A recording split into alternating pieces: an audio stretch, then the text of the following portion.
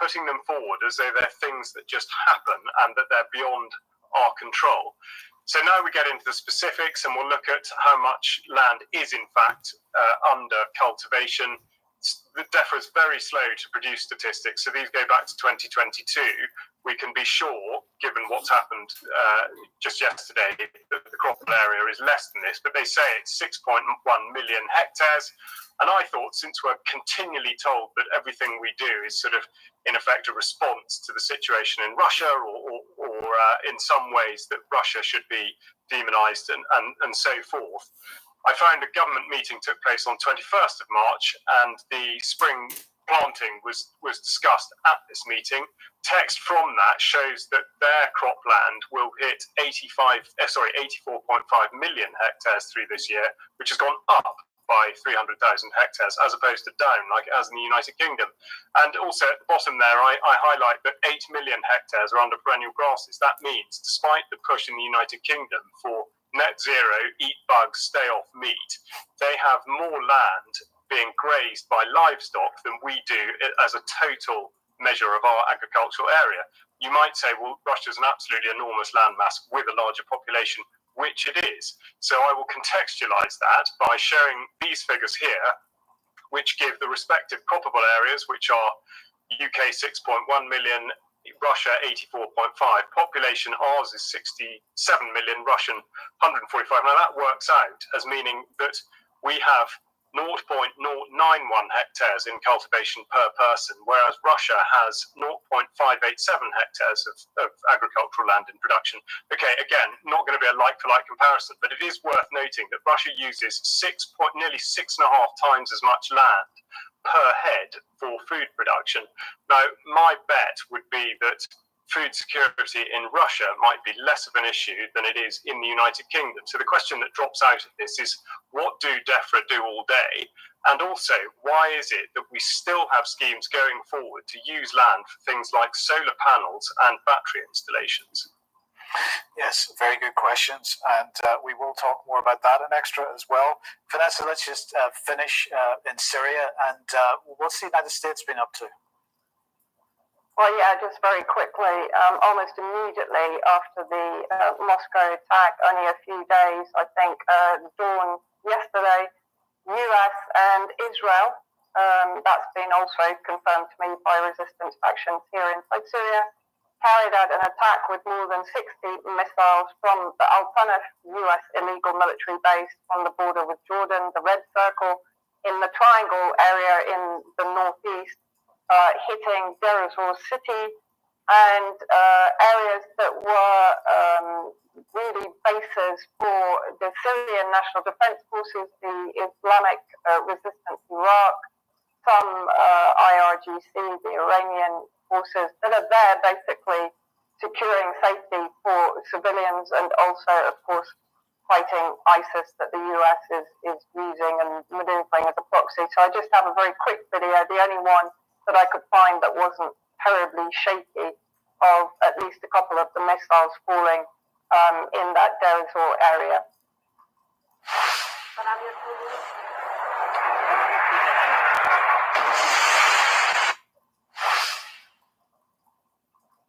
And the statement from the Syrian Ministry of Defense, the US occupation forces, they didn't mention Israel for some reason, but that has been confirmed, launched an air aggression with military aircraft and drones, targeting a number of towns, villages and military sites in Deir ez-Zor. It resulted in the martyrdom of 7 military personnel, 1 civilian, the injury of 19 military personnel, and 13 civilians, which included women and children, and significant material losses to public and private property. Of course, this is illegal.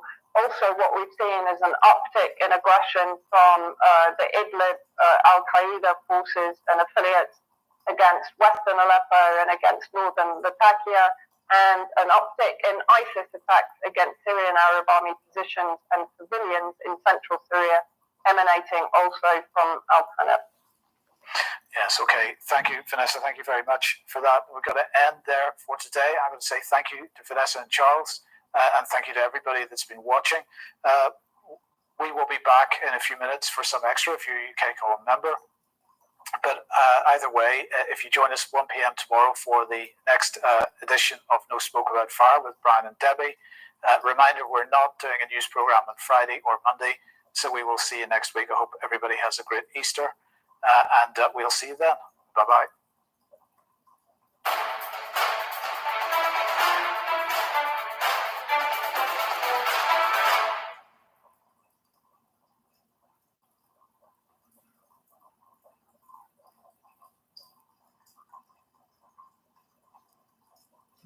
소름 돋는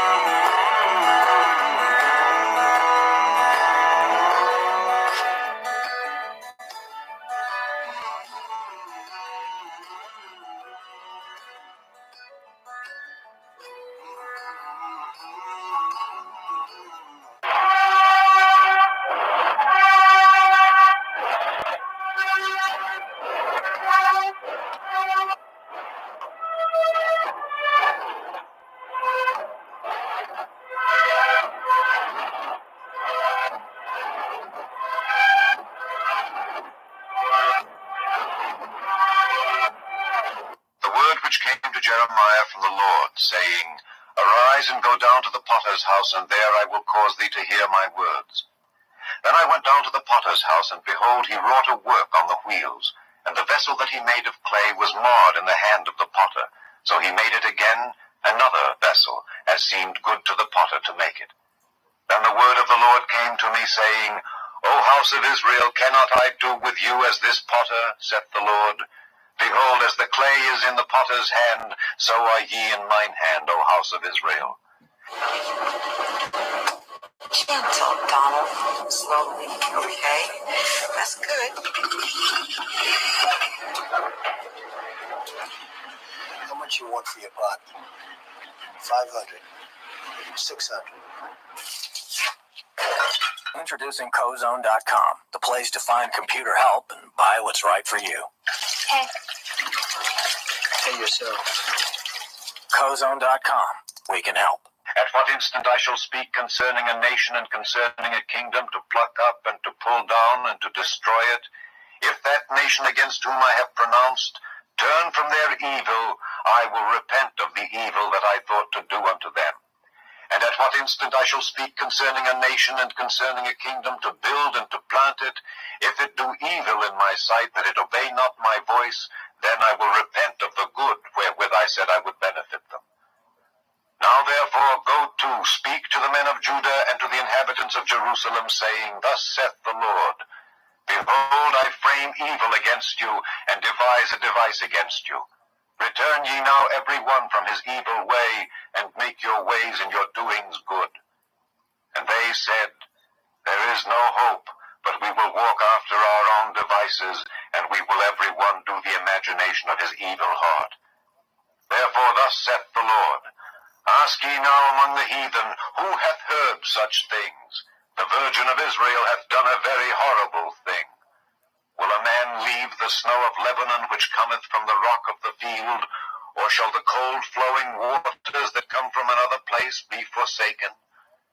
Because my people have forgotten me, they have burned incense to vanity, and they have caused them to stumble in their ways from the ancient paths, to walk in paths in a way not cast up, to make their land desolate and a perpetual hissing. Everyone that passeth thereby shall be astonished and wag his head. Introducing the limited edition God Bless the USA Bible, inspired by Lee Greenwood's hit song and the most recognized patriotic anthem in America, God Bless the USA.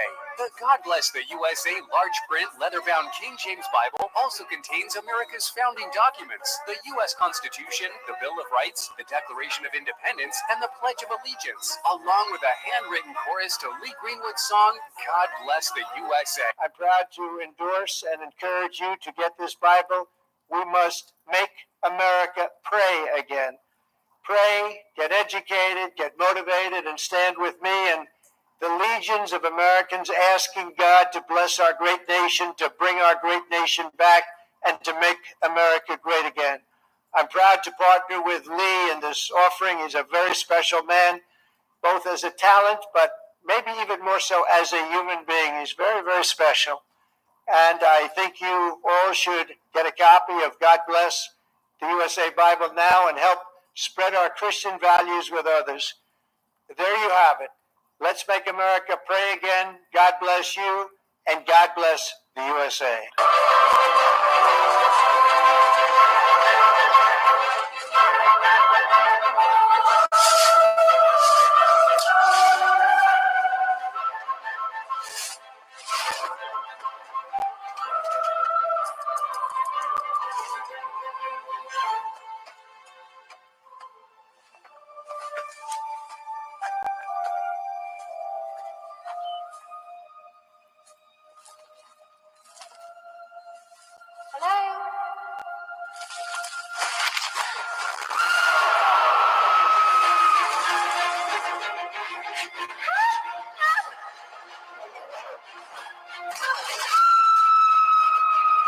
We look forward to next year when the White House will ring with joy of the season once again, and there'll be an Easter egg roll, God willing.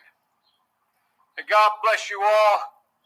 May God protect our troops and take care of the Easter Bunny. Thank you all very, very much.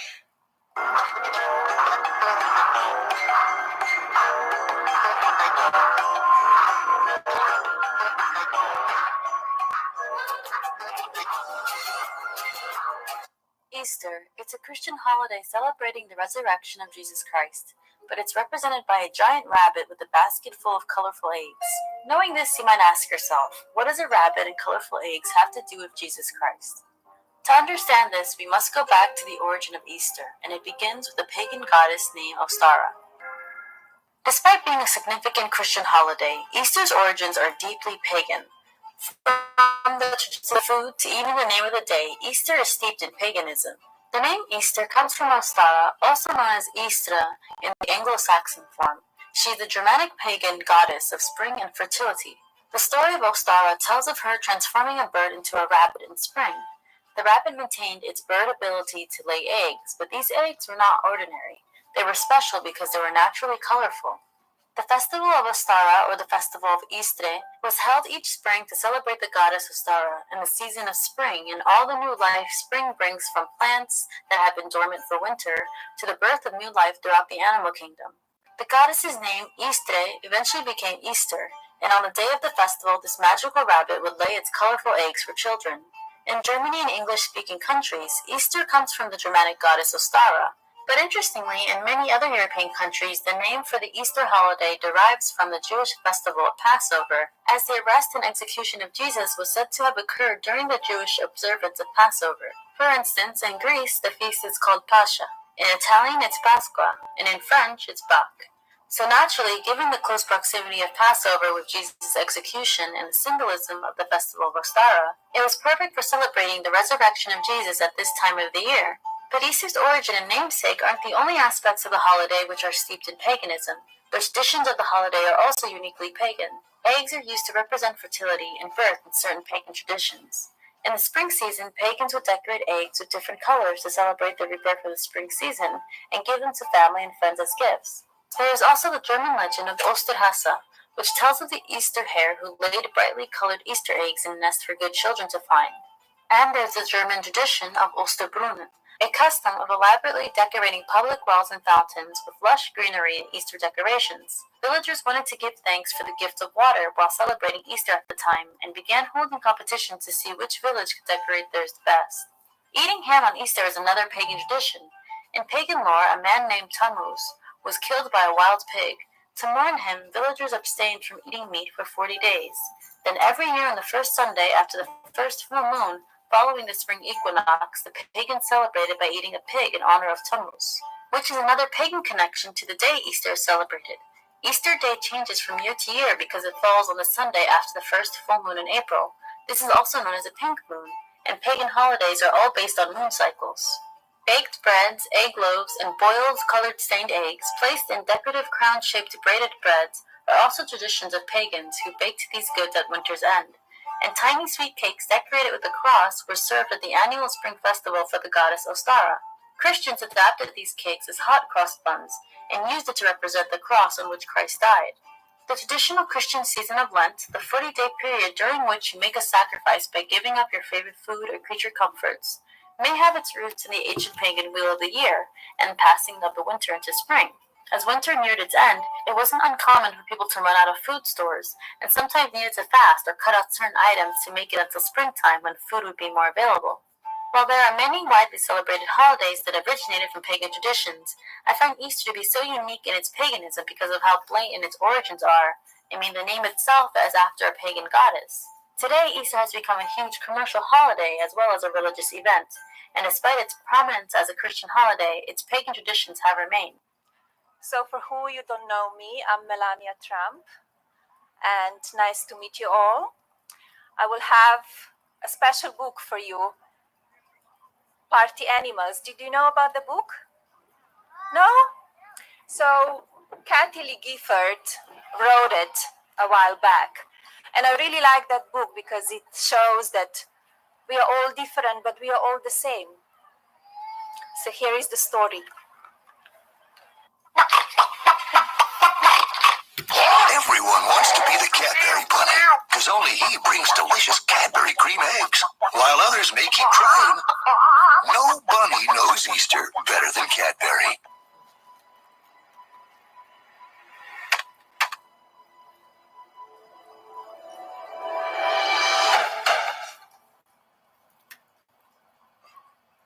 Who is it?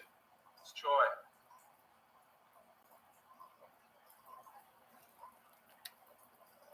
Yeah. 3, 2, 3, 4, 4, 2, 3, and These men are pawns. They put a price of 20,000 dirham on their heads. next they will be hailed as the two messengers of God. They were just a couple of songwriters who came to Ishtar to break into show business. Easy boy. How's the matter with him? Is he blind? Well, yeah, he is, but he's in perfect condition. So how do they wind up on everyone's hit list? Your life is in danger. Behave normally. We have a gun pointed at your back. No, don't put your hands up, you idiot. Oh, little darling. My little darling. I can't believe these men may control the fate of the Middle East. Prime Minister Netanyahu said that the world is hung up on peace negotiations with the Palestinians and pointed to the Abraham Accords as the way to normalize relations with the Arab world.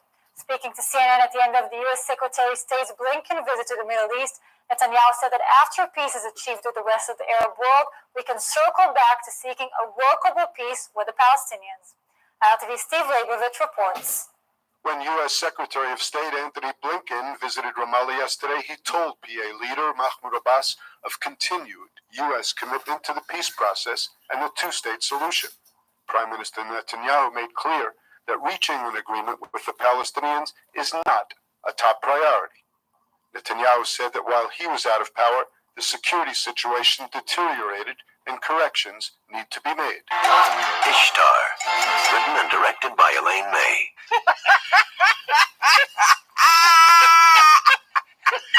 This is some of our best work. And I'm very glad that there are still so many young people in the world.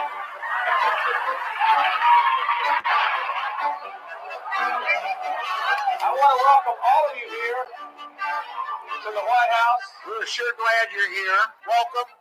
I hope everybody had a wonderful Easter. I am David. I'm a volunteer at the White House. This is my 7th Easter egg roll. As part of the LGBT community, we were aware of President Obama's and the First Lady's 2009 stance on inclusiveness and specifically bringing in LGBT families. This event is open to everybody. It doesn't matter if you are, what your economic background is. It doesn't matter where you come from. It doesn't matter if you're a Republican or a Democrat. Everyone rolls the same on the South Lawn.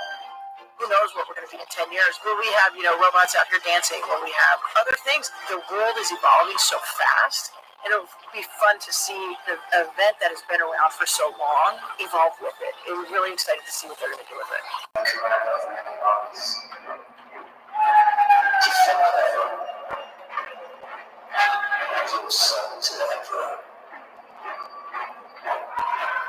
I have still blood-soaked ground. All that is obviously ground said. The guilty and the innocent, they both died by our blade. And today is no different. Who are we to judge? The pages of history are written in blood. Are you ready for the world to take another? Yes, sir!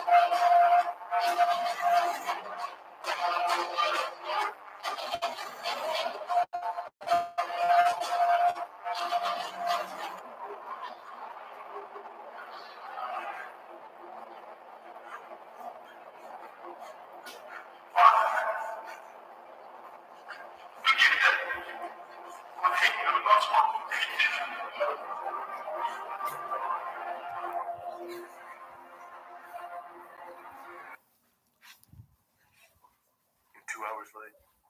I know. It's her fault. Got the money? $2,000. Hold on.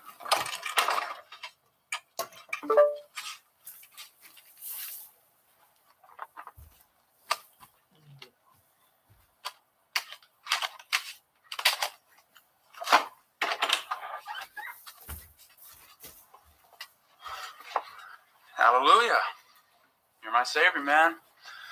My own personal Jesus Christ. You get caught using that. Yeah, I know. This never happened. You don't exist. Right. Something wrong, man? Yeah, you look a little whiter than usual. My computer, You ever have that feeling where you're not sure if you're awake or still dreaming? All the time. It's called mescaline. It's the only way to fly. Hey, look, it just sounds to me like, you need to unplug, man. Get some R&R? Hey, what do you think, DeShore? Should we take him with us? Definitely. I can't. I have work tomorrow. Come on. It'll be fun. I promise.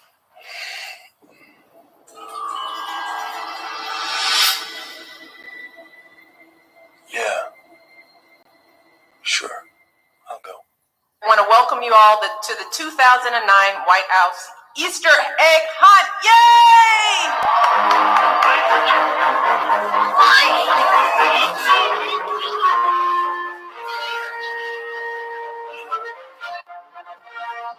You'd think he was a head of state rather than just a head inside a bunny suit. The President of the United States and Mrs. Trump, accompanied by the Easter Bunny. And to think that at times during the Bush administration, the bunny was none other than current press secretary Sean Spicer, who this year merely posed alongside the bunny while SNL's Melissa McCarthy portrayed him briefing in his bunny suit. Just eat as much candy as you want, because this is probably our last Easter on Earth. Asked what he thought of the SNL portrayal Spicer dodged. I'm usually long and fast asleep by the time that comes on. The president needed a little wake-up call. Oh, say, did you see? The First Lady nudged the president during the national anthem.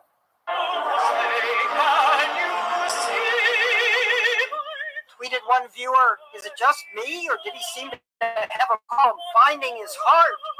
The president whistled. The start of several Easter egg races. He signed hats and tossed them. This one, handily retrieved by its owner, while a girl writing cards to soldiers seemed thrilled to find herself next to the First Lady, who rewarded her with a hug. But when Melania read a book called Party Animals, one audience member acted like one. She's more boring than I am. At least she didn't try pulling the Easter rabbit's ears. The ears of a bunny have a funny way of getting around. Around the head of the gunnery sergeant who sang the national anthem, around the head of the president. Wrap your head around this. It is wonderful to see all of you today. Welcome. This is one of the greatest White House traditions because it reminds us that this is the people's house. Our goal today is just to have fun.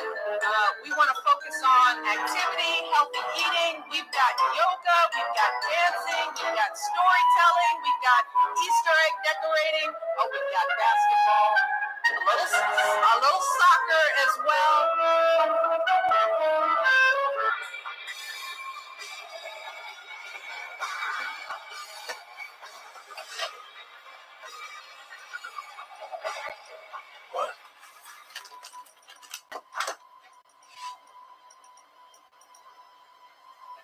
What the hell?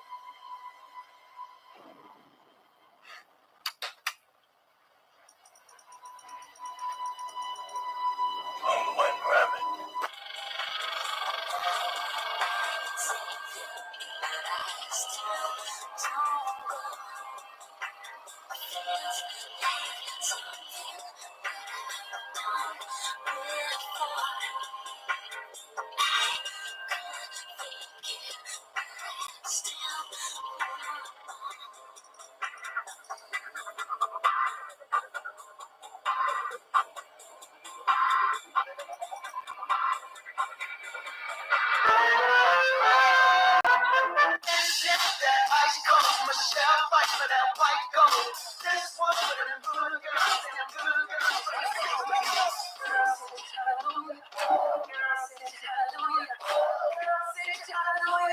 Fine, I just threw up in my mouth a little bit.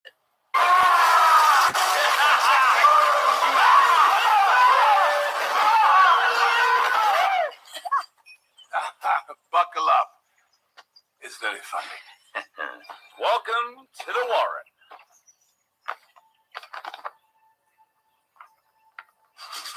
Something's up.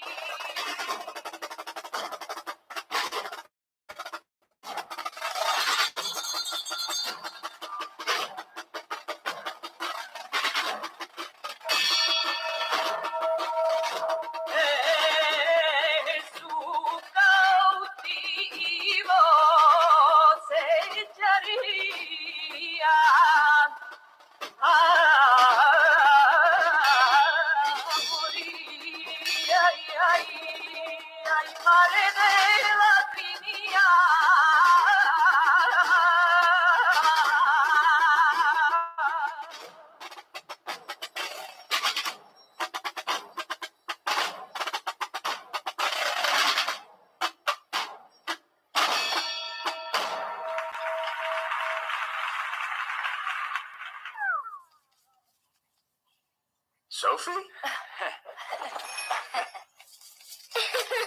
What is she doing here? Snow globe.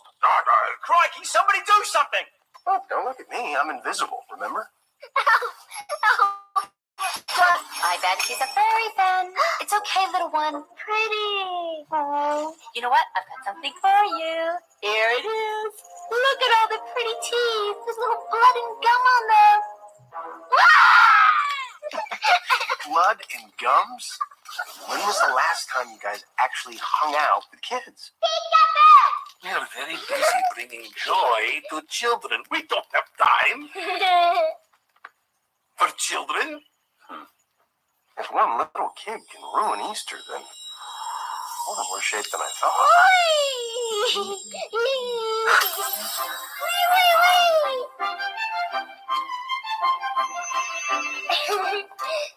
Want to find some eggs? Yeah? Okay. Come on then.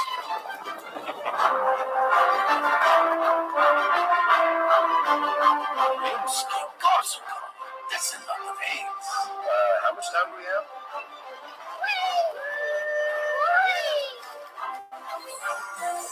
All right, troops. It's time to push back. That means eggs everywhere. Heaps of you in every high-rise, farmhouse, and trail park. In tennis shoes and cereal bowls. Oh, there'll be bathtubs filled with my beautiful cookies. Over 1,000 people gathered at a local church to kick off Easter weekend with a Texas-sized Easter egg hunt that included over 50,000 eggs. Fox 7's Marcus Officer was there and has that story. 5, 4, 3, 2, 1, go!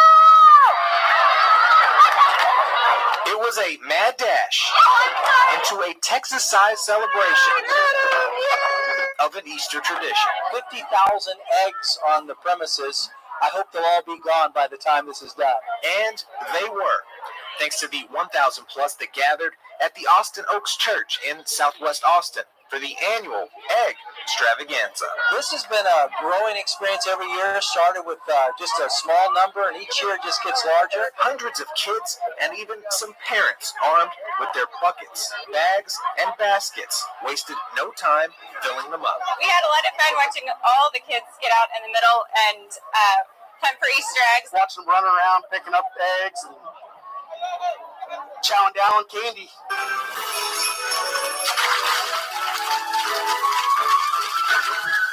Okay, that's a little strange. Now, mate, that's adorable.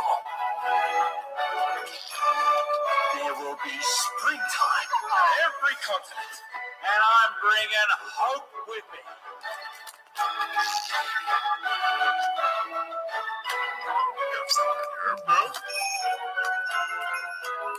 Too Christmassy, mate. Paint 'em blue. Oh, what's over there?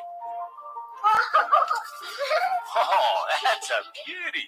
Now, all we're going to do is get him and his little mates through the tunnels to the top, and we'll have ourselves Easter. Last time, the rabbit was in Tricks Land, where zillions of other rabbits offered him sweet, fruity tricks.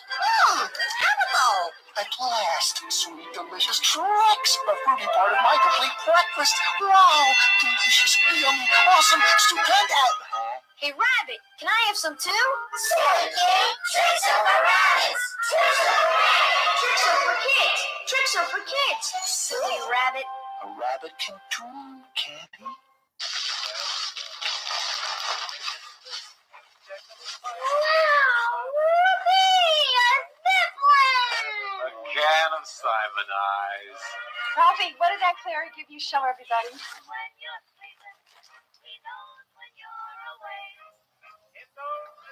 I don't want to. Ralphie, show everybody what Aunt Clara gave you. Aunt Clara had for years labored under the delusion that I was not only perpetually 4 years old, but also a girl. She just always gives you the nicest things, Ralphie.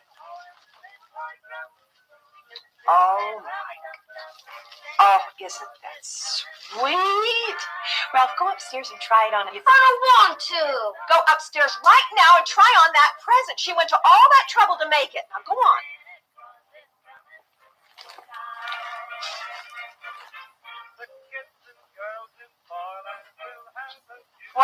Ralphie is changing. I'm going to play Santa Claus. Thank you. Yes, very much. Very much. Ralphie, we're waiting. Oh, come on, Mom. Right now.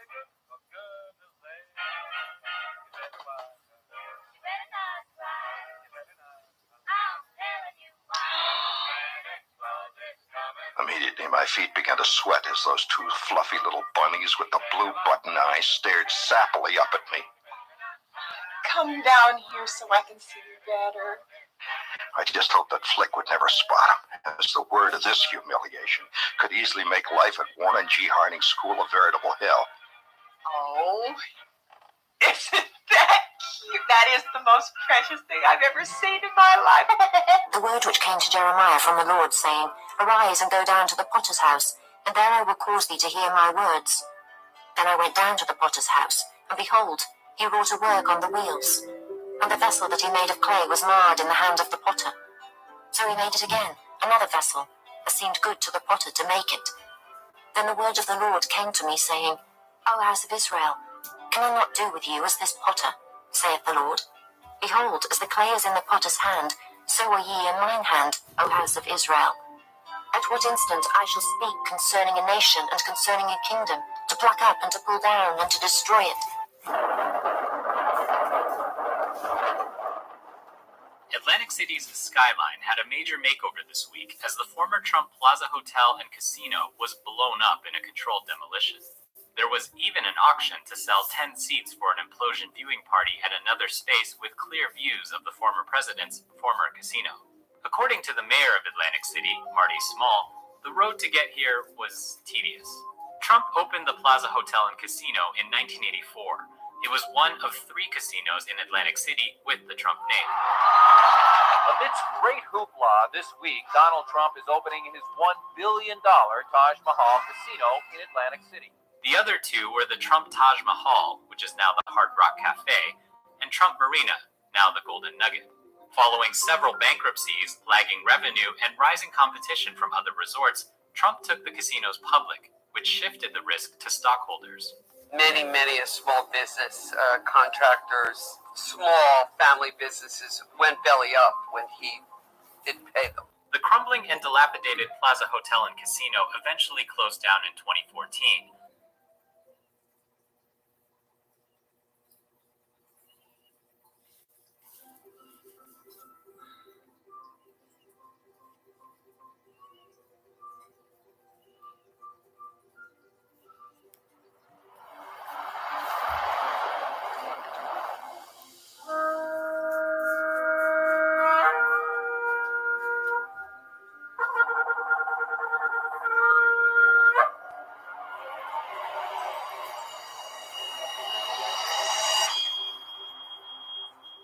Bereshit, Genesis, chapter 1. In the beginning, Elohim created the heavens and the earth. And the earth was without form and void, and darkness was upon the face of the deep. And the Ruach Elohim moved upon the face of the waters. And Elohim said, Let there be light. And there was light. And Elohim saw the light, that it was good. And Elohim divided the light from the darkness. And Elohim called the light day, and the darkness he called night. And the evening and the morning were the first day. And Elohim said, Let there be a firmament in the midst of the waters, and let it divide the waters from the waters. And Elohim made the firmament, and divided the waters which were under the firmament from the waters which were above the firmament. And it was so. And Elohim called the firmament heaven, and the evening and the morning were the second day. Elohim said, Let the waters under the heavens be gathered together unto one place, and let the dry land appear. And it was so.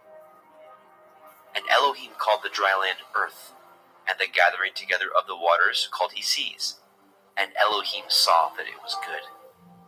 And Elohim said, Let the earth bring forth grass, the herb yielding seed, and the fruit tree yielding fruit after his kind, whose seed is in itself upon the earth. And it was so. And the earth brought forth grass, and herb yielding seed after his kind, and the tree yielding fruit, whose seed was in itself after his kind. And Elohim saw that it was good. And the evening and the morning were the third day. And Elohim said, Let there be lights in the firmament of the heavens, to divide the day from the night, and let them be for signs, and for appointed feasts, and for days and years. And let them be for lights in the firmament of the heavens, to give light upon the earth. And it was so. And Elohim made two great lights, the greater light to rule the day, and the lesser light to rule the night. He made the stars also.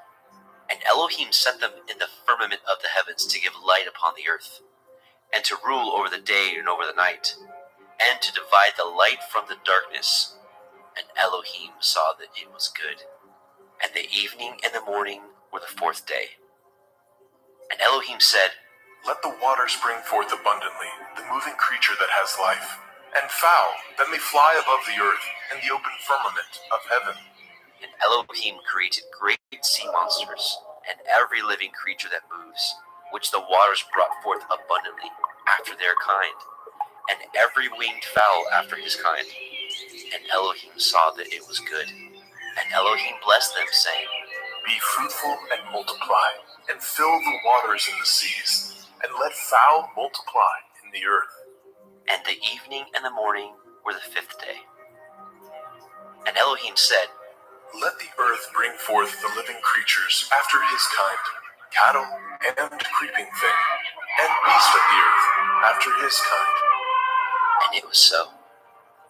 And Elohim made the beast of the earth after his kind, and cattle after their kind, and everything that creeps upon the earth after his kind.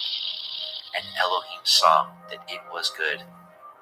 And Elohim said, Let us make man in our image, after our likeness. Let them have dominion over the fish of the sea, and over the fowl of the air, and over the cattle, and over all the earth, and over every creeping thing that creeps upon the earth. So Elohim created man in his own image. In the image of Elohim created he him. Male and female created he them. And Elohim blessed them.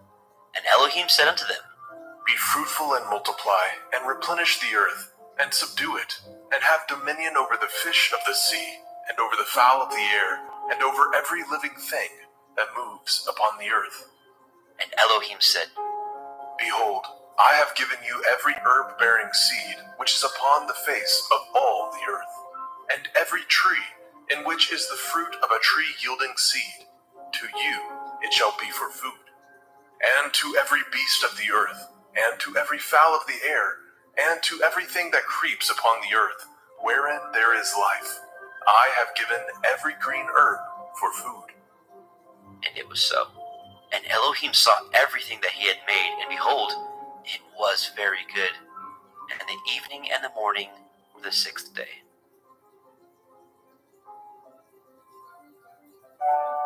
Bereshit, Genesis, chapter 2. Thus the heavens and the earth were finished, and all the host of them. And on the seventh day, Elohim ended his work which he had made, and he rested on the seventh day from all his work which he had made. And Elohim blessed the seventh day and sanctified it, because that in it he had rested from all his work which Elohim created and made. These are the generations of the heavens and of the earth, when they were created, in the day that Yahweh Elohim made the earth and the heavens. And every plant of the field before it was in the earth, and every herb of the field before it grew. For Yahweh Elohim had not caused it to rain upon the earth, and there was not a man to till the ground. But there went up a mist from the earth, and watered the whole face of the ground. And Yahweh Elohim formed the man of the dust of the ground, and breathed into his nostrils the breath of life. And the man became a living soul. And Yahweh Elohim planted a garden eastward in Eden, and there he put the man whom he had formed. And out of the ground made Yahweh Elohim to grow every tree that is pleasant to the sight and good for food, the tree of life also in the midst of the garden, and the tree of knowledge of good and evil. And a river went out of Eden to water the garden, and from thence it was parted, and became into 4 heads. The name of the first is Pishon, that is, which compasses the whole land of Havilah, where there is gold. And the gold of that land is good. There is bdellium and the onyx stone. And the name of the second river is Gihon. The same is it that compasses the whole land of Cush. And the name of the third river is Hiddekel, that is, which goes toward the east of Ashur. And the fourth river is Perath. Yahweh Elohim took the man and put him into the Garden of Eden to dress it and to guard it. And Yahweh Elohim commanded He-Man, saying, Of every tree of the garden you may freely eat, but of the tree of the knowledge of good and evil you shall not eat of it. For in the day that you eat thereof you shall surely die. And Yahweh Elohim said, It is not good that man should be alone. I will make a helpmeet for him. And out of the ground Yahweh Elohim formed every beast of the field, and every fowl of the air, and brought them unto the man to see what he would call them. And whatsoever the man called every living creature, that was the name thereof. And the man gave names to all the cattle, and to the fowl of the air, and to every beast of the field. But for the man there was not found a helpmeet for him. And Yahweh Elohim caused a deep sleep to fall upon the man, and he slept. And he took one of his ribs, and closed up the flesh instead thereof. And the rib which Yahweh Elohim had taken from man made he a woman, and brought her unto the man. And the man said, This is now bone of my bones, and flesh of my flesh. She shall be called woman, because she was taken out of man. Therefore shall a man leave his father and his mother, and shall cleave unto his woman, and they shall be one flesh. And they were both naked, the man and his woman, and were not ashamed.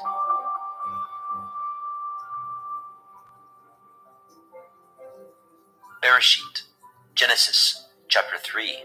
Now the serpent was more subtle than any beast of the field which Yahweh Elohim had made. And he said unto the woman, Yea, has Elohim said, Ye shall not eat of every tree of the garden? And the woman said unto the serpent, We may eat of the fruit of the trees of the garden, but of the fruit of the tree which is in the midst of the garden, Elohim has said, Ye shall not eat of it, neither shall ye touch it, lest ye die. And the serpent said unto the woman, Ye shall not surely die, for Elohim knows that in the day ye eat thereof, then your eyes shall be opened, and ye shall be as Elohim, knowing good and evil. And when the woman saw that the tree was good for food, and that it was pleasant to the eyes, and a tree to be desired to make one wise, she took of the fruit thereof, and did eat, and gave also unto her man with her, and he did eat. And the eyes of both of them were opened, and they knew that they were naked. And they sewed fig leaves together, and made themselves aprons. And they heard the voice of Yahweh Elohim walking in the garden in the cool of the day. And the man and his woman hid themselves from the presence of Yahweh Elohim amongst the trees of the garden. And Yahweh Elohim called unto Adam and said unto him, Where are you? And he said, I heard your voice in the garden, and I was afraid, because I was naked, and I hid myself. And he said, Who told you that you were naked? Have you eaten of the tree whereof I commanded you that you should not eat? And the man said, The woman whom you gave to be with me, she gave me of the tree, and I did eat. And Yahweh Elohim said unto the woman, What is this that you have done? And the woman said, The serpent beguiled me, and I did eat. And Yahweh Elohim said unto the serpent, Because you have done this, you are cursed above all cattle, and above every beast of the field. Upon your belly shall you go, and dust shall you eat all the days of your life. And I will put enmity between you and the woman, and between your seed and her seed.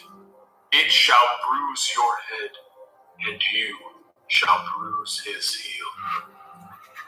Unto the woman he said, I will greatly multiply your sorrow and your conception. In sorrow you shall bring forth children, and your desire shall be to your man, and he shall rule over you. And unto Adam he said, Because you have hearkened unto the voice of your woman, and have eaten of the tree of which I commanded you, saying, You shall not eat of it.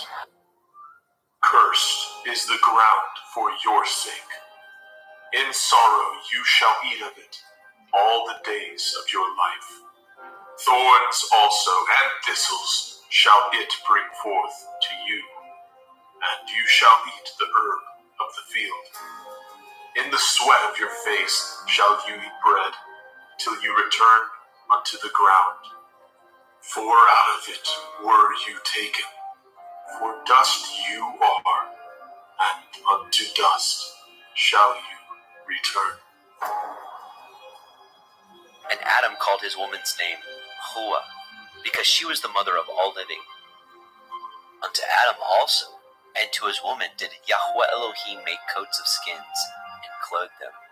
And Yahweh Elohim said, Behold, the man is become as one of us, to know good and evil. And now, lest he put forth his hand, and take also of the tree of life, and eat, and live forever. Therefore Yahweh Elohim sent him forth from the Garden of Eden, to till the ground from whence he was taken. So he drove out the man, and he placed at the east of the Garden of Eden cherubim, and a flaming sword which turned every way, to guard the way of the tree of life.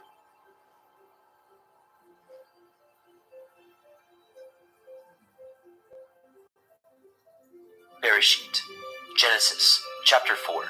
And Adam knew Hua his woman, and she conceived, and bore Cain, and said, I have gotten a man from Yahuwah. And she again bore his brother Habil. And Habil was a keeper of sheep, but Cain was a tiller of the ground.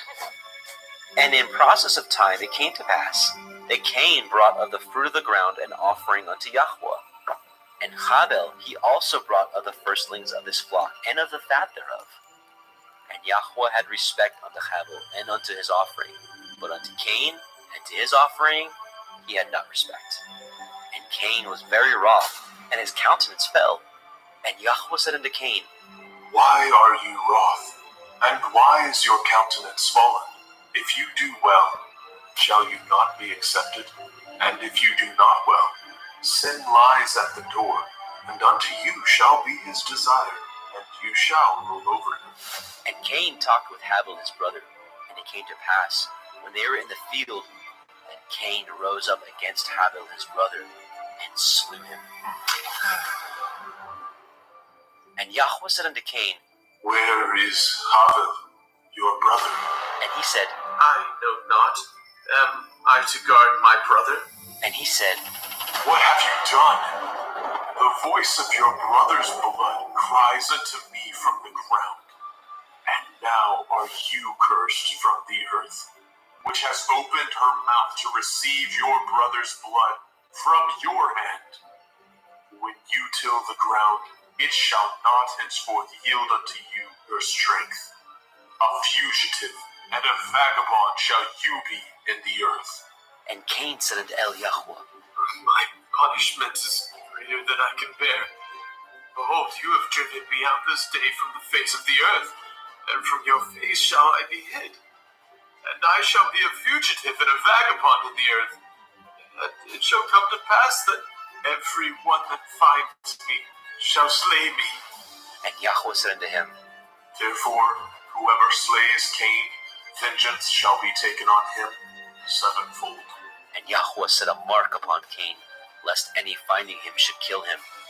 And Cain went out from the presence of Yahweh, and dwelt in the land of Nod, on the east of Eden. And Cain knew his woman, and she conceived, and bore Hanok. And he built a city, and called the name of the city after the name of his son, Hanok. And unto Hanok was born Irad, and Irad begat Mehujael, and Mehujael begat Methushael, and Methushael begat Lamech. And Lamech took unto him 2 women. The name of the one was Ada, and the name of the other Tillah. And Ada bore Jabal, he was the father of such as dwell in tents, and of such as have cattle. And his brother's name was Yubal. He was the father of all such as handle the harp and organ. And Silla, she also bore Tubal-Cain, an instructor of every artificer in brass and iron. And the sister of Tubal-Cain was Naamah. And Lamech said unto his woman, Ada and Zillah, hear my voice, ye women of Lamech, hearken unto my speech. For I have slain a man to my wounding, and a young man to my hurt. If Cain shall be avenged sevenfold, truly Lamech 70 and sevenfold. And Adam knew his woman again, and she bore a son, and called his name Seth. For Elohim, said she, has appointed me another seed, instead of Havel, whom Cain slew. And to Seth, to him also were born a son, and called his name Enosh. Then began men to call upon the name of Yahweh.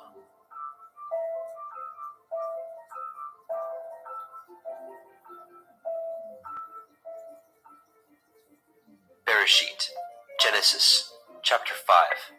This is the sefer of the generations of Adam. In the day that Elohim created man, in the likeness of Elohim made he him. Male and female created he them, and blessed them, and called their name Adam, in the day when they were created.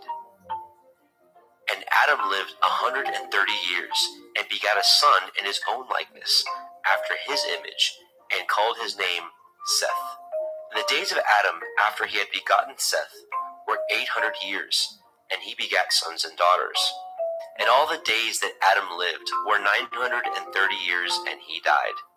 And Seth lived 105 years, and begat Enosh. And Seth lived, after he begot Enosh, 807 years, and begat sons and daughters. And all the days of Seth were 912 years, and he died. And Enosh lived 90 years, and begat Canaan. And Enosh lived, after he begot Canaan, 815 years, and begat sons and daughters. And all the days of Enosh were 905 years, and he died. And Canaan lived 70 years, and begat Mahalalel. And Canaan lived, after he begot Mahalalel, 840 years, and begat sons and daughters. And all the days of Canaan were 910 years, and he died. And Mahalalel lived 65 years, and begot Yared. And Mahalalel lived, after he begot Yared, 830 years, and begat sons and daughters. And all the days of Mahalalel were 895 years, and he died. And Yared lived 162 years, and he begat Hanok. And Yared lived, after he begat Hanok, 800 years, and begat sons and daughters. And all the days of Yared were 962 years, and he died. And Hanok lived 65 years, and begat Methuselah. And Hanok walked with Elohim, after he begot Methuselah, 300 years, and begat sons and daughters. And all the days of Hanok were 365 years. And Hanok walked with Elohim, and he was not, for Elohim took him. And Methuselah lived 187 years, and begat Lamech. And Methuselah lived, after he begot Lamech, 782 years, and begat sons and daughters. And all the days of Methuselah were 969 years, and he died. And Lamech lived 182 years, and begat a son, and he called his name Noah, saying, This same shall comfort us concerning our work and toil of our hands, because of the ground which Yahuwah has cursed. And Lamech lived, after he begot Noah, 595 years, and begat sons and daughters.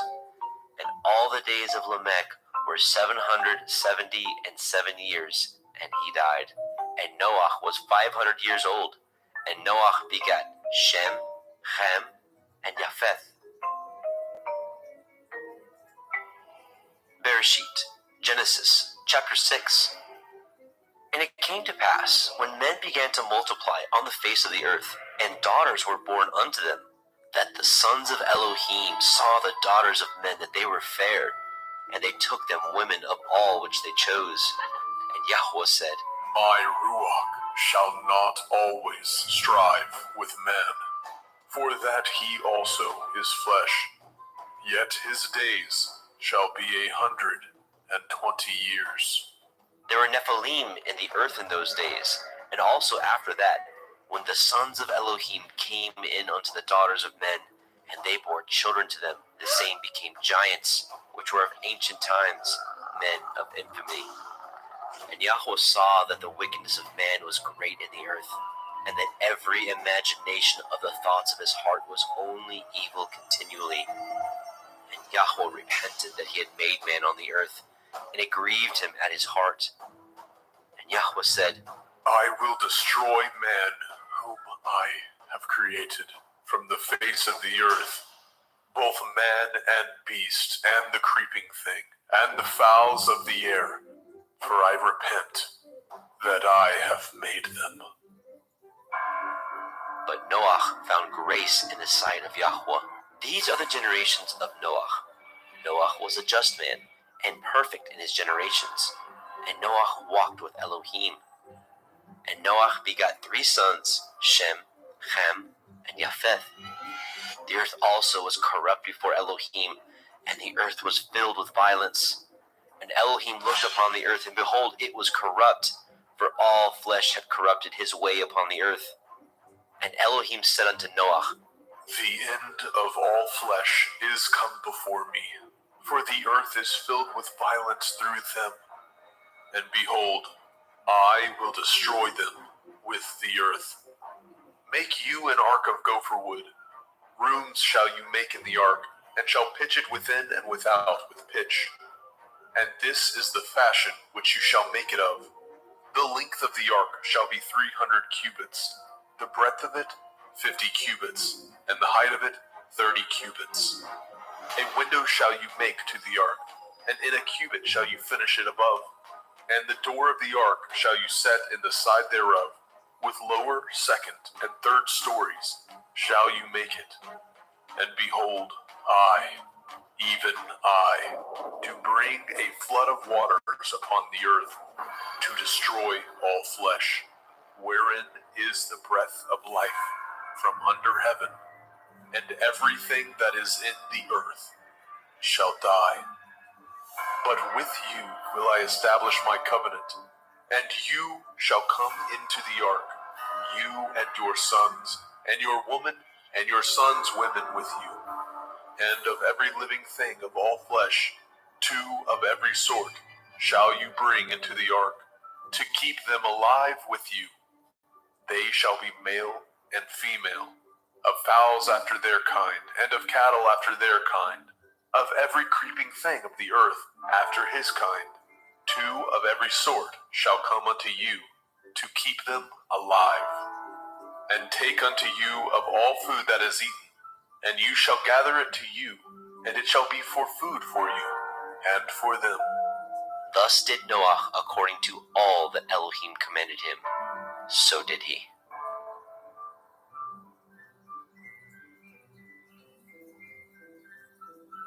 Bereshit, Genesis, chapter 7. And Yahweh said unto Noah, Come, you and all your house into the ark, for you have I seen righteous before me in this generation.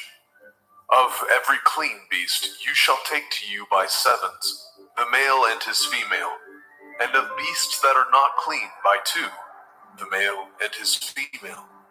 Of fowls also of the air by 7s, the male and the female, to keep seed alive upon the face of all the earth. For yet 7 days, and I will cause it to rain upon the earth 40 days and 40 nights. And every living substance that I have made will I destroy from off the face of the earth. And Noah did according unto all that Yahweh commanded him. And Noah was 600 years old when the flood of waters was upon the earth.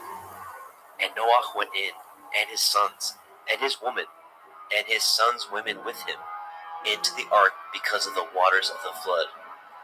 Of clean beasts, and of beasts that are not clean, and of fowls, and of everything that creeps upon the earth.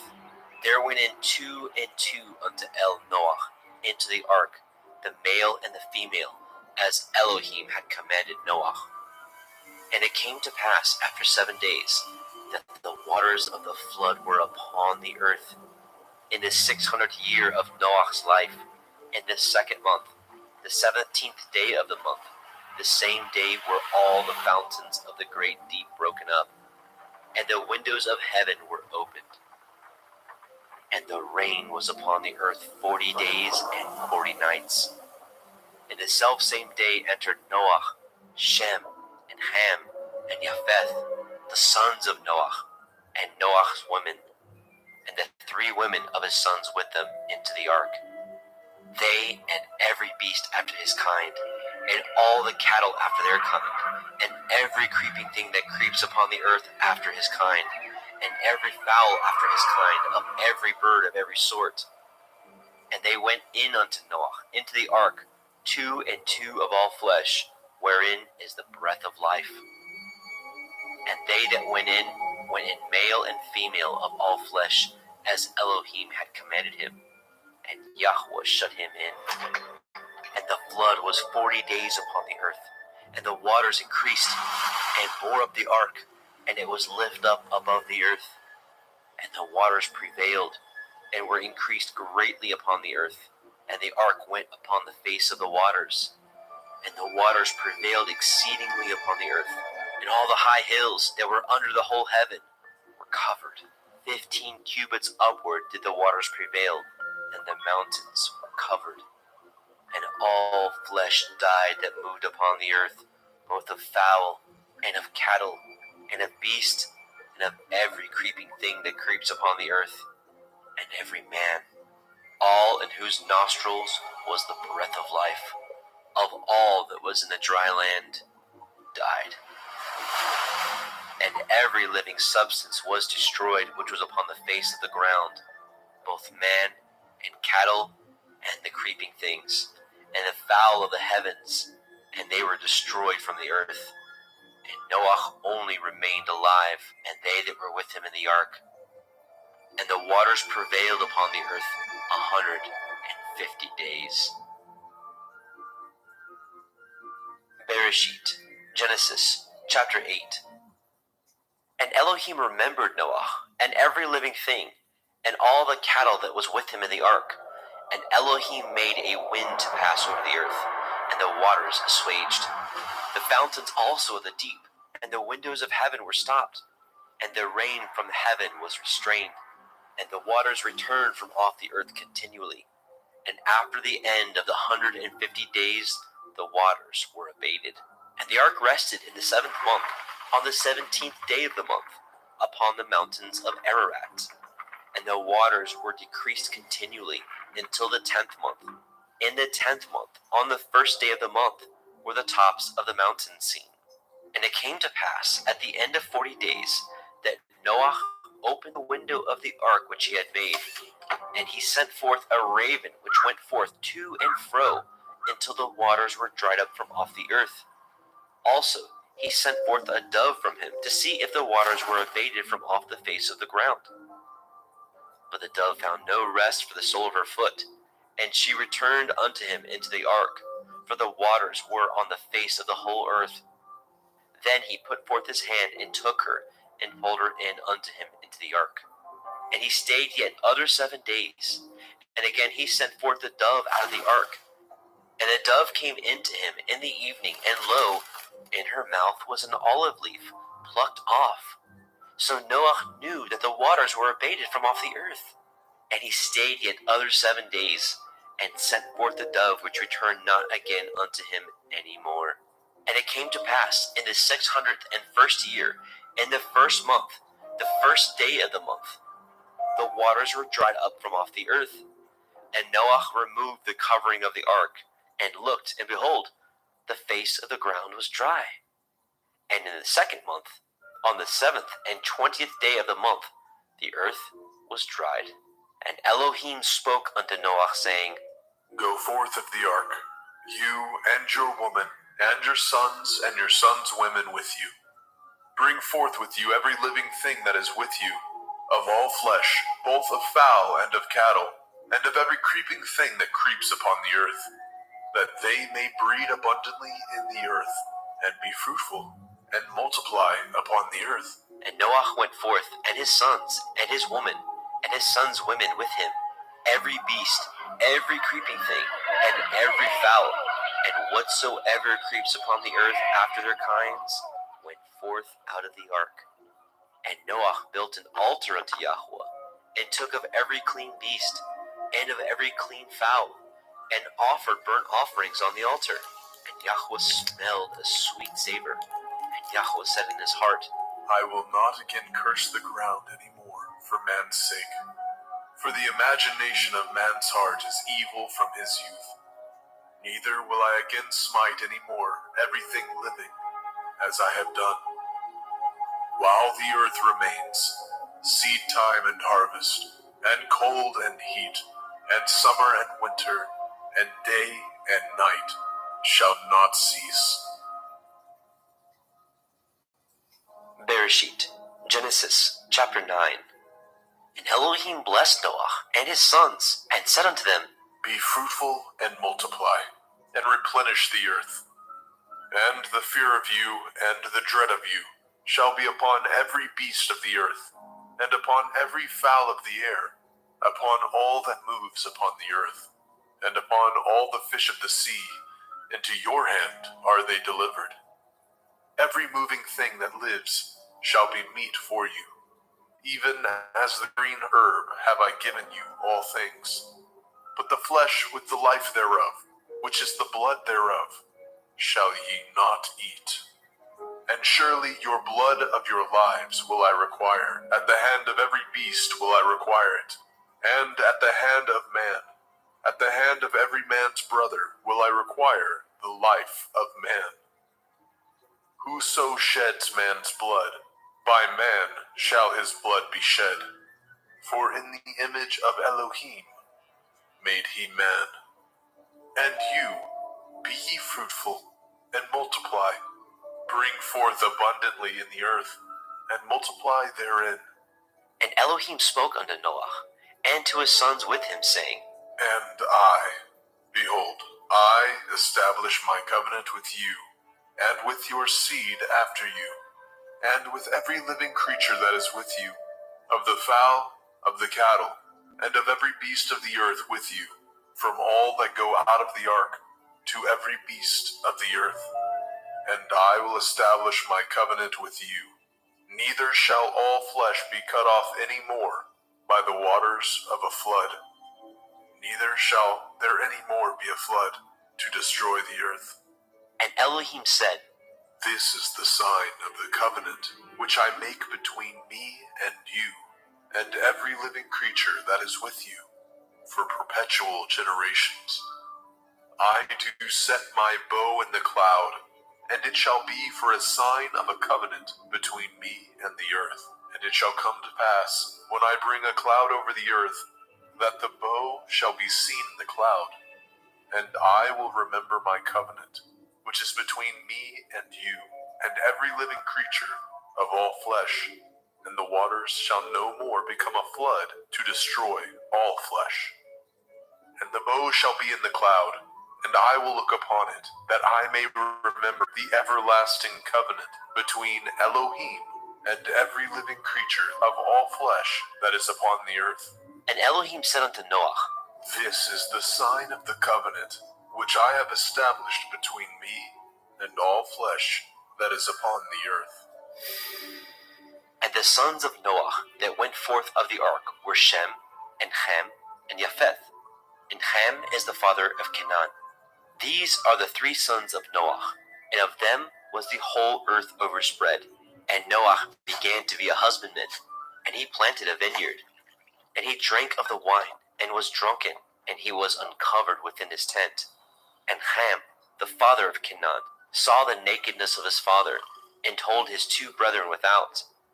And Shem and Japheth took a garment, and laid it upon both their shoulders, and went backward, and covered the nakedness of their father, and their faces were backward, and they saw not their father's nakedness. And Noah awoke from his wine, and knew what his younger son had done unto him. And he said, Cursed be Canaan, a seventh of sevenths shall he be unto his brethren. And he said, Blessed be Yahweh Elohai of Shem, and Canaan shall be his servant.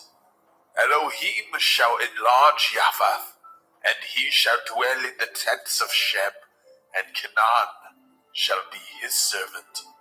And Noah lived after the flood 350 years, and all the days of Noah were 950 years, and he died.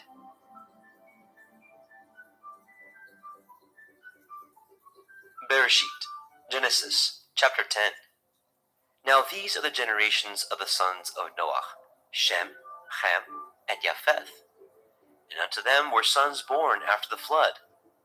The sons of Japheth, Gomer, and Magog, and Madai, and Yaban, and Tubal, and Meshech, and Tirak. And the sons of Gomer, Ashkenaz, and Riphath, and Togarma. The sons of Yavan, Elisha, and Tarshish, and Kittim, and Dodanim. By these were the isles of the other nations divided in their lands, everyone after his tongue, and after their families in their nations. And the sons of Ham, Cush, and Mitzrayim, and Put, and Canaan. And the sons of Cush, Seba, and Havilah, and Kavta, and Raamah, and Kavteka. And the sons of Raamah, Sheba, and Dedan. And Cush begat Nimrod. He began to be a giant and a hunter in the earth. He was a giant and a hunter before Yahweh. Wherefore it is said, even as Nimrod, the giant hunter before Yahweh.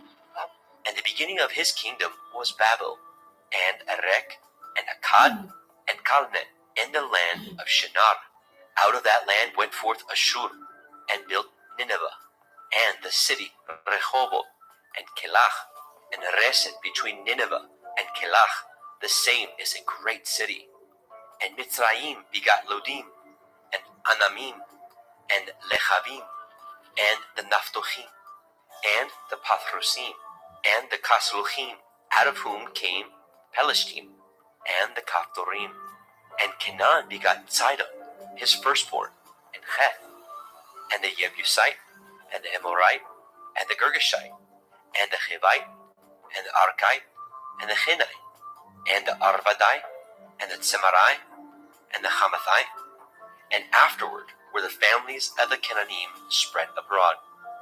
And the border of the Canaanim was from Sidon, as you come to Gerar, unto Gaza, as you go unto Sodom, and Amorah, and Admah, and Zeboim, even unto Lasha. These are the sons of Ham, after their families, after their tongues, in their countries, and in their nations. And unto Shem also, the father of all the children of Eber, the brother of Japheth the elder, even to him were children born. And the children of Shem, Elam, and Ashur, and Arphaxad, and Lud, and Aram. And the children of Aram, Uz, and Hul, and Gether, and Mash. And Arphaxad begat Shelach, and Shelach begat Eber. And unto Eber were born two sons. The name of one was Peleg, for in his days was the earth divided. And his brother's name was Yoktan.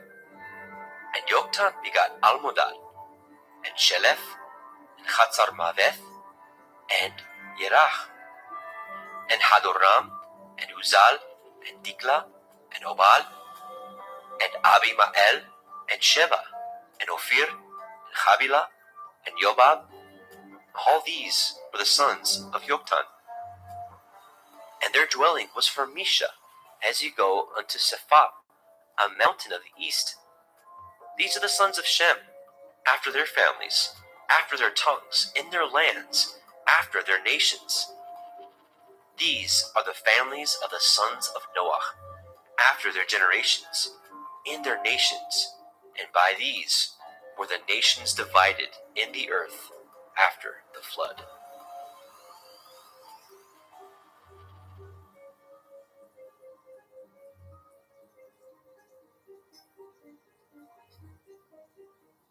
Bereshit, Genesis, chapter 11. And the whole earth was of one language and of one speech. And it came to pass, as they journeyed from the east, that they found a plain in the land of Shinar, and they dwelt there. And they said one to another, Go to, let us make brick and burn them thoroughly. And they had brick for stone, and slime had they for mortar. And they said, Go to, let us build a city and a tower, whose top may reach unto the heavens, and let us make a name, lest we be scattered abroad upon the face of the whole earth. And Yahweh came down to see the city, and the tower, which the children of men built. And Yahweh said, Behold, the people is one, and they have all one language, and this they begin to do, and now nothing will be restrained from them, which they have imagined to do. Go to, let us go down, and there confound their language, that they may not understand one another's speech. So Yahweh scattered them abroad from thence upon the face of all the earth, and they left off to build the city.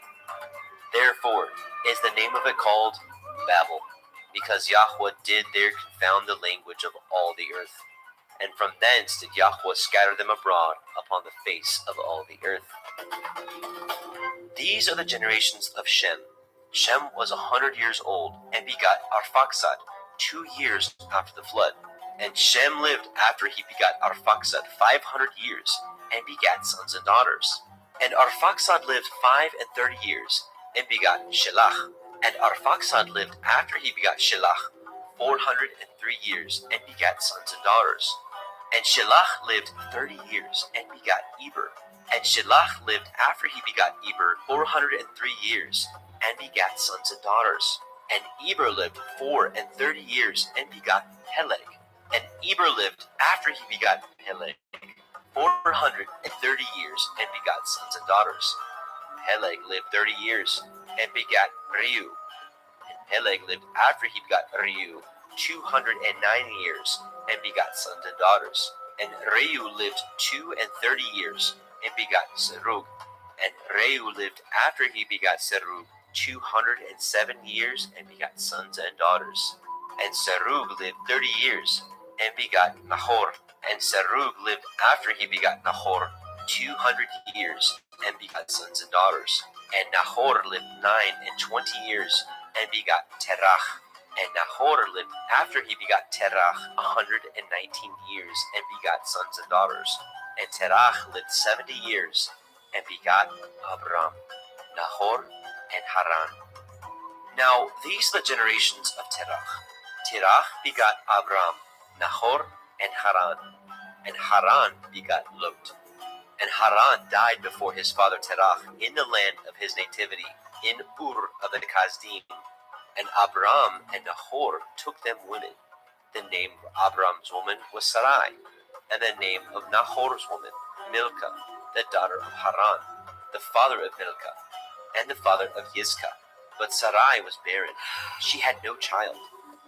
And Terach took Abram his son, and Lot, the son of Haran, his son's son, and Sarai, his daughter-in-law, his son Abram's woman. And they went forth with them from Ur of the Kasdim to go into the land of Canaan. And they came unto Haran and dwelt there. And the days of Terach were 205 years, and Terach died in Haran. Bereshit, Genesis, chapter 12. Now Yahweh had said unto Abram, Get you out of your country, and from your kindred, and from your father's house, unto a land that I will show you. And I will make of you a great nation, and I will bless you, and make your name great, and you shall be a blessing. And I will bless them that bless you, and curse him that curses you. And in you shall all families of the earth be blessed. So Abram departed as Yahweh had spoken unto him, and Lot went with him. And Abram was 75 years old when he departed out of Haran. And Abram took Sarai his woman, and Lot his brother's son, and all their substance that they had gathered, and the souls that they had gotten in Haran. And they went forth to go into the land of Canaan, and into the land of Canaan they came. And Abram passed through the land unto the place of Shechem, unto the plain of Moreh, and the Canaanite was in the land. And Yahweh appeared unto Abram and said, Unto your seed will I give this land. And there built he an altar unto Yahweh, who appeared unto him. And he removed from thence unto a mountain on the east of Beit El, and pitched his tent, having Beit El on the west, and Ai on the east. And there he built an altar unto Yahweh, and called upon the name of Yahweh. And Abram journeyed, going on still towards the Negev. And there was a famine in the land, and Abram went down into Mitzrayim to sojourn there, for the famine was grievous in the land. And it came to pass, when he was come near to enter into Mitzrayim, that he said unto Sarai his woman, Behold now, I know that you are a fair woman to look upon. Therefore it shall come to pass, when the Mitzrayim shall see you, that they shall say, This is his woman, and they will kill me, but they will save you alive. Say, I pray you, you are my sister, that it may be well with me for your sake, and my soul shall live because of you. And it came to pass, that when Abram was come into Mitzrayim, the Mitzrayim beheld the woman, that she was very fair. The princes also of Pharaoh saw her, and commended her before Pharaoh. And the woman was taken into Pharaoh's house. And he entreated Abram well for her sake. And he had sheep, and oxen, and he asses, and men servants, and maid servants, and she asses, and camels. And Yahweh plagued Pharaoh and his house with great plagues because of Sarai, Abram's woman. And Pharaoh called Abram and said, What is this that you have done unto me? Why did you not tell me that she was your woman? Why said you, She is my sister, so I might have taken her to be my woman? Now therefore, behold, your woman, take her, and go your way. And Pharaoh commanded his men concerning him, and they sent him away, and his woman, and all that he had. Bereshit, Genesis, chapter 13. And Abram went up out of Mitzrayim, he, and his woman, and all that he had, and Lot with him, into the Negev. And Abram was very rich in cattle, in silver, and in gold. And he went on his journeys from the Negev even to Beit El, unto the place where his tent had been at the beginning, between Beit El and Ai, unto the place of the altar which he had made there at the first. And there Abraham called on the name of Yahweh. And Lot also, which went with Abram, had flocks and herds and tents, and the land was not able to bear them, that they might dwell together, for their substance was great, so that they could not dwell together. And there was a strife between the herdsmen of Abram's cattle and the herdsmen of Lot's cattle. And the Canaanite and the Perizzite dwelled then in the land. And Abram said unto Lot, Let there be no strife, I pray you, between me and you, and between my herdsmen and your herdsmen, for we be brethren. Is not the whole land before you? Separate yourself, I pray you, from me. If you will take the left hand, then I will go to the right. Or if you depart to the right hand, then I will go to the left. And Lot lifted up his eyes, and beheld all the circle of the Yarden, that it was well watered everywhere, before Yahweh destroyed Sodom and Amorah, even as the garden of Yahweh, like the land of Mitzrayim, as ye come unto the Zoar. Then Lot chose him all the circle of the Yarden, and Lot journeyed east, and they separated themselves, the one from the other. And Abram dwelt in the land of Canaan, and Lot dwelt in the cities of the circle of the Yarden, and pitched his tent toward Sodom. But the men of Sodom were wicked and sinners before Yahweh exceedingly. And Yahweh said unto Abram, after that Lot was separated from him, Lift up now your eyes, and look from the place where you are, northward, and southward, and eastward, and westward. For all the land which you see, to you will I give it, and to your seed forever. And I will make your seed as the dust of the earth, so that if a man can number the dust of the earth, then shall your seed also be numbered. Arise, walk through the land in the length of it and in the breadth of it, for I will give it unto you. Then Abram removed his tent, and came and dwelt in the plain of Mamre, which is in Hebron, and built there an altar unto Yahweh.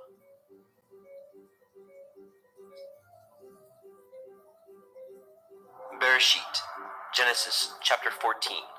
And it came to pass in the days of Amraphel, king of Shinar, Arioch, king of Elakar, Kedorlaomer, king of Elam, and Tidal, king of nations, that these made war with Bera, king of Sodom, and with Birsha, king of Amorah, Shinav, king of Admah, and Shem-Eber, king of Tseboim, and the king of Bela, which is Zoar. All these were joined together in the valley of Siddim, which is the Salt Sea. 12 years they served Kedorlaomer, and in the 13th year they rebelled. And in the 14th year came Kedorlaomer, and the kings that were with him, and smote the Rephaim in Ashtaroth Karnaim, and the Zuzim in Ham, and the Emim in Shaveh Kiriathaim, and the Horim in their Mount Seir, unto Il Paran, which is by the wilderness. And they returned and came to En Mishpat, which is Kadesh, and smote all the country of the Amalekim, and also the Amorim, that dwelt in Hathron Tamar. And there went out the king of Sodom, and the king of Amorah, and the king of Admah, and the king of Tseboim, and the king of Bela, the same as Zoar, and they joined battle with them in the valley of Siddim, with Kedorlaomer, the king of Elam, and with Tidal, king of nations, and Amraphel, king of Shinar, and Arioch, king of Elakar, 4 kings with 5. And the valley of Siddim was full of slime pits, and the kings of Sodom and Amorah fled, and fell there, and they that remained fled to the mountain. And they took all the goods of Sodom and Amorah, and all their victuals, and went their way.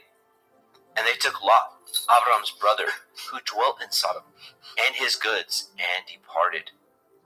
And there came one that had escaped, and told Abram the Ivri, for he dwelt in the plain of Mamre, the Amorite, brother of Eshcol, and brother of Aner, and these were confederate with Abram.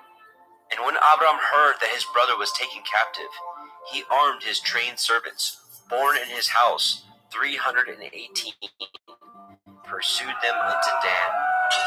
And he divided himself against them, he and his servants, by night, and smote them, and pursued them unto Hobah, which is on the left hand of Damascus. And he brought back all the goods, and also brought again his brother Lot, and his goods, and the women also, and the people. And the king of Sodom went out to meet him after his return from the slaughter of Kedorlaomer, and of the kings that were with him, at the valley of Shaveh, which is in the king's valley. And Melchizedek, king of Shalem, brought forth bread and wine, and he was the priest of El Elyon. And he blessed him and said, Blessed be Avram of El Elyon, possessor of heaven and earth.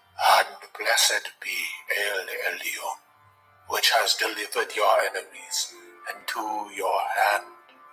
And he gave them tithes of all.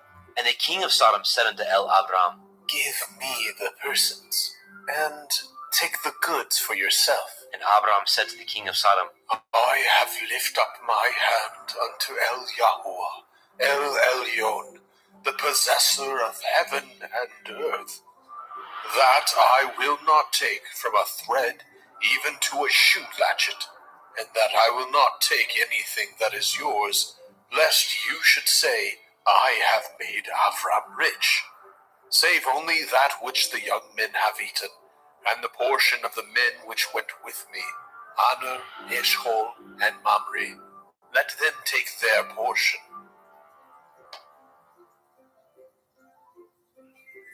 Bereshit, Genesis chapter 15. After these things, the word of Yahweh came unto El Abram in a vision, saying, Fear not, Avram. I am your shield, and your exceeding great reward. And Abram said, Adonai, Yahuwah, what will you give me, seeing I go childless, and the steward of my house is this Eliezer of Damascus. And Abram said, Behold, to me you have given no seed, and lo, one born in my house is my heir. And behold, the word of Yahweh came unto him, saying, This shall not be your heir, but he that shall come forth out of your own generation shall be your heir. And he brought him forth abroad and said, Look now towards the heavens, and count the stars, if you be able to number them. And he said unto him, So shall your seed be. And he believed in Yahweh, and he counted it to him for righteousness. And he said unto him, I am Yahweh, that brought you out of Ur of the Kasdim, to give you this land to inherit it. And he said, Adonai, Yahweh, whereby shall I know that I shall inherit it? And he said unto him, Take me a heifer of 3 years old, and a she-goat of 3 years old, and a ram of 3 years old, and a turtle dove, and a young pigeon. And he took unto him all these, and divided them in the midst, and laid each piece one against another, but the birds he divided not. And when the fowls came down upon the carcasses, Abram drove them away. And when the sun was going down, a deep sleep fell upon Abram, and lo, a horror of great darkness fell upon him. And he said unto Abram, Know of a surety that your seed shall be a stranger in a land that is not theirs, and shall serve them, and they shall afflict them 400 years. And also that nation whom they shall serve will I judge, and afterward they shall come out with great substance, and you shall go to your fathers in peace. You shall be buried in a good old age. But in the 4th generation they shall come hither again, for the iniquity of the Amorim is not yet full. And it came to pass that, when the sun went down, and it was dark, behold, a smoking furnace, and a burning lamp that passed between those pieces. And the same day Yahweh cut a covenant with Abram, saying, Unto your seed have I given this land, from the river of Mitzrayim unto the great river, the river Harath, the Canaanite, and the Kenizzim, and the Kadmonim, and the Hittim, and the Perizim, and the Rephaim, and the Amorim, and the Kenainim, and the Girgashim, and the Yebusim.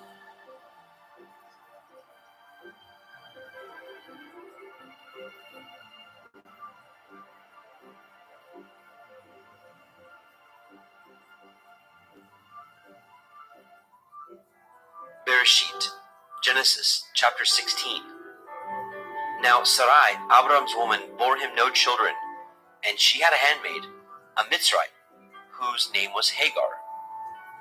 And Sarai said unto Abram, Behold now, Yahuwah has restrained me from bearing. I pray you, go in unto my maid. It may be that I may obtain children by her. And Abram hearkened to the voice of Sarai. And Sarai, Abram's woman, took Hagar, her maid, the Mitzrim, after Abram had dwelt 10 years in the land of Canaan, and gave her to her man Abram to be his woman. And he went in unto Hagar, and she conceived. And when she saw that she had conceived, her mistress was despised in her eyes. And Sarai said unto Abram, My wrong be upon you. I have given my maid into your bosom. And when she saw that she had conceived, I was despised in her eyes. Yahuwah judge between me and you. But Abram said unto Sarai, Behold, your maid is in your hand. Do to her as it pleases you. And when Sarai dealt hardly with her, she fled from her face. And the angel of Yahweh found her by a fountain of water in the wilderness, by the fountain in the way to Shur. And he said, Hagar, Sarai's maid, whence came you, and whither will you go? And she said, I flee from the face of my mistress Sarai. And the angel of Yahweh said unto her, Return to your mistress, and submit yourself under her hands. And the angel of Yahweh said unto her, I will multiply your seed exceedingly, that it shall not be numbered for multitude. And the angel of Yahweh said unto her, Behold, you are with child, and shall bear a son, and shall call his name Yishmael, because Yahuwah has heard your affliction. And he will be a wild man. His hand will be against every man, and every man's hand against them. And he shall dwell in the presence of all his brethren. And she called the name of Yahweh that spoke unto her, Uel, see me. For she said, Have I also here looked after him that sees me? Wherefore the well was called Be'er Lahai Roi. Behold, it is between Kadesh and Bered. And Hagar bore Abram a son, and Abram called his son's name which Hagar bore Ishmael. And Abram was 86 years old when Hagar bore Ishmael to Abram.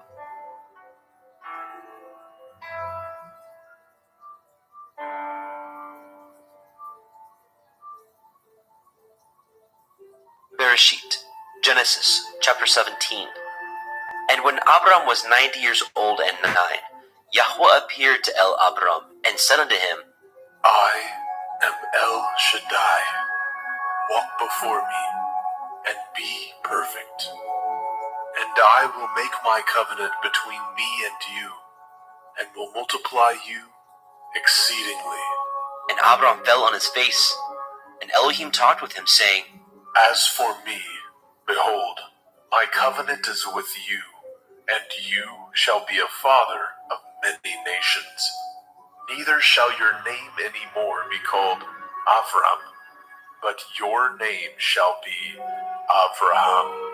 For a father of many nations have I made you, and I will make you exceeding fruitful, and I will make nations of you, and kings shall come out of you.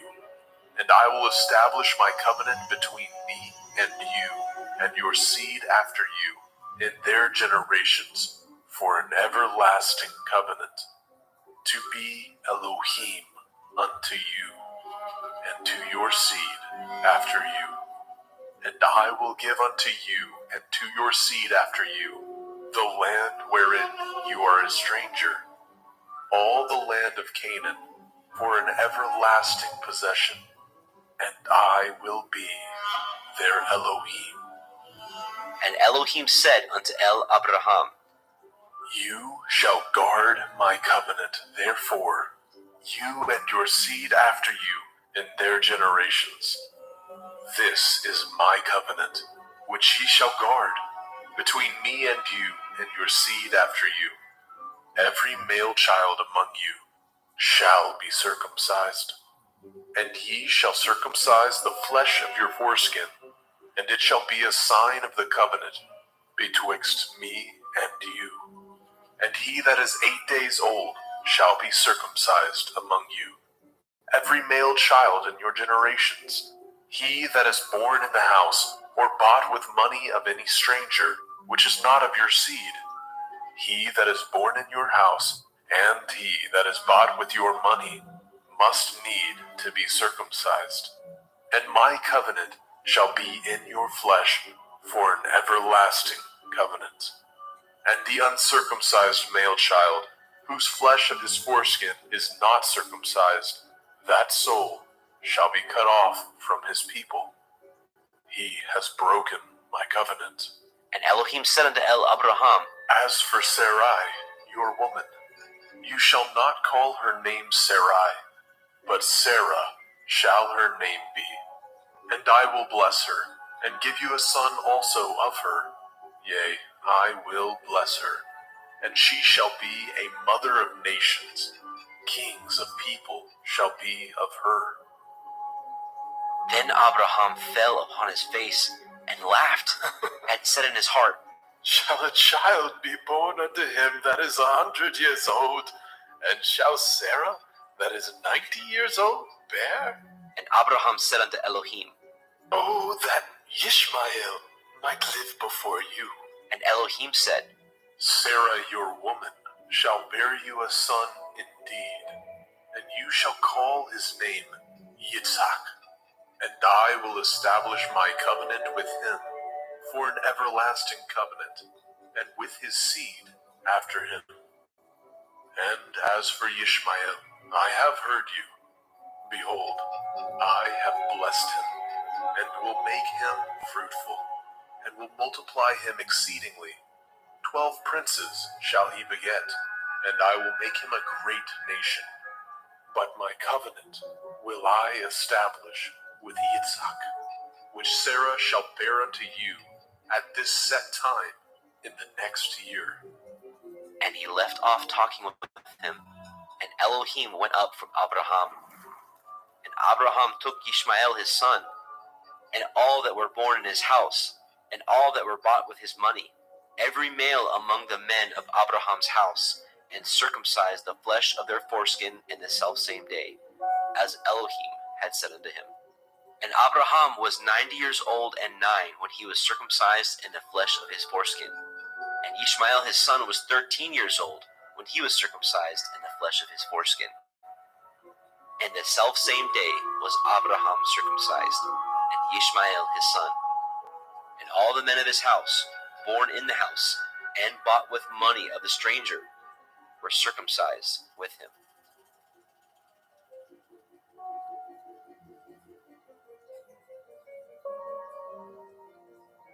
Bereshit, Genesis, chapter 18. And Yahweh appeared unto him in the plains of Mamre, and he sat in the tent door in the heat of the day. And he lifted up his eyes, and looked, and lo, 3 men stood by him. And when he saw them, he ran to meet them from the tent door, and bowed himself toward the ground, and said, My Adonai, if now I have found favor in your sight, pass not away, I pray you, from your servant.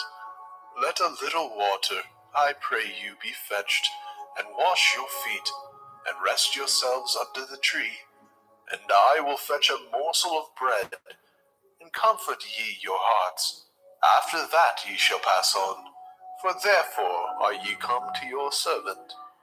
And they said, So do, as you have said. And Abraham hasted into the tent unto El Sarah, and said, Make ready quickly 3 measures of fine meal, knead it, and make cakes upon the hearth. And Abraham ran unto the herd, and fetched a calf tender and good, and gave it unto a young man, and he hastened to dress it.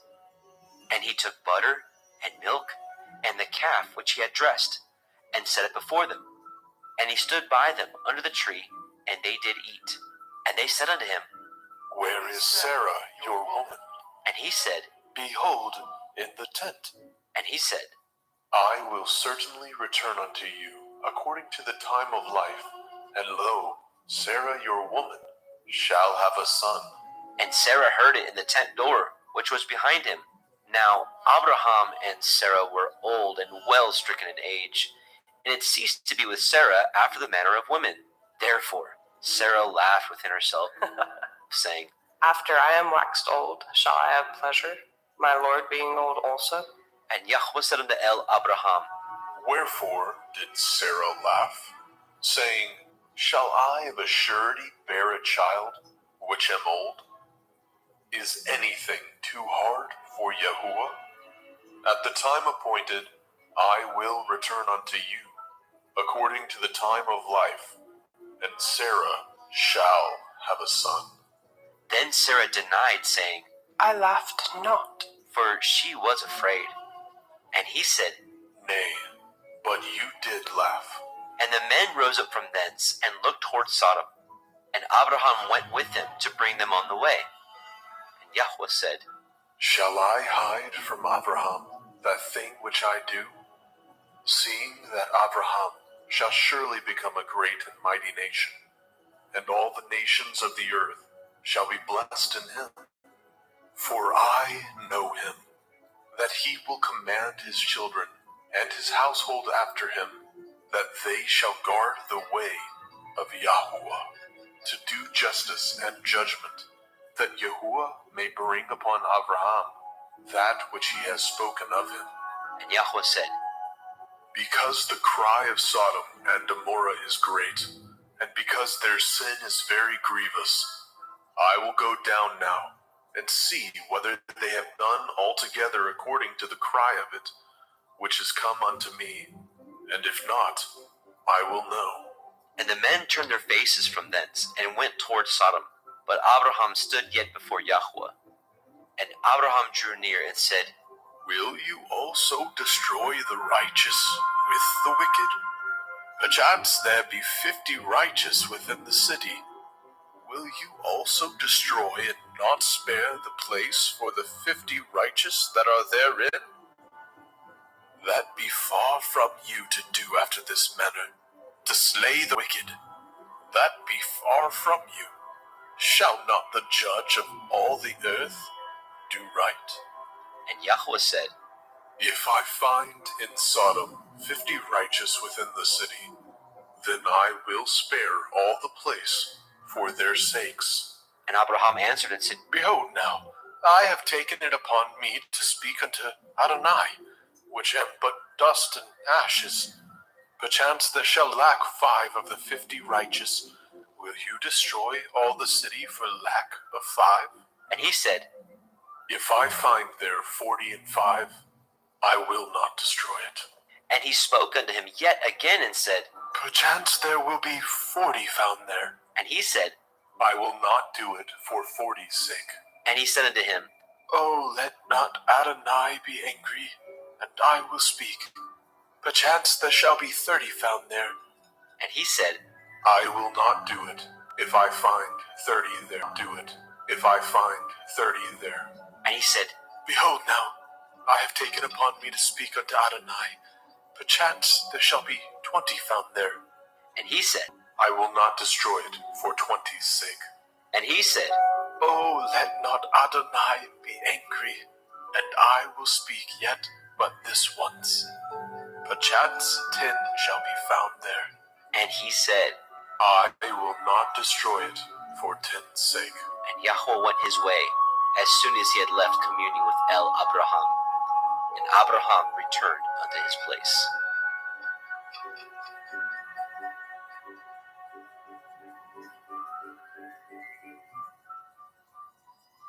Bereshit, Genesis chapter 19. And there came 2 angels to Sodom at evening, and Lot sat in the gate of Sodom. And Lot, seeing them, rose up to meet them, and he bowed himself with his face toward the ground. And he said, Behold now, my lords, turn in, I pray you, into your servant's house, and tarry all night, and wash your feet, and ye shall rise up early, and go on your ways. And they said, Nay, but we will abide in the street all night. And he pressed upon them greatly. And they turned in unto him, and entered into the house. And he made them a feast, and did bake matzah, and they did eat. But before they lay down, the men of the city, even the men of Sodom, compassed the house round, both old and young, all the people from every quarter. And they called unto Lot, and said unto him, Where are the men which came into you this night? Bring them out unto us, that we may know them. And Lot went out at the door unto them, and shut the door after him, and said, I pray you, brethren, do not so wickedly. Behold now, I have 2 daughters, which have not known man. Let me, I pray you, bring them out unto you, and do ye to them as is good in your eyes. Only unto these men do nothing, for therefore came they under the shadow of my roof. And they said, Stand back. And they said again, This one fellow came into sojourn, and he will need to be a judge. Now we will deal worse with you than with them. And they pressed sore upon the man, even Lot, and came near to break the door. But the men put forth their hand, and pulled Lot into the house to them, and shut the door. And they smote the men that were at the door of the house with blindness, both small and great, so that they wearied themselves to find the door. And the men said unto Lot, Have you here any besides son-in-law and your sons and your daughters, and whatsoever you have in the city, bring them out of this place, for we will destroy this place, because the cry of them is waxing great before the face of Yahweh, and Yahweh has sent us to destroy it. And Lot went out and spoke unto his sons-in-law, which married his daughters, and said, Up, get you out of this place, for Yahweh will destroy this city. But he seemed as one that mocked unto his sons-in-law. And when the morning arose, then the angels hastened Lot, saying, Arise, take your woman and your 2 daughters which are here, lest you be consumed in the iniquity of the city. And while he lingered, the men laid hold upon his hand, and upon the hand of his woman, and upon the hand of his 2 daughters, Yahweh being merciful unto him. And they brought him forth, and set him without the city. And it came to pass, when they had brought them forth abroad, that he said, Escape for your life, look not behind you, neither stay in all the circle of the Yarden. Escape to the mountain, lest you be consumed. And Lot said unto them, Oh, not so, my Adonai. Behold, now your servant has found grace in your sight, and you have magnified your mercy, which you have showed unto me in saving my life. I cannot escape to the mountain, lest some evil take me, and I die. Behold now, this city is near to flee unto, and it is a little one. Oh, let me escape hither. Is it not a little one? And my soul shall live. And he said unto him, See, I have accepted you concerning this thing also, that I will not overthrow this city for which you have spoken. Make haste, escape hither, for I cannot do anything till you are come hither. Therefore, the name of the city was called Zoar. The sun was risen upon the earth when Lot entered into Zoar. Then Yahweh rained upon Sodom and upon Amorah brimstone and fire from Yahweh out of the heavens. And he overthrew those cities, and all the circle of the Yarden, and all the inhabitants of those cities, and that which grew upon the ground. But his woman looked back from behind him, and she became a pillar of salt. And Abraham got up early in the morning to the place where he stood before Yahweh, and he looked toward Sodom and Amorah, and toward all the land of the circle of the Yarden, and beheld, and lo, the smoke of the country went up as the smoke of a furnace. And it came to pass, when Elohim destroyed the cities of the circle of the Yarden, that Elohim remembered Abraham, and sent Lot out of the midst of the overthrow, when he overthrew the cities in which Lot dwelt. And Lot went up out of Zoar, and dwelt in the mountain, and his 2 daughters with him, for he feared to dwell in Zoar, and he dwelt in a cave, he and his 2 daughters. And the firstborn said unto the younger, Our father is old, and there is not a man in the earth to come in unto us after the manner of all the earth. Come, let us make our father drink wine, and we will lie with him, that we may preserve seed of our father. And they made their father drink wine that night. And the firstborn went in, and lay with her father. And he perceived not when she lay down, nor when she arose. And it came to pass on the morrow, that the firstborn said unto the younger, Behold, I lay yesternight with my father. Let us make him drink wine this night also, and go in, and lie with him, that we may preserve seed of our father. And they made their father drink wine that night also. And the younger arose and lay with him. And he perceived not when she lay down, nor when she arose. Thus were both the daughters of Lot with child by their father. And the firstborn bore a son, and called his name Moab. The same is the father of the Moabim unto this day. And she also bore a son, and called his name Ben-Ammi. The same is the father of the children of Ammon unto this day.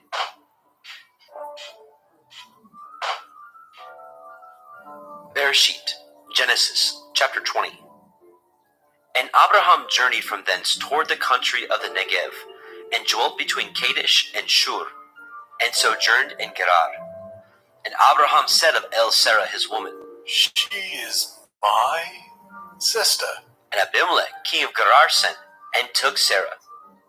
But Elohim came to Abimelech in a dream by night, and said to him, Behold, you are but a dead man, for the woman which you have taken, for she is a man's woman. But Abimelech had not come near her, and he said, Adonai, will you slay also a righteous nation? Said he not unto me, She is my sister? And she, even she herself said, He is my brother?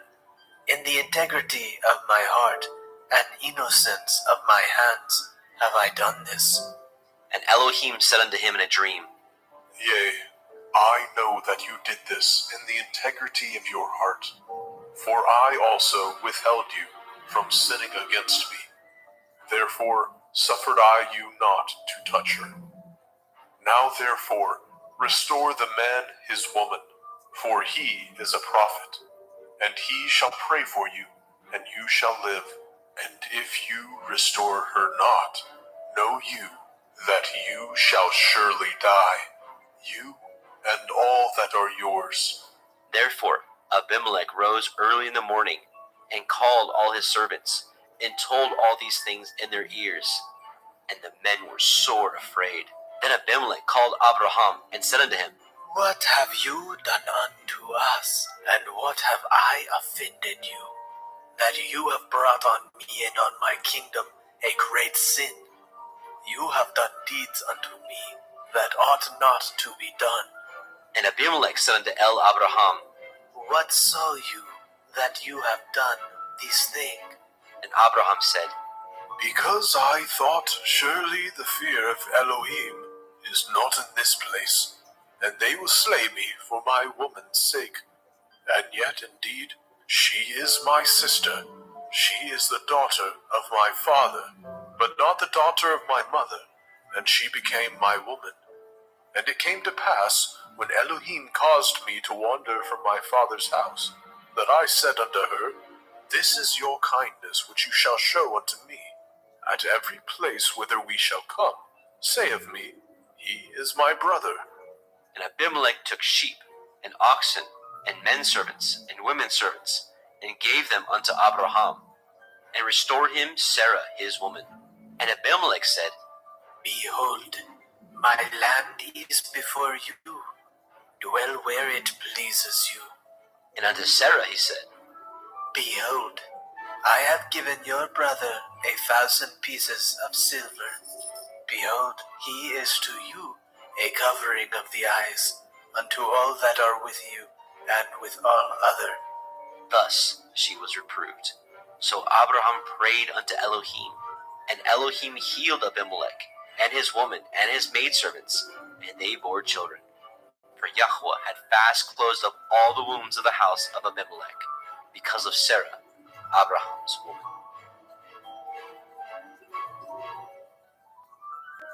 Bereshit, Genesis, chapter 21. And Yahweh visited Sarah as he had said, and Yahweh did unto Sarah as he had spoken. For Sarah conceived, and bore Abraham a son in his old age, at the set time of which Elohim had spoken to him. And Abraham called the name of his son that was born unto him, whom Sarah bore unto him, Yitzchak. And Abraham circumcised his son Yitzchak, being 8 days old, as Elohim had commanded him. And Abraham was 100 years old, when his son Yitzchak was born unto him. And Sarah said, Elohim has made me to laugh, so that all that hear will laugh with me. And she said, Who would have said unto Abraham that Sarah should have given children suck? For I have borne him a son in his old age. And the child grew, and was weaned. And Abraham made a great feast, the same day that Yitzchak was weaned. And Sarah saw the son of Hagar, the Mitzrayim, which she had borne unto Abraham, mocking. Wherefore she said unto Abraham, Cast out this bondwoman and her son, for the son of this bondwoman shall not be heir with my son, even with Yitzchak. And the thing was very grievous in Abraham's sight because of his son. And Elohim said unto Abraham, Let it not be grievous in your sight because of the lad, and because of your bondwoman. In all that Sarah has said unto you, hearken unto her voice. For in Yitzhak shall your seed be called. And also the son of the bondwoman will I make a nation, because he is your seed. And Abraham rose up early in the morning, and took bread and a bottle of water, and gave it unto Hagar, putting it on her shoulder, and the child, and sent her away. And she departed, and wandered in the wilderness of Beersheba. And the water was spent in the bottle, and she cast the child under one of the shrubs. And she went, and sat her down over against him a good way off, as it were a bow shot. For she said, Let me not see the death of the child. And she sat over against him, and lifted up her voice, and wept. And Elohim heard the voice of the lad. And the angel of Elohim called unto Hagar out of the heavens, and said unto her, What ails you, Hagar? Fear not, for Elohim has heard the voice of the lad where he is. Arise, lift up the lad, and hold him in your hand, for I will make him a great nation. And Elohim opened her eyes, and she saw a well of water. And she went, and filled the bottle with water, and gave the lad drink. And Elohim was with the lad, and he grew, and dwelt in the wilderness, and became an archer. And he dwelt in the wilderness of Paran, and his mother took a woman out of the land of Mitzrayim. And it came to pass at that time, that Abimelech and Pichol, the chief captain of his host, spoke unto Abraham, saying, Elohim is with you in all that you do. Now therefore swear unto me here by Elohim, that you will not deal falsely with me, nor with my son, nor with my son's son, but according to the kindness that I have done unto you, you shall do unto me, and to the land wherein you have sojourned. And Abraham said, I will swear. And Abraham reproved Abimelech because of a well of water, which Abimelech's servants had violently taken away. And Abimelech said, I know not who has done these things, neither did you tell me, neither yet heard I of it, but today. And Abraham took sheep and oxen, and gave them unto Abimelech, and both of them cut a covenant. And Abraham set 7 ewe lambs of the flock by themselves. And Abimelech said unto Abraham, What mean these 7 ewe lambs which you have set by themselves? And he said, For these 7 ewe lambs shall you take off my hand, that they may be a witness unto me, that I have dug this well. Wherefore he called that place Beersheba, because there they swore both of them. Thus they cut a covenant at Beersheba. Then Abimelech rose up, and Pichol, the chief captain of his host, and they returned into the land of the Palestine. And Abraham planted a grove in Beersheba, and called thereon the name of Yahweh, El Olam. And Abraham sojourned in the Palestine's land many days.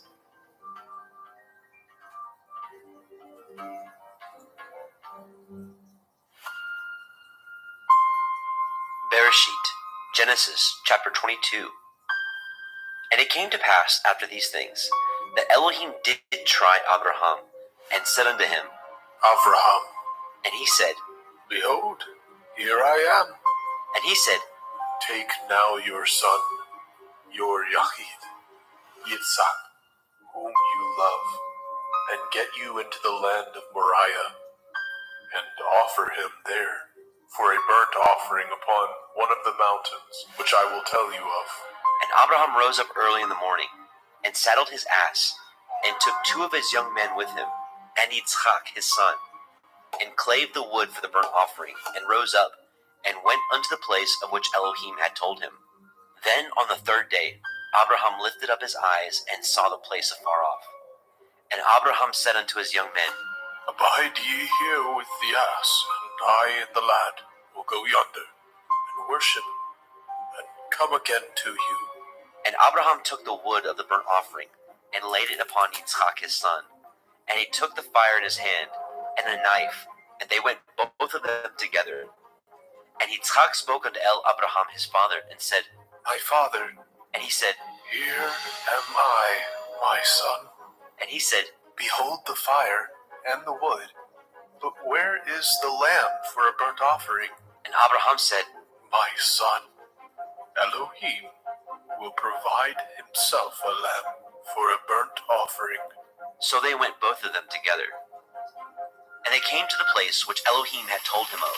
And Abraham built an altar there, and laid the wood in order, and bound Yitzchak his son, and laid him on the altar upon the wood. And Abraham stretched forth his hand, and took the knife to slay his son. And the angel of Yahweh called unto him out of the heavens, and said, Abraham, Abraham. And he said, Here am I. And he said, Lay not your hand upon the lad, neither do you anything unto him. For now I know that you fear Elohim, seeing you have not withheld your son, your Yachid, from me. And Abraham lifted up his eyes and looked, and behold, behind him a ram caught in a thicket by his horns. And Abraham went and took the ram, and offered him up for a burnt offering in the stead of his son. And Abraham called the name of that place Yahweh, Yireh, as it is said to this day, In the mount of Yahweh it shall be seen. And the angel of Yahweh called unto Abraham out of the heavens the second time, and said, By myself have I sworn, says Yahuwah, for because you have done this thing, and have not withheld your son, your Yahid, that in blessing I will bless you, and in multiplying I will multiply your seed as the stars of heaven, and as the sand which is upon the seashore, and your seed shall possess the gate of his enemies. And in your seed shall all the nations of the earth be blessed, because you have obeyed my voice. So Abraham returned unto his young men, and they rose up and went together to Beersheba. And Abraham dwelt at Beersheba. And it came to pass after these things that it was told Abraham, saying, Behold, Milcah, she has also borne children unto your brother Nahor, Uz his firstborn, and Buz his brother, and Gemuel the father of Aram, and Kesed, and Hazo, and Pildash, and Yidlaf, and Bethuel. And Bethuel begat Rivkah. These 8 Milcah did bear to Nahor, Abraham's brother, and his concubine, whose name was Reumah. She bore also Teva, and Gaham, and Tahash, and Ma'akah. Bereshit, Genesis chapter 23. And Sarah was 127 years old. These were the years of the life of Sarah. And Sarah died in Kiryat Arba. The same is in Hebron, in the land of Canaan. And Abraham came to mourn for Sarah, and to weep for her.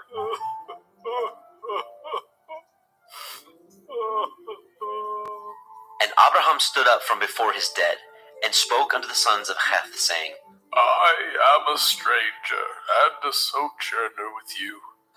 Give me a possession of a burying place with you, that I may bury my dead out of my sight. And the children of Heth answered Abraham, saying unto him, Hear us, my lord. You are a mighty prince among us. In the choice of our sepulchres bury your dead. None of us shall withhold from you his sepulchre, but that you may bury your dead. And Abraham stood up, and bowed himself to the people of the land, even to the children of Heth. And he communed with them, saying, If it be your mind that I should bury my dead out of my sight, hear me, and entreat from me to Ephron, the son of Zohar, that he may give me the cave of Machpelah, which he has, which is in the end of his field. For as much money as it is worth he shall give it me, for a possession of a burying place amongst you. And Ephron dwelt among the children of Heth. And Ephron the Hittite answered Abraham in the audience of the children of Heth, even all that went in the gate of his city, saying, Nay, my lord, hear me. The field I give you, and the cave that is therein I give it you. In the presence of the sons of my people give I it you. bury your dead. And Abraham bowed down himself before the people of the land. And he spoke unto Ephron in the audience of the people of the land, saying, But if you will give it, I pray you, hear me. I will give you money for the field. Take it of me, and I will bury my dead there. And Ephron answered Abraham, saying unto him, My lord, hearken unto me. The land is worth 400 shekels of silver. What is that betwixt me and you? Bury therefore your dead. And Abraham hearkened unto Ephron. And Abraham weighed to Ephron the silver, which he had named in the audience of the sons of Heth, 400 shekels of silver, current money with the merchant. And the field of Ephron, which was in Machpelah, which was before Mamre, the field and the cave which was therein, and all the trees that were in the field, that were in all the borders round about, were made sure unto Abraham for a possession in the presence of the children of Heth, before all that went in at the gate of his city. And after this, Abraham buried Sarah his woman in the cave of the field of Machpelah before Mamre, the same as Hebron, in the land of Canaan. And the field and the cave that is therein were made sure unto Abraham for a possession of a burying place by the sons of Heth.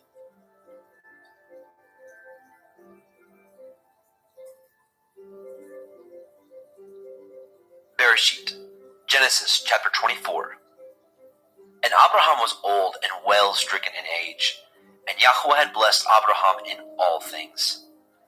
And Abraham said unto his eldest servant of his house, that ruled over all that he had, Put, I pray you, your hand under my thigh, and I will make you swear by Yahweh, the Elohai of heaven and the Elohai of the earth, that you shall not take a woman unto my son of the daughters of the Canaanim, among whom I dwell. But you shall go unto my country and to my kindred, and take a woman unto my son Yitzhak. And the servant said unto him, Perchance the woman will not be willing to follow me unto this land. Must I needs bring your son again unto the land from whence you came? And Abraham said unto him, Beware that you bring not my son thither again. Yahuwah Elohai of heaven, which took me from my father's house, and from the land of my kindred, and which spoke unto me, and that swore unto me, saying, Unto your seed will I give this land. He shall send his angel before you, and you shall take a woman unto my son from thence. And if the woman will not be willing to follow you, then you shall be clear from this my oath. Only bring not my son thither again. And the servant put his hand under the thigh of Abraham his master, and swore to him concerning that matter. And the servant took 10 camels of the camels of his master, and departed, for all the goods of his master were in his hand. And he arose, and went to Aram Naharaim, unto the city of Nahor. And he made his camels to kneel down without the city by a well of water, at the time of the evening, even the time that women go out to draw water. And he said, O Yahuwah Elohai of my master Abraham, I pray you, send me good speed this day, and show kindness unto my master Abraham. Behold, I stand here by the well of water, and the daughters of the men of the city come out to draw water. And let it come to pass, that the damsel to whom I shall say, Let down your pitcher, I pray you, that I may drink. And she shall say, Drink, and I will give your camels drink also. Let the same be she that you have appointed for your servant Yitzhak. And thereby shall I know that you have showed kindness unto my master. And it came to pass, before he had done speaking, that behold, Ribkah came out, who was born to Bethuel, son of Milcah, the woman of Nahor, Abraham's brother, with her pitcher upon her shoulder. And the damsel was very fair to look upon, a virgin, neither had any man known her. And she went down to the well and filled her pitcher, and came up. And the servant ran to meet her and said, Let me, I pray you, drink a little water of your pitcher. And she said, Drink, my lord. And she hastened, and let down her pitcher upon her hand, and gave him drink. And when she had done giving him drink, she said, I will draw water for your camels also, until they have done drinking. And she hastened and emptied her pitcher into the trough, and ran again into the well to draw water, and drew for all his camels. And the man, wondering at her, held his peace, to wit whether Yahweh had made his journey prosperous or not. And it came to pass, as the camels had done drinking, that the man took a golden earring of 1/2 shekel weight, and 2 bracelets for her hands of 10 shekels weight of gold, and said, Whose daughter are you?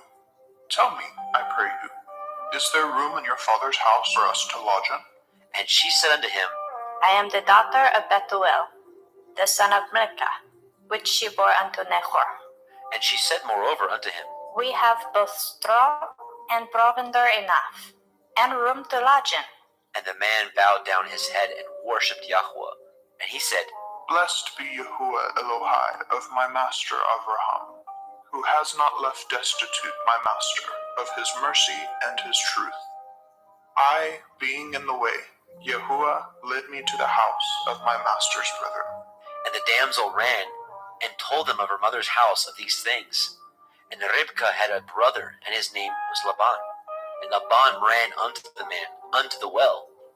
And it came to pass, when he saw the earring and the bracelets upon his sister's hands, and when he heard the words of Ribkah his sister, saying, Thus spoke the man unto me.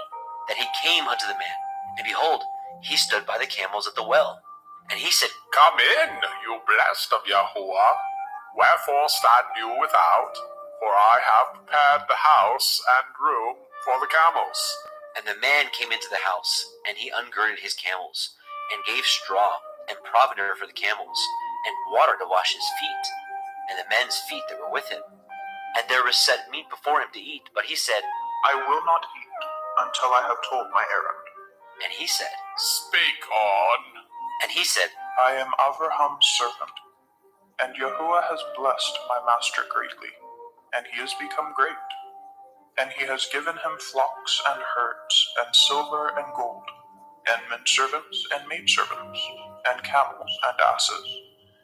And Sarah, my master's woman, bore a son to my master when she was old, and unto him has he given all that he has. And my master made me swear, saying, You shall not take a woman to my son of the daughters of the Canaanim, in whose land I dwell, but you shall go unto my father's house, and to my kindred, and take a woman unto my son. And I said unto my master, Perchance the woman will not follow me. And he said unto me, Yahuwah, before whom I walk, will send his angel with you, and prosper your way. And you shall take a woman for my son of my kindred, and of my father's house. Then shall you be clear from this my oath, when you come to my kindred, and if they give not you one, you shall be clear from my oath. And I came this day unto the well, and said, O Yahuwah Elohai, of my master Avraham, if now you do prosper my way which I go, behold, I stand by the well of water. And it shall come to pass, that when the virgin comes forth to draw water, and I say to her, Give me, I pray you, a little water of your pitcher to drink. And she say to me, Both drink you, and I will also draw for your camels. Let the same be the woman whom Yahuwah has appointed out for my master's son. And before I had done speaking in my heart, behold, Rivkah came forth with her pitcher on her shoulder. And she went down unto the well, and drew water. And I said unto her, Let me drink, I pray you.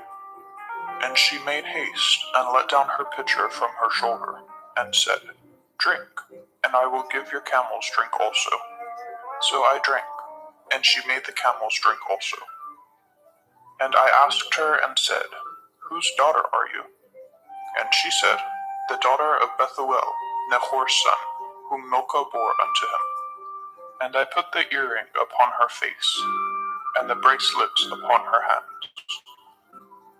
And I bowed down my head and worshipped Yahuwah, and blessed Yahuwah Elohai of my master Avraham, which had led me in the right way to take my master's brother's daughter unto his son. And now, if ye will deal kindly and truly with my master, tell me, and if not, Tell me, that I may turn to the right hand or to the left. Then Laban and Bethuel answered and said, The thing proceeds from Yahuwah. We cannot speak unto you bad or good. Behold, Rivka is before you. Take her and go, and let her be your master's son's woman, as Yahuwah has spoken. And it came to pass that when Abraham's servant heard their words, he worshipped Yahweh, bowing himself to the earth. And the servant brought forth jewels of silver and jewels of gold and raiment, and gave them to Ribkah. And he gave also to her brother and to her mother precious things. And they did eat and drink, and the men that were with him, and tarried all night. And they rose up in the morning, and he said, Send me away unto my master. And her brother and her mother said, Let the damsel abide with us a few days, at the least 10. After that she shall go. And he said unto them, Hinder me not, seeing Yahuwah has prospered my way. Send me away, that I may go to my master.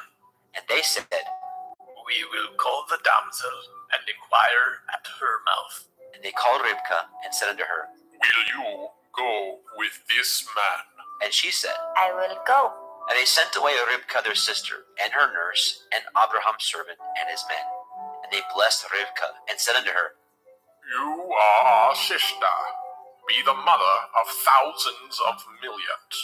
And let your seed possess the gate of those which hate them. And Ribkah arose, and her damsels, and they rode upon the camels, and followed the man. And the servant took Ribkah, and went his way. And Yitzchak came from the way of the well of Beer Lachairoi, for he dwelt in the country of the Negeb. And Yitzchak went out to meditate in the field in the evening, and he lifted up his eyes and saw, and behold, the camels were coming. And Ribkah lifted her eyes, and when she saw Yitzchak, she lighted off the camel. For she had said unto the servant, What man is this that walks in the field to meet us?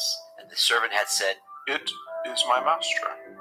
Therefore she took a veil and covered herself. And the servant told Yitzchak all the things that he had done. And Yitzchak brought her into his mother Sarah's tent, and took Rivkah, and she became his woman, and he loved her. And Yitzchak was comforted after his mother's death. Bereshit, Genesis chapter 25. And again Abraham took a woman, and her name was Keturah. And she bore him Zimran, and Yokshan, and Medan, and Midian, and Yishbak, and Shuach. And Yokshan begot Sheba, and Dedan. And the sons of Dedan were Ashurim, and Letushim, and Leumim. And the sons of Midian, Ephah, and Epher, and Chanok, and Abidah, and Eldaah. These were the children of Keturah. And Abraham gave all that he had unto Yitzchak. But unto the sons of the concubines which Abraham had, Abraham gave gifts, and sent them away from Yitzchak his son, while he yet lived, eastward into the east country. And these are the days of the years of Abraham's life which he lived, 160 years. Then Abraham gave up his ruach, and died in a good old age, an old man and full of years, and was gathered to his people. And his sons, Yitzchak and Ishmael, buried him in the cave of Machpelah, in the field Ephron, the son of Zohar, the Hittite, which is before Mamre, the field which Abraham purchased of the sons of Heth. There was Abraham buried, and Sarah his woman. And it came to pass, after the death of Abraham, that Elohim blessed his son Yitzchak, and Yitzchak dwelt by the well Be'er Lachairoi. Now these are the generations of Ishmael, Abraham's son, whom Hagar, the Mitzrayim, Sarah's handmaid, bore unto Abraham. And these are the names of the sons of Ishmael, by their names, according to their generations. The firstborn of Ishmael, Nebaioth, and Kedar, and Adbeel, and Mibsam, and Mishma, and Duma, and Masaah, Hadar, and Tima, Yetur, Naphish, and Kedemah. These are the sons of Ishmael, and these are their names, by their towns and by their castles, 12 princes according to their nations. And these are the years of the life of Ishmael, 137 years. And he gave up his ruach and died, and was gathered unto his people. And they dwelt from Havilah unto Shur, that is before Mitzrayim, as you go toward Ashura. And he died in the presence of all his brethren. And these are the generations of Yitzchak, Abraham's son. Abraham begat Yitzchak, and Yitzchak was 40 years old when he took Ribkah to be his woman, the daughter of Bethuel, the Aramite, of Padan Aram, the sister unto Laban, the Aramite. And Yitzchak entreated Yahweh for his woman, because she was barren, and Yahweh was entreated of him. And Ribkah his woman conceived. And the children struggled together within her. And she said, If it be so, why am I thus? And she went to inquire of Yahweh. And Yahweh said unto her, 2 nations are in your womb, and 2 manner of people shall be separated from your generation. And the one people shall be stronger than the other people, and the elder shall serve the younger. And when her days to be delivered were fulfilled, behold, there were twins in her womb. And the first came out red all over like a hairy garment, and they called his name Esau. And after that came his brother out, and his hand took hold on Esau's heel, and his name was called Jacob. And Yitzchak was 80 years old when she bore them. And the boys grew, and Esau was a cunning hunter, a man of the field, and Jacob was an upright man, dwelling in tents. And Yitzchak loved Esau, because he did eat of his venison, but Ribkah loved Jacob. And Jacob sought pottage, and Esau came from the field, and he was faint. And Esau said to Jacob, Feed me, I pray you, with that same red pottage, for I am faint. Therefore was his name called Edom. And Jacob said, Sell me this day your birthright. And Esau said, Behold, I am at the point to die, and what profit shall this birthright do to me? And Jacob said, Swear to me this day. And he swore unto him, and he sold his birthright unto Jacob. Then Jacob gave Esau bread and pottage of lentils, and he did eat and drink, and rose up and went his way. Thus Esau despised his birthright. Bereshit, Genesis, chapter 26. And there was a famine in the land, beside the first famine that was in the days of Abraham. And Yitzchak went unto Abimelech, king of the Philistine, unto Gerar. And Yahweh appeared unto him and said, Go not down into Mitzrayim, dwell in the land which I shall tell you of. Sojourn in this land, and I will be with you, and will bless you.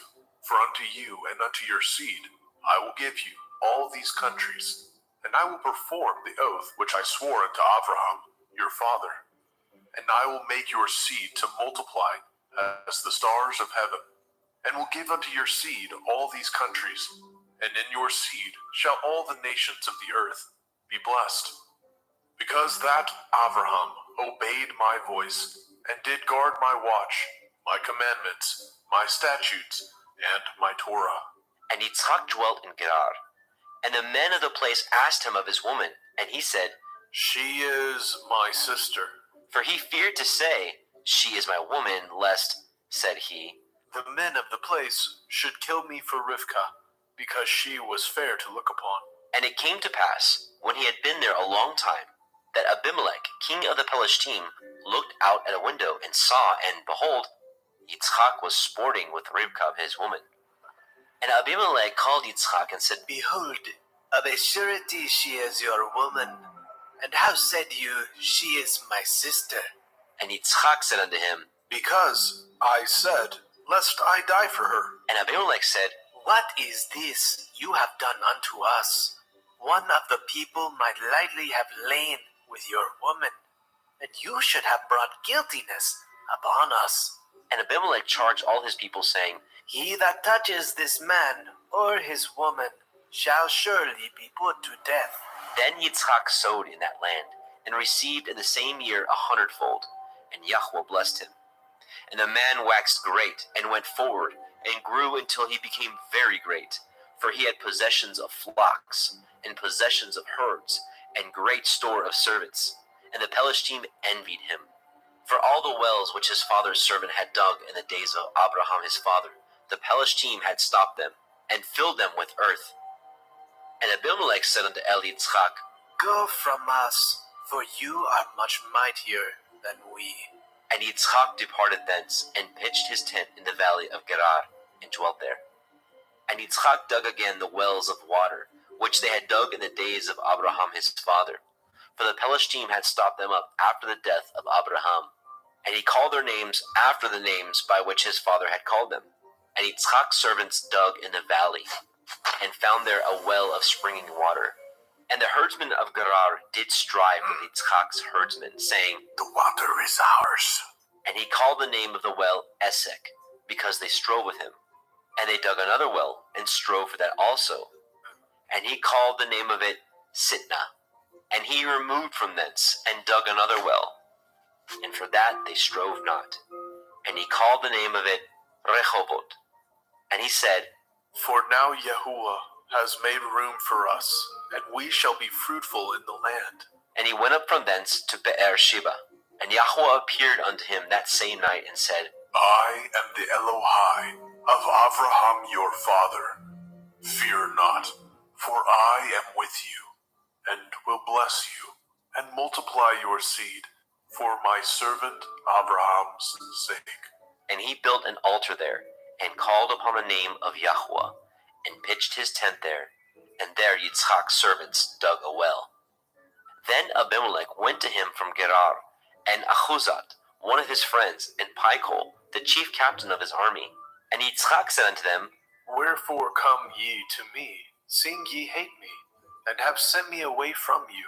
And they said, We saw certainly that Yahuwah was with you, and we said, Let there be now an oath betwixt us, even betwixt us and you, and let us cut a covenant with you.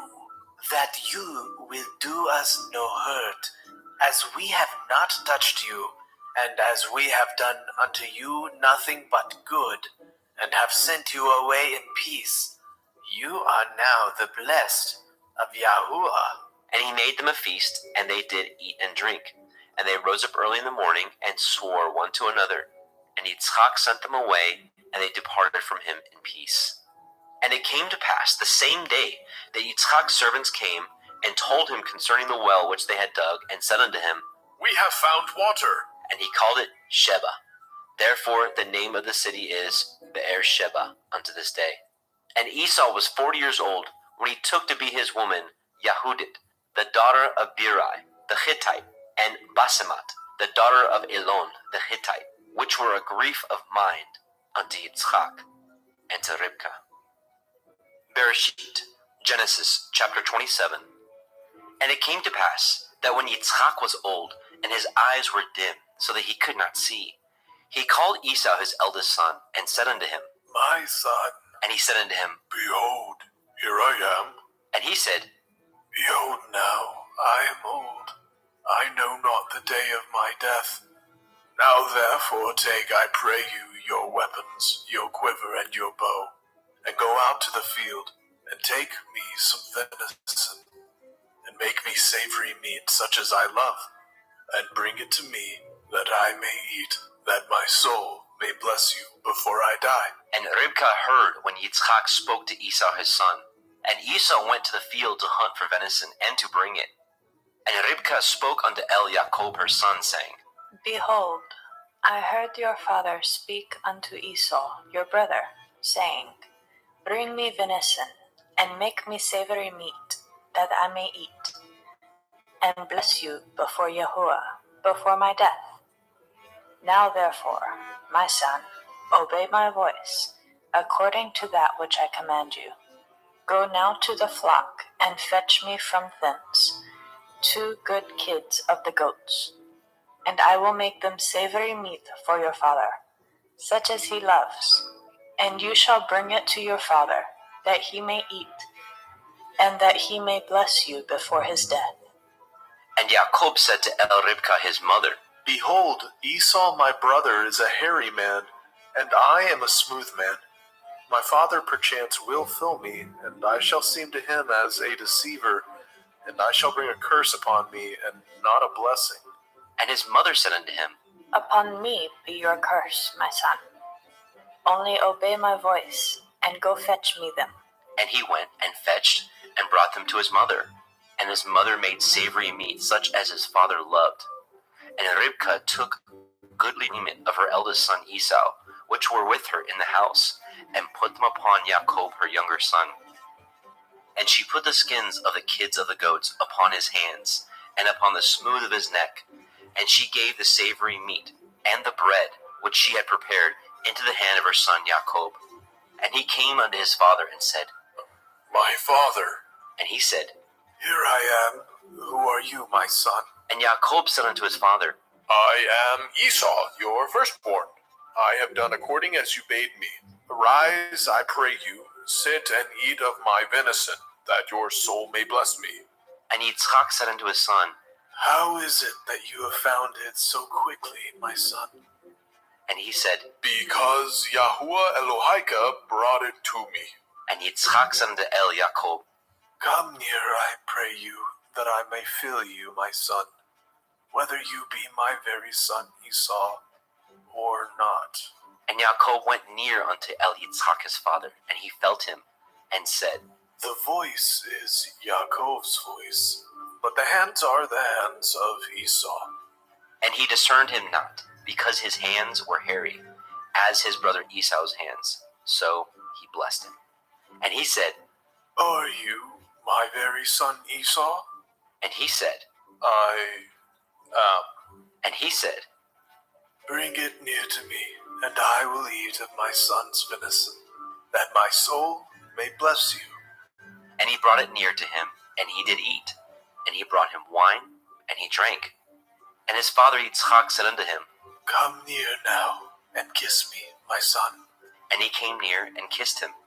And he smelled the smell of his raiment, and blessed him, and said, See, the smell of my son is as the smell of a field, which Yahuwah has blessed.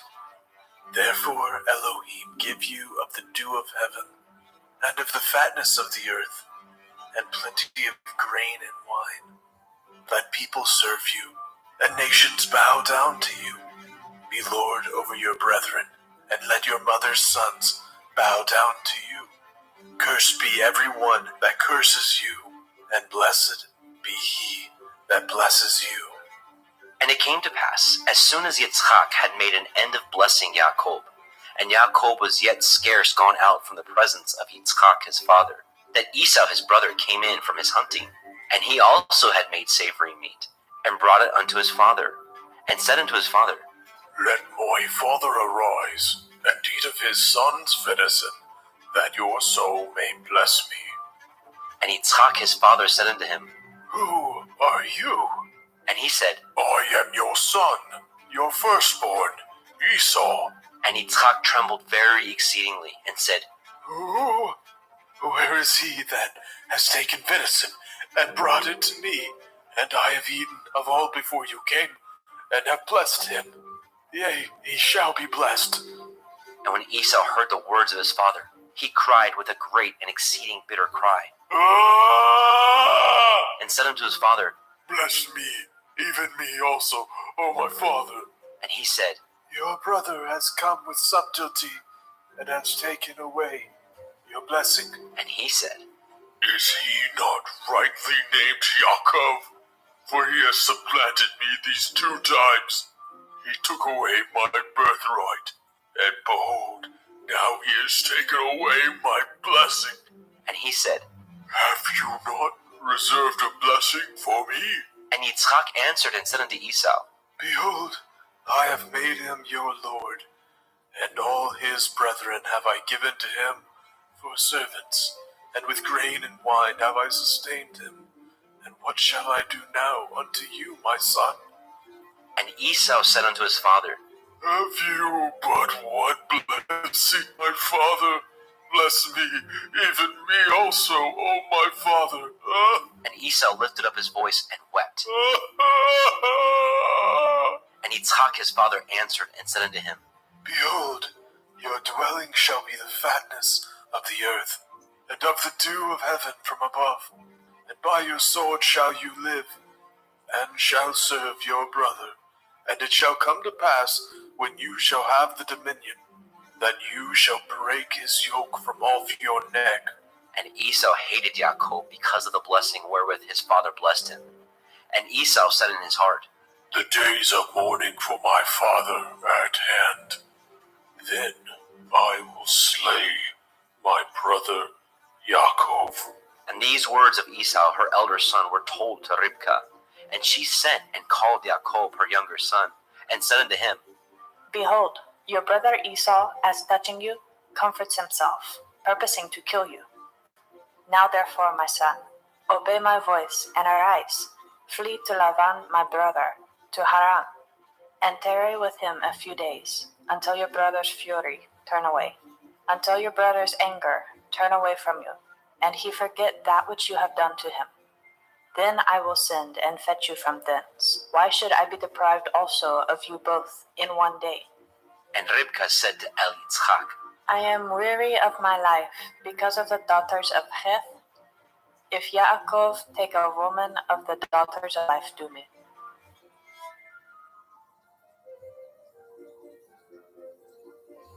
Bereshit, Genesis chapter 28. And Yitzchak called Jacob, and blessed him, and charged him, and said unto him, You shall not take a woman of the daughters of Canaan.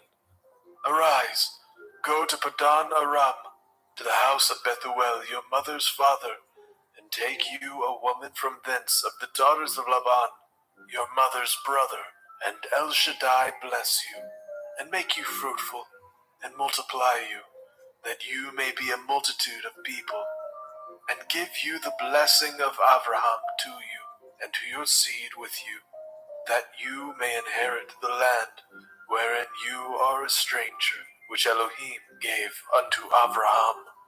And Yitzchak sent away Jacob, and he went to Padan Aram unto Laban, son of Bethuel, the Aramite, the brother of Ribkah, Jacob's and Esau's mother. When Esau saw that Yitzchak had blessed Jacob, and sent him away to Padan Aram, to take him a woman from thence, and that as he blessed him, he gave him a charge, saying, You shall not take a woman of the daughters of Canaan. And that Jacob obeyed his father and his mother, and was gone to Padan Aram. And Esau, seeing that the daughters of Canaan pleased not Yitzchak his father, then went Esau unto Ishmael, and he took unto the woman which he had, Mahalat, the daughter of Ishmael, Abraham's son, the sister of Nebaioth, to be his woman. And Jacob went out from Beersheba, and went toward Haran. And he lighted upon a certain place, and tarried there all night, because the sun was set. He took of the stones of that place, and put them for his pillows, and lay down in that place to sleep. And he dreamed, and behold, a ladder set up on the earth, and the top of it reached to heaven. And behold, the angels of Elohim ascending and descending on it. And behold, Yahweh stood above it, and said, I am Yahuwah Elohai, of Abraham your father, and the Elohai of Yitzchak. The land whereon you lie, to you will I give it, and to your seed. And your seed shall be as the dust of the earth, and you shall spread abroad to the west, and to the east, and to the north, and to the south. And in you, and in your seed, shall all the families of the earth be blessed. And behold, I am with you, and will guard you in all the places whither you go, and will bring you again into this land. For I will not leave you until I have done that which I have spoken to you of. And Yaakov awoke out of his sleep, and he said, Surely Yahuwah is in this place, and I knew it not. And he was afraid, and said, How dreadful is this place! This is none other but the house of Elohim, and this is the gate of heaven. And Jacob arose up early in the morning, and took the stone that he had put for his pillows, and set it up for a pillar, and poured oil upon the top of it. And he called the name of that place Beit El, but the name of that city was called Luz at the first. And Jacob vowed a vow, saying, If Elohim will be with me, and will guard me in this way that I go, and will give me bread to eat, and raiment to put on, so that I come again to my father's house in peace. Then shall Yahuwah be my Elohim, and this stone which I have set for a pillar shall be Elohim's house, and of all that you shall give me, I will surely give the 10th unto you.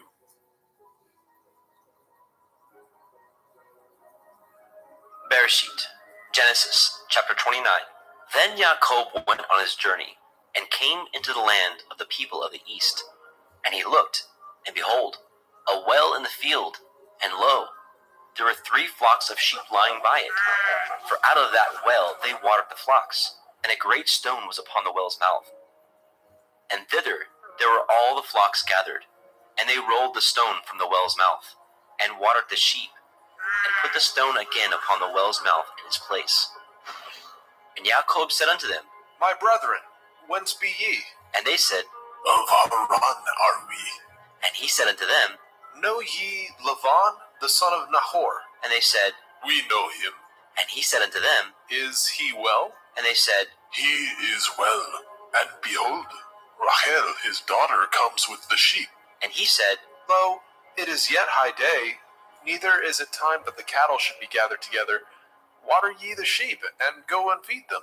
And they said, We cannot, until all the flocks be gathered together, until they roll the stone from the well's mouth. Then we water the sheep. And while he yet spoke with him, Rachel came with her father's sheep, for she kept them. And it came to pass, when Jacob saw Rachel, the daughter of Laban, his mother's brother, and the sheep of Laban, his mother's brother, that Jacob went near, and rolled the stone from the well's mouth, and watered the flock of Laban, his mother's brother. And Jacob kissed Rachel, and lifted up his voice, and wept. And Jacob told Rachel that he was her father's brother, and that he was Ribka's son. And she ran and told her father. And it came to pass, when Laban heard the tidings of Jacob his sister's son, that he ran to meet him, and embraced him, and kissed him, and brought him to his house. And he told Laban all these things. And Laban said to him, Surely you are my bone and my flesh. And he abode with him the space of a month. And Laban said unto Jacob, Because you are my brother, should you therefore serve me for naught? Tell me, what shall your wages be? And Laban had 2 daughters. The name of the elder was Leah, and the name of the younger was Rachel. Leah was tender-eyed, but Rachel was beautiful and well-favored. And Jacob loved Rachel, and said, I will serve you 7 years for Rachel, your younger daughter. And Laban said, It is better that I give her to you, than that I should give her to another man. Abide with me. And Jacob served 7 years for Rachel, and they seemed unto him but a few days, for the love he had to her. And Jacob said unto Laban, Give me my woman, for my days are fulfilled, that I may go in unto her. And Laban gathered together all the men of that place, and made a feast. And it came to pass in the evening, that he took Leah his daughter, and brought her to him, and he went in unto her. And Laban gave unto his daughter Leah Zilpah, his maid, for a handmaid. And it came to pass, that in the morning, behold, it was Leah. And he said to Laban, What is this that you have done unto me? Did I not serve with you for Rachel? Wherefore then have you beguiled me? And Laban said, It must not be so done in our country, to give the younger before the firstborn. Fulfill her week, and we will give you this also for the service which you shall serve with me yet 7 other years. And Jacob did so, and fulfilled her week. And he gave him Rachel his daughter to be his woman also. And Laban gave to Rachel his daughter Bilhah his handmaid to be her maid. And he went in also unto Rachel, and he loved also Rachel more than Leah, and served with him yet 7 other years. And when Yahweh saw that Leah was hated, he opened her womb, but Rachel was barren. And Leah conceived, and bore a son, and she called his name Reuben. For she said, Surely Yahweh has looked upon my affliction. Now therefore my man will love me. And she conceived again, and bore a son, and said, Because Yahweh has heard that I was hated, He has therefore given me this son also. And she called his name Shimon. And she conceived again, and bore a son, and said, Now this time will my man be joined unto me, because I have borne him 3 sons. Therefore was his name called Levi. And she conceived again, and bore a son, and she said, Now I will praise Yahuwah. Therefore she called his name Yahudah, and left bearing. Bereshit, Genesis chapter 30. And when Rachel saw that she bore Jacob no children, Rachel envied her sister, and said unto Jacob, Give me children, or else I die. And Jacob's anger was kindled against Rachel, and he said, Am I in Elohim's stead, who has withheld from you the fruit of the womb? And she said, Behold, my maid Bilhah, go in unto her, and she shall bear upon my knees, that I may also have children by her. And she gave him Bilhah her handmaid to be his woman. And Jacob went in unto her, and Bilhah conceived, and bore Jacob a son. And Rachel said, Elohim has judged me, and has also heard my voice, and has given me a son. Therefore called she his name Dan. And Bilhah, Rachel's maid, conceived again, and bore Jacob a second son. And Rachel said, With great wrestlings have I wrestled with my sister, and I have prevailed. And she called his name Naphtali. And when Leah saw that she had left bearing, she took Zilpah her maid, and gave her Jacob to be his woman. And Zilpah, Leah's maid, bore Jacob a son. And Leah said, A troop comes. And she called his name Gad. And Zilpah, Leah's maid, bore Jacob a second son. And Leah said, Happy am I, for the daughters will call me blessed. And she called his name Asher. And Reuben went in the days of the wheat harvest, and found mandrakes in the field, and brought them unto his mother, Leah.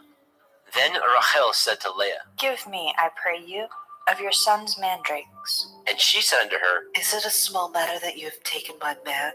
And will you take away my son's mandrakes also? And Rachel said, Therefore he shall lie with you tonight for your son's mandrakes. And Jacob came out of the field in the evening, and Leah went out to meet him, and said, You must come in unto me, for surely I have hired you with my son's mandrakes. And he lay with her that night. And Elohim hearkened unto Leah, and she conceived, and bore Jacob the 5th son. And Leah said, Elohim has given me my hire, because I have given my maiden to my man. And she called his name Issachar. And Leah conceived again, and bore Jacob the 6th son. And Leah said, Elohim has endued me with a good dowry.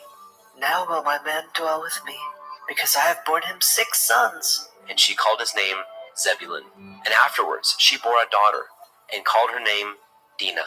And Elohim remembered Rachel, and Elohim hearkened to her, and opened her womb. And she conceived and bore a son, and said, Elohim has taken away my reproach. And she called his name Joseph, and said, Yahuwah shall add to me another son. And it came to pass, when Rachel had borne Joseph, that Jacob said unto Laban, Send me away, that I may go into my own place, and to my country. Give me my women and my children, for whom I have served you, and let me go. For you know my service which I have done you. And Laban said unto him, I pray you, if I have found favor in your eyes, tarry.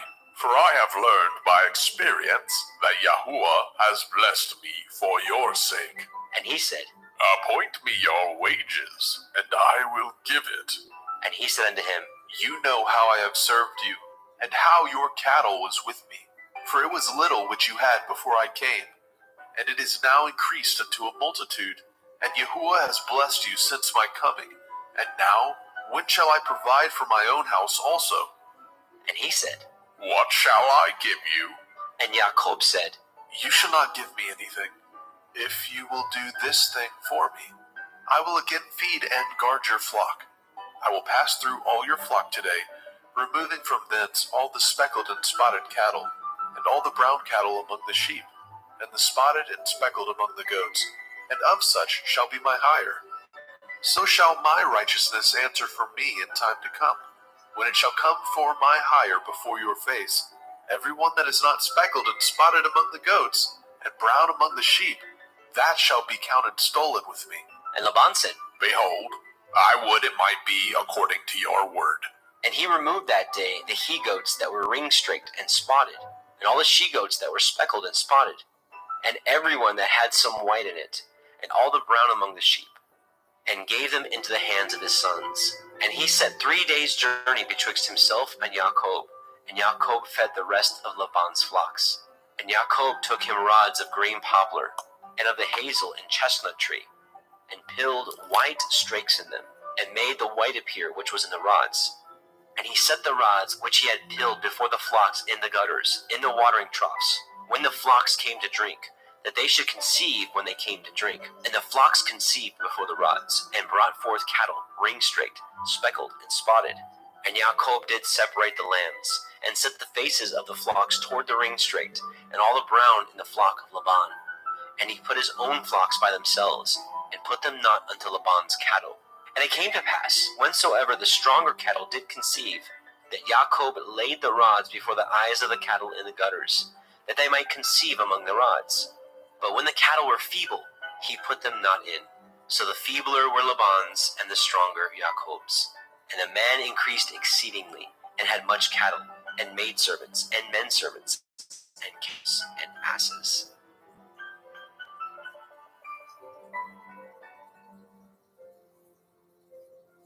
Bereshit, Genesis chapter 31. And he heard the words of Laban's son, saying, Yaakov has taken away all that was our father's, and of that which was our father's has he gotten all his glory. And Jacob beheld the countenance of Laban, and behold, it was not towards him as before. And Yahweh said unto Jacob, Return unto the land of your fathers, and to your kindred, and I will be with you. And Jacob sent and called Rachel and Leah to the fields unto his flock, and said unto them, I see your father's countenance, that it is not towards me as before, but the Elohim of my father has been with me. And ye know that with all my power I have served your father. And your father has deceived me and changed my wages 10 times, but Elohim suffered him not to hurt me.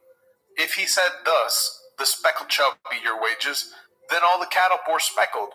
And if he said thus, the ring-straked shall be your hire, then bore all the cattle ring-straked.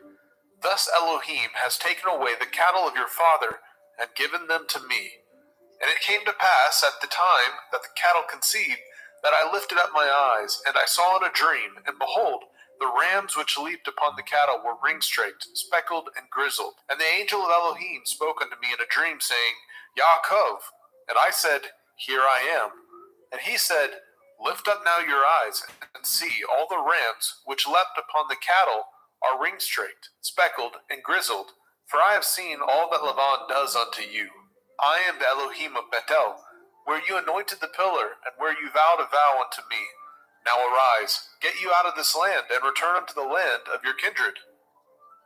And Rachel and Leah answered and said unto him, Is there yet any portion or inheritance for us in our father's house? Are we not counted of him strangers? For he has sold us, and has quite devoured also our money. For all the riches which Elohim has taken from our father, that is ours, and our children's. Now then, whatsoever Elohim has said unto you, do.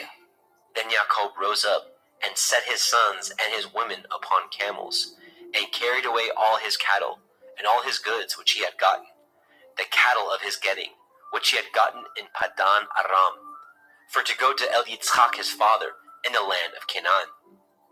And Laban went to shear his sheep, and Rachel had stolen the teraphim that were her father's. And Jacob stole away unawares to Laban the Aramite, in that he told him not that he fled. So he fled with all that he had, and he rose up, and passed over the river, and set his face toward the Mount Gilead. And it was told Laban on the 3rd day that Jacob was fled. And he took his brethren with him, and pursued after him 7 days' journey, and they overtook him in the Mount Gilead. And Elohim came to Laban the Aramite in a dream by night, and said unto him, Take heed that you speak not to Yaakov, either good or bad. Then Laban overtook Jacob. Now Jacob had pitched his tent in the mount, and Laban with his brethren pitched in the Mount Gilead. And Laban said to Jacob, What have you done, that you have stolen away unawares to me? and carried away my daughters as captives, taken with the sword? Wherefore did you flee away secretly, and steal away from me, and did not tell me, that I might have sent you away with mirth, and with songs, and with tabret, and with harp, and have not suffered me to kiss my sons and daughters? You have now done foolishly in so doing. It is in the power of my hand to do you hurt, but the Elohim of your father spoke unto me yesternight, saying, Take heed that you speak not to Yaakov either good or bad. And now, though you would needs be gone, because you sore longed after your father's house, yet wherefore have you stolen my Elohim? And Yaakov answered and said to Laban, Because I was afraid, for I said, Perchance you would take by force your daughters from me. With whomsoever you find your Elohim, let him not live, before our brethren discern what is yours with me, and take it to you. For Yaakov knew not that Rachel had stolen them. And Laban went into Jacob's tent, and into Leah's tent, and into the two maidservants' tents, but he found them not. Then he went out of Leah's tent, and entered into Rachel's tent. Now Rachel had taken the teraphim, and put them in the camel's furniture, and sat upon them. And Laban searched all the tent, but found them not. And she said to her father, Let it not displease my lord that I cannot rise up before you, for the custom of women is upon me. And he searched, but found not the teraphim. And Jacob was wroth, and chode with Laban. And Jacob answered and said to Laban, What is my transgression? What is my sin, that you have so hotly pursued after me? Whereas you have searched all my stuff, what have you found of all your household stuff? Set it here before my brethren and your brethren, that they may judge betwixt us both. This 20 years have I been with you. Your ewes and your she-goats have not cast their young, and the rams of your flock have I not eaten. That which was torn of beasts I brought not unto you. I bore the loss of it. Of my hand did you require it, whether stolen by day or stolen by night. Thus I was in the day the drought consumed me, and the frost by night, and my sleep departed from my eyes. Thus have I been 20 years in your house. I served you 14 years for your 2 daughters, and 6 years for your cattle. And you have changed my wages 10 times. Except the Elohai of my father, the Elohai of Abraham, and the fear of Yitzhak had been with me, surely you had sent me away now empty. Elohim has seen my affliction, and the labor of my hands, and rebuked you yesternight. And Laban answered and said unto Jacob, These daughters are my daughters, and these children are my children, and these cattle are my cattle, and all that you see is mine. And what can I do this day unto these my daughters, or unto their children which they have borne? Now therefore come, let us cut a covenant, I and you, and let it be for a witness between me and you. And Jacob took a stone, and set it up for a pillar. And Jacob said unto his brethren, Gather stones. And they took stones, and made a heap, and they did eat there upon the heap. And Laban called it Yegar Sahaduta, but Jacob called it Galid. And Laban said, This heap is a witness between me and you this day. Therefore was the name of it called Galed. And Mitzpah, for he said, Yahuwah watch between me and you, when we are absent from one another. If you shall afflict my daughters, or if you shall take other women beside my daughters, no man is with us. See, Elohim is witness betwixt me and you. And Laban said to Jacob, Behold this heap, and behold this pillar, which I have cast betwixt me and you. This heap be witness, and this pillar be witness, that I will not pass over this heap to you, and that you shall not pass over this heap and this pillar unto me for harm. The Elohai of Abraham and the Elohai of Nahor, the Elohai of their father, judge betwixt us. And Jacob swore by the fear of his father Yitzchak. Then Jacob offered sacrifice upon the mount, and called his brethren to eat bread. And they did eat bread, and tarried all night in the mount. And early in the morning Laban rose up, and kissed his sons and his daughter, and blessed them. And Laban departed, and returned unto his place. Bereshit, Genesis chapter 32. And Jacob went on his way, and the angels of Elohim met him. And when Jacob saw them, he said, This is Elohim's host. And he called the name of that place Machanaim. And Jacob sent messengers before him to Esau his brother, unto the land of Seir, the country of Edom. And he commanded them, saying, Thus shall ye speak unto my lord Esau. Your servant Jacob says thus, I have sojourned with Laban, and stayed there until now. And I have oxen and asses, flocks and men servants, and women servants. And I have sent to tell my lord, that I may find grace in your sight. And the messengers returned to Jacob, saying, We came to your brother Esau, and also he comes to meet you, and 400 men with him. Then Jacob was greatly afraid and distressed, and he divided the people that was with him, and the flocks, and the herds, and the camels into 2 bands, and said, If Esau come to the one company, and smite it, then the other company which is left shall escape. And Jacob said, O Elohai of my father Abraham, and Elohai of my father Yitzhak, Yahuwah which said unto me, Return unto your country and to your kindred, and I will deal well with you. I am not worthy of the least of all the mercies, and of all the truth which you have showed unto your servant. For with my staff I passed over this Yarden, and now I am become 2 bands. Deliver me, I pray you, from the hand of my brother, from the hand of Esau, for I fear him, lest he will come and smite me, and the mother with the children. And you said, I will surely do you good, and make your seed as the sand of the sea, which cannot be numbered for multitude. And he lodged there that same night, and took of that which came to his hand a present for Esau his brother, 200 she-goats, and 20 he-goats, 200 ewes, and 20 rams, 30 milch camels with their colts, 40 kine, and 10 bulls, 20 she-asses, and 10 foals. And he delivered them into the hands of his servants, every drove by themselves, and said unto his servants, Pass over before me, and put a space betwixt drove and drove. And he commanded the foremost, saying, When Esau my brother meets you, and asks you, saying, Whose are you, and where go you, and whose are these before you? Then you shall say, They be your servant Jacob's. It is a present sent unto my lord Esau, and behold, also, he is behind us. And so commanded he the second, and the third, and all that followed the drove, saying, On this manner shall ye speak unto Esau when ye find him, and say ye moreover, Behold, your servant Jacob is behind us. For he said, I will appease him with the present that goes before me, and afterward I will see his face. Perchance he will accept of me. So went the present over before him, and himself lodged that night in the company. And he rose up that night, and took his 2 women, and his 2 women servants, and his 11 sons, and passed over the ford Yabok. And he took them, and sent them over the brook, and sent over that he had. And Jacob was left alone, and there wrestled a man with him until the breaking of the day. And when he saw that he prevailed not against him, he touched the hollow of his thigh, and the hollow of Jacob's thigh was out of joint, as he wrestled with him. And he said, Let me go, for the day breaks. And he said, I will not let you go, except you bless me.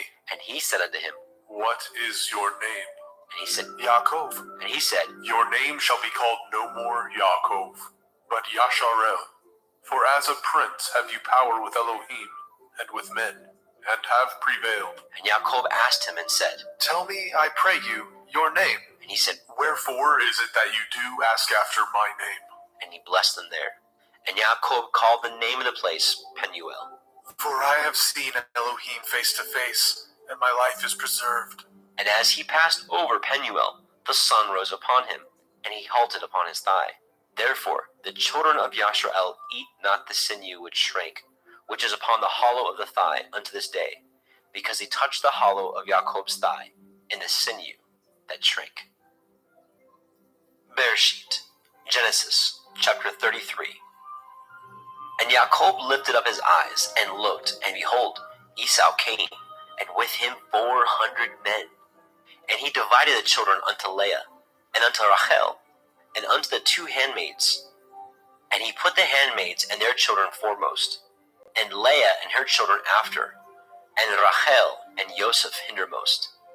And he passed over before them, and bowed himself to the ground 7 times, until he came near to his brother. And Esau ran to meet him, and embraced him, and fell on his neck, and kissed him, and they wept. And he lifted up his eyes, and saw the women and the children, and said, Who are those with you?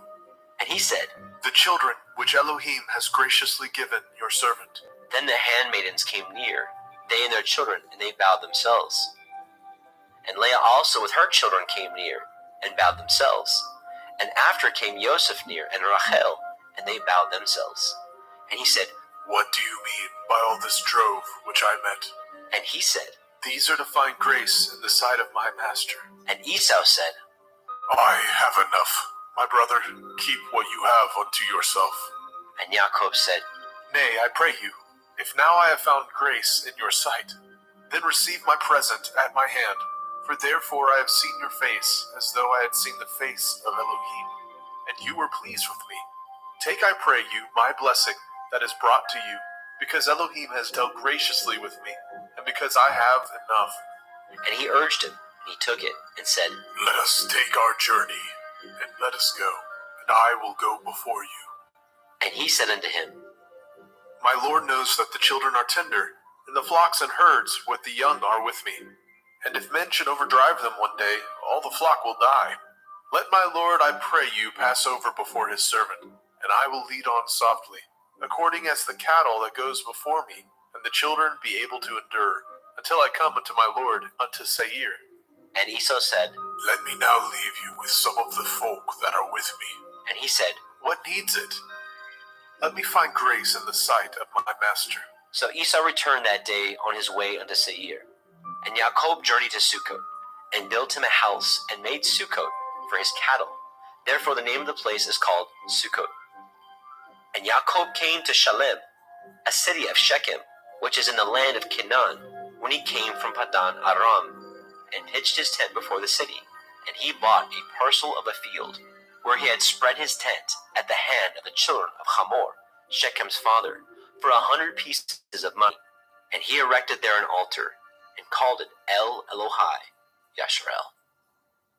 Bereshit, Genesis chapter 34. And Dinah, the daughter of Leah, which she bore unto Jacob, went out to see the daughters of the land. And when Shechem, the son of Hamor, the Hivite, prince of the country, saw her, he took her, and lay with her, and defiled her. And his soul clave unto Dinah, the daughter of Jacob, and he loved the damsel, and spoke kindly unto the damsel.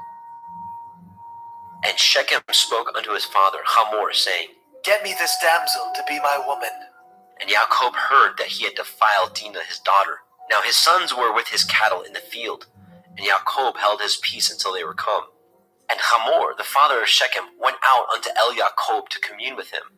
And the sons of Jacob came out of the field when they heard it, and the men were grieved, and they were very wroth, because he had wrought folly in Yashrael, in lying with Jacob's daughter, which thing ought not to be done.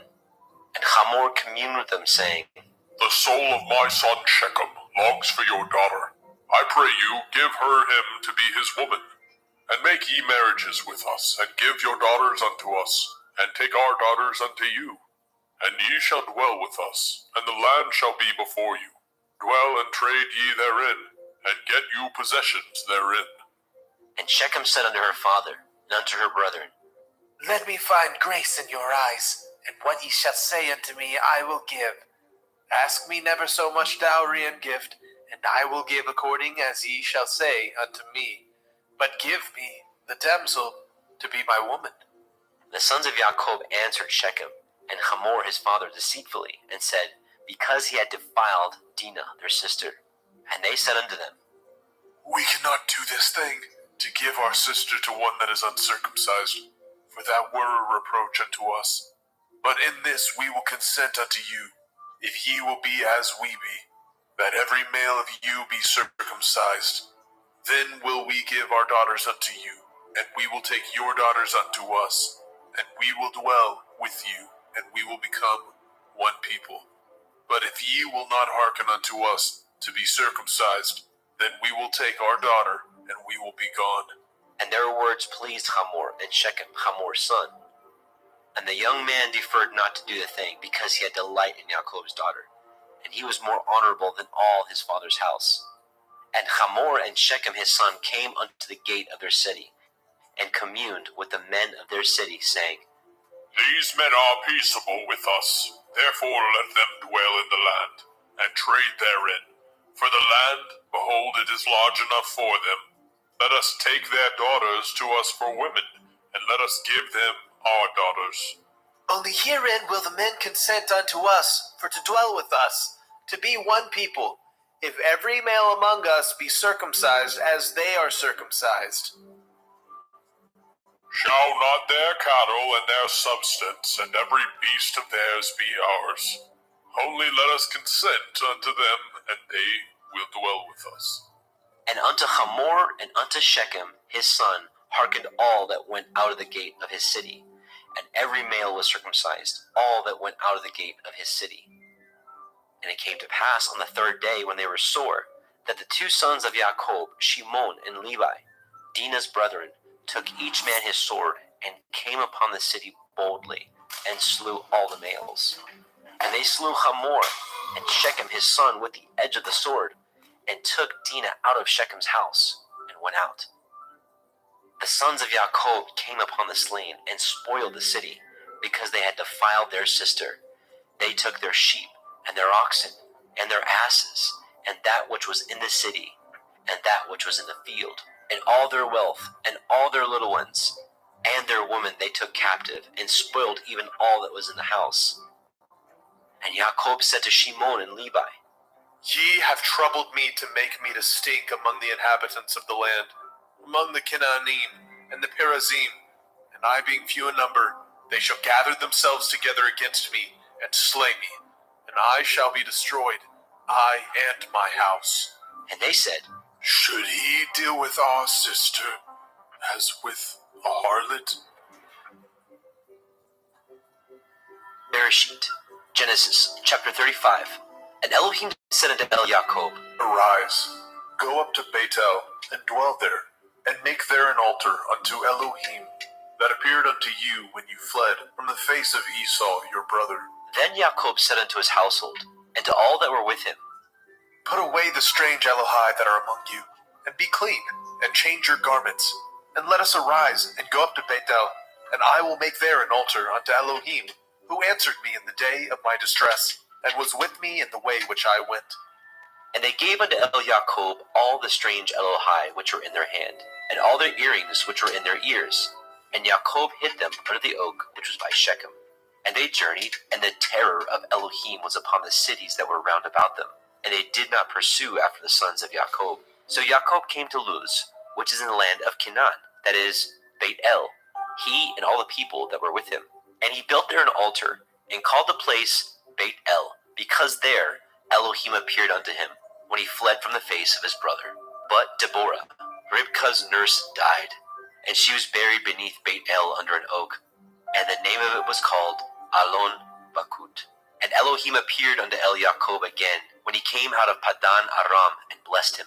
And Elohim said unto him, Your name is Yaakov.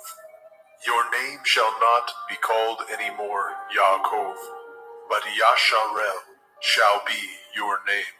And he called his name Yasharel. And Elohim said unto him, I am El Shaddai. Be fruitful and multiply. A nation and a company of nations shall be of you, and kings shall come out of your loins. And the land which I gave Abraham and Yitzhak, to you I will give it, and to your seed after you will I give the land. And Elohim went up from him in the place where he talked with him. And Jacob set up a pillar in the place where he talked with him, even a pillar of stone, and he poured a drink offering thereon, and he poured oil thereon. And Yaakov called the name of the place where Elohim spoke with him, Beit El. And they journeyed from Beit El, and there was but a little way to come to Ephratah. And Rachel travailed, and she had hard labor, And it came to pass, when she was in hard labor, that the midwife said unto her, Fear not, you shall have this son also. And it came to pass, as her soul was in departing, for she died, that she called his name Ben-Oni, but his father called him Benjamin. And Rachel died, and was buried in the way to Ephratah, which is Beit Lechem. And Jacob set a pillar upon her grave, that is the pillar of Rachel's grave unto this day. And Yasharel journeyed, and spread his tent beyond Migdal Eder. And it came to pass, when Yasharel dwelt in that land, that Reuben went and lay with Bilhah his father's concubine, and Yasharel heard it. Now the sons of Jacob were 12, the sons of Leah, Reuben, Jacob's firstborn, and Shimon, and Levi, and Yehudah, and Issachar, and Zebulun. The sons of Rachel, Yosef, and Benjamin. And the sons of Bilhah, Rachel's handmaid, Dan, and Naphtali. And the sons of Zilpah, Leah's handmaid, Gad, and Asher. These are the sons of Jacob, which were born to him in Padan Aram. And Yaakov came unto Yitzchak his father, unto Mamre, unto Kiryat Arba, which is Hebron, where Abraham and Yitzchak sojourned. And the days of Yitzchak were 180 years. And Yitzchak gave up his ruach, and died, and was gathered unto his people, being old and full of days. And his sons Esau and Jacob buried him. Bereshit, Genesis, chapter 36. Now these are the generations of Esau, who is Edom. Esau took his woman of the daughters of Canaan, Ada, the daughter of Elon the Hittite, and Aholibama, the daughter of Anna, the daughter of Zibon the Hittite, and Basema, Ishmael's daughter, sister of Nebaioth. And Ada bore to Esau Eliphaz, and Basmat bore Reuel, and Aholibama bore Yaish, and Ya'alam, and Korach. These are the sons of Esau, which were born unto him in the land of Canaan. And Esau took his women, and his sons, and his daughters, and all the persons of his house, and his cattle, and all his beasts, and all his substance, which he had got in the land of Canaan, and went into the country from the face of his brother Jacob. For their riches were more than they might dwell together, and the land wherein they were strangers could not bear them because of their cattle. Thus dwelt Esau in Mount Seir. Esau is Edom. And these are the generations of Esau, the father of the Edomim, in Mount Seir. These are the names of Esau's sons: Eliphaz, the son of Ada, the woman of Esau; Reuel, the son of Basemat, the woman of Esau. And the sons of Eliphaz were Timan, Omar, Zepho, Gatam, and Kenaz. And Timnah was the concubine to Eliphaz, Esau's son, and she bore to Eliphaz Amalek. These are the sons of Ada, Esau's woman. And these are the sons of Reuel, Nahat, and Zerach, Shammah, and Mizah. These are the sons of Basemat, Esau's woman. And these are the sons of Aholibama, the daughter of Anna, the daughter of Zibon, Esau's woman. And she bore to Esau Yaish, and Ya'alam, and Korach. These were the dukes of the sons of Esau. The sons of Eliphaz, the firstborn son of Esau: Duke Timan, Duke Omar, Duke Zepho, and Duke Kenaz, Duke Korach, Duke Gatam, and Duke Amalek. These are the dukes that came of Eliphaz in the land of Edom. These are the sons of Ada. And these are the sons of Reuel, Esau's son: Duke Nahat, Duke Zerach, Duke Shammah, Duke Mizah. These are the dukes that came of Reuel in the land of Edom. These are the sons of Basemat, Esau's woman. And these are the sons of Aholibama, Esau's woman: Duke Yaish, Duke Ya'alam, Duke Korach. These are the dukes that came of Aholibama, the daughter of Anna, Esau's woman. These are the sons of Esau, who is Edom, and these are their dukes. These are the sons of Seir, the Horite, who inhabited the land: Lotan, and Shobal, and Sibon, and Anna, and Dishon, and Etzer, and Dishan. These are the dukes of the Horim, the children of Seir, in the land of Edom. And the children of Lotan were Horai and Chemam. And Lotan's sister was Tibnah. And the children of Shobal were these: Alyan, and Manachat, and Ebal, and Shiphi, and Onam. And these are the children of Zibon, both Ayah and Anah. This was that Anah that found the mules in the wilderness, as he fed the asses of Zibon his father. And the children of Anah were these: Dishon, and Aholibama, the daughter of Anna. And these are the children of Dishon: Hemdan, and Eshban, and Yithron. and Haran. The children of Etzer are these, Bilhan, and Zaavan, and Akan. The children of Daishon are these, Uts and Aran. These are the dukes that came of the Horim, Duke Lotan, Duke Shobal, Duke Tzibon, and Duke Anna. Duke Daishon, Duke Etzer, Duke Dishan. These are the dukes that came of the Horite, among their dukes in the land of Seir. And these are the kings that reigned in the land of Edom, before there reigned any king over the children of Yasharel. And Bela, the son of Beor, reigned in Edom, and the name of his city was Dinhaba. And Bela died, and Yobab, the son of Zerach of Botzra, reigned in his stead. And Yobab died, and Husham of the land of the Timani reigned in his stead. And Husham died, and Hadad, the son of Bedad, who smote Midian in the field of Moab, reigned in his stead, and the name of his city was Abit. And Hadad died, and Samlah of Masrekah reigned in his stead, and Samlah died, and Shaul of Rehoboth by the river reigned in his stead, and Shaul died, and Baal-Hanan the son of Akbor reigned in his stead, and Baal-Hanan the son of Akbor died, and Hadar reigned in his stead, and the name of his city was Pau, and his woman's name was Mehetabel, the daughter of Matred, the daughter of Me-Zahab. And these are the names of the dukes that came of Esau, according to their families, after their places, by their names: Duke Timnah, Duke Alia, Duke Yechet, Duke Oholibama, Duke Elah, Duke Pinon, Duke Kenaz, Duke Timan, Duke Mitzbar, Duke Magdiel, Duke Iram. These be the dukes of Edom, according to their habitations, in the land of their possession. He is Esau, the father of the Edomim. Bereshit, Genesis, chapter 37. And Yaakov dwelt in the land wherein his father was a stranger, in the land of Canaan. These are the generations of Yaakov. Yosef, being 17 years old, was feeding the flock with his brethren, and the lad was with the sons of Bilhah, and the sons of Zilpah, his father's women. And Yosef brought unto his father their evil report. Now Yasharel loved Yosef more than all his children, because he was the son of his old age, and he made him a coat of many colors. And when his brethren saw that their father loved him more than all his brethren, they hated him, and could not speak peaceably unto him. And Yosef dreamed a dream, and he told it to his brethren, and they hated him yet the more. And he said unto them, Hear, I pray you, this dream which I have dreamt. For behold, we were binding sheaves in the field, and lo, my sheaf arose, and stood upright, and behold, your sheaves stood round about, and made obeisance to my sheaf. And his brethren said unto him, Shall you indeed reign over us, or shall you indeed have dominion over us? And they hated him yet the more for his dreams and for his words. And he dreamed yet another dream, and told it his brethren, and said, Behold, I have dreamed a dream more. And behold, the sun and the moon and the 11 stars made obeisance to me. And he told it to his father and to his brethren. And his father rebuked him, and said unto him, What is this dream that you have dreamed?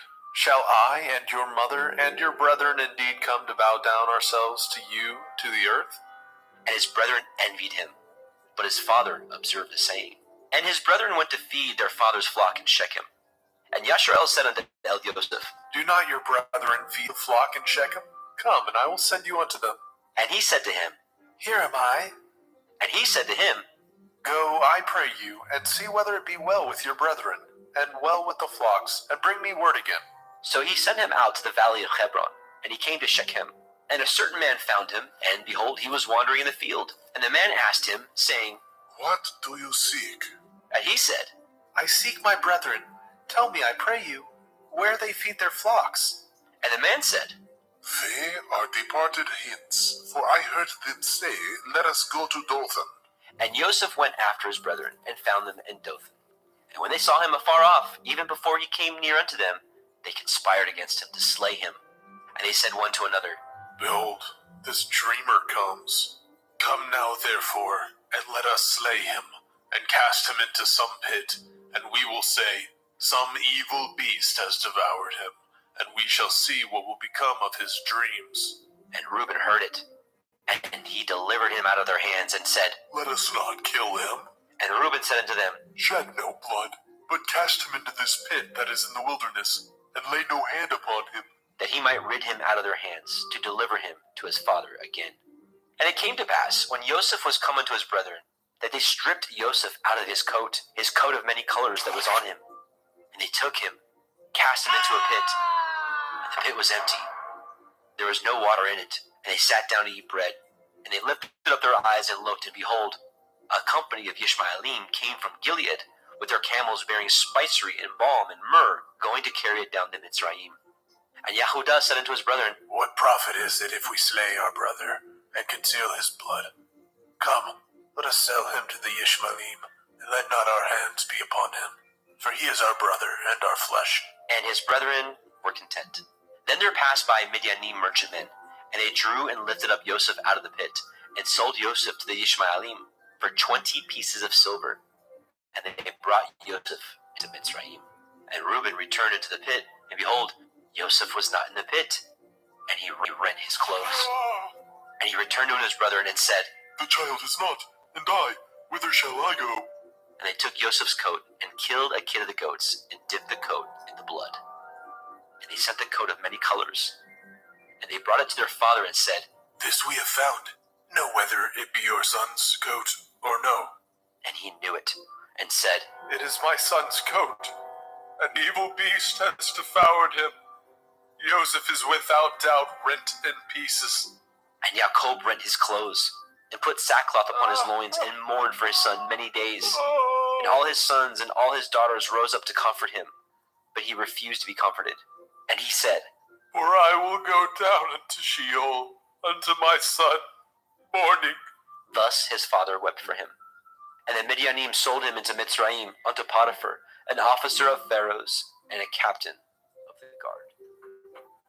Bereshit, Genesis chapter 38. And it came to pass at that time that Yehudah went down from his brethren, and turned into a certain Adullamite, whose name was Hira. And Yehudah saw there a daughter of a certain Canaanite, whose name was Shuach, and he took her, and went in unto her.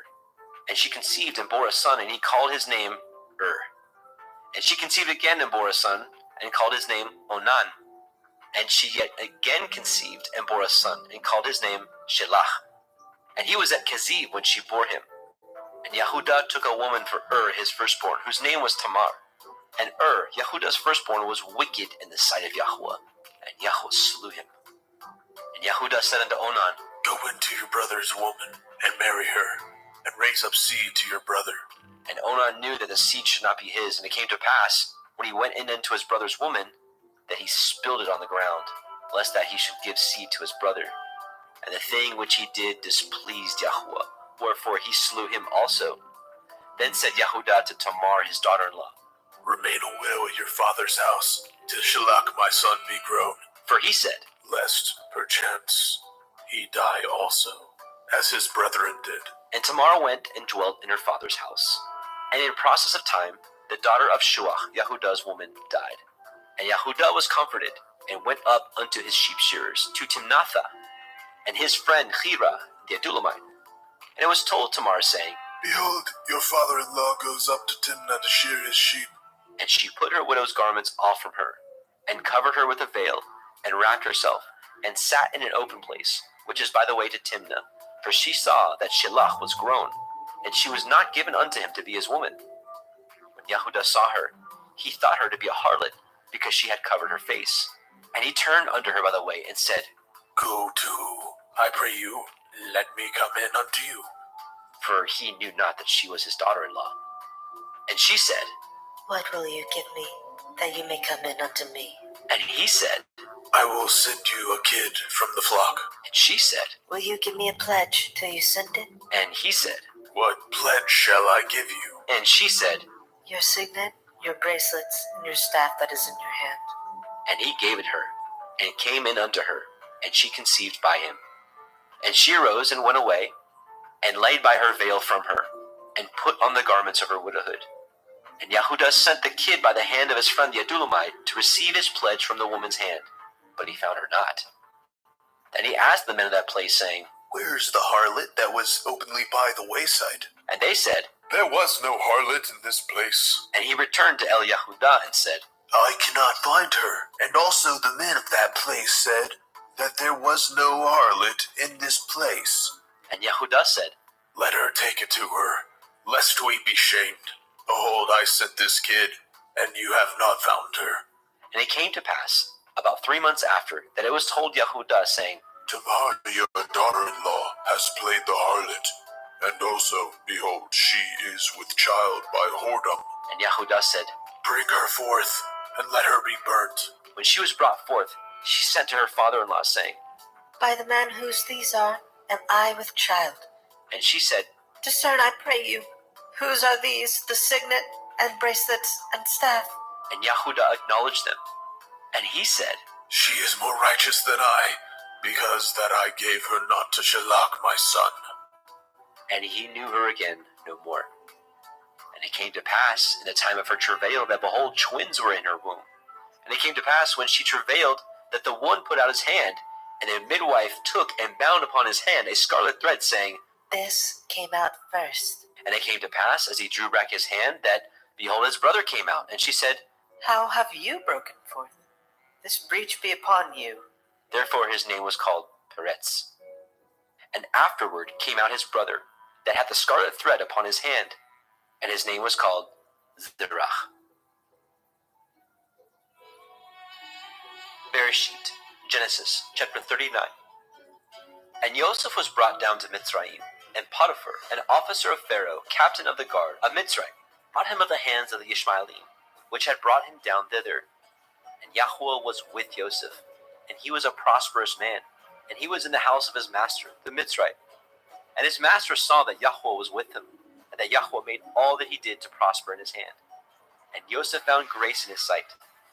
And he served him, and he made him overseer of his house, and all that he had he put into his hand. And it came to pass, from the time that he had made him overseer in his house, and over all that he had, that Yahuwah blessed the Mitzrayim's house for Joseph's sake. And the blessing of Yahuwah was upon all that he had in the house and in the field. And he left all that he had in Joseph's hand, and he knew not aught he had, save the bread which he did eat. And Joseph was a goodly person and well favored. And it came to pass after these things, that his master's woman cast her eyes upon Joseph. And she said, Lie with me. But he refused, and said unto his master's woman, Behold, my master knows not what is with me in the house, and he has committed all that he has to my hand. There is none greater in this house than I, neither has he kept back anything from me but you, because you are his woman. How then can I do this great wickedness and sin against Elohim?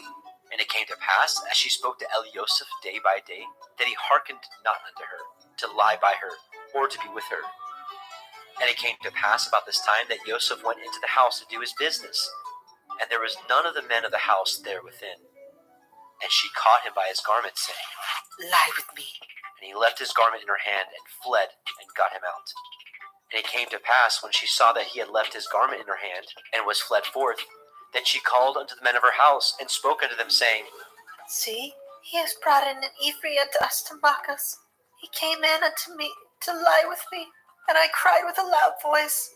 And it came to pass, when he heard that I lifted up my voice and cried, that he left his garment with me, and fled, and got him out. And she laid up his garment by her, until his master came home. And she spoke unto him according to these words, saying, The Ephraim servant which you have brought unto us came in unto me to mock me. And it came to pass, as I lifted up my voice and cried, that he left his garment with me and fled out. And it came to pass, when his master heard the words of his woman, which she spoke unto him, saying, After this did your servant to me, that his wrath was kindled. And Joseph's master took him, and put him into the prison, a place where the king's prisoners were bound. And he was there in prison. But Yahuwah was with Joseph, and showed him mercy, and gave him favor in the sight of the keeper of the prison. And the keeper of the prison committed to Joseph's hand all the prisoners that were in the prison. And whatsoever they did there, he was the doer of it. The keeper of the prison looked not to anything that was under his hand, because Yahuwah was with him. And that which he did, Yahuwah made it to prosper.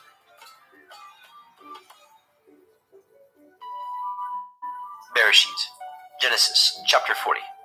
And it came to pass after these things, that the butler of the king of Mitzrayim and his baker had offended their master, the king of Mitzrayim. And Pharaoh was wroth against his two officers, against the chief of the butlers, and against the chief of the bakers. And he put them in ward in the house of the captain of the guard, into the prison, the place where Joseph was bound. And the captain of the guard charged Joseph with them, and he served them, and they continued a season in ward. And they dreamed a dream, both of them, each man his dream in one night, each man according to the interpretations of his dream, the butler and the baker of the king of Mitzrayim, which were bound in the prison. And Joseph came in unto them in the morning, and looked upon them, and behold, they were sad. And he asked Pharaoh's officers that were with him in the ward of his master's house, saying, Wherefore look ye so sadly today? And they said unto him, We have dreamed a dream, and there is no interpreter of it. And Joseph said unto them, Do not interpretations belong to Elohim? Tell me them, I pray you. And the chief butler told his dream to Joseph, and said to him, In my dream, behold, a vine was before me, and in the vine were 3 branches, and it was as though it budded. And her blossoms shot forth, and the clusters thereof brought forth ripe grapes. And Pharaoh's cup was in my hand, and I took the grapes, and pressed them into Pharaoh's cup, and I gave the cup into Pharaoh's hand. And Joseph said unto him, This is the interpretation of it. The 3 branches are 3 days. Yet within 3 days shall Pharaoh lift up your head, and restore you unto your place, and you shall deliver Pharaoh's cup into his hand, after the former manner when you were his butler. But think on me when it shall be well with you, and show kindness, I pray you, unto me, and make mention of me unto Pharaoh, and bring me out of this house. For indeed I was stolen out of the land of the Ephraim, and here also have I done nothing that they should put me into the dungeon. When the chief baker saw that the interpretation was good, he said unto Joseph, I was also in my dream, and behold, I had 3 white baskets on my head, and in the uppermost basket there was of all manner of baked meats for Pharaoh, and the birds did eat them out of the basket upon my head. And Joseph answered and said, This is the interpretation thereof. The 3 baskets are 3 days. Yet within 3 days shall Pharaoh lift up your head from off you, and shall hang you on a tree, and the birds shall eat your flesh from off you. And it came to pass on the 3rd day, which was Pharaoh's birthday, that he made a feast unto all his servants, and he lifted up the head of the chief butler and of the chief baker among his servants. And he restored the chief butler unto his butlership again, and he gave the cup into Pharaoh's hand. But he hanged the chief baker, as Joseph had interpreted to them. Yet did not the chief butler remember Joseph, but forgot him. Bereshit, Genesis chapter 41. And it came to pass at the end of 2 full years, that Pharaoh dreamed, and behold, he stood by the river. And behold, there came up out of the river 7 well-favored kine, and fat-fleshed, and they fed in a meadow. And behold, 7 other kine came up after them out of the river, ill-favored and lean-fleshed, and stood by the other kine upon the brink of the river. And the ill-favored and the lean-fleshed kine did eat up the 7 well-favored and fat kine. So Pharaoh awoke, and he slept, and dreamed the 2nd time. And behold, 7 ears of grain came up upon one stalk, rank and good. And behold, 7 thin ears, and blasted with the east wind, sprung up after them. And the 7 thin ears devoured the 7 rank and full ears. And Pharaoh awoke, and behold, it was a dream. And it came to pass in the morning that his ruach was troubled, and he sent and called for all the magicians of Mitzrayim, and all the wise men thereof. And Pharaoh told them his dream, but there was none that could interpret them unto Pharaoh. Then spoke the chief butler unto Pharaoh, saying, I do remember my faults this day. Pharaoh was wroth with his servants, and put me in ward in the captain of the guard's house, both me and the chief baker. And we dreamed a dream in one night, I and he. And we dreamed each man according to the interpretation of his dream. And there was there with us a young man, an Ephraim, servant to the captain of the guard. And we told him, and he interpreted to us our dreams. To each man according to his dream he did interpret. And it came to pass, as he interpreted to us, so it was. Me he restored unto my office, and him he hanged. Then Pharaoh sent and called Joseph, and they brought him hastily out of the dungeon. And he shaved himself, and changed his raiment, and came in unto Pharaoh. And Pharaoh said unto Joseph, I have a dream, and there is none that can interpret it. And I have heard say of you, that you can understand a dream to interpret it. And Joseph answered Pharaoh, saying, It is not in me. Elohim shall give Pharaoh an answer of peace. And Pharaoh said unto El-Yosef, In my dream, behold, I stood upon the bank of the river, and behold, there came up out of the river 7 kine, fat-fleshed and well-favored, and they fed in a meadow. And behold, 7 other kine came up after them, poor and ill-favored, and lean-fleshed, such as I never saw in all the land of Mizraim for badness. And the lean and the ill-favored kine did eat up the first 7 fat kine. And when they had eaten them up, it could not be known that they had eaten them, but they were still ill-favored, as at the beginning. So I awoke. And I saw in my dream, and behold, 7 ears came up on one stalk, full and good. And behold, 7 ears withered thin, and blasted with the east wind, and sprung up after them. And the thin ears devoured the 7 good ears, and I told this unto the magicians, but there was none that could declare it to me. And Joseph said unto Pharaoh, The dream of Pharaoh is one. Elohim has showed Pharaoh what he is about to do. The 7 good kine are 7 years, and the 7 good ears are 7 years. The dream is one. And the 7 thin and ill-favored kine that came up after them are 7 years, and the 7 empty years blasted with the east wind shall be 7 years of famine. This is the thing which I have spoken unto Pharaoh. What Elohim is about to do, he shows unto Pharaoh. Behold, there come 7 years of great plenty throughout all the land of Mitzrayim. And there shall arise after them 7 years of famine, and all the plenty shall be forgotten in the land of Mitzrayim, and the famine shall consume the land. And the plenty shall not be known in the land by reason of that famine following, for it shall be very grievous. And for that the dream was doubled unto Pharaoh twice. It is because the thing is established by Elohim, and Elohim will shortly bring it to pass. Now therefore let Pharaoh look out a man discreet and wise, and set him over the land of Mitzrayim. Let Pharaoh do this, and let him appoint officers over the land, and take up the 5th part of the land of Mitzrayim in the 7 plenteous years, and let them gather all the food of those good years that come, and lay up grain under the hand of Pharaoh, and let them guard food in the cities. And that food shall be forestored to the land against the 7 years of famine, which shall be in the land of Mitzrayim, that the land perish not through the famine. And the thing was good in the eyes of Pharaoh, and in the eyes of all his servants. And Pharaoh said unto his servants, Can we find such as one as this, a man in whom the Ruach Elohim is? And Pharaoh said unto El-Yosef, For as much as Elohim has showed you all this, there is none so discreet and wise as you are. You shall be over my house, and according to your word shall all my people be ruled. Only in the throne will I be greater than you.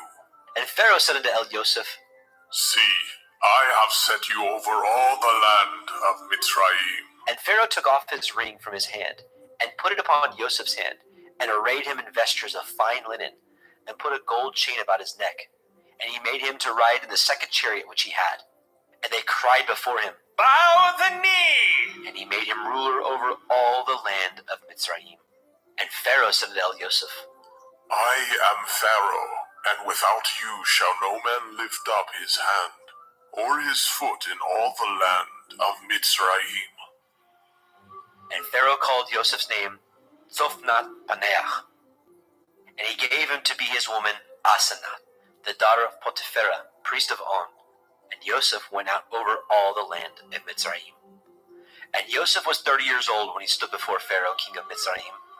And Joseph went out from the presence of Pharaoh, and went throughout all the land of Mitzrayim. And in the 7 plenteous years the earth brought forth by handfuls. And he gathered up all the food of the 7 years, which were in the land of Mitzrayim, and laid up the food in the cities. The food of the field, which was round about every city, he laid up in the same. And Joseph gathered grain as the sand of the sea very much, until he left numbering, for it was without number. And unto Joseph were born 2 sons before the years of famine, which Asenath, the daughter of Potipherah, priest of On, bore unto him. And Joseph called the name of the firstborn Manasseh. For Elohim, said he, has made me forget all my toil, and all my father's house. And the name of the second called he Ephraim. For Elohim has caused me to be fruitful in the land of my affliction. And the 7 years of plenteousness that was in the land of Mitzrayim were ended.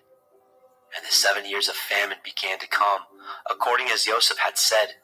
And the famine was in all the lands.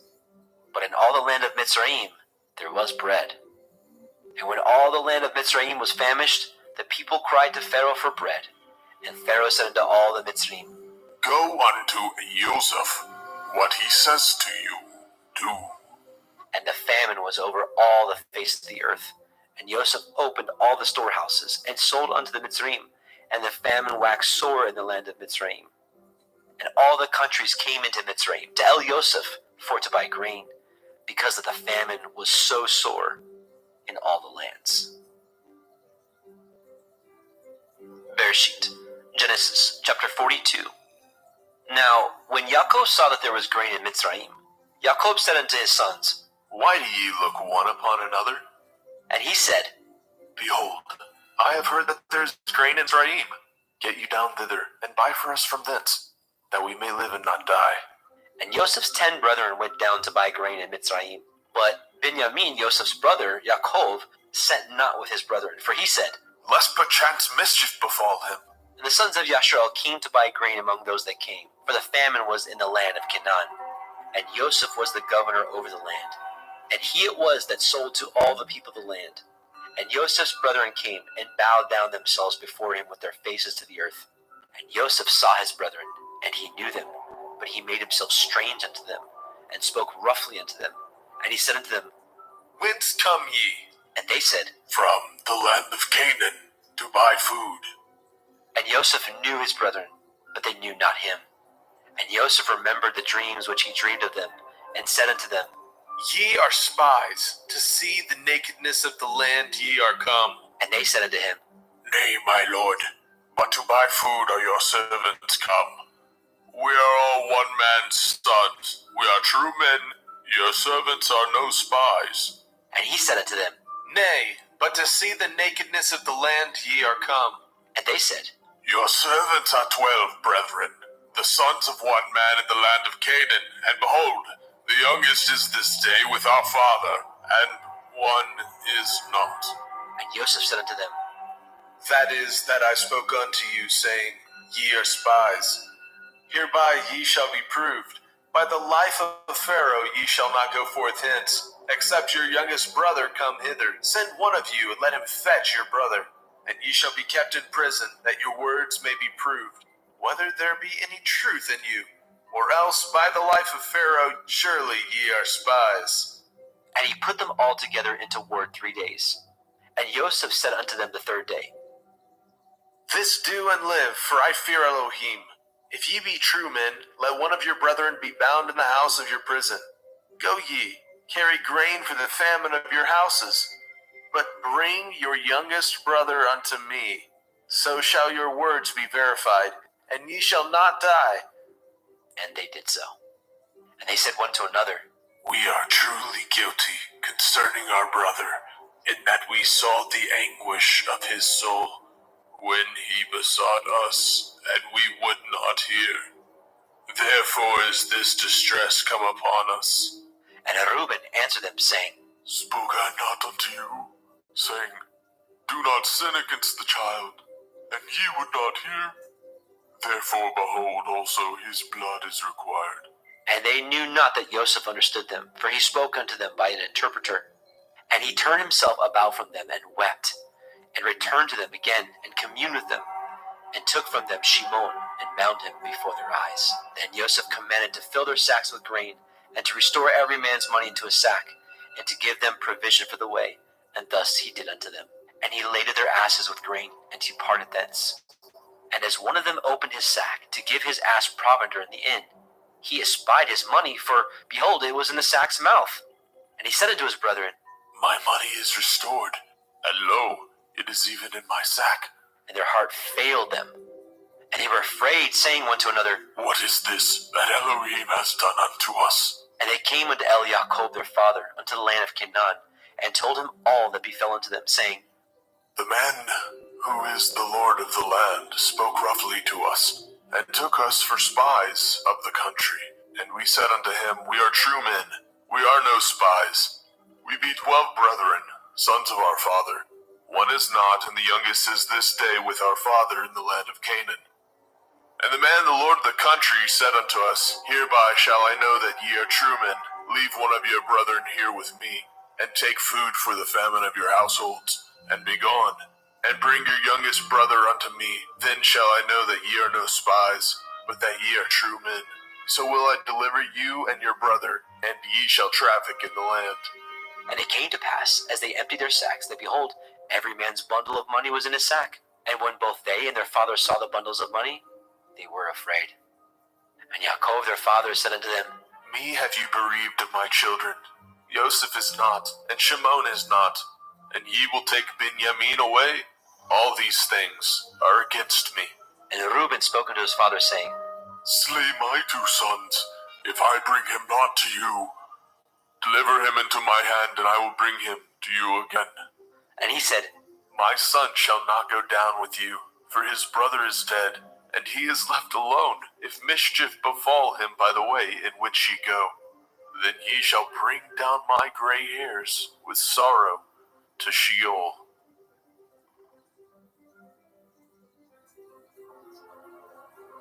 Bereshit, Genesis chapter 43. And the famine was sore in the land. And it came to pass, when they had eaten up the grain which they had brought out of Mitzrayim, their father said unto them, Go again, buy us a little food. And Yehudah spoke unto him, saying, The man did solemnly protest unto us, saying, Ye shall not see my face, except your brother be with you. If you will send our brother with us, we will go down and buy you food. But if you will not send him, we will not go down. For the men said unto us, Ye shall not see my face, except your brother be with you. And Yashrael said, Wherefore dealt ye so ill with me, as to tell the man whether ye had yet a brother? And they said, The man asked us straightly of our state and of our kindred, saying, Is your father yet alive? Have ye another brother? We told him according to the tenor of these words. Could we certainly know that he would say, Bring your brother down? And Yehudah said unto Yashrael his father, Send the lad with me, and we will arise and go, that we may live and not die. Both we and you, and also our little ones. I will be surety for him. Of my hand shall you require him.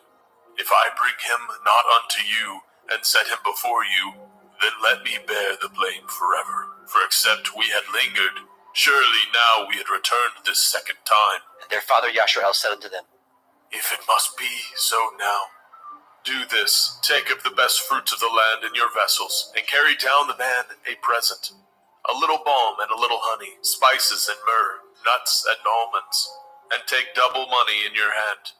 And the money that was brought again in the mouth of your sacks, carry it again in your hand. Perchance it was an oversight. Take also your brother, and arise, go again unto the man. And El Shaddai give you mercy before the man, that he may send away your brother and Benjamin. If I be bereaved of my children, I am bereaved. And the men took that present, and they took double money in their hand, and Benjamin, and rose up, and went down to Mitzrayim, and stood before Yosef. And when Yosef saw Benjamin with them, he said to the ruler of his house, Bring these men home, and slay, and make ready, for these men shall dine with me at noon. And the man did as Yosef bade, and the man brought the men into Yosef's house.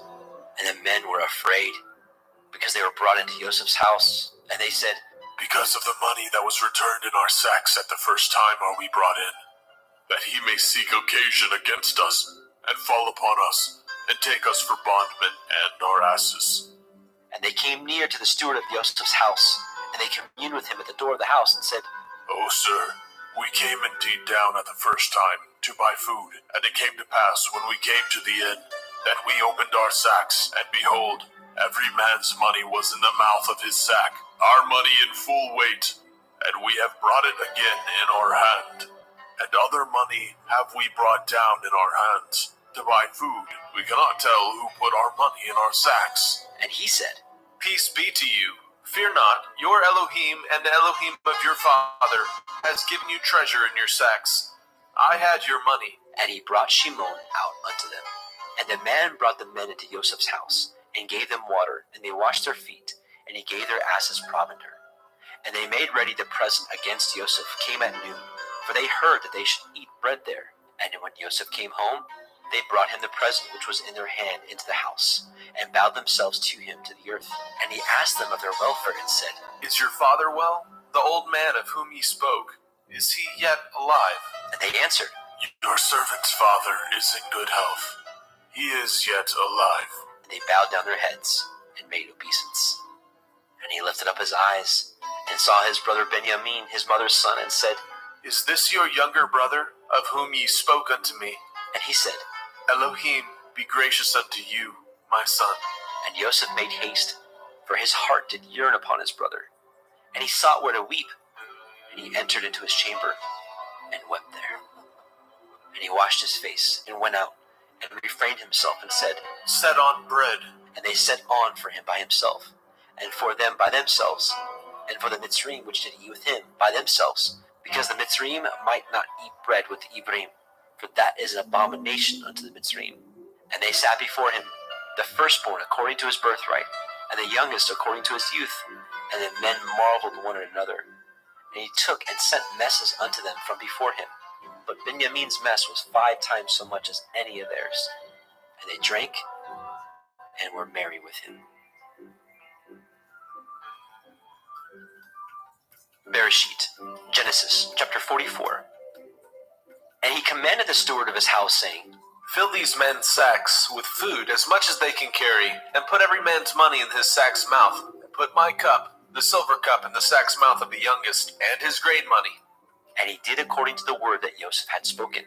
As soon as the morning was light, the men were sent away, and their asses. And when they were gone out of the city, and not yet afar off, Joseph said unto his steward, Up, follow after the men, and when you do overtake them, say unto them, Wherefore have ye rewarded evil for good? Is not this which my Lord drinks, and whereby indeed he divines? Ye have done evil in so doing.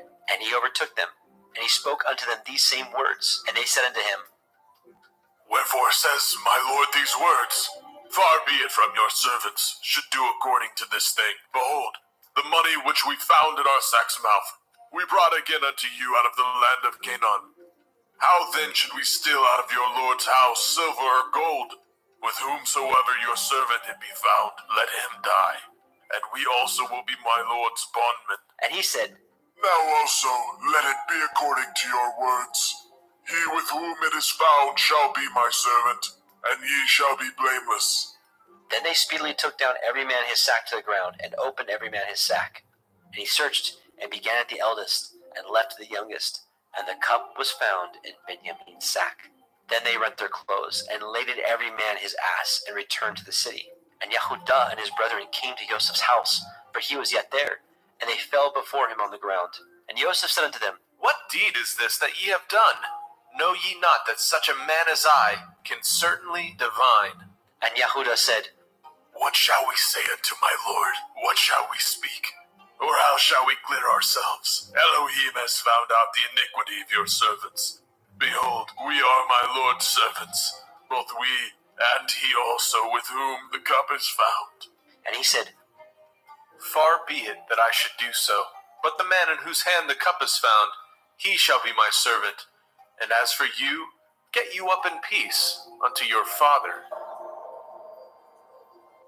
Then Yehudah came near unto him and said, O my Lord, let your servant, I pray you, speak a word in my Lord's ears, and let not your anger burn against your servant, for you are even as Pharaoh, my Lord, asked his servant, saying, Have ye a father or a brother? And we said unto my Lord, We have a father, an old man, and a child of his old age, a little one, and his brother is dead, and he alone is left of his mother, and his father loves him.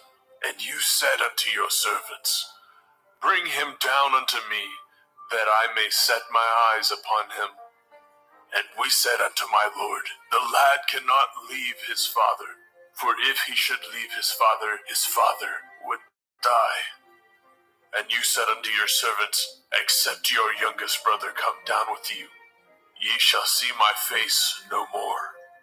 And it came to pass, when we came up unto your servant my father, we told him the words of my Lord. And our father said, Go again and buy us a little food. And we said, We cannot go down. If our youngest brother be with us, then will we go down. For we may not see the man's face, except our youngest brother be with us. And your servant my father said unto us, Ye know that my woman bore me 2 sons, and the one went out from me.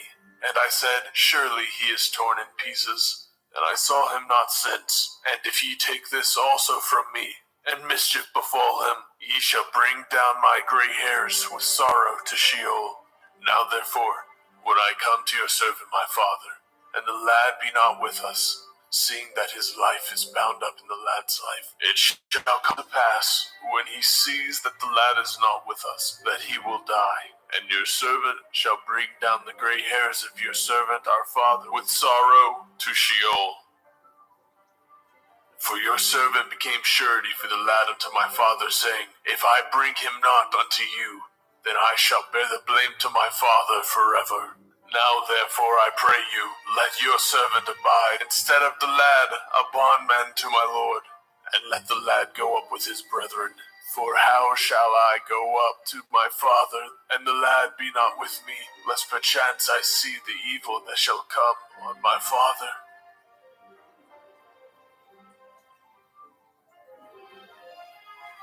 Bereshit, Genesis chapter 45.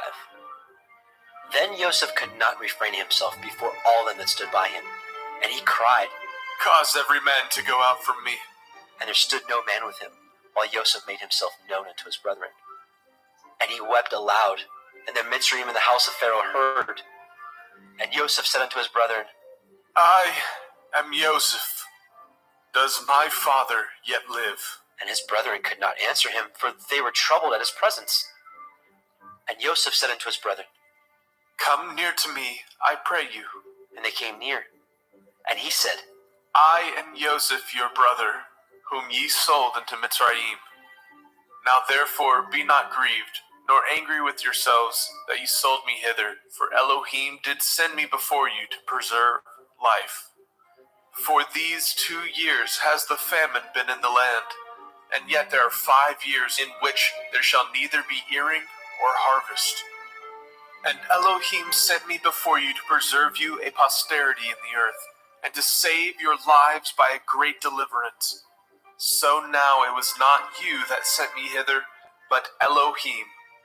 And he has made me a father to Pharaoh, and lord of all his house, a ruler throughout all the land of Mitzrayim.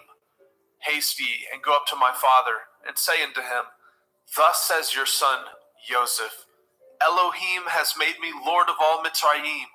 Come down unto me, tarry not, and you shall dwell in the land of Goshen, and you shall be near unto me, you and your children, and your children's children, and your flocks, and your herds, and all that you have.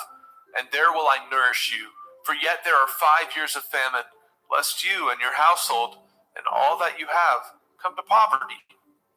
And behold, your eyes see, and the eyes of my brother Benjamin, that it is my mouth that speaks unto you.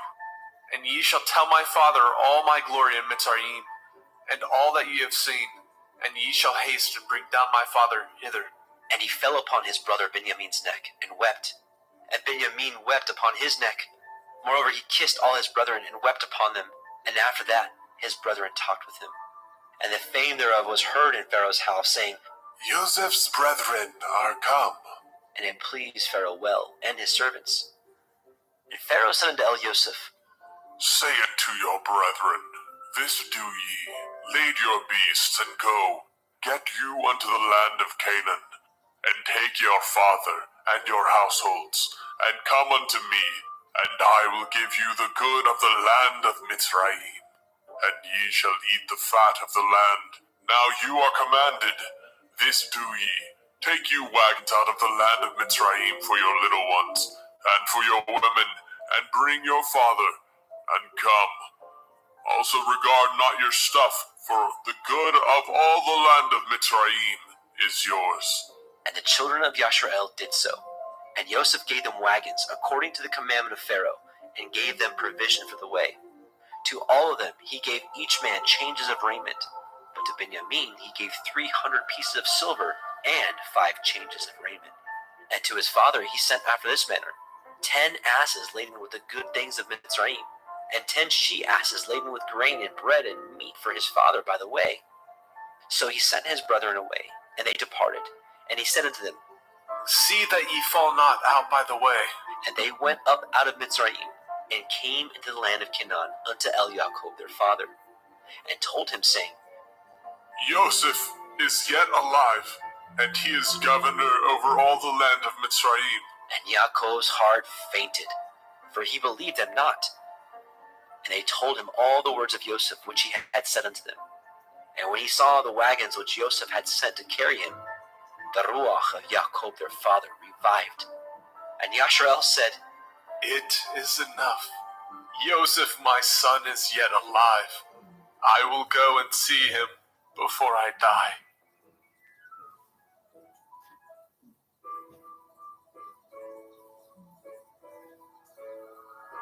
Bereshit, Genesis chapter 46.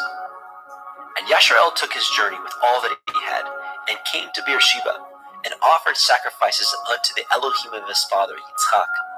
And Elohim spoke unto Yasharel in the visions of the night, and said, Yaakov, Yaakov. And he said, Here am I. And he said, I am El, the Elohai of your father.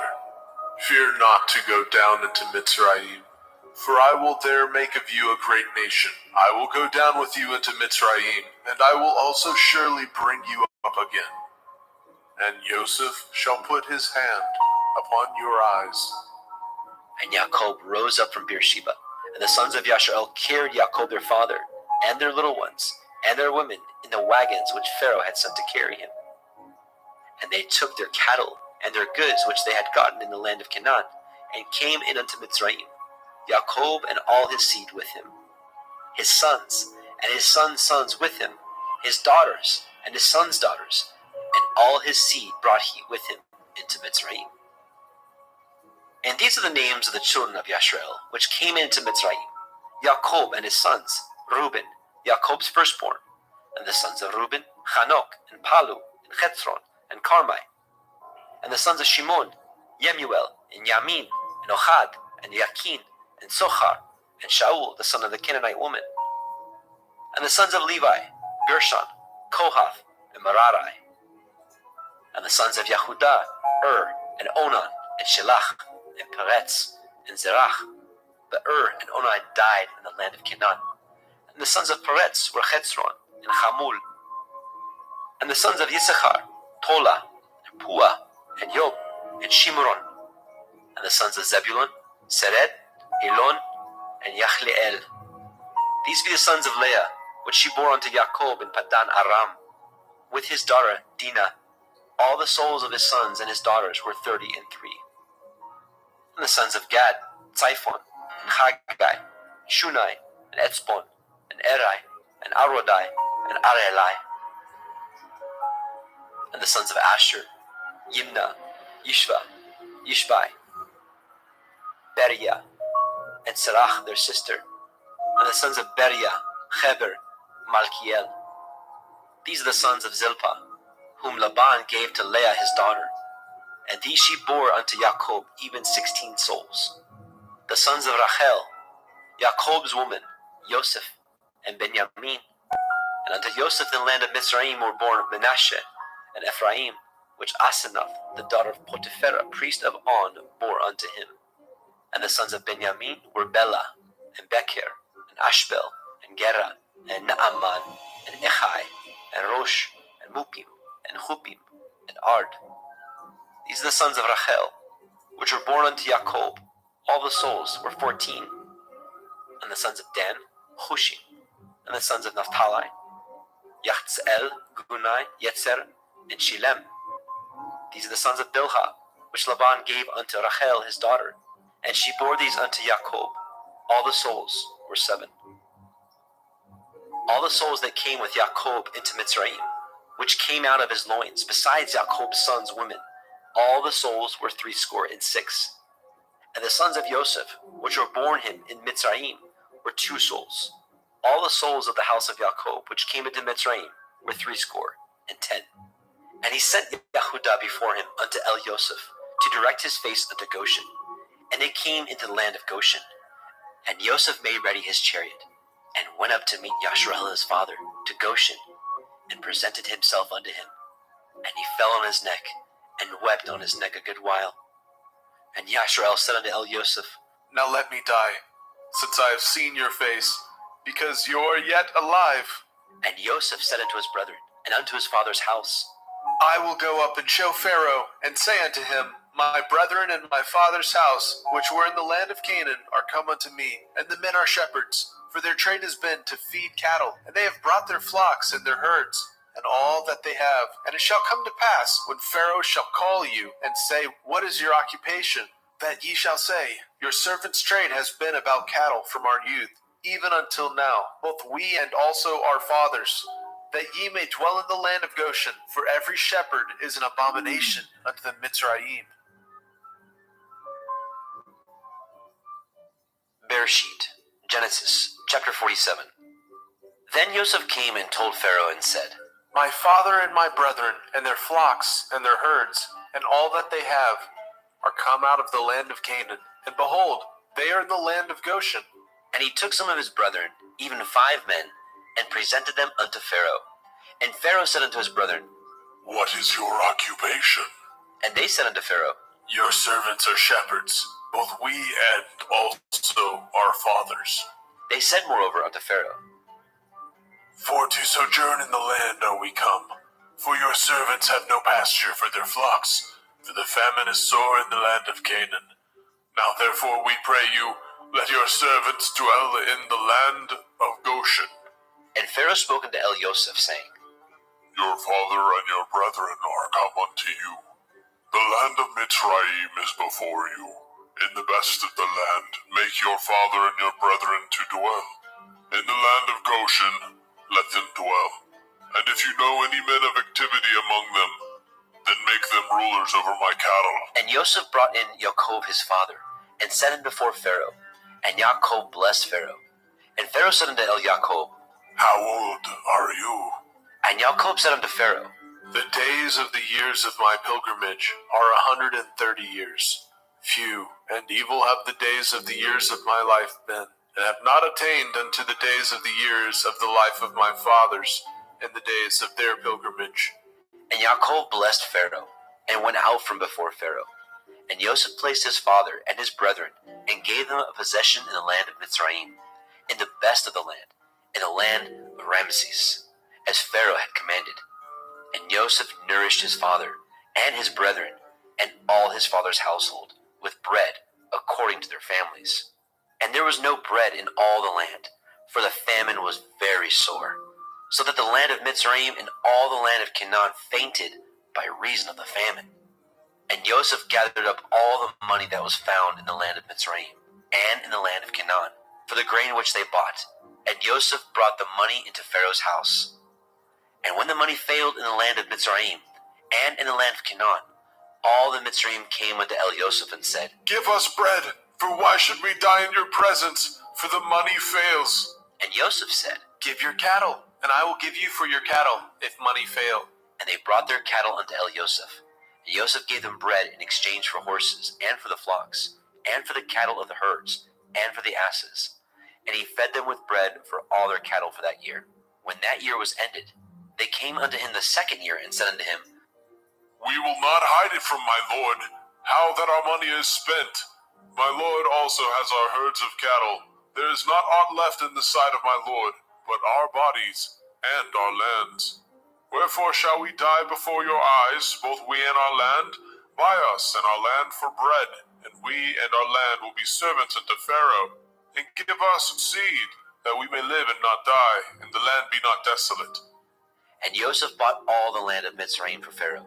For the Mitzrayim sold every man his field, because the famine prevailed over them. So the land became Pharaoh's. And as for the people, he removed them to cities from the one end of the borders of Mitzrayim even to the other end thereof. Only the land of the priests bought he not, for the priests had a portion assigned them of Pharaoh, and did eat their portion which Pharaoh gave them, wherefore they sold not their lands. Then Joseph said unto the people, Behold, I have bought you this day in your land for Pharaoh. Lo, here is seed for you, and ye shall sow the land.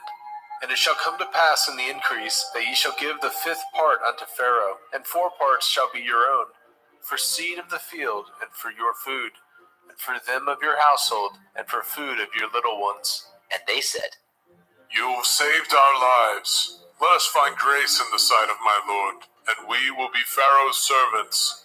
And Joseph made it a law over the land of Mitzrayim unto this day, that Pharaoh should have the 5th part, except the land of the priests only, which became not Pharaoh's. And Yasharel dwelt in the land of Mitzrayim, in the country of Goshen, and they had possessions therein, and grew, and multiplied. So the whole age of Jacob was 147 years, and it drew nigh that Yasharel must die. And he called his son Joseph, and said unto him, If now I have found grace in your sight, put, I pray you, your hand under my thigh, and deal kindly and truly with me. Bury me not, I pray you, in Mitzrayim. But I will lie with my fathers, and you shall carry me out of Mitzrayim, and bury me in their burying place. And he said, I will do as you have said. And he said, Swear unto me. And he swore unto him. And Yasharel bowed himself upon the bed's head. Bereshit, Genesis, chapter 48. And it came to pass, after these things, that one told Joseph, Behold, your father is sick. And he took with him his 2 sons, Manasseh and Ephraim. And one told Jacob and said, Behold, your son Joseph comes unto you. And Yasharel strengthened himself, and sat upon the bed. And Jacob said unto Joseph, El Shaddai appeared unto me at Luz, in the land of Canaan, and blessed me, and said unto me, Behold, I will make you fruitful and multiply you, and will make you a multitude of people, and will give you this land to your seed after you for an everlasting possession. And now your 2 sons, Ephraim and Manasseh, which were born unto you in the land of Mitzrayim, before I came unto you in Mitzrayim, are mine.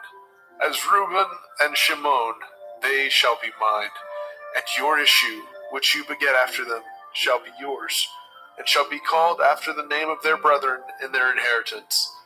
And as for me, when I came from Padan Aram, Rachel died by me in the land of Canaan in the way, when yet there was but a little way to come unto Ephratah, and I buried her there in the way of Ephratah. The same is Bethlehem. And Yasharel beheld Joseph's sons, and said, Who are these? And Joseph said unto his father, They are my sons, whom Elohim has given me in this place. And he said, Bring them, I pray you, unto me, and I will bless them.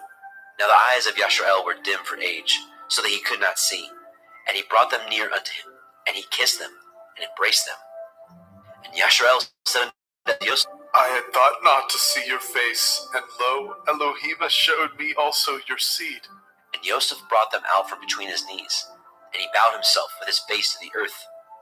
And Joseph took them both, Ephraim in his right hand toward Yasharel's left hand, and Manasseh in his left hand toward Yasharel's right hand, and brought them near unto him.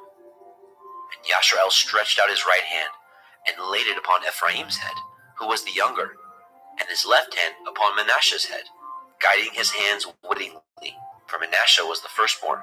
And he blessed Joseph, and said, Elohim, before whom my fathers Abraham and Yitzhak did walk, the Elohim which fed me all my life long unto this day, the angel which redeemed me from all evil, bless the lads, and let my name be named on them, and the name of my fathers Abraham and Yitzhak, and let them grow into a multitude in the midst of the earth. And when Joseph saw that his father laid his right hand on the head of Ephraim, it displeased him. And he held up his father's hand to remove it from Ephraim's head unto Manasseh's head. And Joseph said unto his father, Not so, my father. This is the firstborn. Put your right hand upon his head. And his father refused, and said, I know it, my son, I know it. He also shall become a people, and he also shall be great.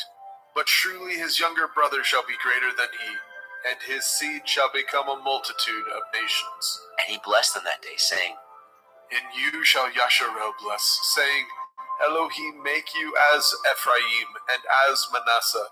And he set Ephraim before Manasseh. And Yasharel said unto Elioseph, Behold, I die, but Elohim shall be with you, and bring you again unto the land of your fathers. Moreover, I have given to you one portion above your brethren, which I took out of the hand of the Emori, with my sword and with my bow. Bereshit, Genesis chapter 49. And Jacob called unto his sons, and said, Gather yourselves together, that I may tell you that which shall befall you in the last days. Gather yourselves together, and hear, ye sons of Yaakov, and hearken unto Yasharel, your father. Reuben, you are my firstborn, my might, and the beginning of my strength, the excellency of dignity, and the excellency of power. Unstable as water, you shall not excel, because you went up to your father's bed, then defiled it. He went up to my couch. Shimon and Levi are brethren. Instruments of cruelty are in their habitations. O my soul, come not into their secret. Unto their assembly my honor be not united. For in their anger they slew a man, and in their self-will they dug down a wall. Cursed be their anger, for it was fierce, and their wrath, for it was cruel. I will divide them in Yaakov, and scatter them in Yasharel. Yehuda, you are he whom your brethren shall praise. Your hand shall be in the neck of your enemies. Your father's children shall bow down before you. Yehuda is a lion's whelp from the prey. My son, you are gone up. He stooped down. He couched as a lion, and as an old lion, who shall rouse him up? The scepter shall not depart from Yehuda, nor a Torah giver from between his feet, until Shiloh come. And unto him shall the gathering of the people be, binding his foal into the vine, and his ass's colt unto the choice vine. He washed his garments in wine, and his clothes in the blood of grapes. His eyes shall be red with wine, and his teeth white with milk. Zebulun shall dwell at the haven of the sea. He shall be for a haven of ships, and his border shall be unto Sidon. Issachar is a strong ass, couching down between two burdens. And he saw that the rest was good, and the land that it was pleasant, and bowed his shoulder to bear, and became a servant unto tribute. Dan shall judge his people, as one of the tribes of Yasharel. Dan shall be a serpent by the way, an adder in the path, that bites the horse heels, so that his rider shall fall backward. I have waited for your Yeshua, O Yahuwah. Gad, a troop shall overcome him, but he shall overcome at the last. Out of Asher his bread shall be fat, and he shall yield royal dainties. Naphtali is a hind let loose. He gives goodly words. Joseph is a fruitful bough, even a fruitful bough by a well, whose branches run over the wall. The archers have sorely grieved him, and shot at him, and hated him. But his bow abode in strength, and the arms of his hands were made strong, by the hands of the mighty Elohim of Yaakov. Even by the Elohim of your father, who shall help you, and by El Shaddai, who shall bless you, with blessings of heaven above, blessings of the deep that lie under, blessings of the breast and of the womb. The blessings of your father have prevailed above the blessings of my progenitors, unto the utmost bound of the everlasting hills. They shall be on the head of Joseph, and on the crown of the head of him that was separated from his brethren. Benjamin shall raven as a wolf. In the morning he shall devour the prey, and at night he shall divide the spoil. All these are the 12 tribes of Yasharel, and this is it that their father spoke unto them, and blessed them. Every one according to his blessing he blessed them. And he charged them, and said unto them, I am to be gathered unto my people. Bury me with my fathers in the cave that is in the field of Ephron the Hittite, in the cave that is in the field of Machpelah, which is before Mamre, in the land of Canaan, which Abraham bought with the field of Ephron the Hittite for a possession of a burying place. There they buried Abraham and Sarah his woman. There they buried Yitzhak and Rivkah his woman. And there I buried Leah. The purchase of the field and of the cave that is therein was from the children of Heth. And when Yaakov had made an end of commanding his sons, he gathered up his feet into the bed, and yielded up his ruach, and was gathered unto his people. Bereshit, Genesis chapter 50. And Joseph fell upon his father's face, and wept upon him, and kissed him. And Joseph commanded his servants, the physicians, to embalm his father. And the physicians embalmed Yasharel. And 40 days were fulfilled for him, for so are fulfilled the days of those which are embalmed. And the Mitzrayim mourned for him 70 days.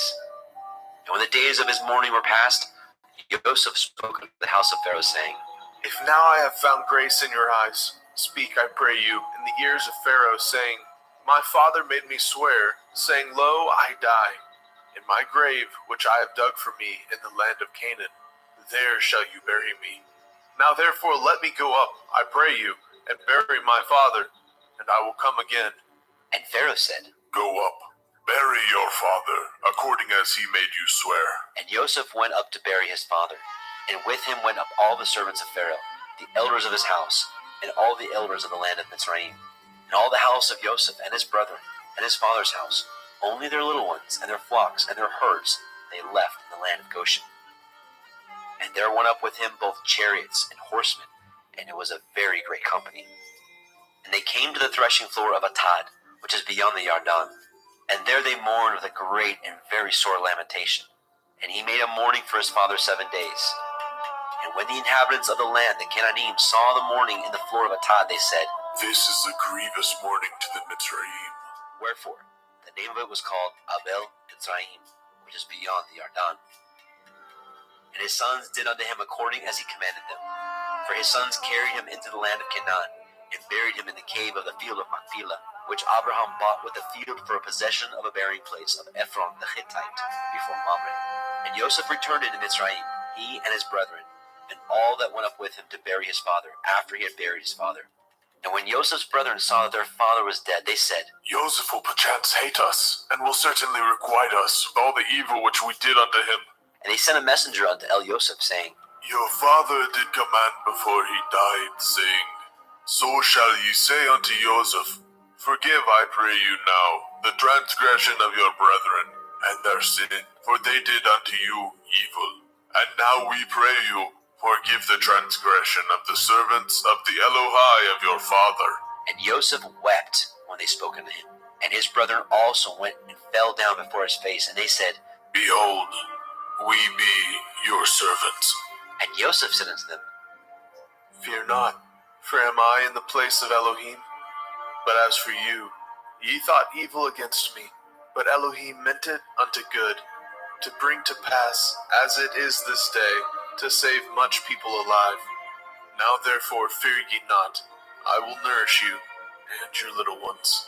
And he comforted them, and spoke kindly unto them. And Joseph dwelt in Mitzrayim, he and his father's house.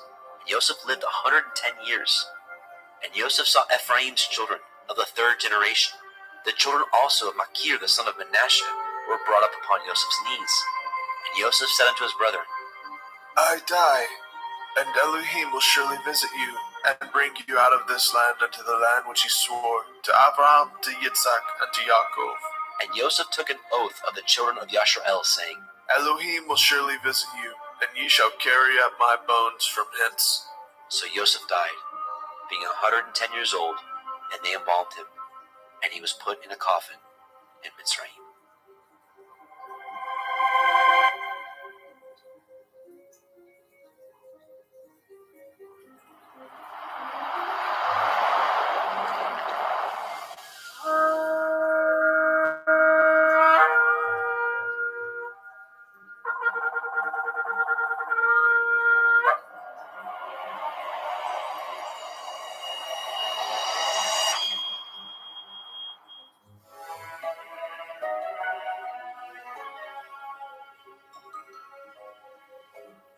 Vayikra, Leviticus chapter 1. And Yahweh called unto Moshe, and spoke unto him out of the tabernacle of the assembly, saying, Speak unto the children of Yasharel, and say unto them, If any man of you bring an offering unto Yahweh, ye shall bring your offering of the cattle, even of the herd and of the flock. If his offering be a burnt sacrifice of the herd, let him offer a male without blemish. He shall offer it of his own voluntary will, at the door of the tabernacle of the assembly before Yahweh. And he shall put his hand upon the head of the burnt offering, and it shall be accepted for him, to make an atonement for him. And he shall kill the bullock before Yahweh, and the priests, Aharon's sons, shall bring the blood, and sprinkle the blood round about upon the altar that is by the door of the tabernacle of the assembly. And he shall flay the burnt offering, and cut it into his pieces, And the sons of Aharon the priest shall put fire upon the altar, and lay the wood in order upon the fire. And the priests, Aharon's sons, shall lay the parts, the head, the fat, in order upon the wood that is on the fire, which is upon the altar. But his inwards and his legs shall he wash in water, and the priest shall burn all on the altar, to be a burnt sacrifice, an offering made by fire, of sweet savor unto Yahweh. And if his offering be of the flocks, namely of the sheep, or of the goats, for a burnt sacrifice, he shall bring it a male without blemish. And he shall kill it on the side of the altar northward, before Yahweh and the priest. Aharon's sons shall sprinkle his blood round about upon the altar. And he shall cut it into his pieces, with his head and his fat, and the priest shall lay them in order on the wood that is on the fire, which is upon the altar. But he shall wash the inwards of the legs with water, and the priest shall bring it all, and burn it upon the altar. It is a burnt sacrifice, an offering made by fire, of sweet savor unto Yahweh. And if the burnt sacrifice for his offering to Yahweh be of fowls, then he shall bring his offering of turtle doves, or of young pigeons. And the priest shall bring it unto the altar, and wring off his head, and burn it on the altar, and the blood thereof shall be wrung out at the side of the altar. And he shall pluck away his crop with his feathers, and cast it beside the altar on the east part, by the place of the ashes. And he shall cleave it with the wings thereof, but shall not divide it asunder. And the priest shall burn it upon the altar, upon the wood that is upon the fire. It is a burnt sacrifice, an offering made by fire, of sweet savor unto Yahweh. Vayikra, Leviticus chapter 2. And when any will offer a meat offering unto Yahweh, his offering shall be of fine flour, and he shall pour oil upon it, and put frankincense thereon. And he shall bring it to Aharon's sons, the priests, and he shall take thereout his handful of the flour thereof, and of the oil thereof, with all the frankincense thereof. And the priest shall burn the memorial of it upon the altar, to be an offering made by fire, of a sweet savor unto Yahweh. And the remnant of the meat offering shall be Aharon's and his sons. It is a thing most holy of the offerings of Yahweh, made by fire. And if you bring an oblation of meat offering, baken in the oven, it shall be matzah cakes of fine flour, mingled with oil, or matzah wafers anointed with oil. And if your oblation be a meat offering, baken in a pan, it shall be of fine flour, unleavened, mingled with oil. You shall part it in pieces, and pour oil thereon. It is a meat offering. And if your oblation be a meat offering, baken in the frying pan, it shall be made of fine flour with oil. And you shall bring the meat offering that is made of these things unto Yahweh. And when it is presented unto the priest, he shall bring it unto the altar. And the priest shall take from the meat offering a memorial thereof, and shall burn it upon the altar. It is an offering made by fire, of sweet savor unto Yahweh. And that which is left of the meat offering shall be Aharon's and his sons. It is a thing most holy of the offerings of Yahweh made by fire. No meat offering which ye shall bring unto Yahweh shall be made with leaven, for ye shall burn no leaven, nor any honey, in any offering of Yahweh made by fire. As for the oblation of the firstfruits, ye shall offer them unto Yahweh, but they shall not be burnt on the altar for a sweet savor. And every oblation of your meat offering shall ye season with salt, neither shall ye suffer the salt of the covenant of your Elohim to be lacking from your meat offering. And all your offerings you shall offer salt. And if you offer a meat offering of your firstfruits unto Yahweh, you shall offer the meat offering of your firstfruits, green ears of grain dried by the fire, even grain beaten out of full ears. And you shall put oil upon it, and lay frankincense thereon. It is a meat offering. And the priest shall burn the memorial of it, part of the beaten grain thereof, and part of the oil thereof, with all the frankincense thereof. It is an offering made by fire unto Yahweh. Vayikra, Leviticus chapter 3. And if his oblation be a sacrifice of peace offering, if he offer it of the herd, whether it be a male or a female, he shall offer it without blemish before Yahweh. And he shall lay his hand upon the head of his offering, and kill it at the door of the tabernacle of the assembly. And Aharon's sons, the priests, shall sprinkle the blood upon the altar round about. And he shall offer of the sacrifice of the peace offering an offering made by fire unto Yahweh, the fat that covers the inwards, and all the fat that is upon the inwards, and the 2 kidneys, and the fat that is on them, which is by the flanks, and the caul above the liver, with kidneys, it shall he take away. And Aharon's sons shall burn it on the altar upon the burnt sacrifice, which is upon the wood that is on the fire. It is an offering made by fire, of sweet savor unto Yahweh. And if his offering for a sacrifice of peace offering unto Yahweh be of the flock, male or female, he shall offer it without blemish. If he offer a lamb for his offering, then shall he offer before Yahweh. And he shall lay his hand upon the head of his offering, and kill it before the tabernacle of the assembly. And Aharon's sons shall sprinkle the blood thereof round about upon the altar. And he shall offer of the sacrifice of the peace offering an offering made by fire unto Yahweh, the fat thereof, and the whole rump. It shall he take off hard by the backbone, and the fat that covers the inwards, and all the fat that is upon the inwards, and the 2 kidneys, and the fat that is upon them, which is by the flanks, and the caul above the liver, and the kidneys, it shall he take away. And the priest shall burn it upon the altar. It is the food of the offering made by fire unto Yahweh. And if his offering be a goat, then he shall offer it before Yahweh. And he shall lay his hand upon the head of it, and kill it before the tabernacle of the assembly.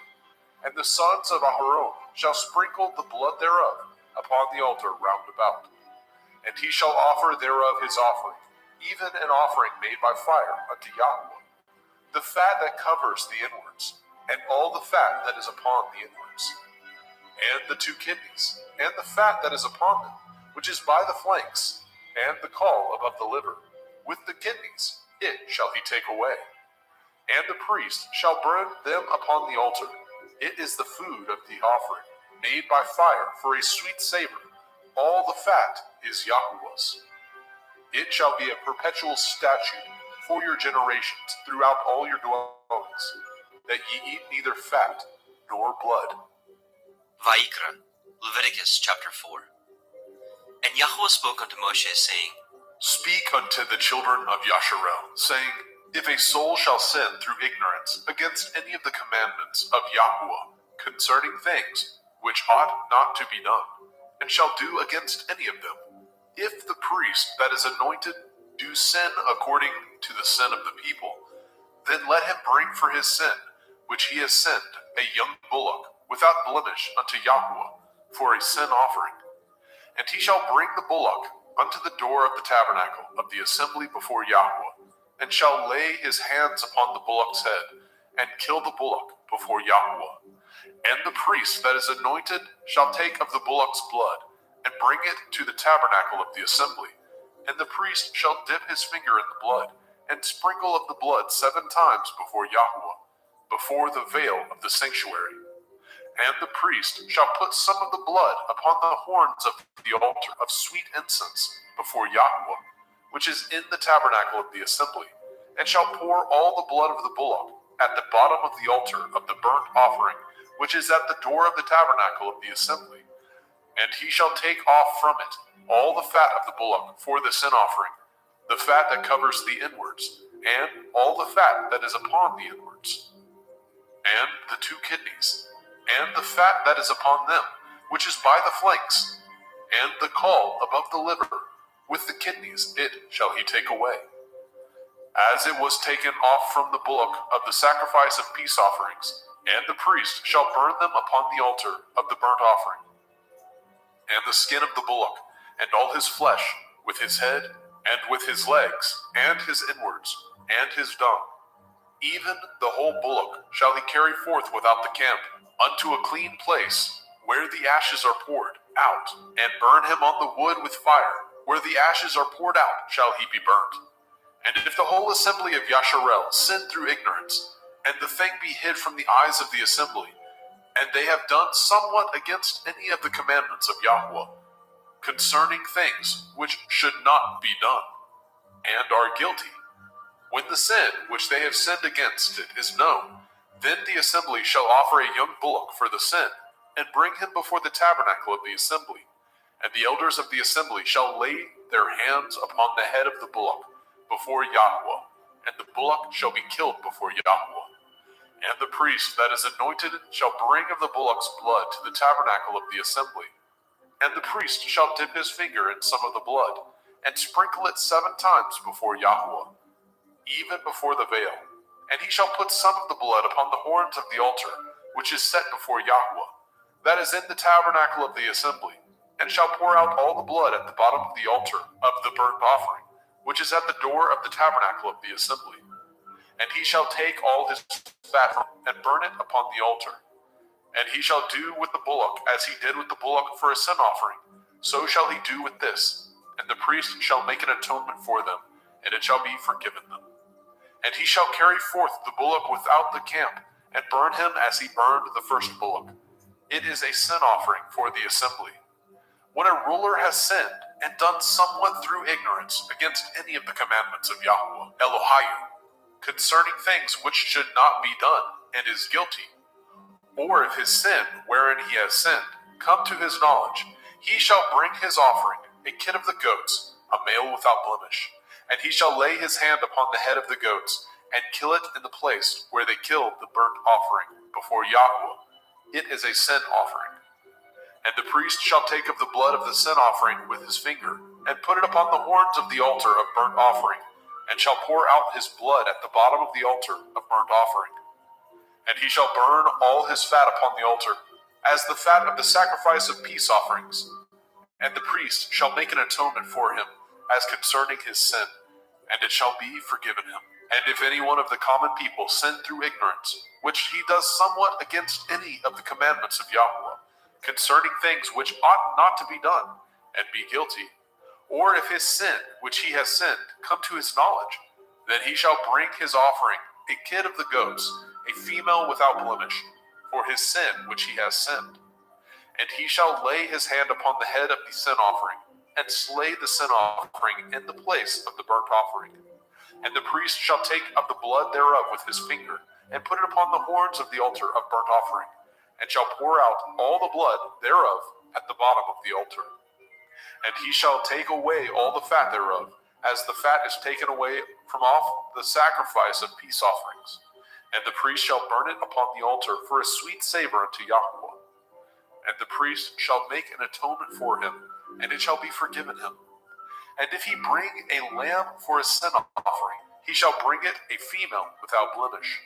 And he shall lay his hand upon the head of the sin offering, and slay it for the sin offering in the place where they killed the burnt offering. And the priest shall take of the blood of the sin offering with his finger, and put it upon the horns of the altar of burnt offering, and shall pour out all the blood thereof at the bottom of the altar. And he shall take away all the fat thereof, as the fat of the lamb is taken away from the sacrifice of the peace offering.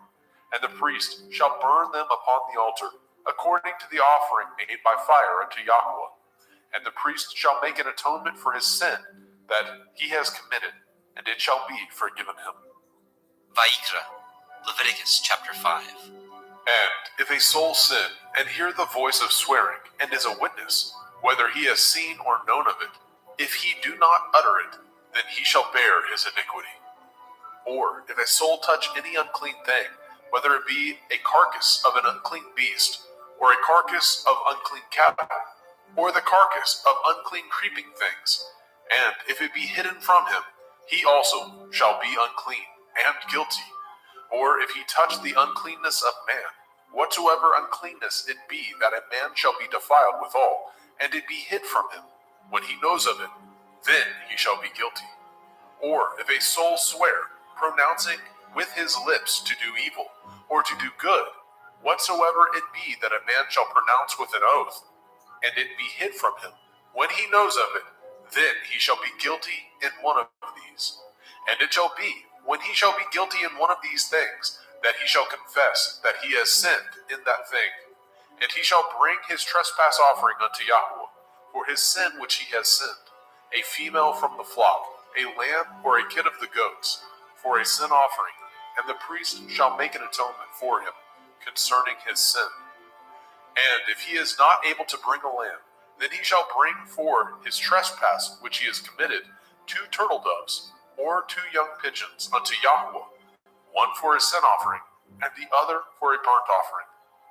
And he shall bring them unto the priest, who shall offer that which is for the sin offering first, and wring off his head from his neck, but shall not divide it asunder. And he shall sprinkle of the blood of the sin offering upon the side of the altar, and the rest of the blood shall be wrung out at the bottom of the altar. It is a sin offering. And he shall offer the second for a burnt offering, according to the manner, and the priest shall make an atonement for him, for his sin which he has sinned, and it shall be forgiven him. But if he be not able to bring 2 turtle doves, or 2 young pigeons, then he that sinned shall bring for his offering the 10th part of an ephah of fine flour for a sin offering. He shall put no oil upon it, neither shall he put any frankincense thereon, for it is a sin offering.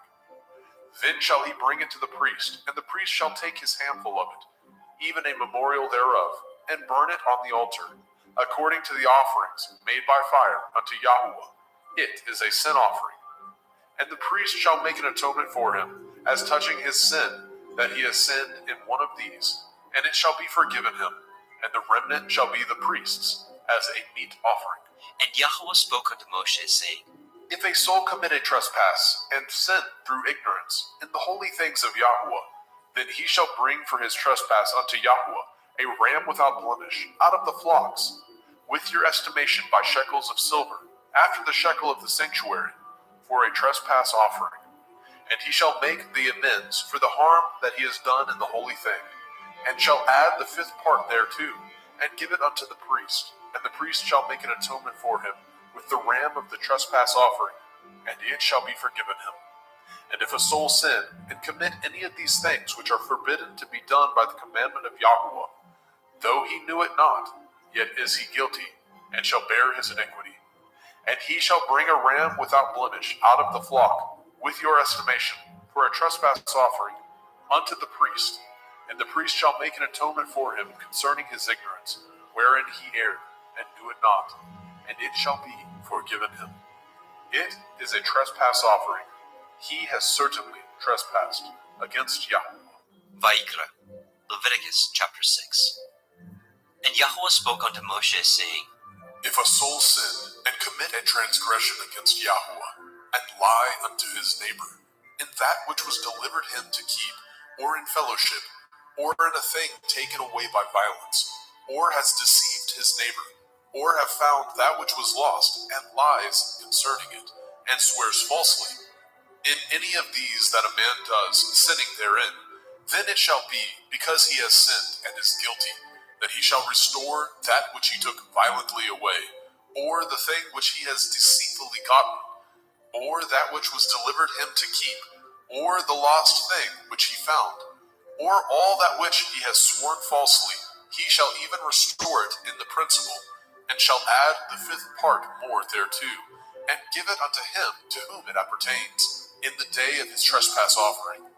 And he shall bring his trespass offering unto Yahweh, a ram without blemish out of the flock, with your estimation for a trespass offering unto the priest. And the priest shall make an atonement for him before Yahweh, and it shall be forgiven him for anything of all that he has done in trespass therein. And Yahweh spoke unto Moshe, saying, Command Aaron and his sons, saying, This is the Torah of the burnt offering. It is the burnt offering because of the burning upon the altar all night unto the morning, and the fire of the altar shall be burning in it. And the priest shall put on his linen garment, and his linen breeches shall he put upon his flesh, and take up the ashes which the fire has consumed with the burnt offering on the altar, and he shall put them beside the altar. And he shall put off his garments, and put on other garments, and carry forth the ashes without the camp unto a clean place. And the fire upon the altar shall be burning in it. It shall not be put out. And the priest shall burn wood on it every morning, and lay the burnt offering in order upon it, and he shall burn thereon the fat of the peace offerings. The fire shall ever be burning upon the altar. It shall never go out. And this is the Torah of the meat offering. The sons of Aharon shall offer it before Yahweh, before the altar.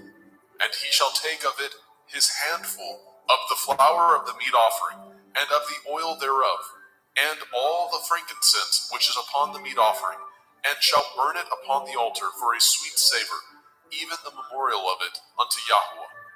And the remainder thereof shall Aharon and his sons eat, with matzah, unleavened bread, shall it be eaten in the holy place, in the court of the tabernacle of the assembly, they shall eat it. It shall not be baken with leaven. I have given it unto them for their portion of my offering made by fire. It is most holy, as is the sin offering, and as the trespass offering. All the males among the children of Aharon shall eat of it. It shall be a statute forever in your generations, concerning the offerings of Yahweh made by fire. Everyone that touches them shall be holy. And Yahweh spoke unto Moshe, saying, This is the offering of Aharon and his sons, which they shall offer unto Yahweh in the day when he is anointed. The 10th part of an ephah of fine flour for a meat offering perpetual, half of it in the morning, and half thereof at night. In a pan it shall be made with oil, and when it is baken, you shall bring it in, and the baken pieces of the meat offering shall you offer for a sweet savor unto Yahweh. And the priest of his sons, that is anointed in his stead, shall offer it. It is a statute forever unto Yahweh. It shall be wholly burnt. For every meat offering for the priest shall be wholly burnt. It shall not be eaten. And Yahweh spoke unto Moshe, saying, Speak unto Aharon and to his sons, saying, This is the Torah of the sin offering. In the place where the burnt offering is killed, shall the sin offering be killed before Yahweh. It is most holy. The priest that offers it for sin shall eat it. In the holy place shall it be eaten, in the court of the tabernacle of the assembly. Whatsoever shall touch the flesh thereof shall be holy. And when there is sprinkled of the blood thereof upon any garment, you shall wash that whereon it was sprinkled in the holy place. But the earthen vessel wherein it was sodden shall be broken. And if it be sodden in a brazen pot, it shall be both scoured and rinsed in water. All the males among the priests shall eat thereof. It is most holy. And no sin offering, whereof any of the blood is brought into the tabernacle of the assembly, to reconcile withal, in the holy place, shall be eaten. It shall be burnt in the fire. Vayikra, Leviticus chapter 7. Likewise, this is the Torah of the trespass offering. It is most holy. In the place where they kill the burnt offering shall they kill the trespass offering, and the blood thereof shall he sprinkle round about upon the altar. And he shall offer it of all the fat thereof, the rump, the fat that covers the inwards, and the 2 kidneys, and the fat that is on them, which is by the flanks, and the caul that is above the liver, with the kidneys it shall he take away. And the priest shall burn them upon the altar for an offering made by fire unto Yahweh. It is a trespass offering. Every male among the priests shall eat thereof. It shall be eaten in the holy place. It is most holy. As the sin offering is, so is the trespass offering. There is one Torah for them. The priest that makes atonement therewith shall have it. And the priest that offers any man's burnt offering, even the priest shall have to himself the skin of the burnt offering which he has offered. And all the meat offering that is baken in the oven, and all that is dressed in the frying pan, and in the pan, shall be the priest's that offer it. And every meat offering mingled with oil, and dry, shall all the sons of Aharon have, one as much as another. And this is the Torah of the sacrifice of peace offerings, which he shall offer unto Yahweh. If he offer it for thanksgiving, then he shall offer with the sacrifice of thanksgiving matzah, unleavened cakes, mingled with oil, and matzah wafers, anointed with oil, and cakes mingled with oil, of fine flour, fried. Besides the cakes, he shall offer for his offering chametz, leavened bread, with the sacrifice of thanksgiving of his peace offerings. And of it he shall offer one out of the whole oblation for a heave offering unto Yahweh, and it shall be the priest that sprinkles the blood of the peace offerings. And the flesh of the sacrifice of his peace offerings for thanksgiving shall be eaten the same day that it is offered. He shall not leave any of it until the morning. But if the sacrifice of his offering be a vow or a voluntary offering, it shall be eaten the same day that he offers his sacrifice. On the morrow also the remainder of it shall be eaten. But the remainder of the flesh of the sacrifice on the third day shall be burnt with fire. And if any of the flesh of the sacrifice of his peace offerings be eaten at all on the third day, it shall not be accepted, neither shall it be imputed unto him that offers it. It shall be an abomination, and the soul that eats of it shall bear his iniquity. And the flesh that touches any unclean thing shall not be eaten. It shall be burnt with fire. And as for the flesh, all that be clean shall eat thereof. But the soul that eats of the flesh of the sacrifice of peace offerings that pertain unto Yahweh, having his uncleanness upon him, even that soul shall be cut off from his people. Moreover, the soul that shall touch any unclean thing, as the uncleanness of man, or any unclean beast, or any abominable unclean thing, and eat of the flesh of the sacrifice of peace offerings, which pertain unto Yahweh, even that soul shall be cut off from his people. And Yahweh spoke unto Moshe, saying, Speak unto the children of Yasharel, saying, Ye shall eat no manner of fat, of ox, or of sheep, or of goat, and the fat of the beast that dies of itself, and the fat of that which is torn with beast, may be used in any other use, but ye shall in no wise eat of it.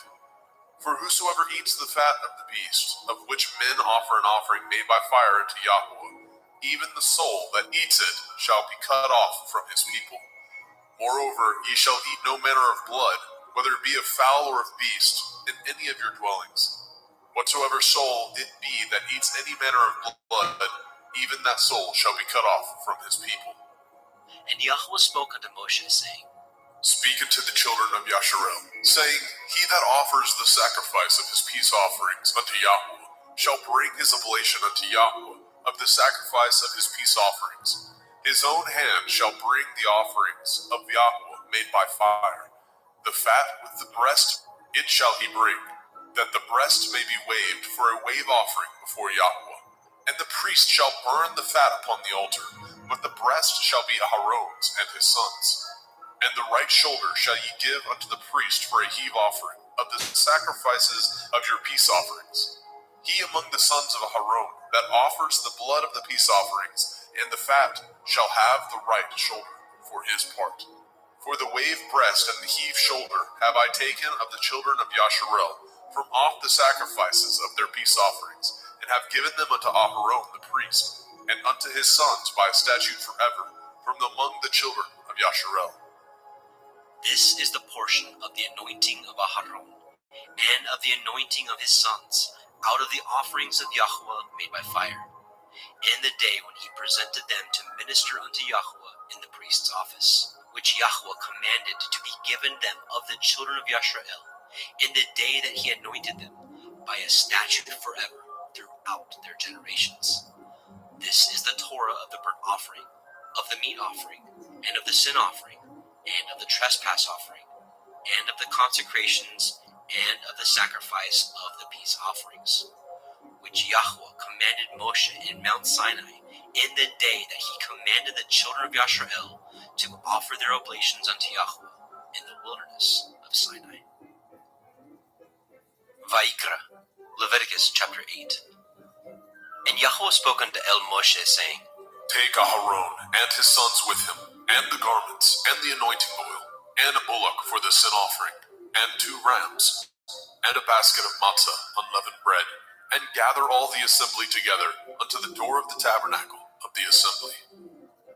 And Moshe did as Yahweh commanded him, and the assembly was gathered together unto the door of the tabernacle of the assembly. And Moshe said unto the assembly, This is the thing which Yahweh commanded to be done. And Moshe brought Aaron and his sons, and washed them with water. And he put upon him the coat, and girded him with the belt, and clothed him with the robe, and put the ephod upon him. And he girded him with the belt of the ephod, and bound it unto him therewith. And he put the breastplate upon him. Also he put in the breastplate the Urim and the Tumim.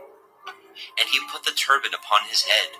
Also upon the turban, even upon his forefront, did he put the golden plate, the holy crown, as Yahweh commanded Moshe.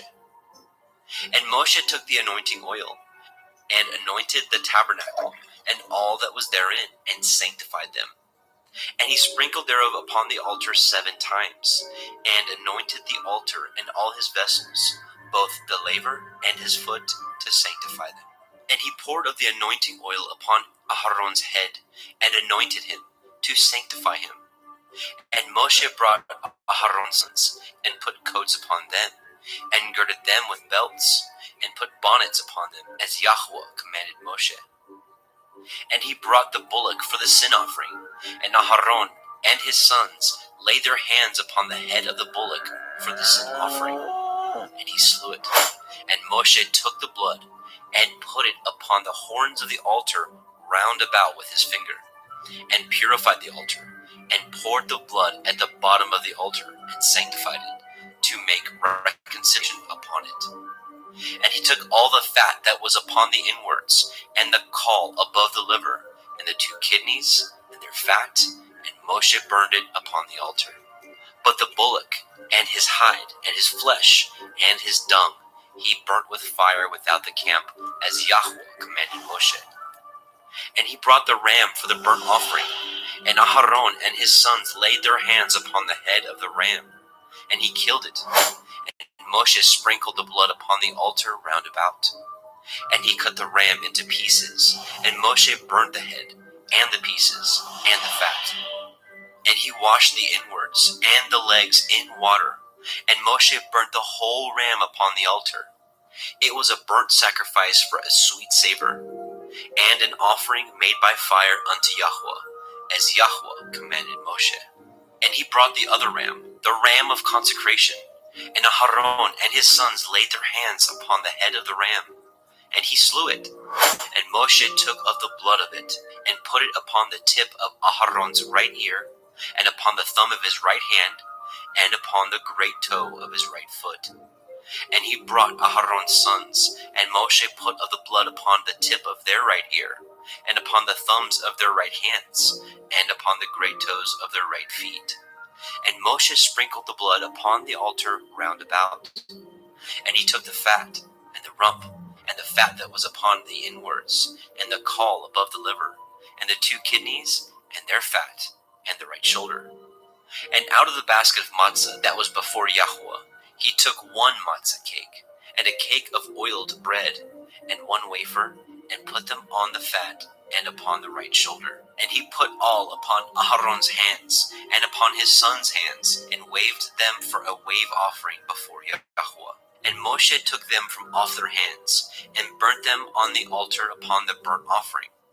They were consecrations for a sweet savor. It is an offering made by fire unto Yahweh. And Moshe took the breast, and waved it for a wave offering before Yahweh. For of the ram of consecration it was Moshe's part, as Yahweh commanded Moshe. And Moshe took of the anointing oil, and of the blood which was upon the altar, and sprinkled it upon Aharon and his garments, and upon his sons, and upon his sons' garments with him, and sanctified Aharon and his garments, and his sons' garments with him. And Moshe said unto Aharon and to his sons, Boil the flesh at the door of the tabernacle of the assembly, and there eat it, with the bread that is in the basket of consecrations, as I commanded, saying, Aharon and his sons shall eat it. And that which remains of the flesh and of the bread shall ye burn with fire. And ye shall not go out of the door of the tabernacle of the assembly in 7 days, until the days of your consecration be at an end. For 7 days shall he consecrate you. As he has done this day, so Yahweh has commanded to do, to make an atonement for you. Therefore shall ye abide at the door of the tabernacle of the assembly day and night 7 days, and guard the watch of Yahweh, that ye die not. For so I am commanded. So Aharon and his sons did all the things which Yahweh commanded by the hand of Moshe. Vaikra, Leviticus chapter 9. And it came to pass on the 8th day that Moshe called Aharon and his sons and the elders of Yisrael. And he said unto Aharon, Take a young calf for a sin offering, and a ram for a burnt offering, without blemish, and offer them before Yahweh. And unto the children of Yisrael you shall speak, saying, Take ye a kid of the goats for a sin offering, and a calf and a lamb, both of the first year, without blemish, for a burnt offering. Also a bullock and a ram for peace offerings, to sacrifice before Yahweh, and a meat offering mingled with oil. For today Yahweh will appear unto you. And they brought which Moshe commanded before the tabernacle of the assembly. And all the assembly drew near and stood before Yahweh. And Moshe said, This is the thing which Yahweh commanded that you should do, and the glory of Yahweh shall appear unto you. And Moshe said unto Aharon, Go unto the altar, and offer your sin offering, and your burnt offering, and make an atonement for yourself and for the people, and offer the offering of the people, and make an atonement for them, as Yahweh commanded. Aharon therefore went unto the altar, and slew the calf of the sin offering, which was for himself. And the sons of Aharon brought the blood unto him, and he dipped his finger in the blood, and put it upon the horns of the altar, and poured out the blood at the bottom of the altar. But the fat, and the kidneys, and the caul above the liver of the sin offering he burnt upon the altar, as Yahweh commanded Moshe.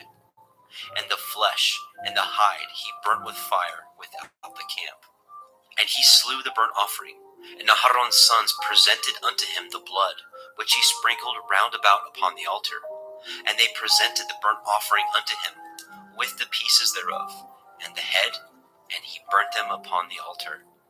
And he did wash the inwards and the legs, and burnt them upon the burnt offering on the altar. And he brought the people's offering, and took the goat, which was the sin offering for the people, and slew it, and offered it for sin as the first. And he brought the burnt offering, and offered it according to the manner. And he brought the meat offering, and took a handful thereof, and burnt it upon the altar, beside the burnt sacrifice of the morning. He slew also the bullock and the ram for a sacrifice of peace offerings, which was for the people. And Aharon's sons presented unto him the blood, which he sprinkled upon the altar round about. And the fat of the bullock and of the ram, the rump, and that which covers the inwards, and the kidneys, and the caul above the liver, and they put the fat upon the breasts, and he burnt the fat upon the altar.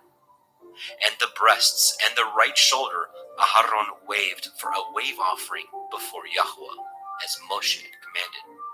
And Aharon lifted up his hand toward the people, and blessed them, and came down from offering of the sin offering, and the burnt offering, and peace offerings. And Moshe and Aharon went into the tabernacle of the assembly, and came out, and blessed the people. And the glory of Yahweh appeared unto all the people.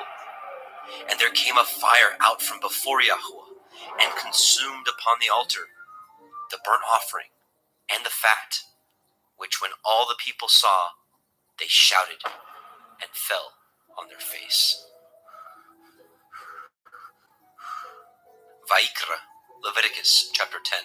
And Nadav and Abihu, the sons of Aharon, took either of them his censer, and put fire therein, and put incense thereon, and offered strange fire before Yahweh, which he commanded them not.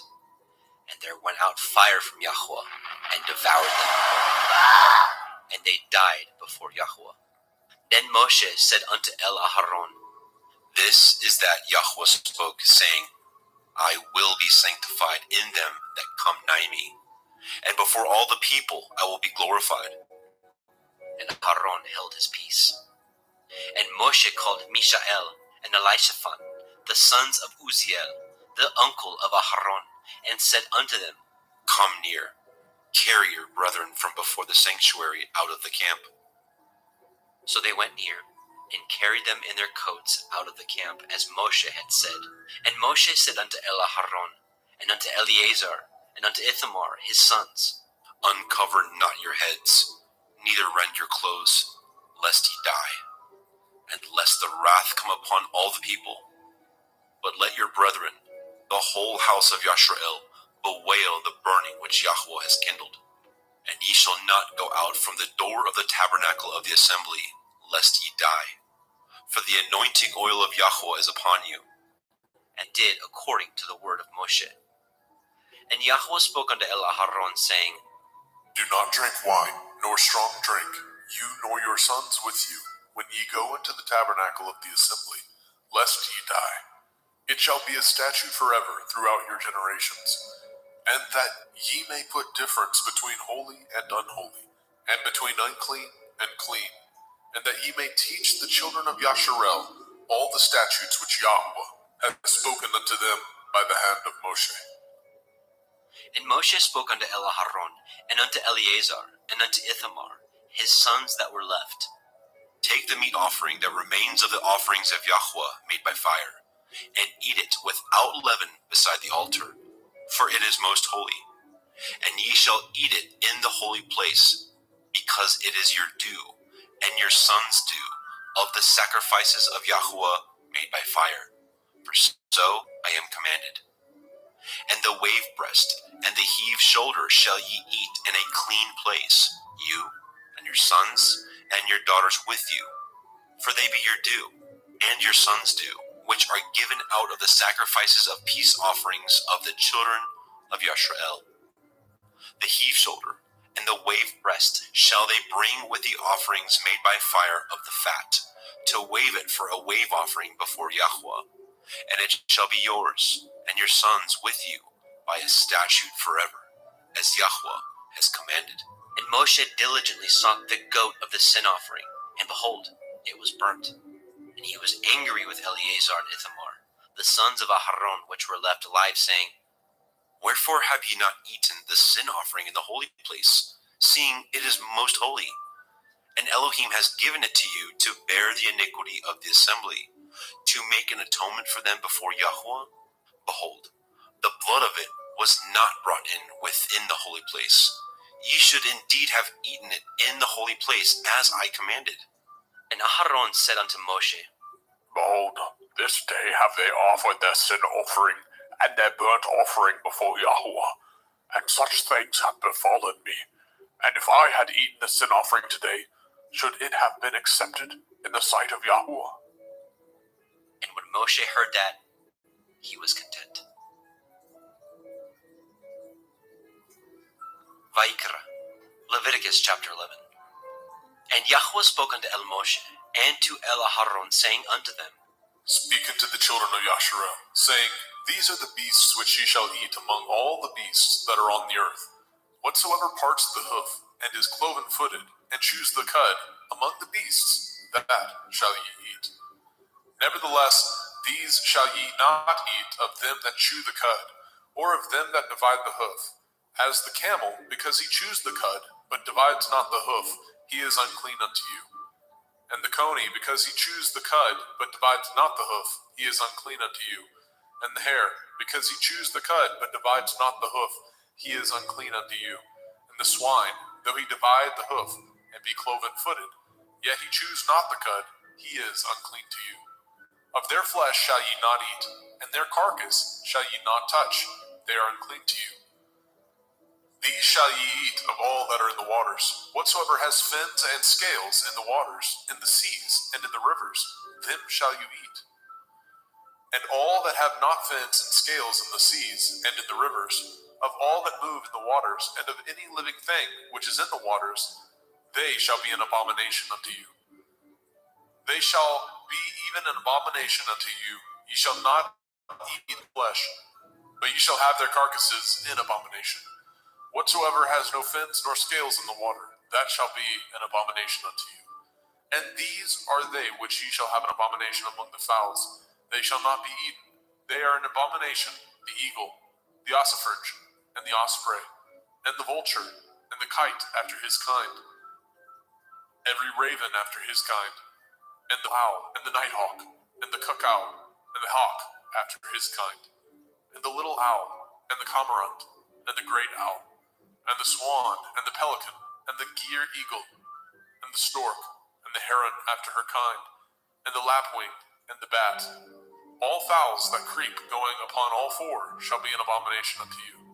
Yet these may ye eat of every flying creeping thing that goes upon all four, which have legs above their feet, to leap withal upon the earth. Even these of them ye may eat, the locust after his kind, and the bald locust after his kind, and the beetle after his kind, and the grasshopper after his kind. But all other flying creeping things, which have 4 feet, shall be an abomination unto you. And for these ye shall be unclean. Whosoever touches the carcass of them shall be unclean until the evening. And whosoever bears aught of the carcass of them shall wash his clothes, and be unclean until the evening. The carcass of every beast which divides the hoof, and is not cloven-footed, nor chews the cud, are unclean unto you. Every one that touches them shall be unclean.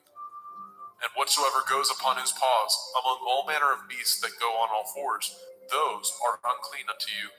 Whoso touches their carcass shall be unclean until the evening. And he that bears the carcass of them shall wash his clothes, and be unclean unto the evening. They are unclean unto you. These also shall be unclean unto you. Among the creeping things that creep upon the earth, the weasel, the mouse, and the tortoise, after his kind, and the ferret, and the chameleon, and the lizard, and the snail, and the mole, these are unclean to you among all that creep. Whosoever touches them, when they be dead, shall be unclean until the evening. And upon whatsoever any of them, when they are dead, does fall, it shall be unclean, whether it be any vessel of wood, or raiment, or skin, or sack, whatsoever vessel it be, wherein any work is done, it must be put into water, and shall be unclean until the evening, so it shall be cleansed. And every earthen vessel, where into any of them that falls, whatsoever is in it shall be unclean, and ye shall break it. Of all meat which may be eaten, that on which such water comes shall be unclean, and all drink that may be drunk in every vessel shall be unclean, and everything whereupon any part of their carcass falls shall be unclean, whether it be oven or range for pots, they shall be broken down, for they are unclean, and shall be unclean unto you. Nevertheless, a fountain or pit, wherein there is plenty of water, shall be clean, but that which touches their carcass shall be unclean.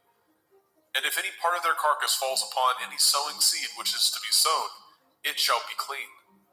But if any water be put upon the seed, and any part of their carcass fall thereon, it shall be unclean unto you. And if any beast of which ye may eat die, he that touches the carcass thereof shall be unclean until the evening.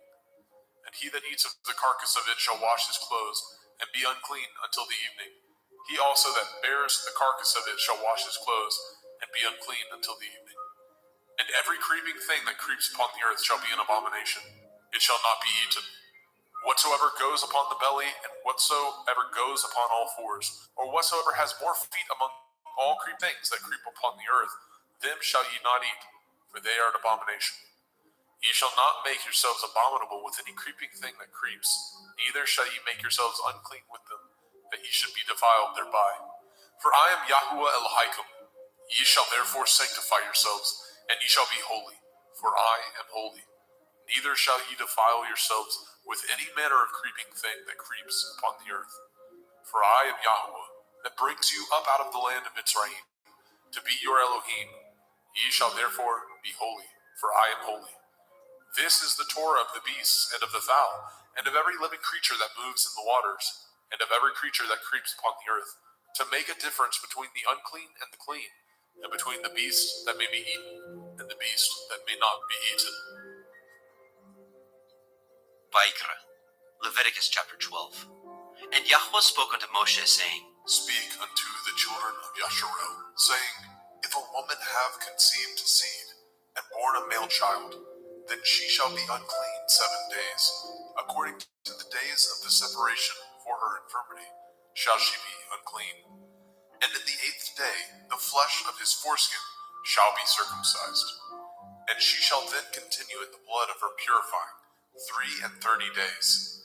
She shall touch no hallowed thing, nor come into the sanctuary until the days of her purifying be fulfilled. But if she bear a female child, then she shall be unclean 2 weeks, as in her separation, and she shall continue in the blood of her pure 66 days. And when the days of her purifying are fulfilled, for a son or for a daughter, she shall bring a lamb of the first year for a burnt offering, and a young pigeon or a turtle dove for a sin offering, unto the door of the tabernacle of the assembly, unto the priest, who shall offer it before Yahweh, and make an atonement for her, and she shall be cleansed from the issue of her blood. This is the Torah for her that has borne a male or a female. And if she be not able to bring a lamb, then she shall bring 2 turtle doves or 2 young pigeons, the one for the burnt offering, and the other for a sin offering. And the priest shall make an atonement for her, and she shall be clean. Vaikra, Leviticus chapter 13. And Yahweh spoke unto El Moshe and El Aharon, saying, When a man shall have in the skin of his flesh a rising, a scab, or a bright spot, and it be in the skin of his flesh, like the plague of leprosy, then he shall be brought unto El Aharon the priest, or unto one of his sons the priests. And the priest shall look on the plague in the skin of the flesh, and when the hair in the plague is turned white, and the plague in sight be deeper than the skin of his flesh, it is a plague of leprosy, and the priest shall look on him and pronounce him unclean.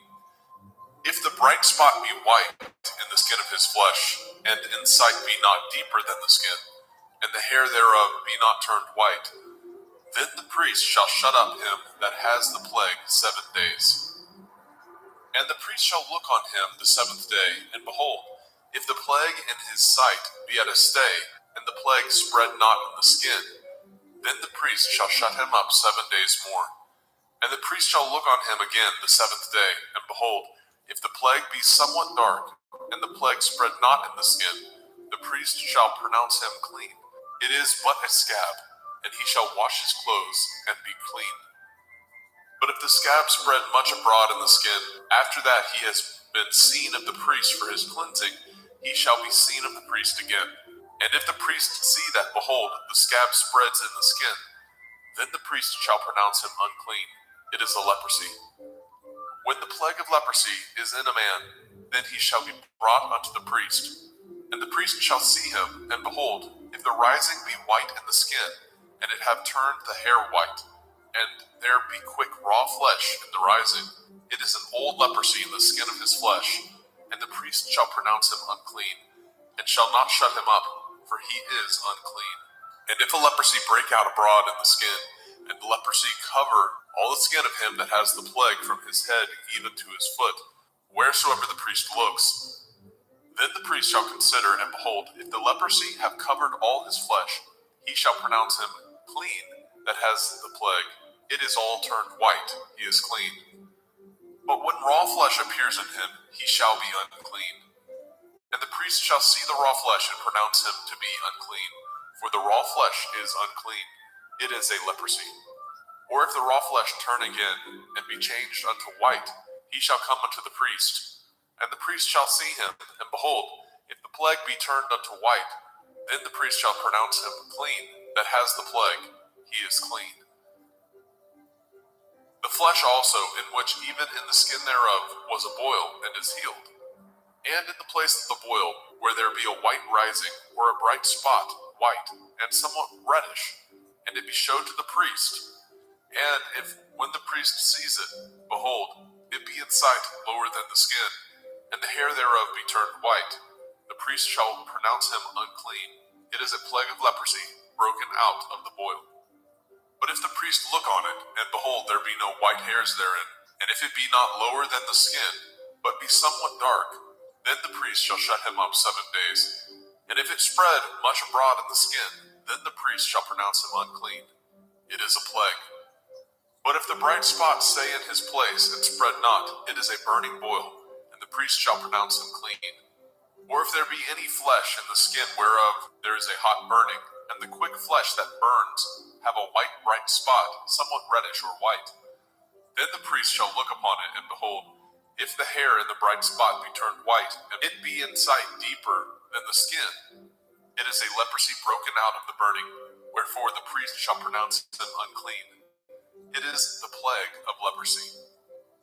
But if the priest look on it, and behold, there be no white hair in the bright spot, and it be no lower than the other skin, but be somewhat dark, then the priest shall shut him up 7 days. And the priest shall look upon him the 7th day, and if it be spread much abroad in the skin, then the priest shall pronounce him unclean. It is the plague of leprosy. And if the bright spot stay in his place, and spread not in the skin, but it be somewhat dark, it is a rising of the burning, and the priest shall pronounce him clean, for it is an inflammation of the burning. If a man or woman have a plague upon the head or the beard, then the priest shall see the plague, and behold, if it be in sight deeper than the skin, and there be in it a yellow thin hair, then the priest shall pronounce him unclean. It is a dry skull, even a leprosy upon the head or beard. And if the priest shall look on the plague of the skull, and behold, it be not in sight deeper than the skin, and that there is no black hair in it, then the priest shall shut up him that has the plague of the skull 7 days. And in the 7th day the priest shall look on the plague, and behold, if the skull spread not, and there be in it no yellow hair, and the skull be not in sight deeper than the skin, he shall be shaven, and the skull shall he not shave. And the priest shall shut him up that has the skull 7 days more. And in the 7th day the priest shall look on the skull, and behold, if the skull be not spread in the skin, nor be in sight deeper than, but if the skull spread much in the skin after his cleansing, then the priest shall look on him, and behold, if the skull be spread in the skin, the priest shall not seek for yellow hair, he is unclean. But if the skull be in his sight at a stay, and that there is a black hair grown up therein, the skull is healed, he is clean, and the priest shall pronounce him clean. If a man also or a woman have in the skin of their flesh bright spots, even white bright spots, then the priest shall look, and behold, if the bright spot in the skin of their flesh be darkish white, it is a freckled spot that grows in the skin, he is clean. And the man whose hair is fallen off his head, he is bald, yet is he clean. And he that has his hair fallen off from the part of his head towards his face, he is forehead bald, yet he is clean. And if there be in the bald head or bald forehead a white reddish sore, it is a leprosy sprung up in his bald head or his bald forehead. Then the priest shall look upon it, and behold, if the rising of the sore be white reddish in the bald head or in his bald forehead, as the leprosy appears in the skin of the flesh, he is a leprous man, he is unclean. The priest shall pronounce him utterly unclean, his plague is in his head. And the leper in whom the plague is, his clothes shall be rent, and his head bare, and he shall put a covering upon his upper lip, and shall cry, unclean, unclean. All the days wherein the plague shall be in him shall he be defiled. He is unclean. He shall dwell alone, without the camp shall his habitation be. The garment also that the plague of leprosy is in, whether it be a woolen garment or a linen garment, whether it be in the warp, the woof of linen, or of woolen, whether in a skin or anything made of skin. And if the plague be greenish or reddish in the garment or in the skin, either in the warp or in the woof or in anything of skin, it is a plague of leprosy, and shall be showed unto the priest. And the priest shall look upon the plague, and shut up it that has the plague 7 days. And he shall look on the plague on the 7th day. If the plague be spread in the garment, either in the warp or in the woof, or in a skin, or in any work that is made of skin, the plague is a fretting leprosy, it is unclean. He shall therefore burn that garment, whether warp or woof, in woolen or in linen, anything of skin wherein the plague is, for it is a fretting leprosy, it shall be burnt in the fire. And if the priest shall look, and behold, the plague be not spread in the garment, either in the warp or in the woof, or in anything of skin, then the priest shall command that they wash the thing wherein the plague is, and he shall shut it up 7 days more. And the priest shall look on the plague after that it is washed, and behold, if the plague have not changed his color, and the plague be not spread, it is unclean. You shall burn it in the fire. It is a fret inward, whether it be bare within or without. And if the priest look, and behold, the plague be somewhat dark after the washing of it, then he shall rend it out of the garment, or out of the skin, or out of the warp, or out of the woof. And if it appear still in the garment, either in the warp or in the woof, or in anything of skin, it is a spreading plague. You shall burn that wherein the plague is with fire. And the garment, either warp or woof, or whatsoever thing of skin it be, which you shall wash, if the plague be departed from them, then it shall be washed the second time, and shall be clean. This is the Torah of the plague of leprosy, in a garment of woolen or linen, either in warp or woof, or in anything of skins, to pronounce it clean, or to pronounce it unclean. Vayikra, Leviticus chapter 14. And Yahweh spoke unto Moshe, saying, This shall be the Torah of the leper in the day of his cleansing. He shall be brought unto the priest, and the priest shall go forth out of the camp, and the priest shall look, and behold, if the plague of leprosy be healed in the leper, then shall the priest command to take for him that is to be cleansed 2 birds alive and clean, and cedar wood, and scarlet and hyssop. And the priest shall command that one of the birds be killed in an earthen vessel over running water. As for the living bird, he shall take it, and the cedar wood, and the scarlet, and the hyssop, and shall dip them, and the living bird in the blood of the bird that was killed over the running water. And he shall sprinkle upon him that is to be cleansed from the leprosy 7 times, and shall pronounce him clean, and shall let the living bird loose into the open field. And he that is to be cleansed shall wash his clothes, and shave off all his hair, and wash himself in water, that he may be clean.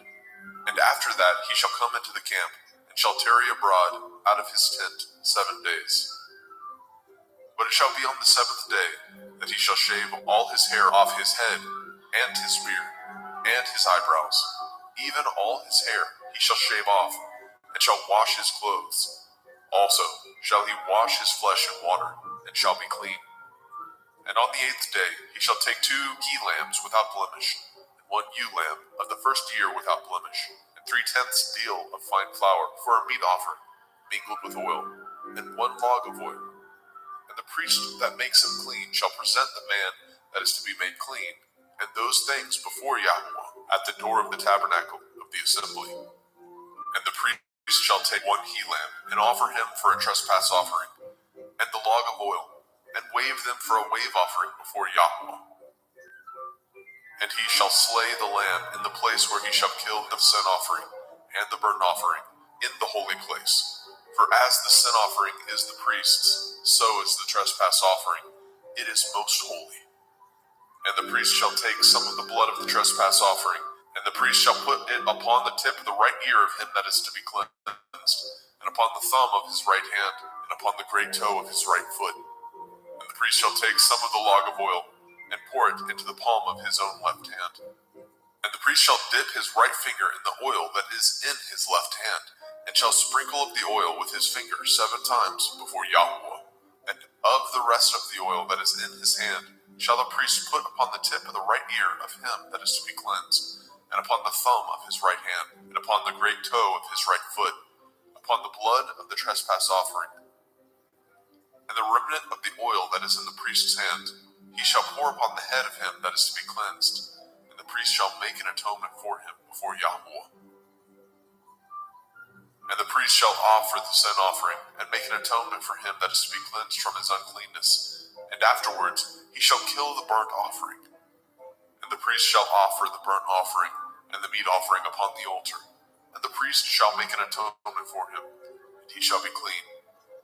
And if he be poor, and cannot get so much, then he shall take 1 lamb for a trespass offering to be waved, to make an atonement for him, and 1/10 deal of fine flour mingled with oil, for a meat offering, and a log of oil, and 2 turtle doves, or 2 young pigeons, such as he is able to get.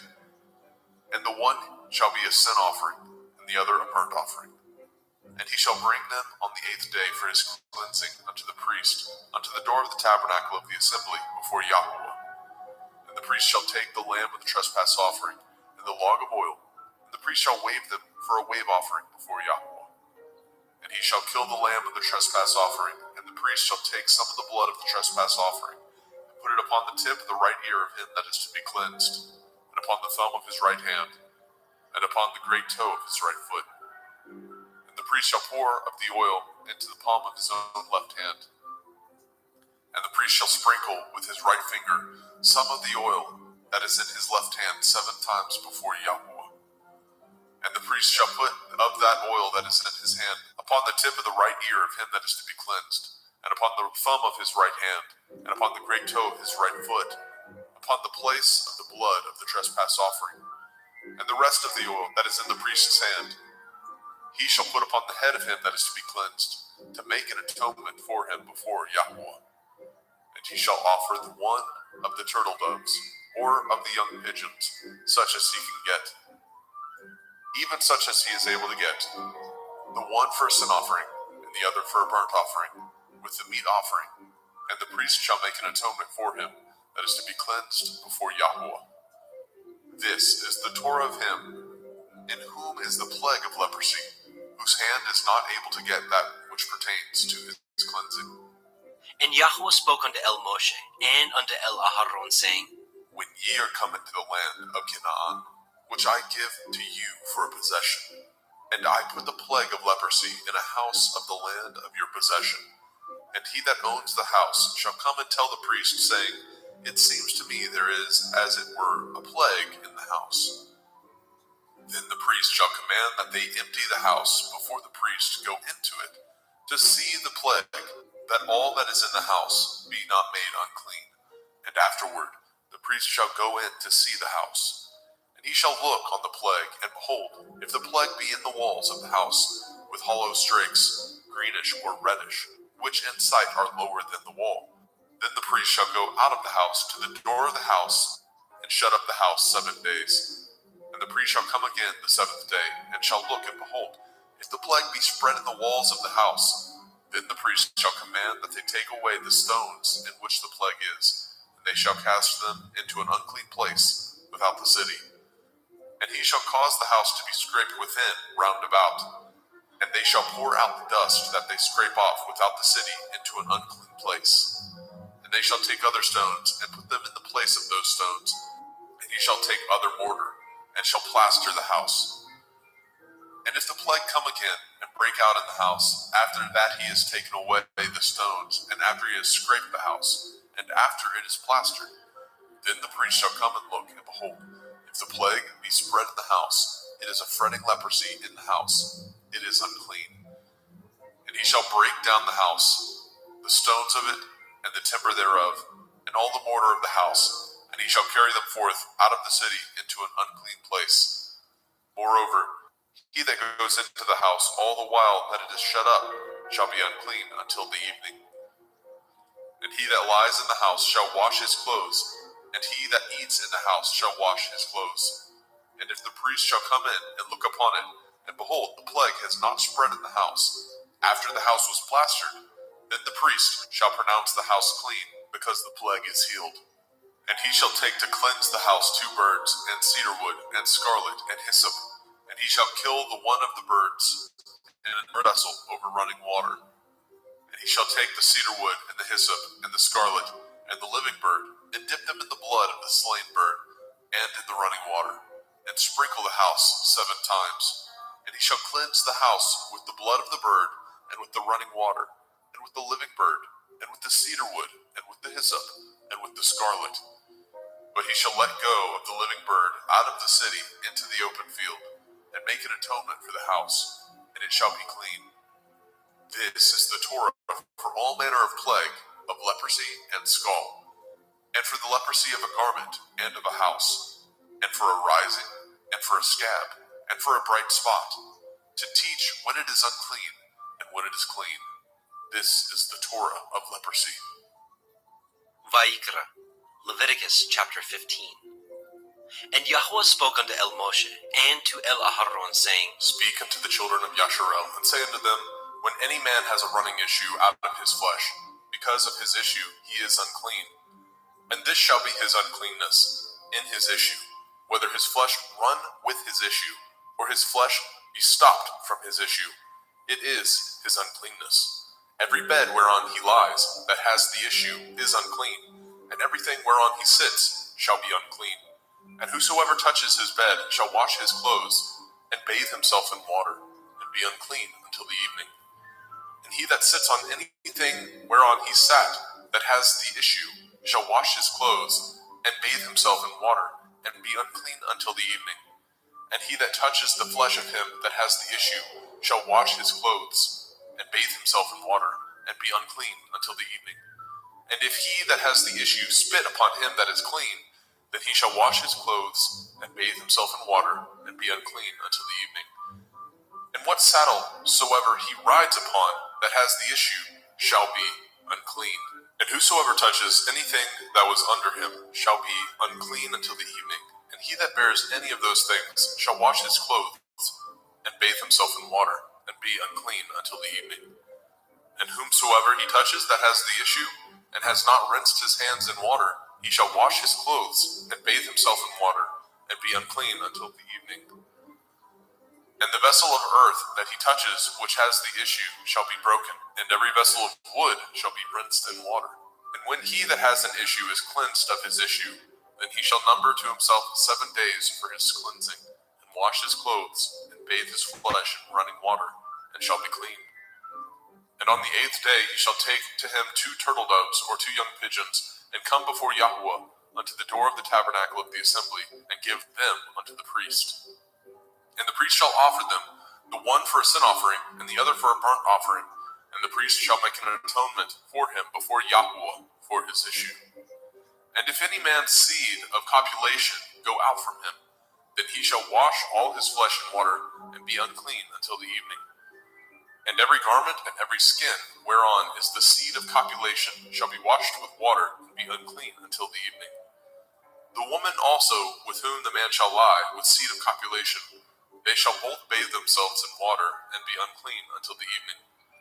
If a woman have an issue, and her issue in her flesh be blood, she shall be put apart 7 days, and whosoever touches her shall be unclean until the evening. And everything that she lies upon in her separation shall be unclean. Everything also that she sits upon shall be unclean. And whosoever touches her bed shall wash his clothes, and bathe himself in water, and be unclean until the evening. And whosoever touches anything that she sat upon shall wash his clothes, and bathe himself in water, and be unclean until the evening. And if it be on her bed, or on anything whereon she sits, when he touches it, he shall be unclean until the evening. And if any man lie with her at all, and her flower be upon him, he shall be unclean 7 days, and all the bed whereon he lies shall be unclean. And if a woman have an issue of her blood many days out of the time of her separation, or if it run beyond the time of her separation, all the days of the issue of her uncleanness shall be as the days of her separation, she shall be unclean.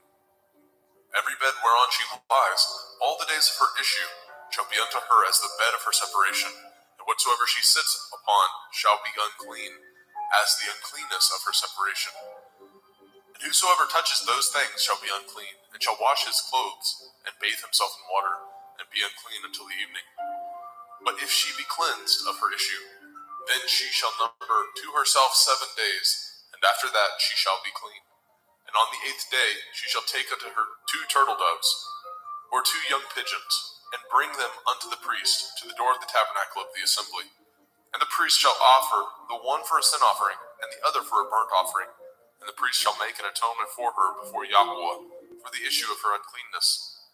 Thus shall ye separate the children of Yasharel from their uncleanness, that they die not in their uncleanness, when they defile my tabernacle that is among them. This is the Torah of him that has an issue, and of him whose seed goes from him, and is defiled therewith, and of her that is sick of her flowers, and of him that has an issue, of the man and of the woman, and of him that lies with her, that is unclean. Vayikra, Leviticus chapter 16. And Yahweh spoke unto Moshe after the death of the 2 sons of Aharon, when they offered before Yahweh and died. And Yahweh said unto El Moshe, Speak unto El Aharon your brother, that he come not at all times into the holy place within the veil before the mercy seat, which is upon the ark, that he die not. For I will appear in the cloud upon the mercy seat. Thus shall Aharon come into the holy place, with a young bullock for a sin offering, and a ram for a burnt offering. He shall put on the holy linen coat, and he shall have the linen breeches upon his flesh, and shall be girded with a linen belt, and with the linen turban shall he be attired. These are holy garments. Therefore shall he wash his flesh in water, and so put them on. And he shall take of the assembly of the children of Yasharel 2 kids of the goats for a sin offering, and 1 ram for a burnt offering. And Aharon shall offer his bullock of the sin offering, which is for himself, and make an atonement for himself and for his house. And he shall take the 2 goats, and present them before Yahweh at the door of the tabernacle of the assembly. And Aharon shall cast lots upon the 2 goats, 1 lot for Yahuwah, and the other lot for Azazel. And Aharon shall bring the goat upon which Yahuwah's lot fell, and offer him for a sin offering. But the goat on which the lot fell to be for Azazel shall be presented alive before Yahuwah, to make an atonement with him, and to let him go for Azazel into the wilderness. And Aharon shall bring the bullock of the sin offering, which is for himself, and shall make an atonement for himself and for his house, and shall kill the bullock of the sin offering, which is for himself. And he shall take a censer full of burning coals of fire from off the altar before Yahuwah, and his hands full of sweet incense beaten small, and bring it within the veil. And he shall put the incense upon the fire before Yahuwah, that the cloud of the incense may cover the mercy seat that is upon the testimony, that he die not. And he shall take of the blood of the bullock, and sprinkle it with his finger upon the mercy seat eastward. And before the mercy seat shall he sprinkle of the blood with his finger 7 times. Then shall he kill the goat of the sin offering that is for the people, and bring his blood within the veil, and do with that blood as he did with the blood of the bullock, and sprinkle it upon the mercy seat, and before the mercy seat. And he shall make an atonement for the holy place, because of the uncleanness of the children of Yasharel, and because of their transgressions, in all their sins. And so shall he do for the tabernacle of the assembly, that remains among them in the midst of their uncleanness. And there shall be no man in the tabernacle of the assembly, when he goes to make an atonement in the holy place, until he comes out, and have made an atonement for himself, and for his household, and for all the assembly of Yasharel. And he shall go out unto the altar that is before Yahuwah, and make an atonement for it, and shall take of the blood of the bullock, and of the blood of the goat, and put it upon the horns of the altar round about. And he shall sprinkle the blood upon it with his finger 7 times, and cleanse it, and hallow it from the uncleanness of the children of Yasharel. And when he has made an end of reconciling the holy place, and the tabernacle of the assembly, and the altar, he shall bring the live goat. And Aharon shall lay both his hands upon the head of the live goat, and confess over him all the iniquities of the children of Yasharel, and all their transgression in all their sins, putting them upon the head of the goat, and shall send them away by the hand of a fit man into the wilderness. And the goat shall bear upon him all their iniquities, unto a land not inhabited, and he shall let go the goat in the wilderness. And Aharon shall come into the tabernacle of the assembly, and shall put off the linen garments which he put on when he went into the holy place, and shall leave them there. And he shall wash his flesh with water in the holy place, and put on his garments, and come forth, and offer his burnt offering, and the burnt offering of the people, and make an atonement for himself and for the people. And the fat of the sin offering shall he burn upon the altar. And he that let go the goat for Azazel shall wash his clothes, and bathe his flesh in water, and afterwards come into the camp. And the bullock for the sin offering, and the goat for the sin offering, and whose blood was brought in to make an atonement in the holy place, shall one carry forth without the camp, and they shall burn in the fire their skins, and their flesh, and their dung. And he that burns them shall wash his clothes, and bathe his flesh in water, and afterwards he shall come into the camp. And this shall be a statute forever unto you, that in the 7th month, on the 10th day of the month, ye shall afflict your souls, and do no work at all, whether it be one of your own country, or a stranger that sojourns among you. For on that day shall the priest make an atonement for you, to cleanse you, that ye may be clean from all your sins before Yahweh. It shall be a Sabbath of rest unto you. Ye shall afflict your souls by a statute forever. And the priest, whom he shall anoint, and whom he shall consecrate to minister in the priest's office in his father's stead, shall make the atonement, and shall put on the linen clothes, even the holy garments. And he shall make an atonement for the holy sanctuary, and he shall make an atonement for the tabernacle of the assembly, and for the altar, and he shall make an atonement for the priests, and for all the people of the assembly.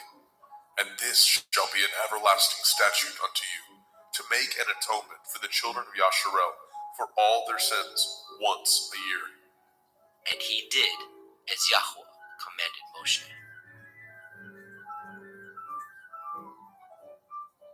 Vayikra, Leviticus chapter 17. And Yahweh spoke unto Moshe, saying, Speak unto El-Aharon and unto his sons, and unto all the children of Yasharel, and say unto them, This is the thing which Yahweh has commanded, saying, What man soever there be of the house of Yasharel that kills an ox, or lamb, or goat in the camp, or that kills it out of the camp, and brings it not unto the door of the tabernacle of the assembly, to offer an offering unto Yahweh before the tabernacle of Yahweh, blood shall be imputed unto that man. He has shed blood, and that man shall be cut off from among his people. To the end that the children of Yasharel may bring their sacrifices, which they offer in the open field, even that they may bring them unto Yahweh, unto the door of the tabernacle of the assembly, unto the priest, and offer them for peace offerings unto Yahweh. And priests shall sprinkle the blood upon the altar of Yahweh at the door of the tabernacle of the assembly, and burn the fat for a sweet savor unto Yahweh. And they shall no more offer their sacrifices unto devils, after whom they have gone a-whoring. This shall be a statute forever unto them throughout their generations. And you shall say unto them, Whatsoever man there be of the house of Yasharel, or of the strangers, which sojourn among you, that offers a burnt offering or sacrifice, and brings it not unto the door of the tabernacle of the assembly, to offer it unto Yahweh, even that man shall be cut off from among his people. And whatsoever man there be of the house of Yasharel, or of the strangers that sojourn among you, that eats any manner of blood, I will even set my face against that soul that eats the blood, and will cut him off from among his people. For the soul of the flesh is in the blood. He and I have given it to you upon the altar to make an atonement for your souls. For it is the blood of him that makes an atonement in the soul. Therefore I said unto the children of Yasharel, No soul of you shall eat blood, neither shall any stranger that sojourns among you eat blood. And whatsoever man there be of the children of Yasharel, or of the strangers that sojourn among you, which hunts and catches a beast or fowl that may be eaten, he shall even pour out the blood thereof, and cover it with dust. For it is the life of all flesh. The blood of it is for the life thereof. Therefore I said unto the children of Yasharel, Ye shall eat the blood of no manner of flesh, for the life of all flesh is the blood thereof. Whosoever eats it shall be cut off. And every soul that eats that which died of itself, or that which was torn with beasts, whether it be one of your own country or a stranger, he shall both wash his clothes and bathe himself in water, and be unclean until the evening. Then shall he be clean. But if he wash them not, nor bathe his flesh, then he shall bear his iniquity.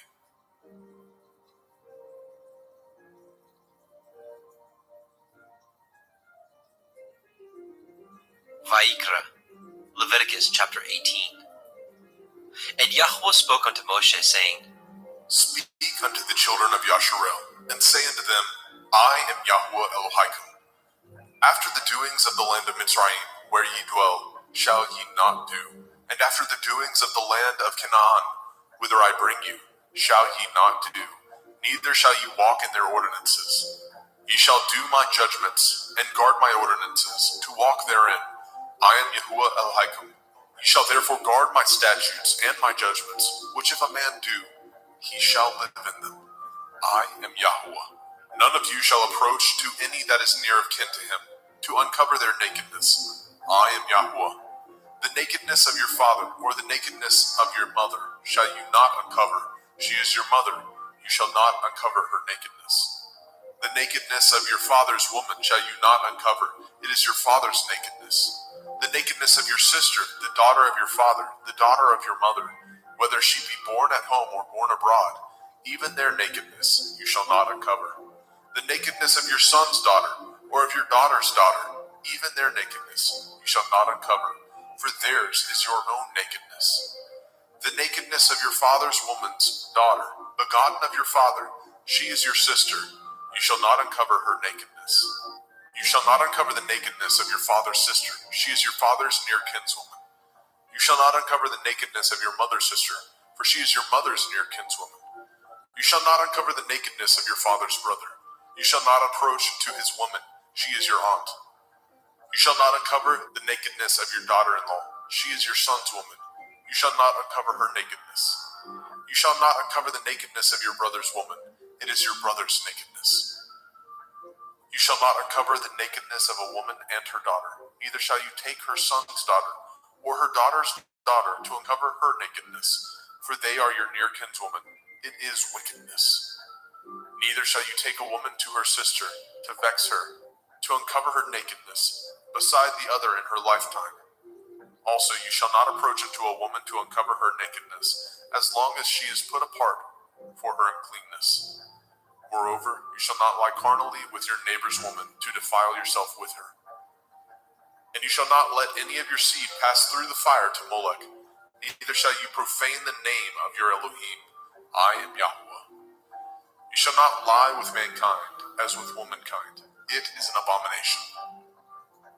Neither shall you lie with any beast, to defile yourself therewith. Neither shall any woman stand before a beast to lie down thereto. It is confusion.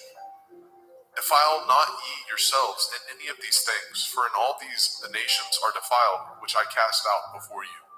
And the land is defiled, therefore I do visit the iniquity thereof upon it, and the land itself vomits out her incense. Ye shall therefore guard my statutes and my judgments, and shall not commit any of these abominations, neither any of your own nation, nor any stranger that sojourns among you. For all these abominations have the men of the land done, which were before you, and the land is defiled. That the land spew not you out also, when ye defile it, as it spewed out the nations that were before you.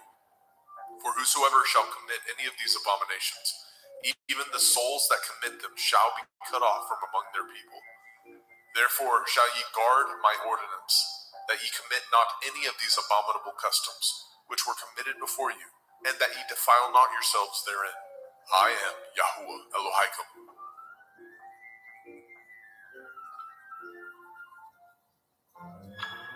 Vaikra, Leviticus chapter 19.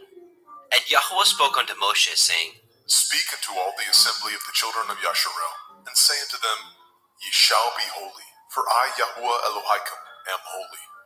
Ye shall fear every man his mother and his father, and guard my Shabbathot.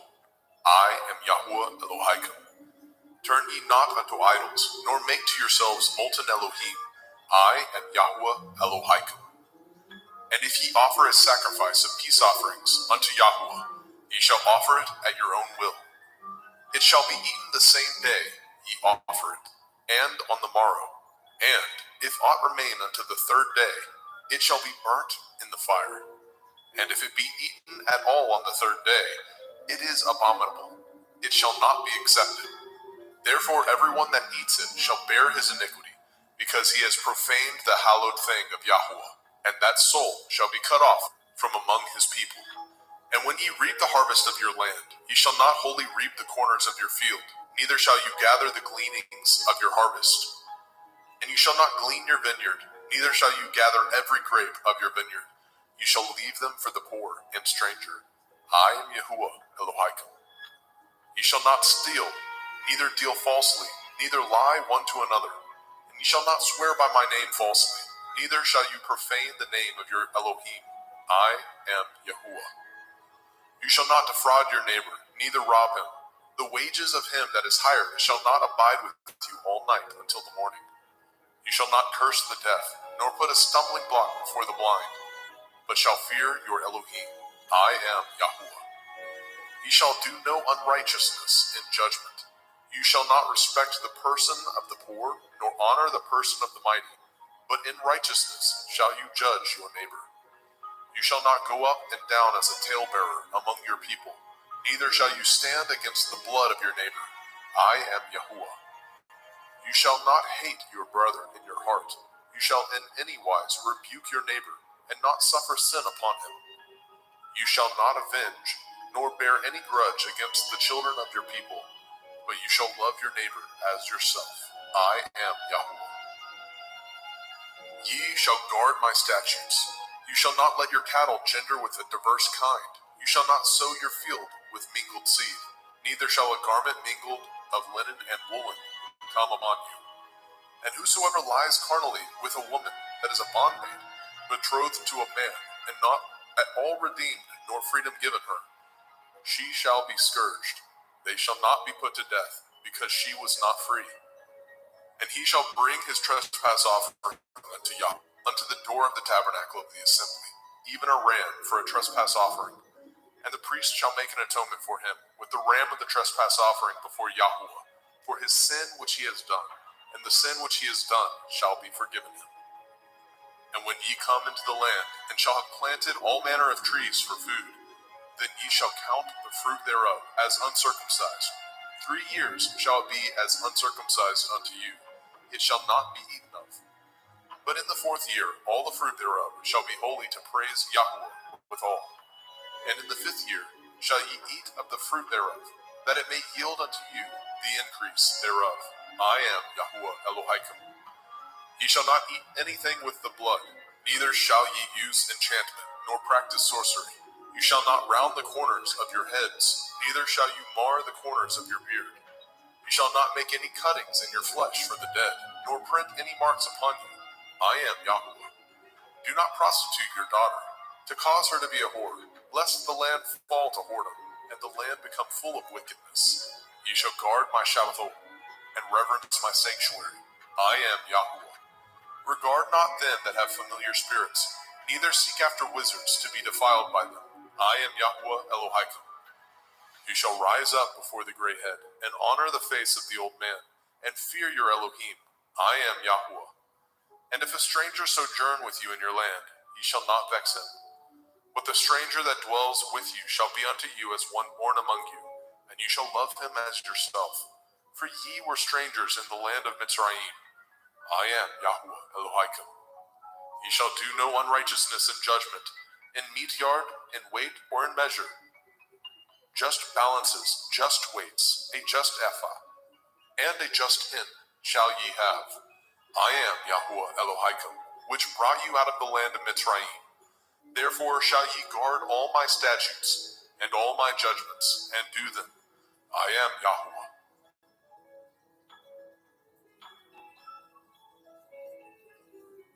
Vayikra, Leviticus chapter 20. And Yahweh spoke unto Moshe, saying, Again you shall say to the children of Yasharel, whosoever he be of the children of Yasharel, or of the strangers that sojourn in Yasharel, that gives any of his seed unto Molech, he shall surely be put to death. The people of the land shall stone him with stones. And I will set my face against that man, and I will cut him off from among his people, because he has given of his seed unto Molech, to defile my sanctuary, and to profane my holy name. And if the people of the land do any ways hide their eyes from the man, when he gives of his seed unto Molech, and kill him not, then I will set my face against that man, and against his family, and will cut him off, and all that go a-whoring after him, to commit whoredom with Molech, from among their people. And the soul that turns after such as have familiar spirits, and after wizards, to go a-whoring after them, I will even set my face against that soul, and will cut him off from among his people. Sanctify yourselves, therefore, and be ye holy, for I am Yahweh Elohim, and ye shall guard my statutes, and do them. I am Yahweh Mekodishkim. For everyone that curses his father or his mother shall surely be put to death. He has cursed his father or his mother, his blood shall be upon him. And the man that breaks wedlock with another man's woman, even he that breaks wedlock with his neighbor's woman, the man and the woman that breaks wedlock shall surely be put to death. And the man that lies with his father's woman has uncovered his father's nakedness. Both of them shall surely be put to death. Their blood shall be upon them. And if a man lie with his daughter-in-law, both of them shall surely be put to death. They have wrought confusion. Their blood shall be upon them. If a man also lie with mankind, as he lies with a woman, both of them have committed an abomination. They shall surely be put to death. Their blood shall be upon them. And if a man take a woman and her mother, it is wickedness. They shall be burnt with fire, both he and they, that there be no wickedness among you. And if a man lie with a beast, he shall surely be put to death, and ye shall slay the beast. And if a woman approach unto any beast and lie down thereto, you shall kill a woman and the beast. They shall surely be put to death. Their blood shall be upon them. And if a man shall take his sister, his father's daughter, or his mother's daughter, and see her nakedness, and she see his nakedness, it is a wicked thing, and they shall be cut off in the sight of their people. He has uncovered his sister's nakedness, he shall bear his iniquity. And if a man shall lie with a woman having her sickness, and shall uncover her nakedness, he has discovered her fountain, and she has uncovered the fountain of her blood, and both of them shall be cut off from among their people. And you shall not uncover the nakedness of your mother's sister, nor of your father's sister, for he uncovers his near kin. They shall bear their iniquity. And if a man shall lie with his uncle's woman, he has uncovered his uncle's nakedness. They shall bear their sin. They shall die childless. And if a man shall take his brother's woman, it is an unclean thing. He has uncovered his brother's nakedness. They shall be childless. Ye shall therefore guard all my statutes and all my judgments, and do them, that the land whither I bring you to dwell therein spew you not out.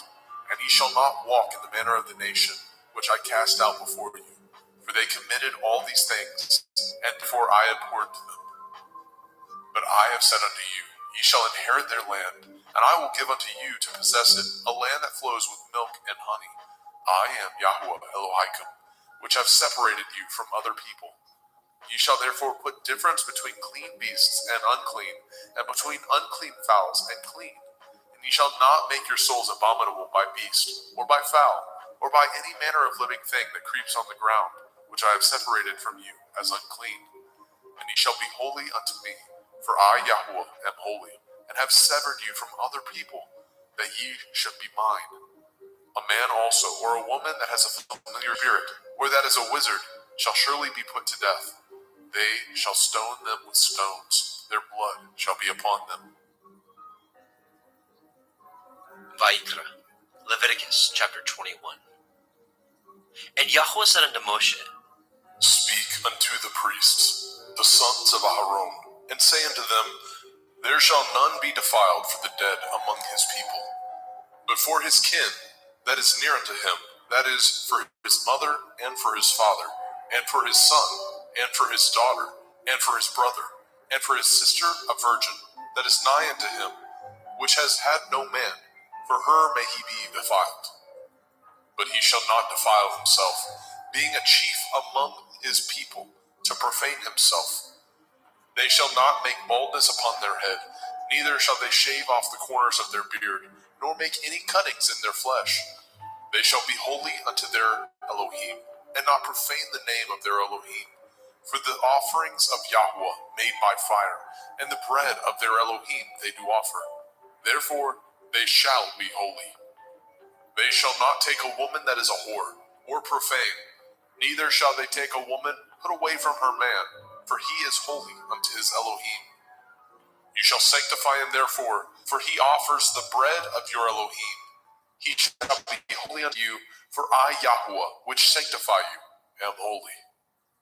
And the daughter of any priest, if she profane herself by playing the whore, she profanes her father, she shall be burnt with fire.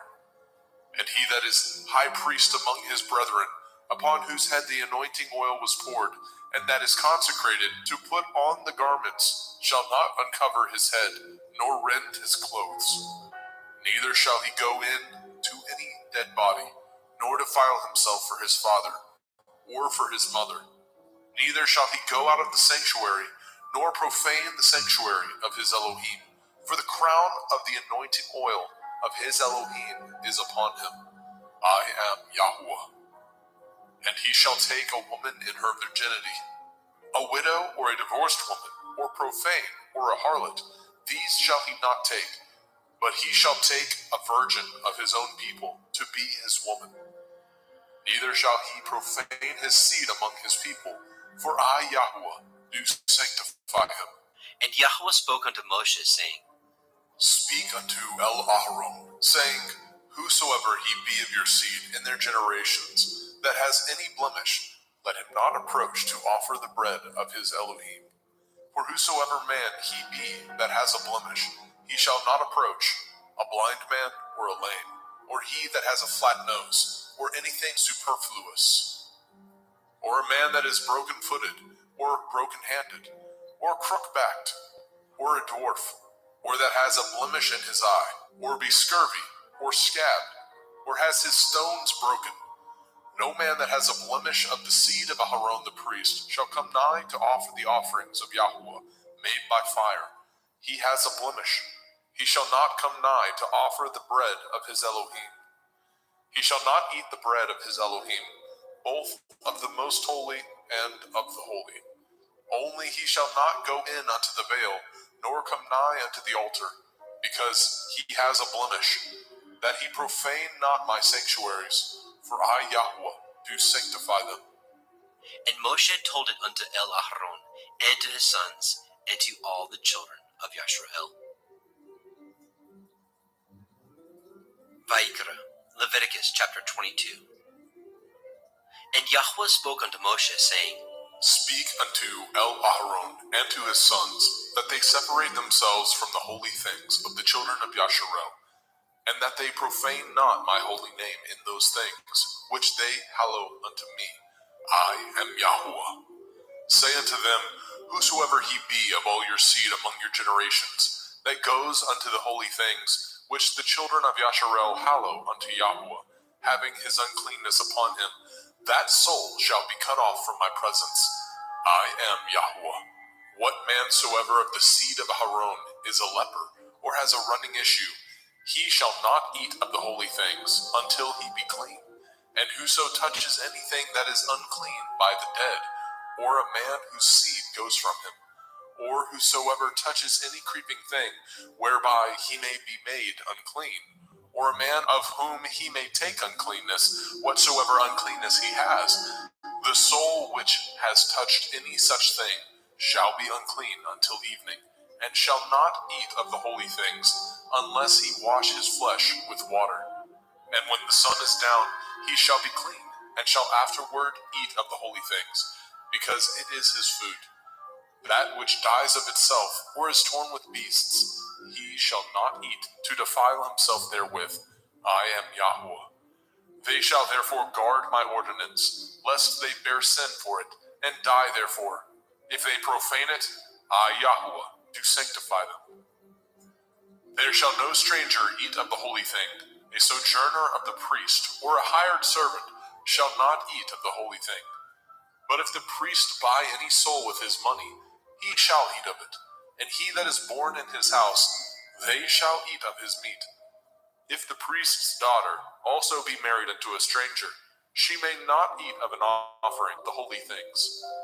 But if the priest's daughter be a widow, or divorced, and have no child, and is returned unto her father's house, as in her youth, she shall eat of her father's meat, but there shall no stranger eat thereof. And if a man eat of the holy thing unwittingly, then he shall put the fifth part thereof unto it, and shall give it unto the priest with the holy thing. And they shall not profane the holy things of the children of Yasharel, which they offer unto Yahuwah, or suffer them to bear the iniquity of trespass when they eat their holy things. For I, Yahuwah, do sanctify them. And Yahuwah spoke unto Moshe, saying, Speak unto Aharon and to his sons, and unto all the children of Yasharel, and say unto them, whatsoever he be of the house of Yasharel, or of the strangers in Yasharel, that will offer his oblation for all his vows, and for all his freewill offerings, which they will offer unto Yahuwah for a burnt offering, ye shall offer at your own will a male without blemish, of the cattle, of the sheep, or of the goats. But whatsoever has a blemish, that shall ye not offer, for it shall not be acceptable for you. And whosoever offers a sacrifice of peace offerings unto Yahuwah to accomplish his vow, or a freewill offering in cattle or sheep, it shall be perfect to be accepted. There shall be no blemish therein. Blind or broken, or maimed, or having a running sore, or scurvy, or scabbed, ye shall not offer these unto Yahuwah, nor make an offering by fire of them upon the altar unto Yahuwah. Either a bullock or a lamb that has anything superfluous or lacking in his parts, that may you offer for a freewill offering, but for a vow it shall not be accepted. Ye shall not offer unto Yahweh that which is bruised, or crushed, or broken, or cut. Neither shall ye make any offering thereof. From a stranger's hand shall ye offer the bread of any of these, because their corruption is in them, and blemishes be in them. They shall not be accepted for you. And Yahweh spoke unto Moshe, saying, When a bullock or a sheep or a goat is brought forth, then it shall be 7 days under the dam. A bullock or a sheep or a goat is brought forth, then it shall be 7 days under the dam, and from the 8th day and thenceforth it shall be accepted for an offering made by fire unto Yahweh. And whether it be cow or ewe, ye shall not kill it, and her young, both in 1 day. And when ye offer a sacrifice of thanksgiving unto Yahweh, offer it at your own will. On the same day it shall be eaten up. Ye shall leave none of it until the morrow. I am Yahweh. Therefore shall ye guard my commandments, and do them. I am Yahweh. Neither shall ye profane my holy name, but I will among the children of Yasharel. I am Yahweh, which hallow you, that brought you out of the land of Mizraim, to be your Elohim. I am Yahweh.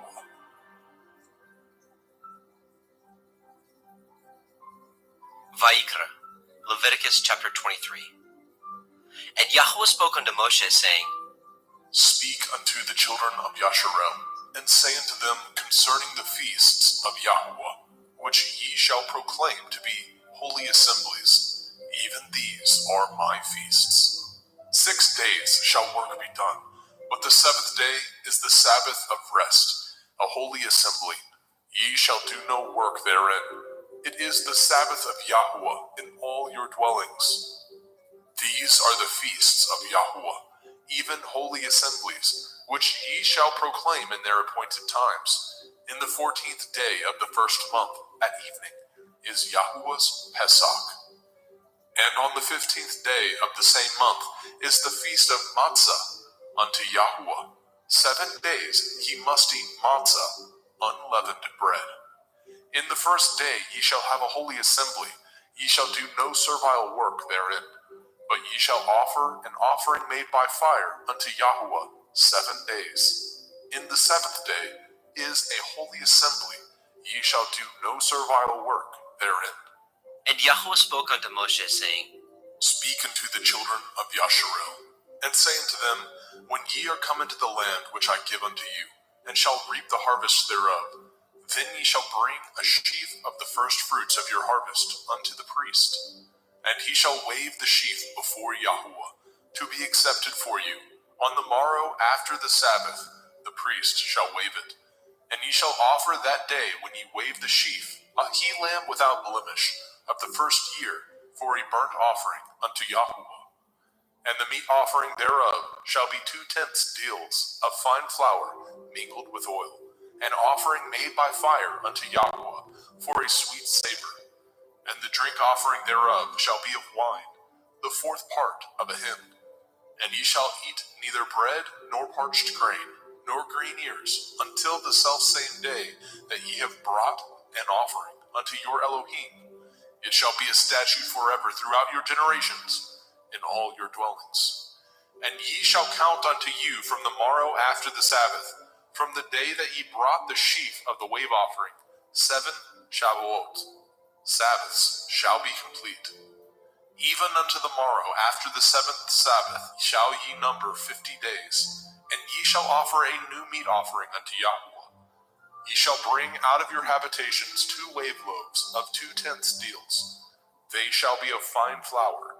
They shall be baken with leaven. They are the first fruits unto Yahweh. And ye shall offer with the bread 7 lambs, without blemish of the 1st year, and 1 bullock, and 2 rams. They shall be for a burnt offering unto Yahweh, with their meat offering, and their drink offerings, even an offering made by fire of sweet savor unto Yahweh. Then ye shall sacrifice 1 kid of the goats for a sin offering, and 2 lambs of the 1st year for a sacrifice of peace offerings. And the priest shall wave them with the bread of the first fruits for a wave offering before Yahweh. With the 2 lambs They shall be holy to Yahuwah for the priest. And ye shall proclaim on the selfsame day that it may be a holy assembly unto you. Ye shall do no servile work therein. It shall be a statute forever in your dwellings throughout your generations. And when ye reap the harvest of your land, you shall not make clean riddance of the corners of your field when you reap. Neither shall you gather any gleanings of your harvest. You shall leave them unto the poor and to the stranger. I am Yahuwah Elohim. And Yahuwah spoke unto Moshe, saying, Speak unto the children of Yasharel, saying, In the 7th month, on the 1st day of the month, shall ye have a Sabbath, a memorial blowing of shofarot, Yom Teruah, the feast of trumpets, the day of the awakening blast, the holy assembly. Ye shall do no servile work therein, but ye shall offer an offering made by fire unto Yahuwah. And Yahuwah spoke unto Moshe, saying, Also on the 10th day of this 7th month is Yom Kippurim, the day of atonement. It shall be a holy assembly unto you, and ye shall afflict your souls, and offer an offering made by fire unto Yahuwah. And ye shall do no work in that same day, for it is Yom Kippurim, to make an atonement for you before Yahuwah Elohim. For whatsoever soul it be that shall not be afflicted in that same day, he shall be cut off from among his people.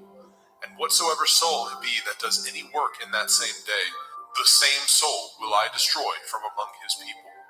Ye shall do no manner of work. It shall be a statute forever throughout your generations in all your dwellings. It shall be unto you a Sabbath of rest, and ye shall afflict your souls in the 9th day of the month at evening. From evening unto evening shall ye celebrate your Sabbath. And Yahuwah spoke unto Moshe, saying, Speak unto the children of Yasharel, saying, The 15th day of this 7th month shall be the feast of Sukkot, tabernacles, for 7 days unto Yahuwah. On the 1st day shall be a holy assembly. Ye shall do no servile work therein. 7 days ye shall offer an offering made by fire unto Yahuwah. On the 8th day shall be a holy assembly unto you, and ye shall offer an offering made by fire unto Yahuwah. It is a solemn assembly, and ye shall do no servile work therein.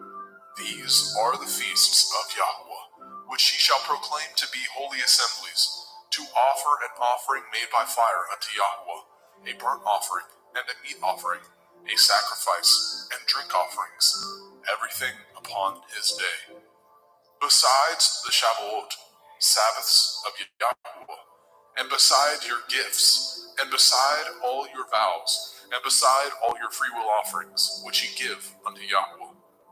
Also in the 15th day of the 7th month, when ye have gathered in the fruit of the land, ye shall keep a feast unto Yahuwah 7 days.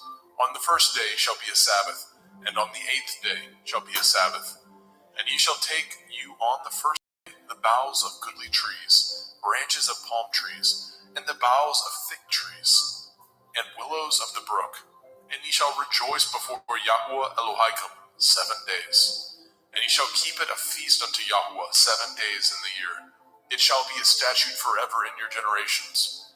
Ye shall celebrate it in the 7th month. Ye shall dwell in sukkahs, booths, 7 days. All that are Yasharel born shall dwell in sukkahs.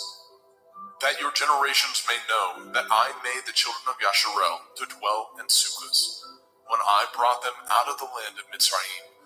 I am Yahuwah Elohim. And Moshe declared unto the children of Yasharel the feasts of Yahuwah.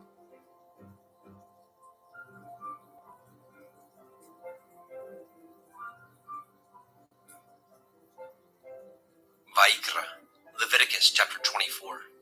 And Yahuwah spoke unto Moshe, saying, Command the children of Yasharel that they bring unto you pure olive oil, beaten for the light, to cause the lamps to burn continually, without the veil of the testimony. In the tabernacle of the assembly shall Aharon order it from the evening unto the morning before Yahuwah continually. It shall be a statute forever in your generations. He shall order the lamps upon the pure menorah, 7-branched candlestick, before Yahuwah continually. And you shall take fine flour and bake 12 cakes thereof. 2/10 deals shall be in 1 cake, And you shall set them in 2 rows, 6 on a row, upon the pure table before Yahweh. And you shall put pure frankincense upon each row, that it may be on the bread for a memorial, even a memorial made by fire unto Yahweh. Every Sabbath he shall set it in order before Yahweh continually, being taken from the children of Yasharel by an everlasting covenant. And it shall be Aaron and his sons, and they shall eat it in the holy place, for it is most holy unto him of the offerings of Yahweh made by fire, by a perpetual statute. And the son of a Yashareliteth woman, whose father was a Mitzri, went out among the children of Yasharel. And this son of the Yashareliteth woman and a man of Yasharel strove together in the camp. And the Yashareliteth woman's son blasphemed the name of Yahweh and cursed. And they brought him unto Moshe, and his mother's name was Shelomith, the daughter of Divri, of the tribe of Dan. And they put him in ward, that the mind of Yahweh might be showed them. And Yahweh spoke unto Moshe, saying, Bring forth him that has cursed without the camp, and let all that heard him lay their hands upon his head, and let all the assembly stone him. And you shall speak unto the children of Yasharel, saying, Whosoever curses his Elohim shall bear his sin. And he that blasphemes the name of Yahweh, he shall surely be put to death. And all the assembly shall certainly stone him, as well the stranger, as he that is born in the land, when he blasphemes the name of Yahweh, shall be put to death. And he that kills any man shall surely be put to death. And he that kills a beast shall make it good, beast for beast. And if a man cause a blemish in his neighbor beast, and if a man cause a blemish in his neighbor, as he has done, so shall it be done to him. Breach for breach, eye for eye, tooth for tooth. As he has caused a blemish in a man, so shall it be done to him again. And he that kills a beast, he shall restore it. And he that kills a man, he shall be put to death. Ye shall have one manner of law, as well for the stranger, as for one of your own country. For I am Yahweh Elohim. And Moshe spoke to the children of Yasharel, that they should bring forth him that had cursed out of the camp, and stone him with stones. And the children of Yasharel did as Yahweh commanded Moshe.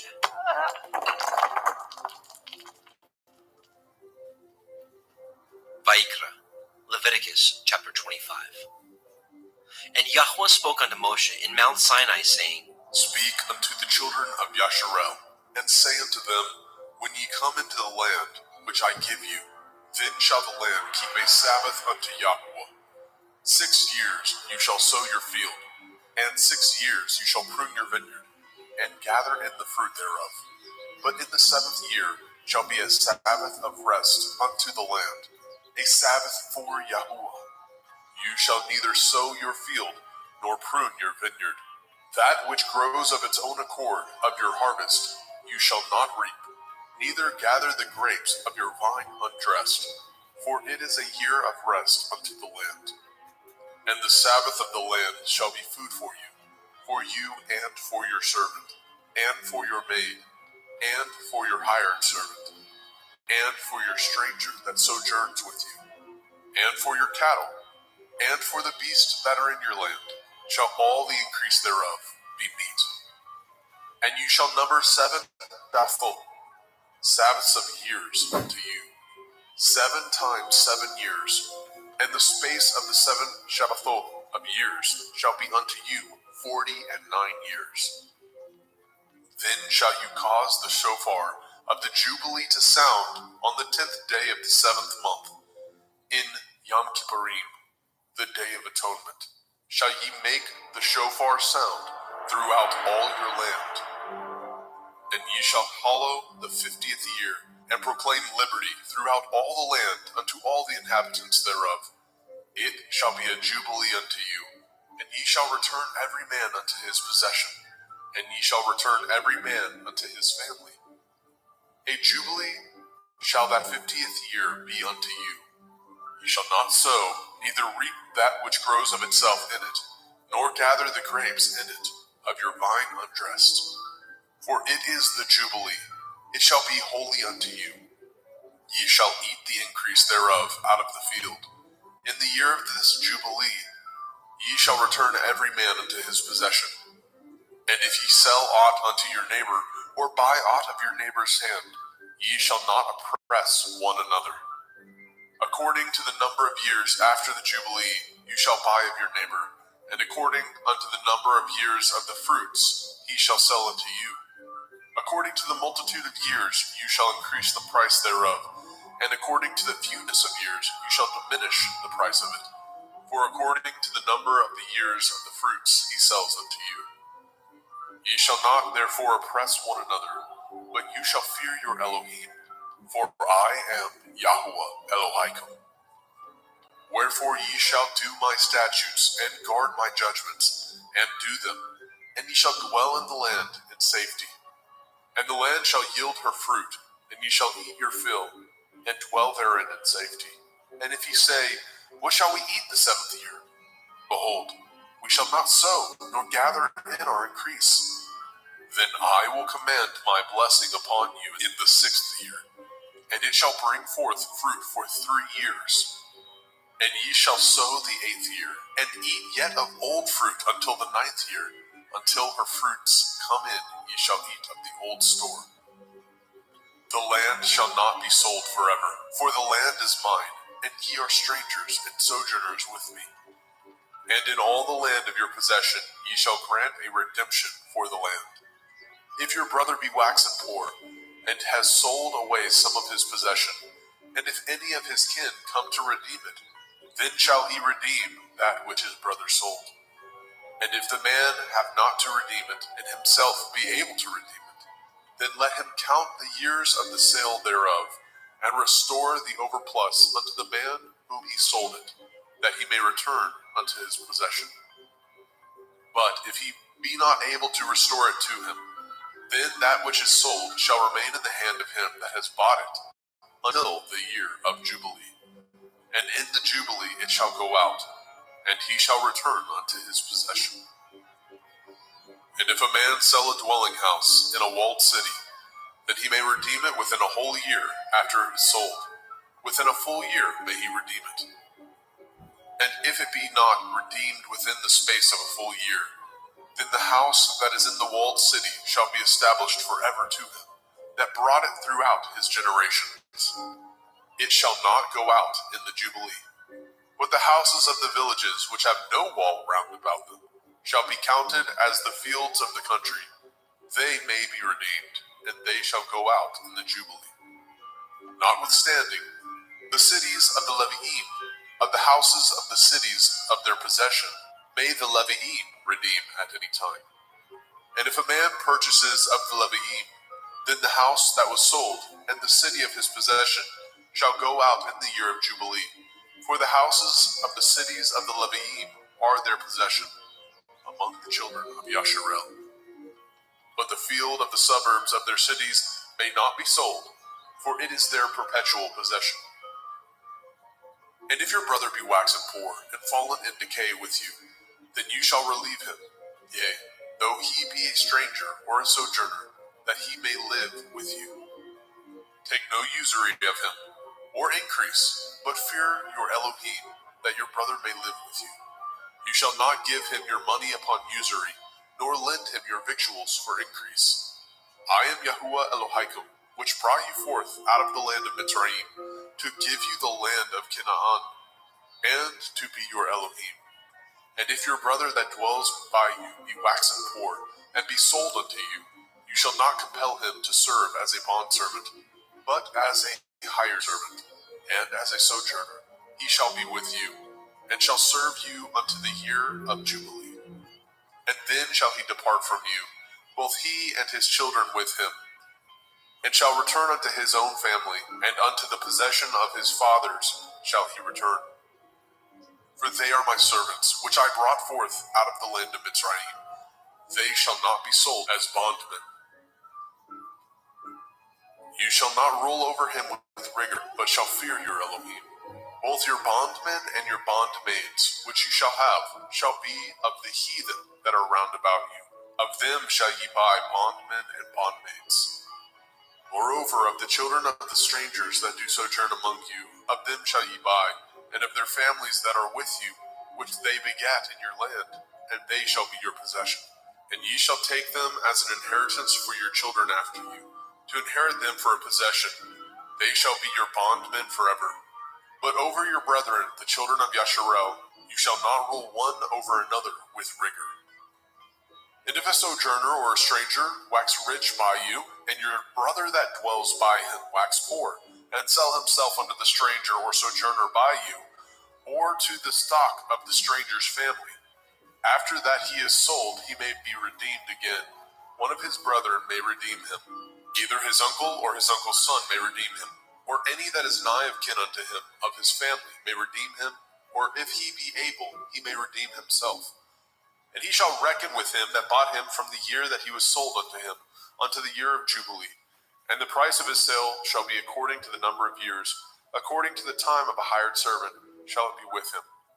If there be yet many years behind, according unto them he shall give again the price of his redemption, out of the money that he was bought for.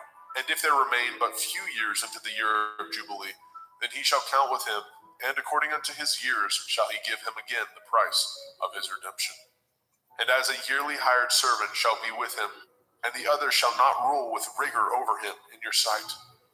And if he be not redeemed in these years, then he shall go out in the year of Jubilee, both he and his children with him. For unto me the children of Yasharel are servants. They are my servants, whom I brought forth out of the land of Mitzrayim. I am Yahuwah Elohaikum. Vaikra, Leviticus chapter 26. Ye shall make you no idols, nor graven image, neither rear you up a standing image, neither shall ye set up any image of stone in your land, to bow down unto it, for I am Yahuwah Elohaikum. Ye shall guard my Sabbaths, and reverence my sanctuary. I am Yahuwah. If ye walk in my statutes, and guard my commandments, and do them, then I will give you rain in due season, and the land shall yield her increase, and the trees of the field shall yield their fruit, and your threshing shall reach unto the vintage, and the vintage shall reach unto the sowing time, and ye shall eat your bread to the full, and dwell in your land safely. And I will give peace in the land, lying down with nothing to fear, and the Sabbath of life, though evil be part of the land, there is no sword to bring in the land. And ye shall chase your enemies, and they shall fall before you by the sword. And 5 of you shall chase 100, and 100 of you shall put 10,000 to flight. And your enemies shall fall before you by the sword. For I will have respect unto you, and make you fruitful, and multiply you, and establish my covenant with you. And ye shall eat old store, and bring forth the old because of the new. And I will set my tabernacle among you, and my soul shall not abhor you. And I will walk among you, and will be your Elohim, and ye shall be my people. I am Yahuwah Elohaikum, which brought you forth out of the land of Mitzrayim, that ye should not be their bondmen. And I have broken the bands of your yoke, and made you go upright. But if ye will not hearken unto me, and will not do all these commandments, and if ye shall despise my statutes, or if your soul abhor my judgments, so that ye will not do all my commandments, but that ye break my covenant, I also will do this unto you. I will even appoint over you terror, consumption, and the burning ague, that shall consume the eyes, and cause sorrow of heart, and ye shall sow your seed in vain, for your enemies shall eat it. And I will set my face against you, and ye shall be slain before your enemies. They that hate you shall reign over you, and ye shall flee when none pursues you. And if ye will not yet for all this hearken unto me, then I will punish you 7 times more for your sins. And I will break the pride of your power, and I will make your heaven as iron, and your earth as brass. And your strength shall be spent in vain, for your land shall not yield her increase, neither shall the trees of the land yield their fruits. And if ye walk contrary unto me, and will not hearken unto me, I will bring 7 times more plagues upon you, according to your sins. I will also send wild beasts among you, which shall rob you of your children, and destroy your cattle, and make you few in number, and your highways shall be desolate. And if ye will not be reformed by me by these things, but will walk contrary unto me, then will I walk contrary unto you, and will punish you yet 7 times for your sins. And I will bring a sword upon you, that shall avenge the quarrel of my covenant. And when ye are gathered together within your cities, I will send the pestilence among you, and ye shall be delivered into the hand of the enemy. And when I have broken the staff of your bread, 10 women shall bake your bread in one oven, and they shall deliver you your bread again by weight, and ye shall eat and not be satisfied. And if ye will not for all this hearken unto me, but walk contrary unto me, then I will walk contrary unto you also in fury, and I, even I, will chastise you 7 times for your sins. And ye shall eat the flesh of your sons, and the flesh of your daughters shall ye eat. And I will destroy your high places, and cut down your images, and cast your carcasses upon the carcasses of your idols, and my soul shall abhor you. And I will make your cities waste, and bring your sanctuaries unto desolation. And I will not smell the savor of your sweet odors. And I will bring the land unto desolation, and your enemies which dwell therein shall be astonished at it. And I will scatter you among the heathen, and will draw out my sword after you. And your land shall be desolate, and your cities waste. Then shall the land enjoy her Shabbathot, as long as it lies desolate, and ye be in your enemy's land. Even then shall the land rest, and enjoy her Shabbathot. As long as it lies desolate, it shall rest, because it did not rest in your Shabbathot, when ye dwelt upon it. And upon them that are left alive of you, I will send a faintness into their hearts, in the land of their enemies, and the sound of a shaken leaf shall chase them, and they shall flee as leap from a sword, and they shall fall when none pursues. And they shall fall one upon another, as it were before a sword, when none pursues, and ye have no power to stand before your enemies. And ye shall perish among the heathen, and the land of your enemies shall eat you up. And they that are left of you shall pine away in their iniquity, in your enemies' lands, and also in the iniquities of their fathers shall they pine away with them. If they shall confess their iniquity, and the iniquity of their fathers, with their transgressions which they transgressed against me, and that also they have walked contrary unto me, and that I also have walked contrary unto them, and have brought them into the land of their enemies, if then their uncircumcised heart be humbled, and they then accept of the punishment of their iniquity, then I will remember my covenant with Yaakov, and also my covenant with Yitzhak, and also my covenant with Abraham will I remember, and I will remember the land. The land also shall be left of them, and shall enjoy her Shabbathot, while she lies desolate without them. And they shall accept of the punishment of their iniquity, because they despised my judgments, and because their soul abhorred my statutes. And yet, for all that, when they be in the land of their enemies, I will not cast them away, neither will I abhor them, destroy them utterly, and to break my covenant with them. For I am Yahweh Elohim. But I will for their sakes remember the covenant of their ancestors, whom I brought forth out of the land of Mitzrayim, in the sight of the heathen, that I might be their Elohim. I am Yahweh. These are the commandments and judgments and Torah, which Yahweh made between him and the children of Yisrael in Mount Sinai by the hand of Moshe.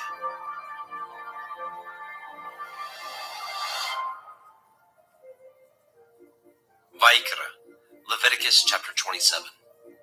And Yahweh spoke unto Moshe, saying, Speak unto the children of Yisrael, and say unto them, When a man shall make a singular vow, the persons shall be for Yahuwah by your estimation.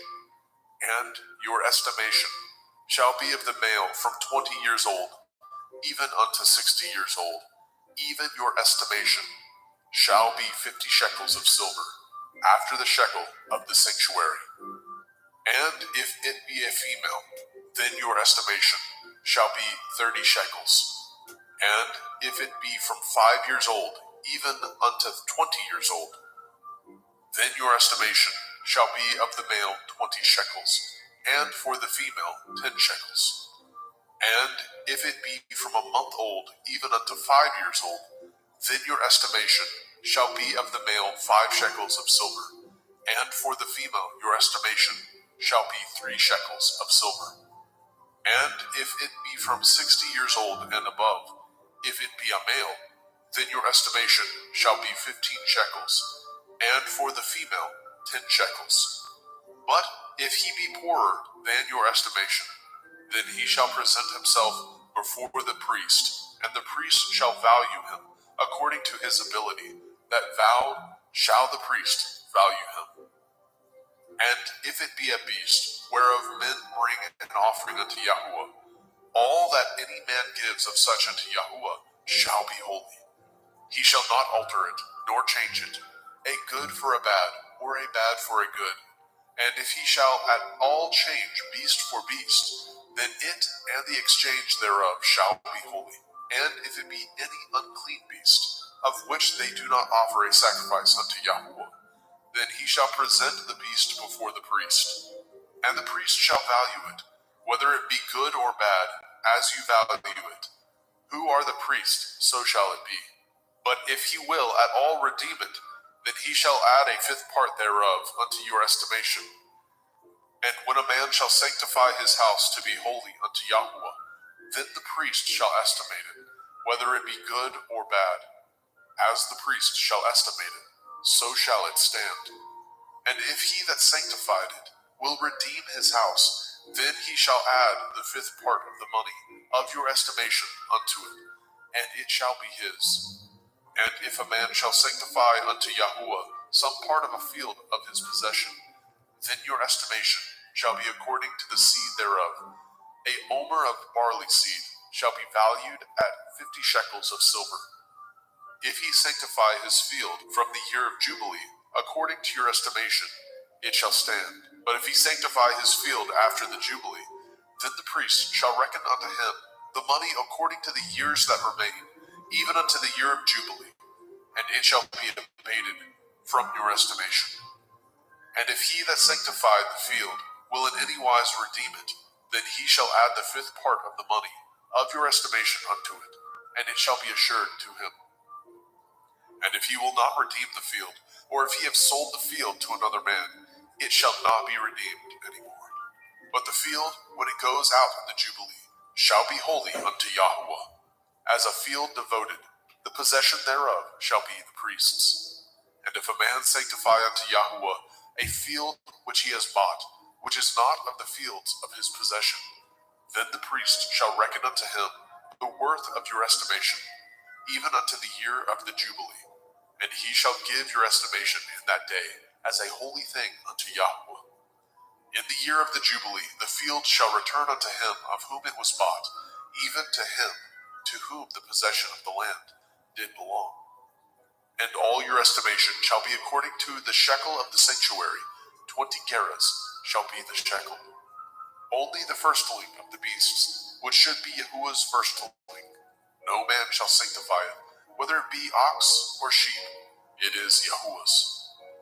And if it be of an unclean beast, and he shall redeem it according to your estimation, and shall add a 5th part of it thereto, or if it be not redeemed, then it shall be sold according to your estimation.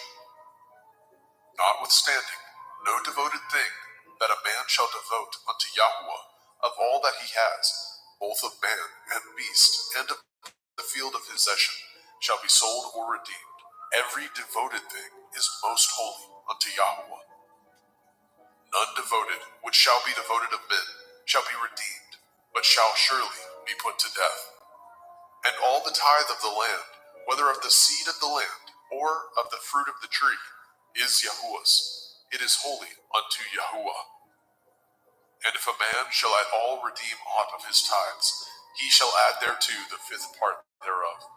And concerning the tithe of the herd, or of the flock, even of whatsoever passes under the rod, the 10th shall be holy unto Yahuwah. He shall not search whether it be good or bad, neither shall he change it.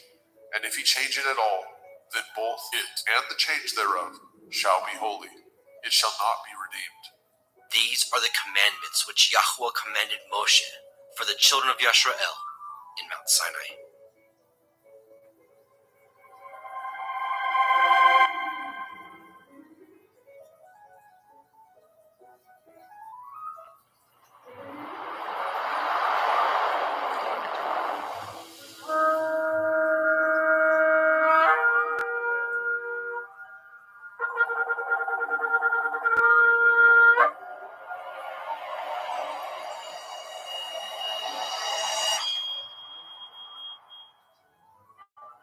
Bemidbar, Numbers chapter 1. And Yahuwah spoke unto Moshe in the wilderness of Sinai, in the tabernacle of the assembly, on the first day of the second month, in the second year after they were come out of the land of Mitzrayim, saying, Take ye the sum of all the assembly of the children of Yasharel, after their families, by the house of their fathers, with the number of their names, every male by their polls, from 20 years old and upward, all that are able to go forth to war in Yasharel. You and Aharon shall number them by their armies, and with you there shall be a man of every tribe, everyone head of the house of his fathers. And these are the names of the men that shall stand with you.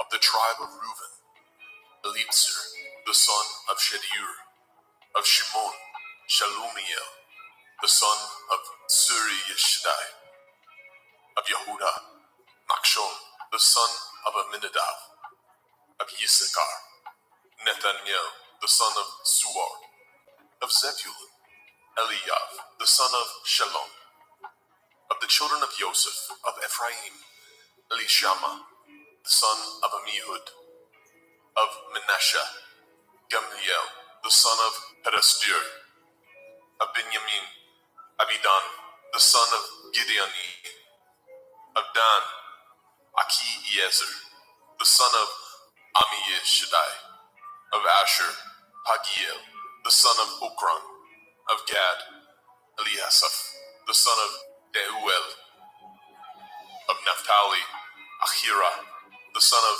Enan. These were the renowned of the assembly, princes of the tribes of their fathers, heads of thousands in Yasharel. And Moshe and Aharon took these men which are expressed by their names, and they assembled all the assembly together on the first day of the second month. And they declared their pedigrees after their families, by the house of their fathers, according to the number of the names, from 20 years old and upwards by their polls. As Yahuwah commanded Moshe, so he numbered them in the wilderness of Sinai. And the children of Reuben, Yasharel's eldest son, by their generations, after their families, by the house of their fathers, according to the number of the names, by their polls, every male from 20 years old and upward, all that were able to go forth to war. Those that were numbered of them, even of the tribe of Reuben, were 46,500. Of the children of Shimon, by their generations, after their families, by the house of their fathers, those that were numbered of them, according to the number of the names, by their polls, every male from 20 years old and upward, all that were able to go forth to war.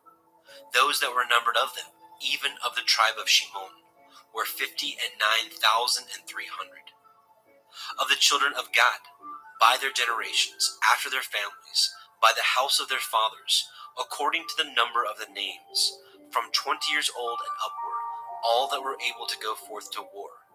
Those that were numbered of them, even of the tribe of Gad, were 45,650. Of the children of Yehuda, by their generations, after their families, by the house of their fathers, according to the number of the names, from 20 years old and upward, all that were able to go forth to war. Those that were numbered of them, even of the tribe of Yehuda, were 314,600. Of the children of Issachar, by their generations, after their families, by the house of their fathers, according to the number of the names, from 20 years old and upward, all that were able to go forth to war. Those that were numbered of them, even of the tribe of Issachar, were 54,400. Of the children of Zebulun, by their generations, after their families, by the house of their fathers, according to the number of the names, from 20 years old and upward, all that were able to go forth to war. Those that were numbered of them, even of the tribe of Zebulun, were 57,400. Of the children of Joseph, namely, of the children of Ephraim, by their generations, after their families, by the house of their fathers, according to the number of the names, from 20 years old and upward, all that were able to go forth to war. Those that were numbered of them, even of the tribe of Ephraim, were 40,500. Of the children of Manasseh, by their generations, after their families, the house of their fathers, according to the number of the names, from 20 years old and upward, all that were able to go forth to war. Those that were numbered of them, even of the tribe of Manasseh, were 32,200. Of the children of Benjamin, by their generations, after their families, by the house of their fathers, according to the number of the names, from 20 years old and upward, all that were able to go forth to war. Those that were numbered of them, even of the tribe of Benjamin, were 35,400. Of the children of Dan, by their generations, after their families, by the house of their fathers, according to the number of the names, from 20 years old and upward, all that were able to go forth to war. Those that were numbered of them, even of the tribe of Dan, were 62,700.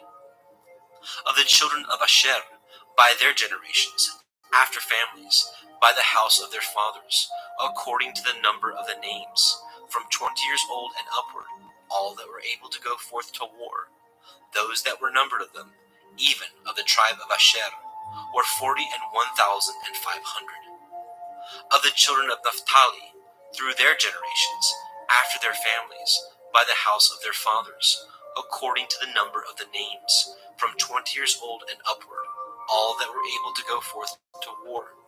Those that were numbered of them, even of the tribe of Naphtali, were 53,400. These are those that were numbered, which Moshe and Aharon numbered, and the princes of Yashrael, being 12 men, each one was for the house of his fathers. So were all those that were numbered of the children of Yashrael, by the house of their fathers, from 20 years old and upward, all that were able to go forth to war in Yashrael. Even all they that were numbered were 600,000 and 3,550. But the Leviim, after the tribe of their fathers, were not numbered among them. For Yahweh had spoken unto Moshe, saying, Only you shall not number the tribe of Levi, neither take the sum of them among the children of Yasharel. But you shall appoint the Leviim over the tabernacle of testimony, and over all the vessels thereof, and over all things that belong to it. They shall bear the tabernacle, and all the vessels thereof, and they shall minister unto it, and shall encamp around about the tabernacle. And when the tabernacle sets forth, the Leviim shall take it down, and when the tabernacle is to be pitched, the Leviim shall set it up, and the stranger that comes nigh shall be put to death. And the children of Yasharel shall pitch their tents, every man by his own camp, and every man by his own standard, throughout their hosts. But the Leviim shall pitch round about the tabernacle of testimony, that there be no wrath upon the assembly of the children of Yasharel. And the Leviim shall guard the watch of the tabernacle of testimony. And the children of Yashrael did according to all that Yahweh commanded Moshe. So did they.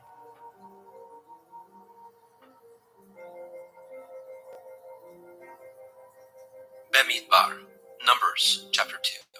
And Yahweh spoke unto El Moshe, and unto El Aharon, saying, Every man of the children of Yasharel shall pitch by his own standard, with the ensign of their father's house far off about the tabernacle of the assembly shall they pitch. And on the east side, towards the rising of the sun, shall they of the standard of the camp of Yehudah pitch throughout their armies. And Nachshon, the son of Aminadab, shall be captain of the children of Yehudah. And his host, and those that were numbered of them, were 614,600. And those that do pitch next to him shall be the tribe of Issachar. And Nathaniel, the son of Zuar, shall be captain of the children of Issachar. And his host, and those that were numbered thereof, were 54,400. Then the tribe of Zebulun, and Eliab, the son of Chelon, shall be the captain of the children of Zebulun. And his host, and those that were numbered thereof, were 57,400. All that were numbered in the camp of Yehudah were 100,000 and fourscore thousand and 6,400 throughout their armies. These shall first set forth. On the south side shall be the standard of the camp of Reuven, according to their armies, and the captain of the children of Reuven shall be Elitzur, the son of Shedeur. And his host, and those that were numbered thereof, were 46,500. And those which pitch by him shall be the tribe of Shimon, and the captain of the children of Shimon shall be Shelumiel, the son of Surishadai. And his host, and those that were numbered of them, were 59,300. Then the tribe of Gad, and the captain of the sons of Gad shall be Eliasaph, the son of Reuel. And his host, and those that were numbered of them, were 45,650. All that were numbered in the camp of Reuven were 100,050 and 1,450 throughout their armies. And they shall set forth in the second rank. Then the tabernacle of the assembly shall set forward with the camp of the Leviim in the midst of the camp. As they encamp, so shall they set forward, every man in his place by their standards. On the west side shall be the standard of the camp of Ephraim, according to their armies. And the captain of the sons of Ephraim shall be Elishama, the son of Ammihud. And his host, and those that were numbered of them, were 40,500. And by him shall be the tribe of Manasseh. And the captain of the children of Manasseh shall be Gamliel, the son of Pedastur. And his host, and those that were numbered of them, were 32,200. Then the tribe of Benjamin, and the captain of the sons of Benjamin shall be Abidan, the son of Gideoni. And his host, and those that were numbered of them, were 35,400. All that were numbered of the camp of Ephraim were 100,000 and 8,100 throughout their armies. And they shall go forward in the third rank. The standard of the camp of Dan shall be on the north side by their armies. And the captain of the children of Dan shall be Achiezer, the son of Ammishaddai. And his host, and those that were numbered of them, were 62,700. And those that encamp by him shall be the tribe of Asher, and the captain of the children of Asher shall be Pagiel, the son of Okran. And his host, and those that were numbered of them, were 41,500. Then the tribe of Naphtali, and the captain of the children of Naphtali shall be Ahira, the son of Enan.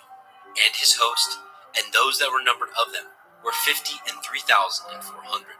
All they that were numbered in the camp of Dan were 100,050 and 7,600. They shall go hindmost with their standards. These are those which were numbered of the children of Yashrael by the house of their fathers.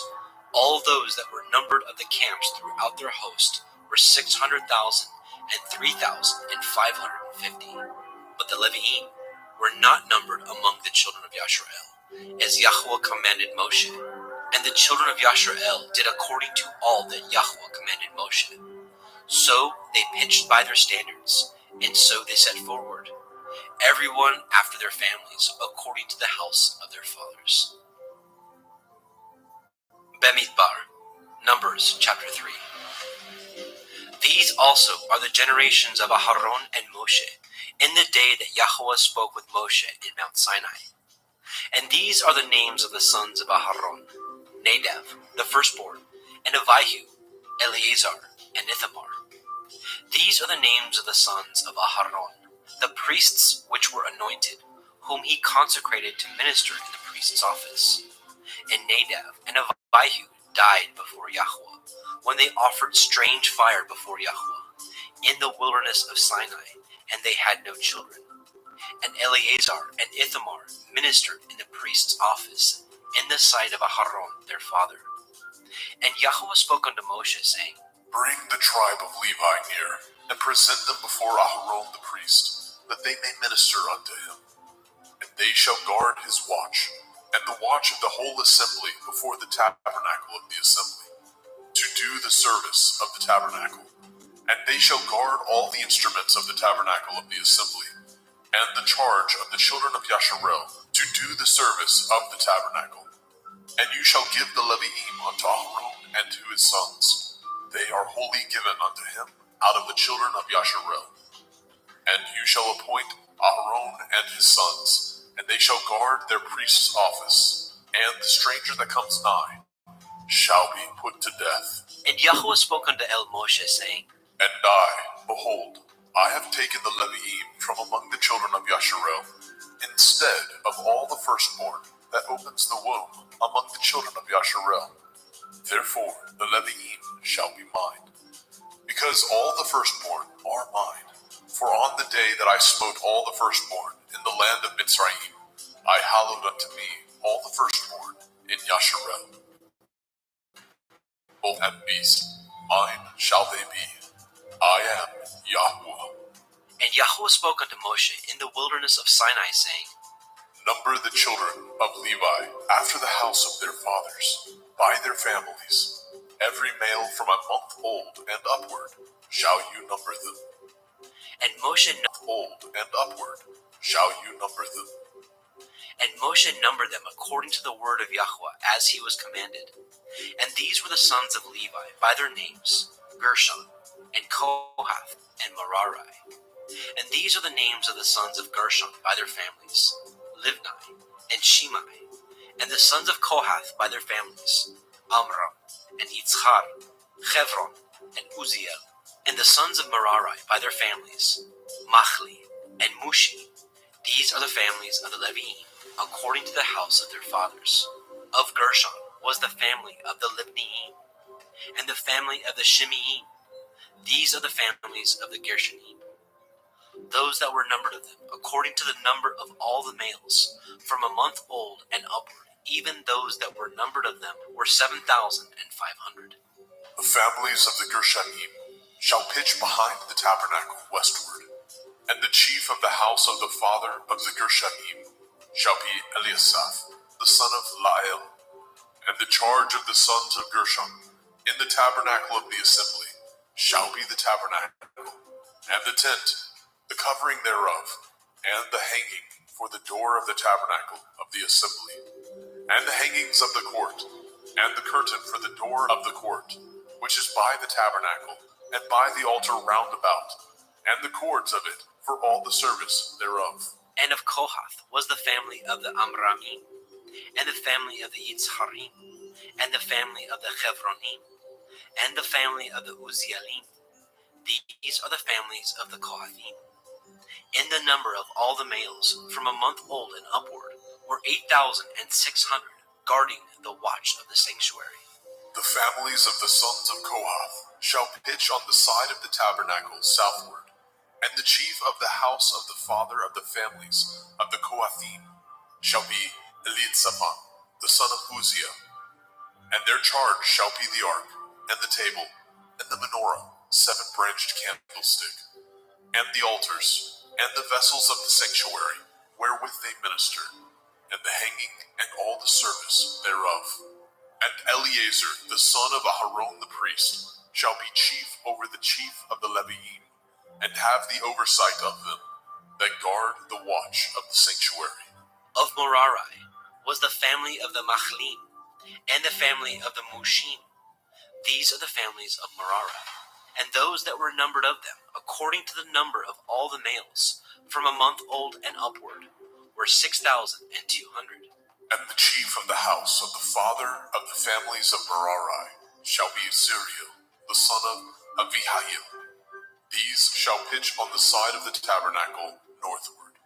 And under the custody and charge of the sons of Merari shall be the boards of the tabernacle, and the bars doors thereof, and the pillars thereof, and the sockets thereof, and all the vessels thereof, and all that serves thereto, and the pillars of the court round about, and their sockets, and their pins, and their cords. But those that encamp before the tabernacle towards the east, even before the tabernacle of the assembly, eastward, shall be Moshe, and Aharon, and his sons, guarding the watch of the sanctuary, for the watch of the children of Yasharel, and the stranger that comes nigh shall be put to death. And all that were numbered of the Leviim, which Moshe and Aharon numbered at the commandment of Yahweh, throughout their families, all the males from a month old and upward were 22,000. And Yahweh said unto El Moshe, Number all the firstborn of the males of the children of Yasharel, from a month old and upward, and take the number of their names, and you shall take the Leviim for me. I am Yahweh, instead of all firstborn among the children of Yasharel, and the cattle of the Leviim, instead of all the firstlings among the cattle of the children of Yasharel. And Moshe numbered, as Yahweh commanded him, all the firstborn among the children of Yasharel, and all the firstborn males by the number of names, from a month old and upward, of those that were numbered of them, were 22,213. And Yahweh spoke unto El Moshe, saying, Take the Leviim, instead of all the firstborn among the children of Yasharel, and the cattle of the Leviim, instead of their cattle, and the Leviim shall be mine. I am Yahweh.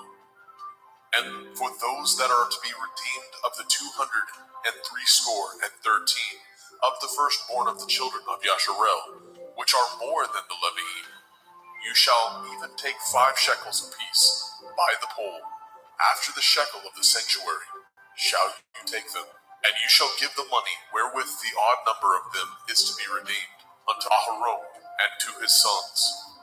And Moshe took the redemption money of them that were over and above them that were redeemed by the Leviim. Of the firstborn of the children of Yasharel took he the money, 1,365 shekels, after the shekel of the sanctuary.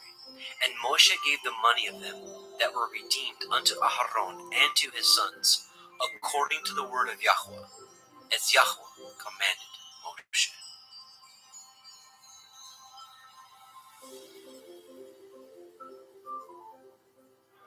Bemidbar, Numbers, chapter 4. And Yahweh spoke unto El Moshe and unto El Aharon, saying, Take the sum of the sons of Kohath from among the sons of Levi, after their families, by the house of their fathers, from 30 years old and upward, even until 50 years old, all that enter into the host, to do the work in the tabernacle of the assembly. This shall be the service of the sons of Kohath in the tabernacle of the assembly, about the most holy things. And when the camp sets forward, Aharon shall come, and his sons, and they shall take down the covering veil, and cover the ark of the testimony with it, and shall put thereon the covering of badger skins, and shall spread over it a cloth wholly of blue, and shall put in the staves thereof, and upon the table of showbread they shall spread a cloth of blue, and put thereon the dishes, the spoons, the bowls, and covers to cover withal, and the continual bread shall be thereon. And they shall spread upon them a cloth of scarlet, and cover the same with a covering of badger skins, and shall put in the staves thereof. And they shall take a cloth of blue, and cover the menorah, 7-branched candlestick, of the light, and his lamps, and his tongs, and his snuff dishes, and all the oil vessels thereof, wherewith they minister unto it. And they shall put it, and all the vessels thereof, within a covering of badger skins, and shall put it upon a bar. And upon the golden altar they shall spread a cloth of blue, and cover it with a covering of badger skins, and shall put the staves thereof. And they shall take all the instruments of ministry, wherewith they minister in the sanctuary, and put them in a cloth of blue, and cover them with a covering of badger skins, and shall put them on a bar. And they shall take away the ashes from the altar, and spread a purple cloth thereon. And they shall put upon all the vessels thereof, wherewith they minister about it. even the censers, the flesh hooks, the shovels, the basins, all the vessels of the altar, and they shall spread upon it a covering of badger skins, and put to the staves of it. And when Aharon and his sons have made an end of covering the sanctuary, and all the vessels of the sanctuary, as the camp is to set forward, after that the sons of Kohath shall come to bear it, but they shall not touch any holy thing, lest they die. These things are the burden of the sons of Kohath in the tabernacle of the assembly. And to the office of Eleazar, the son of Aharon, the priest, pertains the oil for the light, and the sweet incense, and the daily meat offering, and the anointing oil, and the oversight of all the tabernacle, and of all that therein is, in the sanctuary, and in the vessels thereof. And Yahweh spoke unto Moshe, and unto Aharon, saying, Cut ye not off the tribe of the families of the Kohathim from among the Leviim, but thus do unto them, that they may live and not die. When they approach unto the most holy things, Aharon and his sons shall go in, and appoint them every one to his service and to his burden. But they shall not go in to see when the holy things are covered, lest they die. And Yahweh spoke unto Moshe, saying, Take also the sum of the sons of Gershon throughout the houses of their fathers, by their families, from 30 years old and upward, until 50 years old, shall you number them, all that enter in to perform the service, to do the work in the tabernacle of the assembly. This is the service of the families of the Gershonim, to serve and for burdens. And they shall bear the curtains of the tabernacle, and the tabernacle of the assembly, his covering, and the covering of the badger skins that is above upon it, and the hanging for the door of the tabernacle of the assembly, and the hangings of the court, and the hangings for the door of the gate of the court, which is by the tabernacle, and by the altar round about, and their cords, and all the instruments of their service, and all that is made for them, so shall they serve. At the appointment of Aharon and his sons shall be all the service of the sons of the Gershonim, in all their burdens, and in all their service, and he shall appoint unto them in charge all their burdens. This is the service of the families of the sons of Gershon in the tabernacle of the assembly, and their charge shall be under the hand of Itamar, the son of Aharon, the priest. As for the sons of Merari, you shall number them after their families, by the house of their fathers.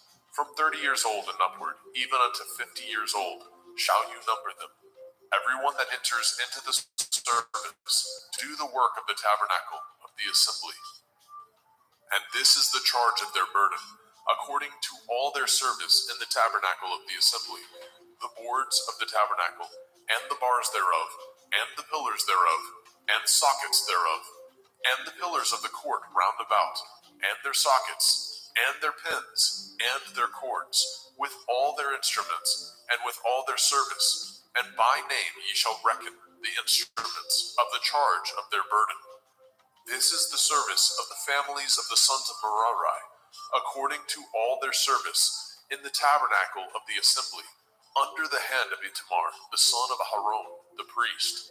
And Moshe and Aharon and the chief of the assembly numbered the sons of the Kohathim after their families, and after the house of their fathers, from 30 years old and upward, even unto 50 years old, everyone that enters into the service, for the work in the tabernacle of the assembly. And those that were numbered of them by their families were 2,750. These were they that were numbered of the families of the Kohathim, all that might do service in the tabernacle of the assembly, which Moshe and Aharon did number according to the commandment of Yahweh by the hand of Moshe.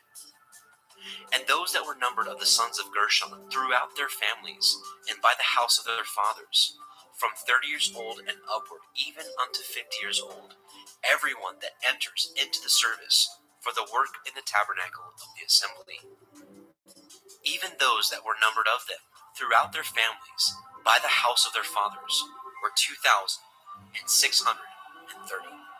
These are they that were numbered of the families of the sons of Gershon, of all that might do service in the tabernacle of the assembly, whom Moshe and Aharon did number according to the commandment of Yahweh. And those that were numbered of the families of the sons of Merari, throughout their families, by the house of their fathers, from 30 years old and upward, even unto 50 years old, everyone that entered into the service for the work in the tabernacle of the assembly, even those that were numbered of them after their families, were 3,200. These be those that were numbered of the families of the sons of Merari, whom Moshe and Aharon numbered according to the word of Yahweh by the hand of Moshe. All those that were numbered of the Leviim, whom Moshe and Aharon and the chief of Yisrael numbered, after their families, and after the house of their fathers, from 30 years old and upward, even unto 50 years old, everyone that came to do the service of the ministry, and the service of the burden in the tabernacle of the assembly, even those that were numbered of them, were 8,540. According to the commandment of Yahweh, they were numbered by the hand of Moshe, everyone according to his service, and according to his burden. Thus were they numbered of him, as Yahweh commanded Moshe.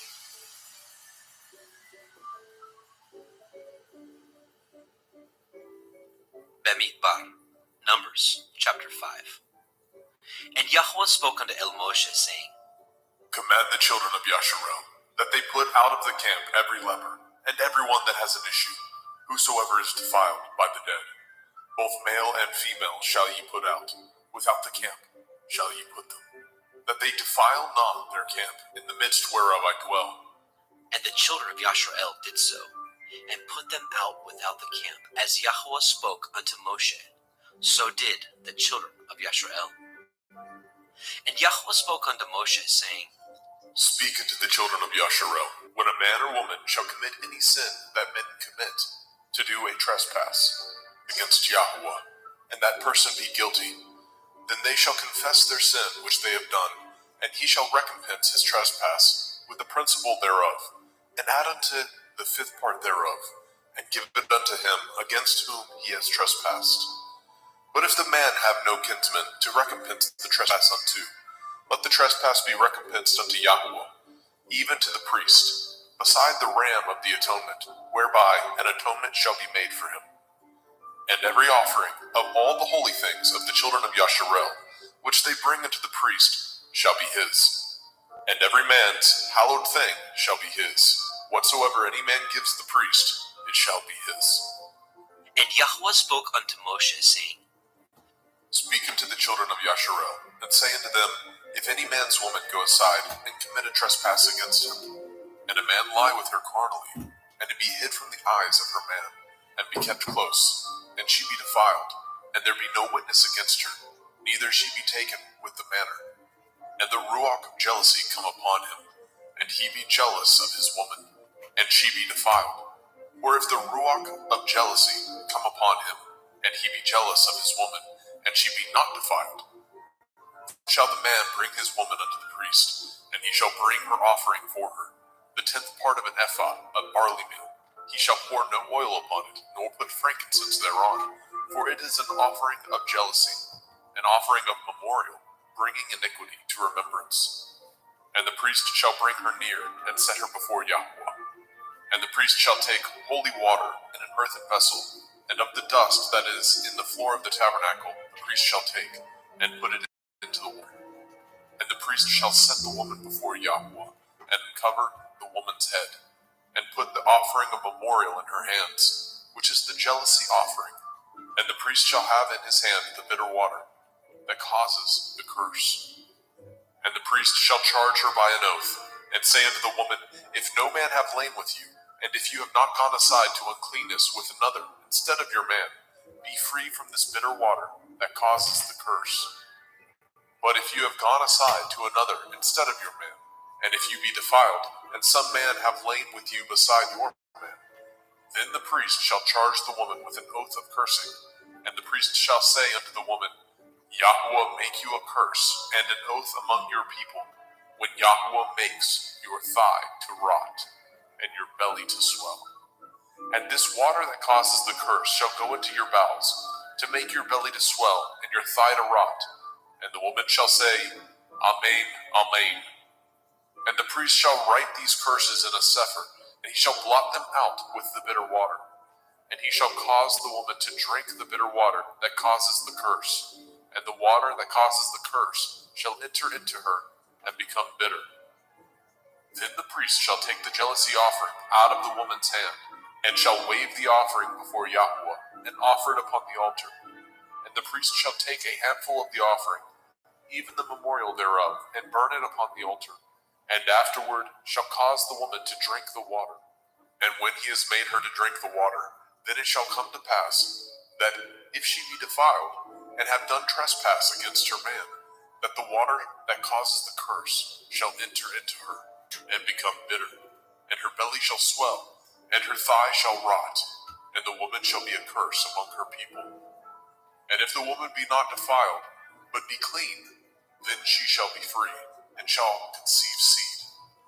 This is the Torah of jealousies, when a woman goes aside to another instead of her man, and is defiled. Or when the ruach of jealousy come upon him, and he be jealous over his woman, and shall set the woman before Yahweh, and the priest shall execute upon her all this Torah. Then shall the man be guiltless from iniquity, and his woman shall bear her iniquity. Bemidbar, Numbers chapter 6.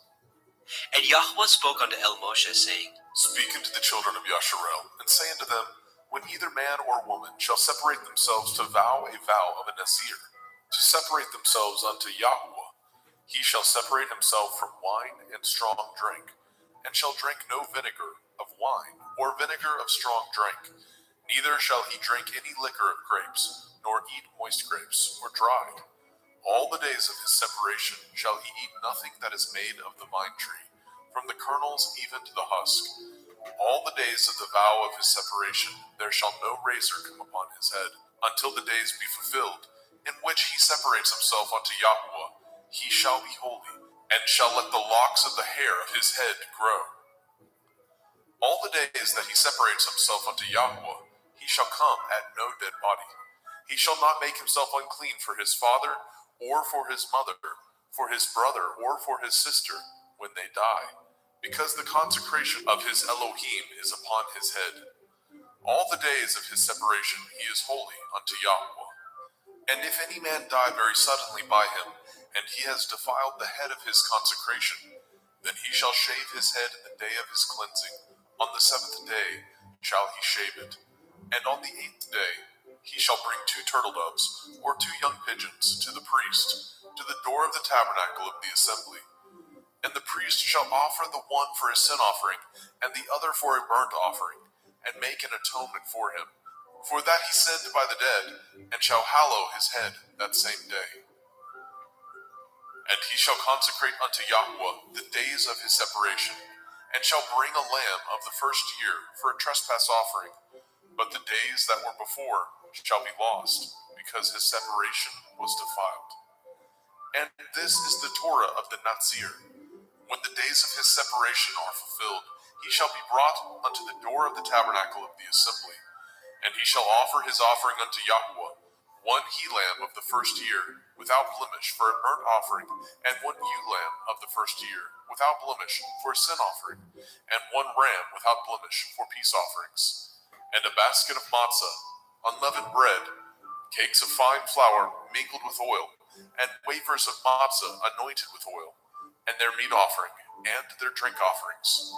And the priest shall bring them before Yahweh, and shall offer his sin offering, and his burnt offering. And he shall offer the ram for a sacrifice of peace offerings unto Yahweh, with the basket of matzah. The priest shall offer also his meat offering, and his drink offering. And the Nazir shall shave the head of his separation at the door of the tabernacle of the assembly, and shall take the hair of the head of his separation, and put it in the fire which is under the sacrifice of the peace offerings.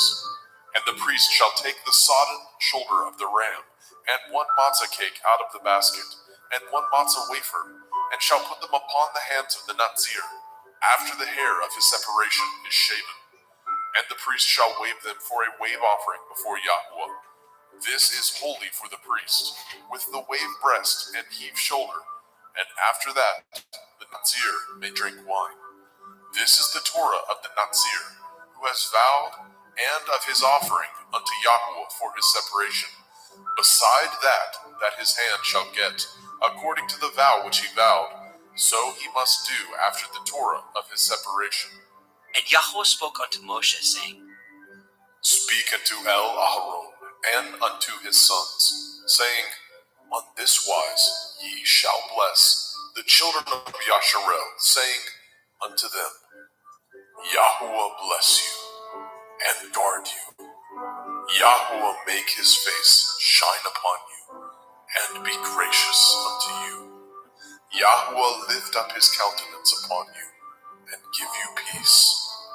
And they shall put my name upon the children of Yasharel, and I will bless them.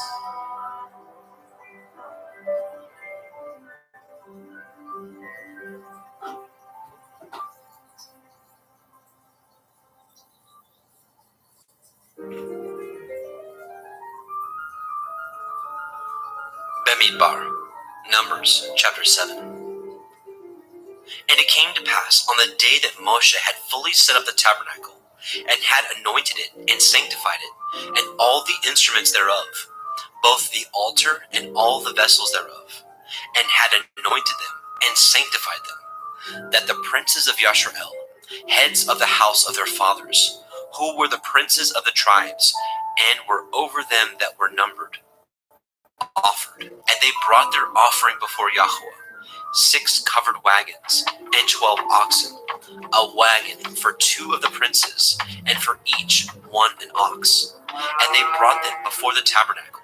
And Yahweh spoke unto Moshe, saying, Take it of them, that they may be to do the service of the tabernacle of the assembly, and you shall give them unto the Leviim, to every man according to his service. And Moshe took the wagons and the oxen, and gave them unto the Leviim. 2 wagons and 4 oxen he gave unto the sons of Gershon, according to their service. And 4 wagons and 8 oxen he gave unto the sons of Merari, according unto their service, under the hand of Ithamar, the son of Aharon the priest. But unto the sons of Kohath he gave none, because the service of the sanctuary belonging unto them was that they should bear upon their shoulders. And the princes offered for dedicating of the altar in the day that it was anointed. Even the princes offered their offering before the altar. And Yahweh said unto Moshe, They shall offer their offering, each prince on his day, for the dedicating of the altar. And he that offered his offering the first day was Nechshon, the son of Amminadab, of the tribe of Yehudah. And his offering was 1 silver charger, the weight thereof was 130 shekels, 1 silver bowl of 70 shekels, after the shekel of the sanctuary. Both of them were full of fine flour, mingled with oil for a meat offering. 1 spoon of 10 shekels of gold, full of incense. 1 young bullock, 1 ram, 1 lamb of the first year for a burnt offering. 1 kid of the goats for a sin offering, and for a sacrifice of peace offerings, 2 oxen, 5 rams, 5 he-goats, 5 lambs of the first year. This was the offering of Nechshon, the son of Amminadab. On the second day, Nethanel, the son of Tzuar, prince of Issachar, did offer. He offered for his offering 1 silver charger, the weight whereof was 130 shekels, 1 silver bowl of 70 shekels, after the shekel of the sanctuary, both of them full of fine flour, mingled with oil for a meat offering.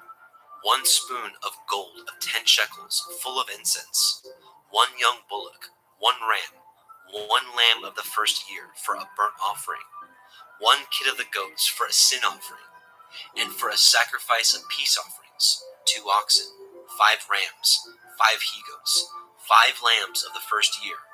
This was the offering of Nethanel, the son of Zuar. On the third day, Eliav, the son of Chelon, prince of the children of Zebulun, did offer.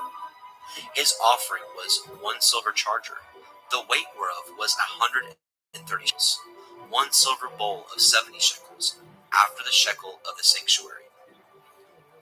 Both of them full of fine flour mingled with oil for a meat offering. 1 golden spoon of 10 shekels full of incense, 1 young bullock, 1 ram, 1 lamb of the first year for a burnt offering, 1 kid of the goats for a sin offering, and for a sacrifice of peace offerings, 2 oxen, 5 rams, 5 he-goats, 5 lambs of the first year. This was the offering of Eliav, the son of Chelon. On the fourth day, Elitzur, the son of Shedur, prince of the children of Reuben, did offer. His offering was 1 silver charger of the weight of 130 shekels, 1 silver bowl of 70 shekels, after the shekel of the sanctuary, both of them full of fine flour mingled with oil for a meat offering. 1 golden spoon of 10 shekels, full of incense, 1 young bullock, 1 ram, 1 lamb of the first year for a burnt offering, 1 kid of the goats for a sin offering, and for a sacrifice of peace offerings, 2 oxen, 5 rams, 5 he-goats, 5 lambs of the first year. This was the offering of Elitzur, the son of Shedur. On the fifth day, Shelumiel, the son of Tzurishaddai, prince of the children of Shimon, did offer. His offering was 1 silver charger, the weight whereof was 130 shekels, 1 silver bowl of 70 shekels, after the shekel of the sanctuary, both of them full of fine flour mingled with oil for a meat offering. 1 golden spoon of 10 shekels, full of incense, 1 young bullock, 1 ram, 1 lamb of the first year for a burnt offering, 1 kid of the goats for a sin offering, and for a sacrifice of peace offerings, 2 oxen, 5 rams, 5 he-goats, 5 lambs of the first year. This was the offering of Shelumiel, the son of Tzurishaddai. On the sixth day, Elisaph, the son of Deuel, prince of the children of Gad, offered. His offering was 1 silver charger, of the weight of 130 shekels, a silver bowl of 70 shekels, after the shekel of the sanctuary, both of them full of fine flour mingled with oil for a meat offering. 1 golden spoon of 10 shekels full of incense, 1 young bullock, 1 ram, 1 lamb of the first year for a burnt offering, 1 kid of the goats for a sin offering, and for a sacrifice of peace offerings, 2 oxen, 5 rams, 5 he-goats, 5 lambs of the first year. This was the offering of Elisaph, the son of Deuel. On the seventh day, Elishama, the son of Ammihud, prince of the children of Ephraim, offered. His offering was 1 silver charger, the weight whereof was 130 shekels, 1 silver bowl of 70 shekels, after the shekel of the sanctuary, both of them full of fine flour mingled with oil for a meat offering. 1 golden spoon of 10 shekels full of incense, 1 young bullock, 1 ram, 1 lamb of the first year for a burnt offering, 1 kid of the goats for a sin offering, and for a sacrifice of peace offerings, 2 oxen, 5 rams, 5 he-goats, 5 lambs of the first year. This was the offering of Elishama, the son of Ammihud. On the 8th day offered Gamaliel, the son of Pedatsur, prince of the children of Manasseh. His offering was 1 silver charger of the weight of 130 shekels, 1 silver bowl of 70 shekels, after the shekel of the sanctuary, both of them full of fine flour mingled with oil for a meat offering. 1 golden spoon of 10 shekels full of incense, 1 young bullock, 1 ram, 1 lamb of the first year for a burnt offering, 1 kid of the goats for a sin offering, and for a sacrifice of peace offerings, 2 oxen, 5 rams, 5 he-goats, 5 lambs of the first year. This was the offering of Gamaliel, the son of Pedatsur. On the 9th day, Avidan, the son of Gidonai, prince of the children of Benjamin, offered. His offering was 1 silver charger, the weight whereof was 130 shekels, 1 silver bowl of 70 shekels, after the shekel of the sanctuary, both of them full of fine flour mingled with oil for a meat offering. 1 golden spoon of 10 shekels, full of incense, 1 young bullock, 1 ram, 1 lamb of the first year for a burnt offering, 1 kid of the goats for a sin offering, and for a sacrifice of peace offerings, 2 oxen, 5 rams, 5 he-goats, 5 lambs of the first year. This was the offering of Avidan, the son of Gidonai. On the 10th day, Achiezer, the son of Ammishaddai, prince of the children of Dan, offered. His offering was 1 silver charger, the weight whereof was 130 shekels, 1 silver bowl of 70 shekels, after the shekel of the sanctuary, both of them full of fine flour mingled with oil for a meat offering. 1 golden spoon of 10 shekels, full of incense, 1 young bullock, 1 ram, 1 lamb the first year for a burnt offering, 1 kid of the goats for a sin offering, and for a sacrifice of peace offerings, 2 oxen, 5 rams, 5 he-goats, 5 lambs of the first year. This was the offering of Achiezer, the son of Ammishaddai. On the 11th day, Pagiel, the son of Okran, prince of the children of Asher, offered. His offering was 1 silver charger, the weight whereof was 130 shekels, 1 silver bowl of 70 shekels, after the shekel of the sanctuary, both of them full of fine flour mingled with oil for a meat offering. 1 golden spoon of 10 shekels, full of incense, 1 young bullock, 1 ram, 1 lamb of the first year for a burnt offering, 1 kid of the goats for a sin offering, and for a sacrifice of peace offerings, 2 oxen, 5 rams, 5 he-goats, 5 lambs of the first year. This was the offering of Pagiel, the son of Okran. On the 12th day, Achira, the son of Enan, prince of the children of Naphtali, offered. His offering was 1 silver charger, the weight whereof was 130 shekels, 1 silver bowl of 70 shekels, after the shekel of the sanctuary, both of them full of fine flour mingled with oil for a meat offering. 1 golden spoon of 10 shekels, full of incense, 1 young bullock, 1 ram, 1 lamb of the first year for a burnt offering, 1 kid of the goats for a sin offering, and for a sacrifice of peace offerings, 2 oxen, 5 rams, 5 he-goats, 5 lambs of the first year. This was the offering of Achira, the son of Enan. This was the dedication of the altar, in the day when it was anointed, by the princes of Yashrael. 12 chargers of silver, 12 silver bowls, 12 spoons of gold, each charger of silver weighing 130 shekels, each bowl 70. All the silver vessels weighed 2,400 shekels, after the shekel of the sanctuary. The golden spoons were 12, full of incense, weighing 10 shekels apiece, after the shekel of the sanctuary. All the gold of the spoons was 120 shekels. All the oxen for the burnt offering were 12 bullocks, the rams 12, the lambs of the first year 12, with their meat offering, and the kids of the goats for sin offering 12. And all the oxen for the sacrifice of the peace offerings were 24 bullocks, the rams 60, the he-goats 60, the lambs of the first year 60. This was the dedication of the altar after that it was anointed. And when Moshe was gone into the tabernacle of the assembly to speak with him, then he heard the voice of one speaking unto him from off the mercy seat that was upon the ark of the testimony, from between the 2 cherubim. And he spoke unto him. Bemidbar, Numbers chapter 8. And Yahweh spoke unto El Moshe, saying, Speak unto El Aharon, and say unto him, When you light the lamps, the 7 lamps shall give light over against the menorah. And Aharon did so. He lighted the lamps thereof over against the menorah. as Yahweh commanded Moshe. And this work of the menorah was of beaten gold. Unto the shaft thereof, unto the flowers thereof, was beaten work, according unto the pattern which Yahweh had showed Moshe. So he made the menorah.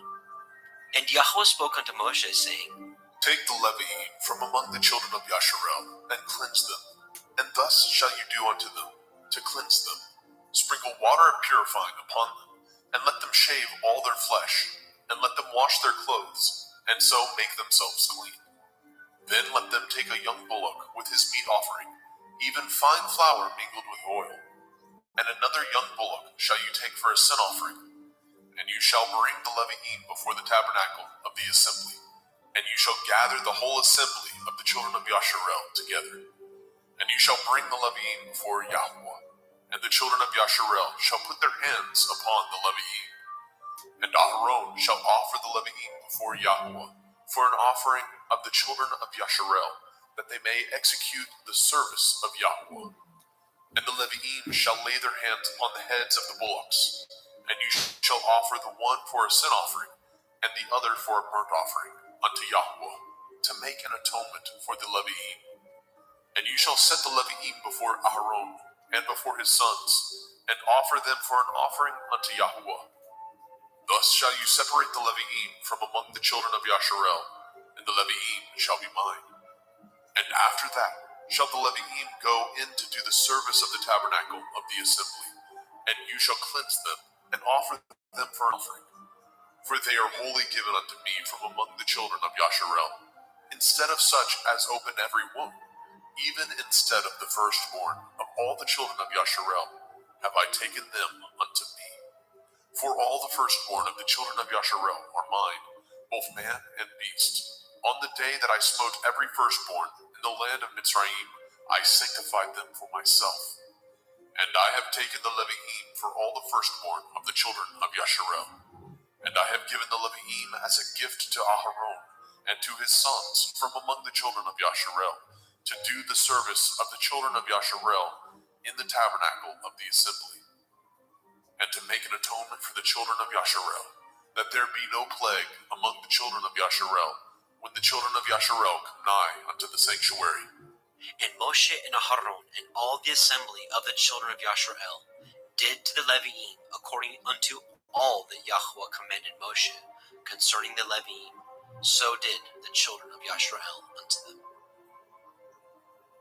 And the Levi'im were purified, and they washed their clothes, and Aharon offered them as an offering before Yahweh. And Aharon made an atonement for them to cleanse them. And after that went the Levi'im in to do their service in the tabernacle of the assembly before Aharon and before his sons, as Yahweh had commanded Moshe concerning the Levi'im, so did they unto them. And Yahweh spoke unto Moshe, saying, This is that belongs unto the Levi'im from 20 and 5 years old and upward. They shall go in to wait upon the service of the tabernacle of the assembly.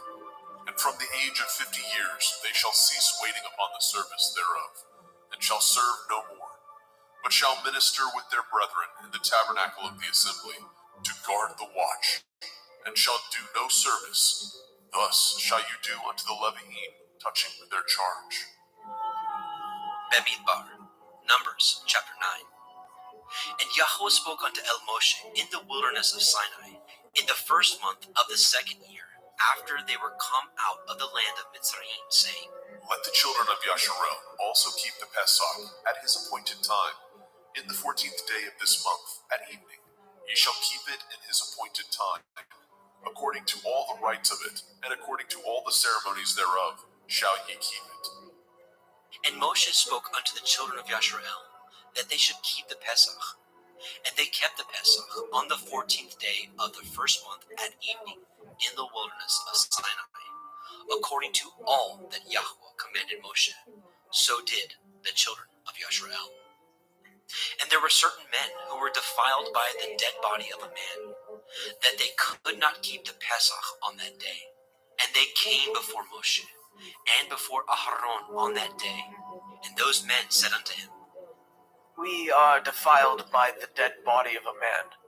Wherefore are we kept back and we may not offer an offering of Yahuwah on his appointed season among the children of Yasharel. Of Yahuwah on his appointed season among the children of Yasharel. And Moshe said unto them, Stand still, and I will hear what Yahuwah will command concerning you. And Yahuwah spoke unto Moshe, saying, Speak unto the children of Yasharel, saying, If any man of you or of your posterity shall be unclean by reason of a dead body, or be in a journey afar off, yet he shall keep the Pesach unto Yahuwah. The 14th day of the 2nd month at evening they shall keep it, and eat it with matzah and bitter herbs. They shall leave none of it unto the morning, nor break any bone of it. According to all the ordinances of the Pesach, they shall keep it. But the man that is clean, and is not in a journey, and forbears to keep the Pesach, even the same soul shall be cut off from among his people, because he brought not the offering of Yahuwah in his appointed season. That man shall bear his sin. And if a stranger shall sojourn among you, and will keep the Pesach unto Yahuwah, according to the ordinance of the Pesach, and according to the manner thereof, so shall he do. Ye shall have one ordinance both for the stranger and for him that was born in the land. And on the day that the tabernacle was reared up, the cloud covered the tabernacle, namely, the tent of the testimony. And at evening there was upon the tabernacle, as it were, the appearance of fire until the morning. So it was always. The cloud covered it by day, and the appearance of fire by night. And when the cloud was taken up from the tabernacle, then after that the children of Yasharel journeyed. And in the place where the cloud abode, there the children of Yasharel pitched their tents. At the commandment of Yahuwah, the children of Yasharel journeyed, and at the commandment of Yahuwah they pitched. As long as the cloud abode upon the tabernacle, they rested in their tents. And when the cloud tarried long upon the tabernacle many days, then the children of Yasharel did guard the watch of Yahuwah, and journeyed not. And so it was, when the cloud was a few days upon the tabernacle, according to the commandment of Yahuwah, they abode in their tents, and according to the commandment of Yahuwah, they journeyed. And so it was, when the cloud abode from evening unto the morning, and that the cloud was taken up in the morning, then they journeyed. Whether it was by day or by night that the cloud was taken up, they journeyed. Or whether it were 2 days, or a month, or a year, that the cloud tarried upon the tabernacle, remaining thereon, the children of Yasharel abode in their tents, and journeyed not. But when it was taken up, they journeyed. At the commandment of Yahuwah they rested in their tents, and at the commandment of Yahuwah they journeyed. They guarded the watch of Yahuwah at the commandment of Yahuwah by the hand of Moshe.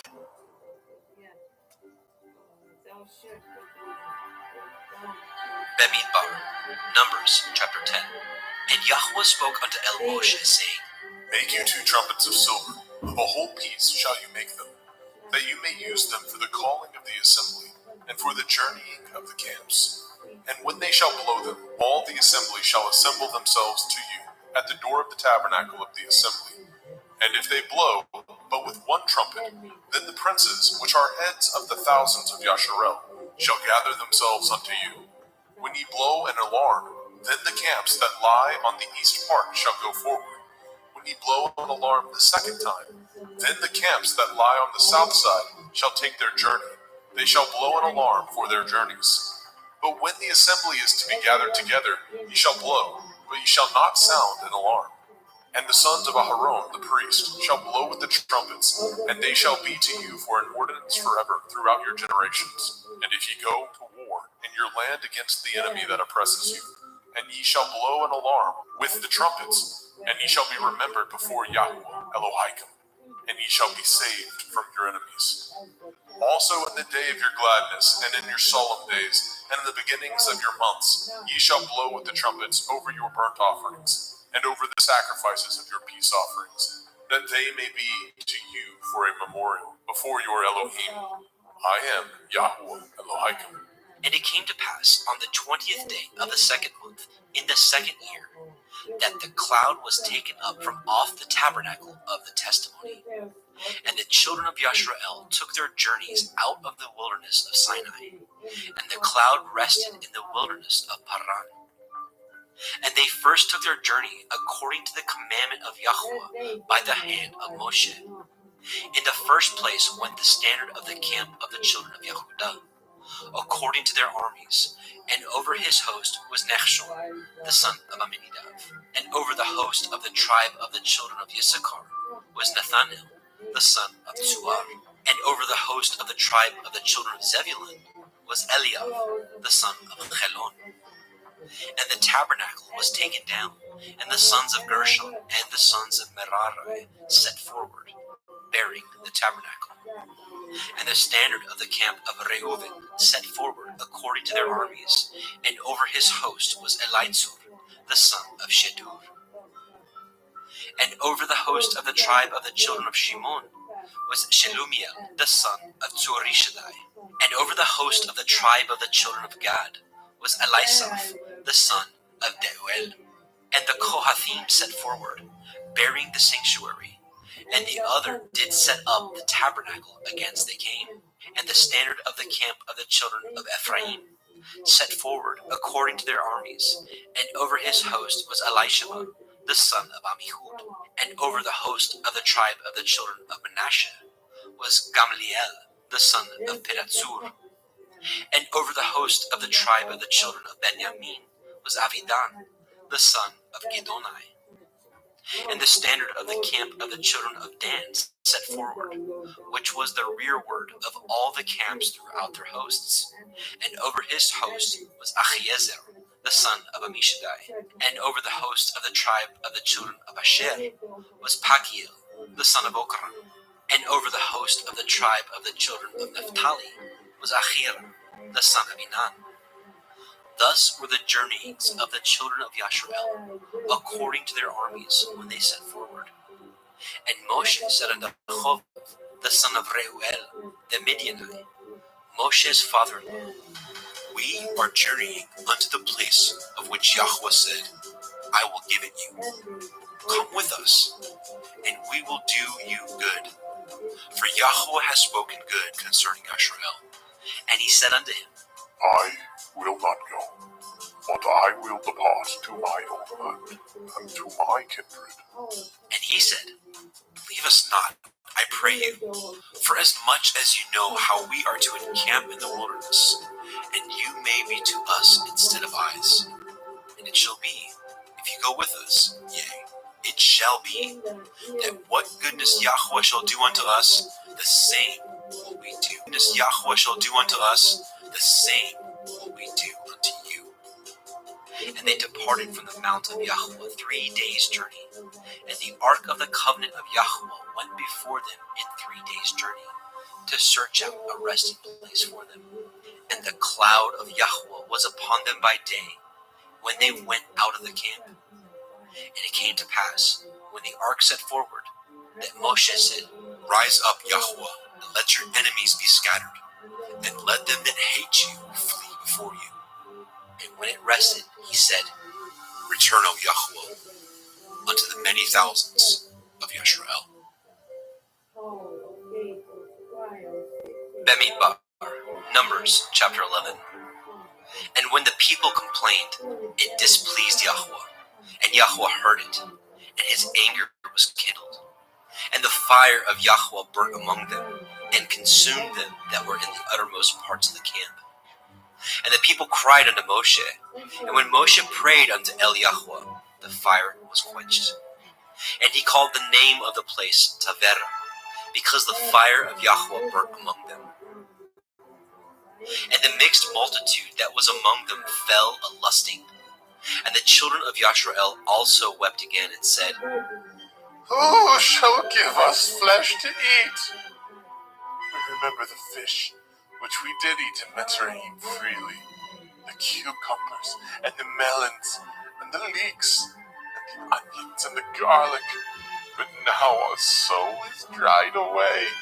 There's nothing at all, because this manna before our eyes. And the manna was as coriander seed, and the color thereof as the color of delum. And the people went about and gathered it, and ground it in mills, or beat it in a mortar, and baked it in pans, and made cakes of it. And the taste of it was as the taste of fresh oil. And when the dew fell upon the camp in the night, the manna fell upon it. Then Moshe heard the people weep throughout their families, every man in the door of his tent. And the anger of Yahweh was kindled greatly. Moshe also was displeased. And Moshe said unto Yahweh, Wherefore have you afflicted your servant? And wherefore have I not found favor in your sight, that you laid the burden of all this people upon me? Have I conceived all this people? Have I begotten them? That you should say unto me, Carry them in your bosom, as a nursing father bears the sucking child, unto the land which you swore unto their fathers? Whence should I have flesh to give unto all this people? For they weep unto me, saying, Give us flesh, that we may eat. I am not able to bear all this people alone, because it is too heavy for me. And if you deal thus with me, kill me, I pray you, out of hand, if I have found favor in your sight, and let me not see my wretchedness.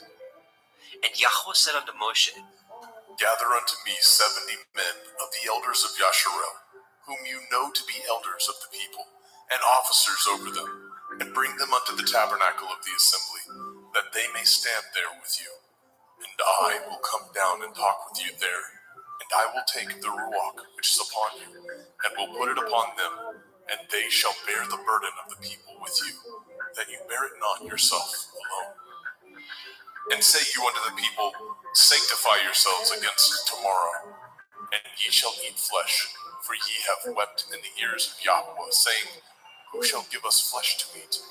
For it was well with us in Mitzrayim. Therefore Yahweh will give you flesh, and ye shall eat.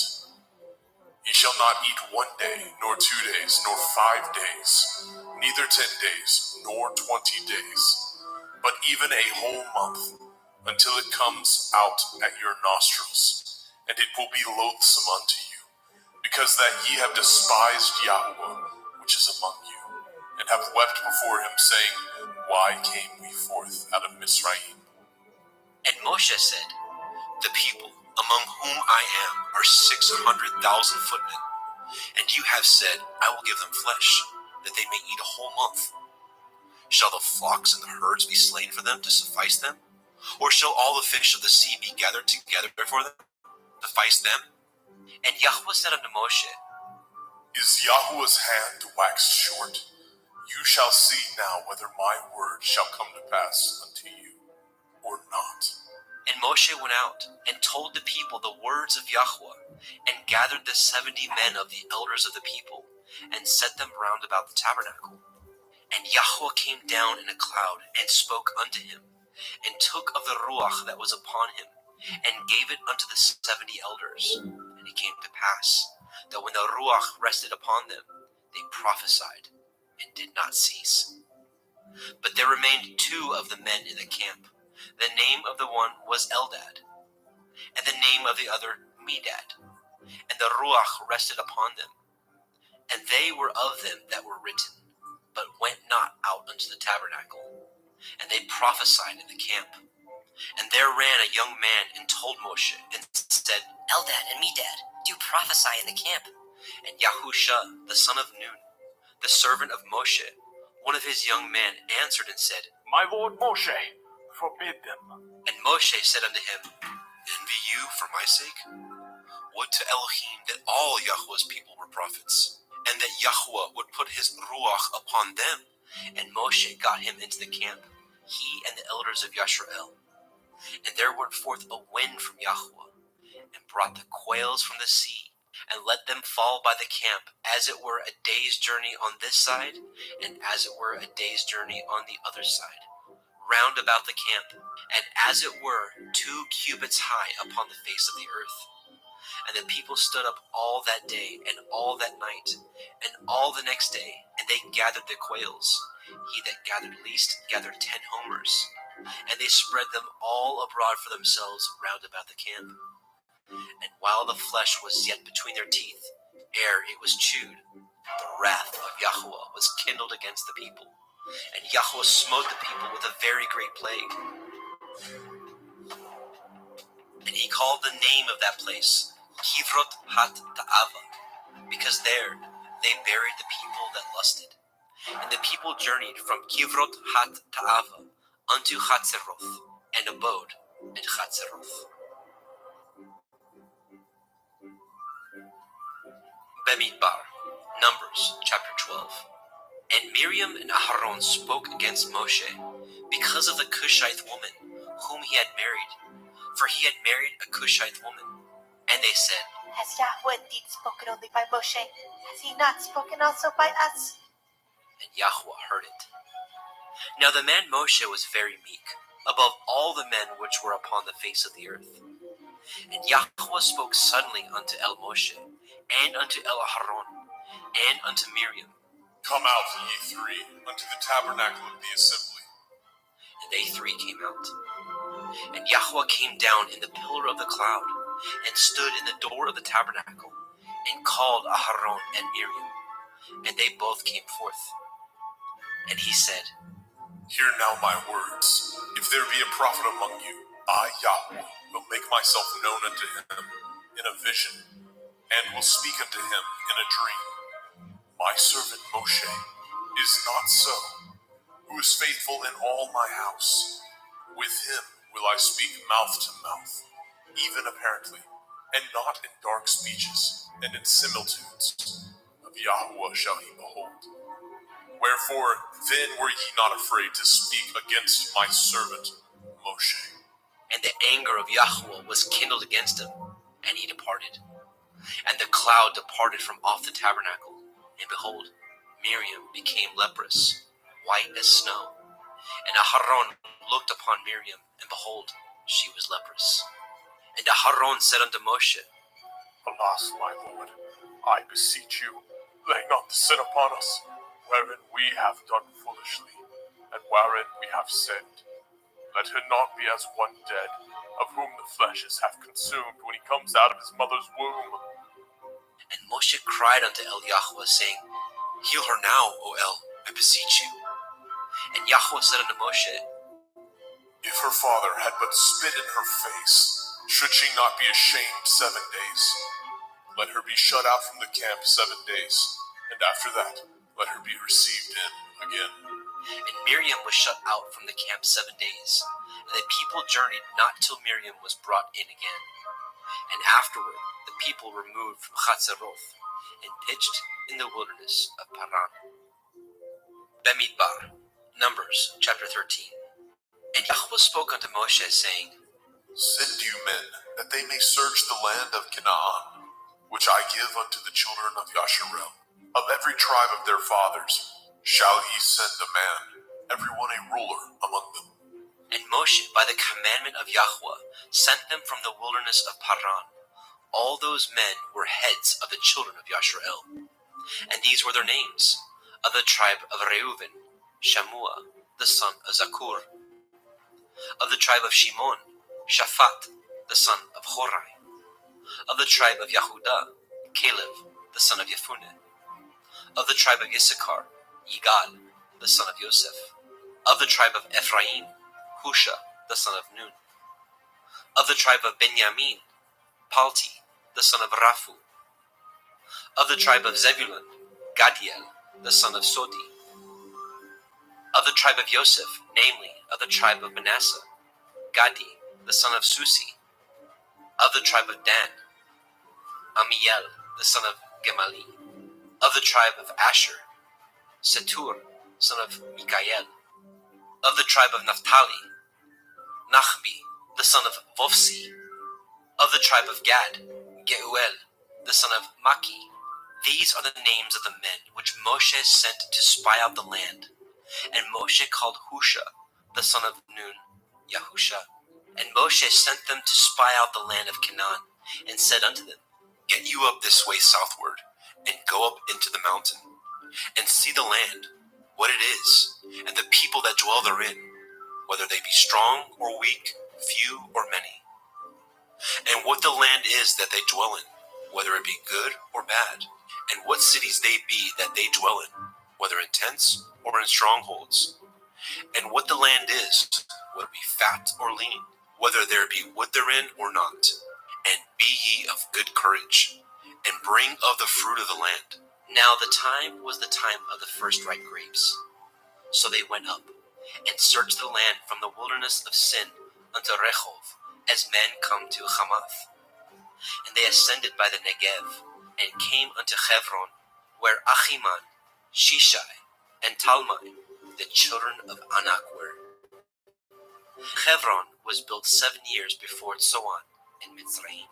And they came unto the brook of Eshcol, and cut down from thence a branch with one cluster of grapes, and they bored between two upon a staff. And they brought of the pomegranates, and of the figs. The place was called Nachal Eshcol, because of the cluster of grapes which the children of Yashrael cut down from thence. And they returned from searching of the land after 40 days. And they went and came to El Moshe, and to El Aharon, and to all the assembly of the children of Yashrael, unto the wilderness of Paran, to Kadesh, and brought back word unto them, and unto all the assembly, and showed them the fruit of the land. And they told him and said, We came unto the land whither you sent us, and surely it flows with milk and honey, and this is the fruit of it. Nevertheless, the people be strong that dwell in the land, and the cities are walled and very great. And moreover, we saw the children of Anak there. The Amalekim dwell in the land of the Negev, the Hittim, and the Yebusim, and the Amorim dwell in the mountains, and the Kinanim dwell by the sea, and by the coast of the Yarden. And Caleb stilled the people before Moshe, and said, Let us go up at once and possess it, for we are well able to overcome it. But the men that went up with him said, We be not able to go up against the people, for they are stronger than we.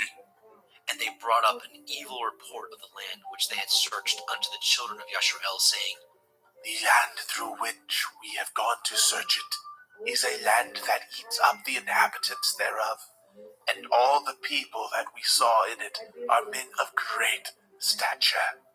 And there we saw the Nephilim, the sons of Anak, which come of the Nephilim, and we were in our own sight as grasshoppers, and so we were in their sight.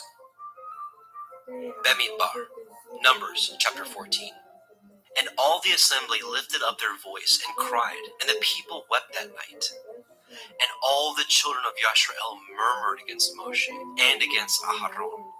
And the whole assembly said unto them, Would to Elohim that we had died in the land of Mitzrayim, or would to Elohim we had died in this wilderness. And wherefore has Yahweh brought us unto this land, to fall by the sword, that our women and our children should be a prey? Were it not better for us to return into Mitzrayim? And they said one to another, Let us make a captain, and let us return into Mitzrayim. Then Moshe and Aharon fell on their faces before all the assembly of the multitude of the children of Yashrael. And Yahusha, the son of Nun, and Caleb, the son of Yefuneh, which were of them that searched the land, rent their clothes. And they spoke unto all the company of the children of Yashrael, saying, The land which we passed through to search it is an exceeding good land. If Yahweh delight in us, then he will bring us into this land, and give it us, a land that flows with milk and honey. Only rebel ye not against Yahweh, neither fear ye the people of the land, for they are bread for us. Their defense is departed from them, and Yahweh is with us. Fear them not. But all the assembly bade stone them with stones. And the glory of Yahweh appeared in the tabernacle of the assembly before all the children of Yashrael. And Yahweh said unto Moshe, How long will this people provoke me? And how long will it be ere they believe me? For all the signs which I have showed among them, I will smite them with the pestilence, and disinherit them, and will make of you a greater nation, and mightier than they. And Moshe said unto Yahweh, Then the Mitzrayim shall hear it, for you brought up this people in your might from among them. and they will tell it to the inhabitants of this land. For they have heard that you, Yahweh, are among this people, that you, Yahweh, are seen face to face, and that your cloud stands over them, and that you go before them by daytime in a pillar of cloud, and in a pillar of fire by night. Now, if you shall kill all this people as one man, then the nations which have heard the fame of you will speak, saying, because Yahweh was not able to bring this people into the land which he swore unto them, therefore he has slain them in the wilderness. And now, I beseech you, let the power of my Adonai be great, according as you have spoken, saying, Yahweh is long-suffering and of great mercy, forgiving iniquity and transgression, and by no means clearing the guilty, visiting the iniquity of the fathers upon the children unto the third and fourth generation. Pardon, I beseech you, the iniquity of this people according unto the greatness of your mercy, and as you have forgiven this people from Mitzrayim even until now. And Yahweh said, I have pardoned according to your word. But as truly as I live, all the earth shall be filled with the glory of Yahweh. Because all those men which have seen my glory and my miracles, which I did in Mitzrayim and in the wilderness, and have tempted me now these 10 times, and have not hearkened to my voice, surely they shall not see the land which I swore unto their fathers, neither shall any of them that provoked me see it. But my servant Caleb, because he had another Ruach with him, and has followed me fully, him will I bring into the land whereinto he went, and his seed shall possess it. Now the Amalekim and the Canaanite dwelt in the valley. Tomorrow turn you, and get you into the wilderness, by the way of the Red Sea. And Yahweh spoke unto El Moshe and unto El Aharon, saying, How long shall I bear with this evil assembly, which murmur against me? I have heard the murmurings of the children of Yasharel, which they murmur against me. Say unto them, As truly as I live, says Yahweh, as ye have spoken in my ears, so will I do to you. Your carcasses shall fall in this wilderness, and all that were numbered of you, according to your whole number, from 20 years old and upward, which have murmured against me. Doubtless, ye shall not come into the land, concerning which I swore to make you dwell therein, save Caleb, the son of Jephunneh, and Yahusha, the son of Nun. But your little ones, which he said should be a prey, them will I bring in, and they shall know the land which ye have despised. But as for you, your carcasses, they shall fall in this wilderness. And your children shall wander in the wilderness 40 years, and bear your whoredoms, until your carcasses be wasted in the wilderness. After the number of the days in which ye searched the land, even 40 days, each day for a year, shall ye bear your iniquities, even 40 years, and ye shall know my breach of promise. I, Yahweh, have said, I will surely do it unto all this evil assembly that are gathered together against me. In this wilderness they shall be consumed, and there they shall die. And the men which Moshe sent to search the land, who returned and made all the assembly to murmur against him, by bringing up a slander upon the land, even those men that did bring up the evil report upon the land, died by the plague before Yahweh.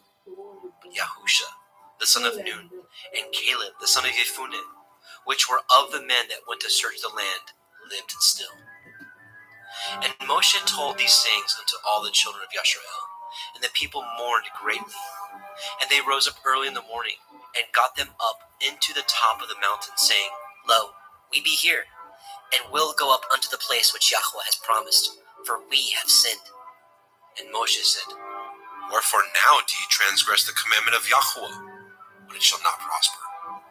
Go not up, for Yahweh is not among you, that ye be not smitten before your enemies.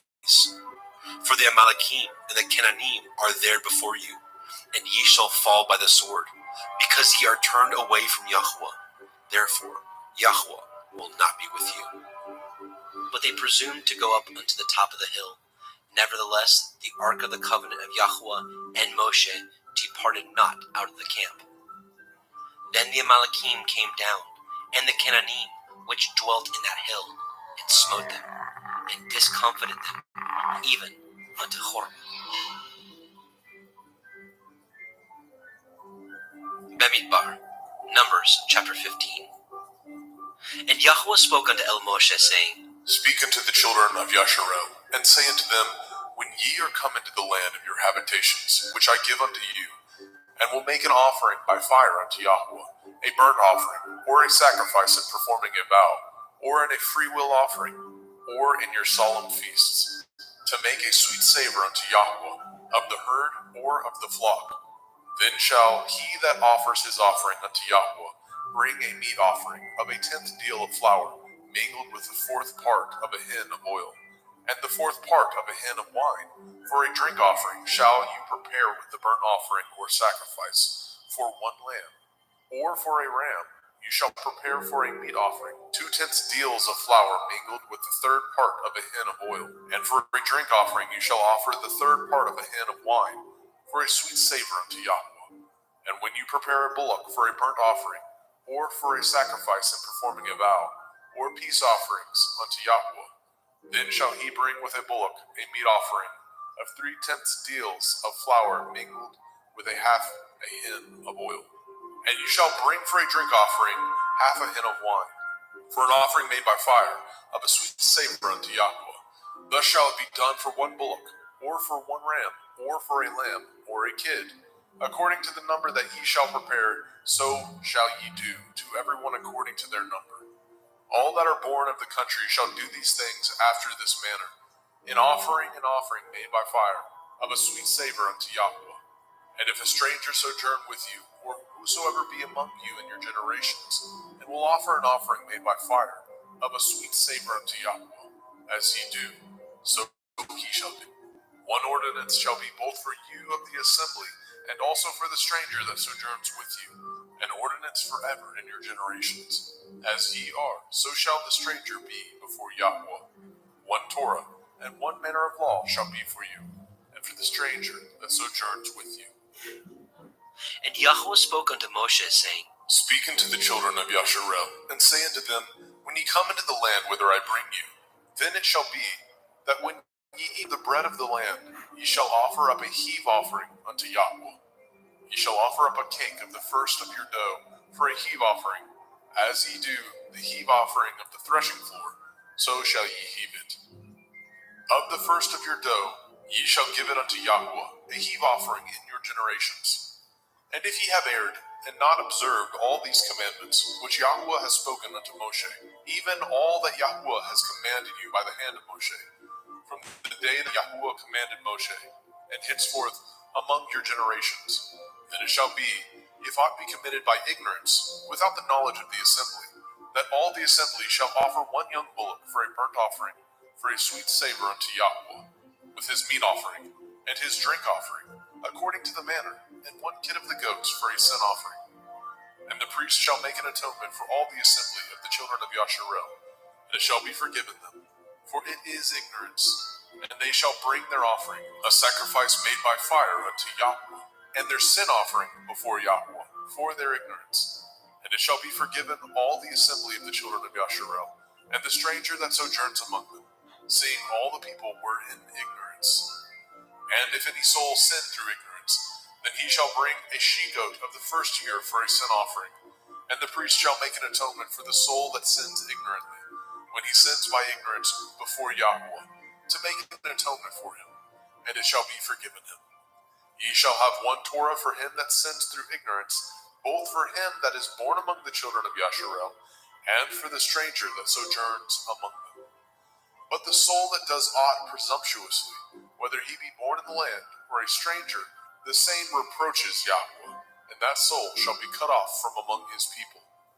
Because he has despised the word of Yahweh, and has broken his commandment, that soul shall utterly be cut off. His iniquity shall be upon him. And while the children of Yasharel were in the wilderness, they found a man that gathered sticks upon the Shabbat. And they that found him gathering sticks brought him unto El Moshe and El Aharon, and unto all the assembly, and they put him in ward, because it was not declared what should be done to him. And Yahweh said unto Moshe, The man shall surely be put to death.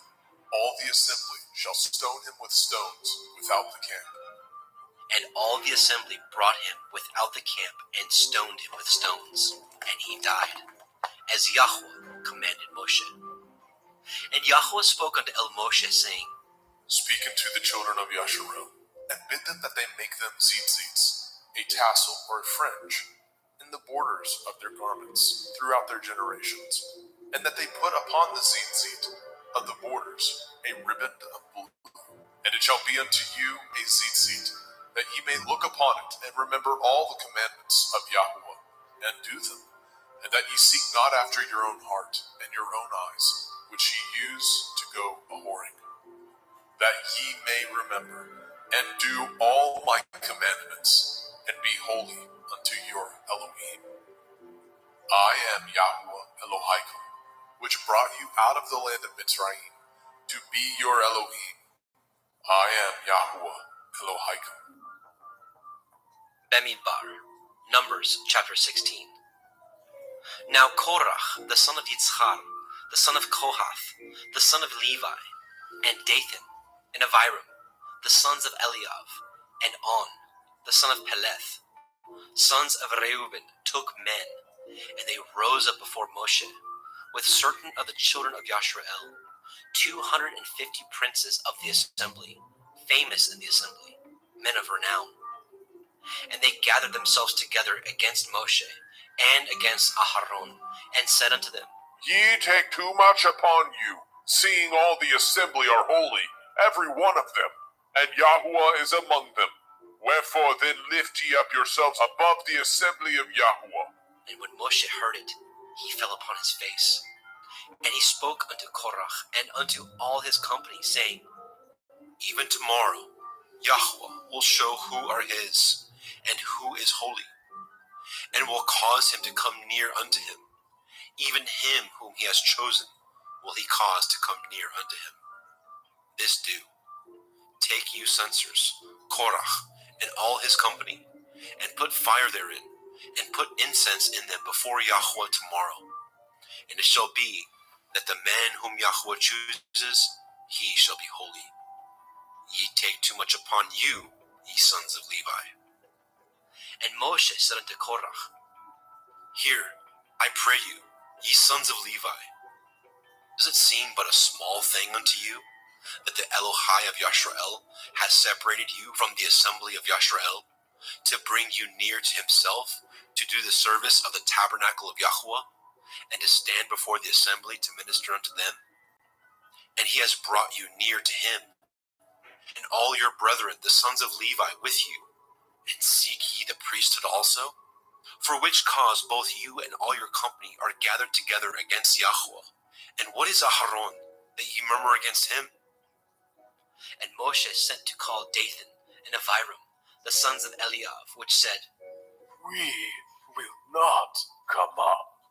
Is it a small thing that you have brought us up out of a land that flows with milk and honey, to kill us in the wilderness?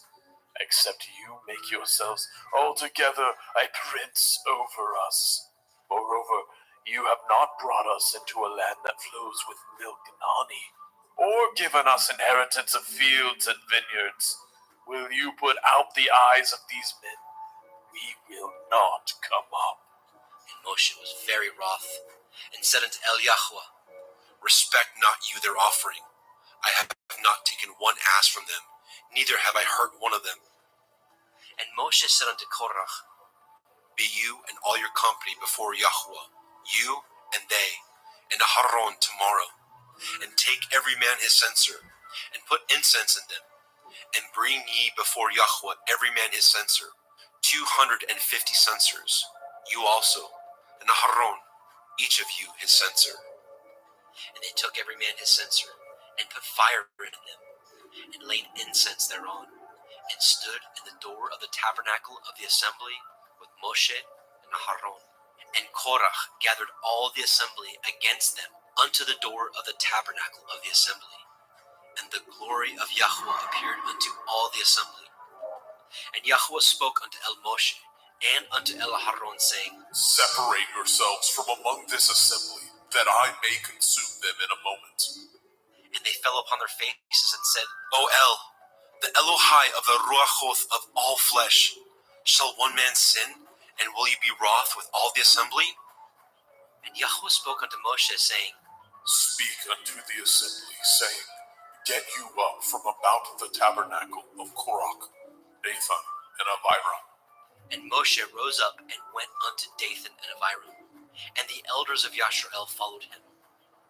And he spoke unto the assembly, saying, Depart, I pray you, from the tents of these wicked men, and touch nothing of theirs, lest ye be consumed in all their sins. So they got up from the tabernacle of Korach, Dathan, and Abiram, on every side. And Dathan and Abiram came out, and stood in the door of their tents, and their women, and their sons, and their little children. And Moshe said, Hereby ye shall know that Yahweh has sent me to do all these works, for I have not done them of my own mind.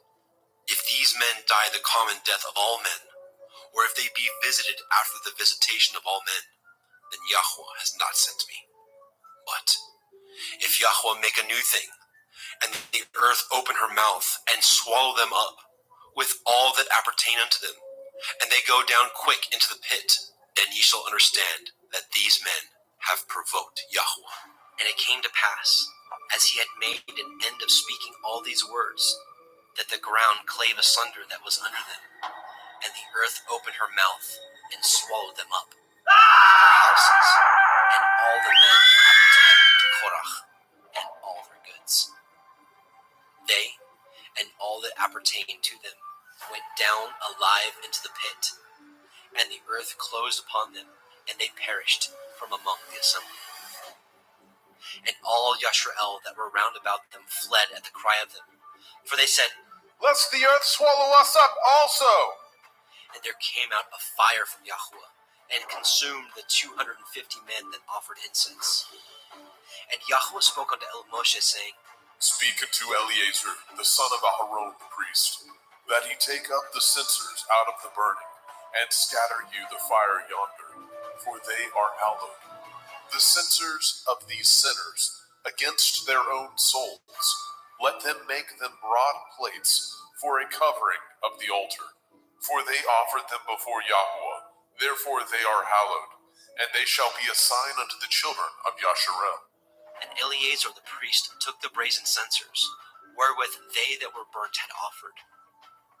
And they were made broad plates for a covering of the altar, to be a memorial unto the children of Yasharel, that no stranger, which is not of the seed of Aharon, come near to offer incense before Yahweh, that he be not as Korach and his company, as Yahweh said to him by the hand of Moshe. But on the morrow, all the assembly of the children of Yashrael murmured against Moshe and against Aharon, saying, Ye have killed the people of Yahweh. And it came to pass, when the assembly was gathered against Moshe and against Aharon, that they looked toward the tabernacle of the assembly, and, behold, the cloud covered it, and the glory of Yahweh appeared.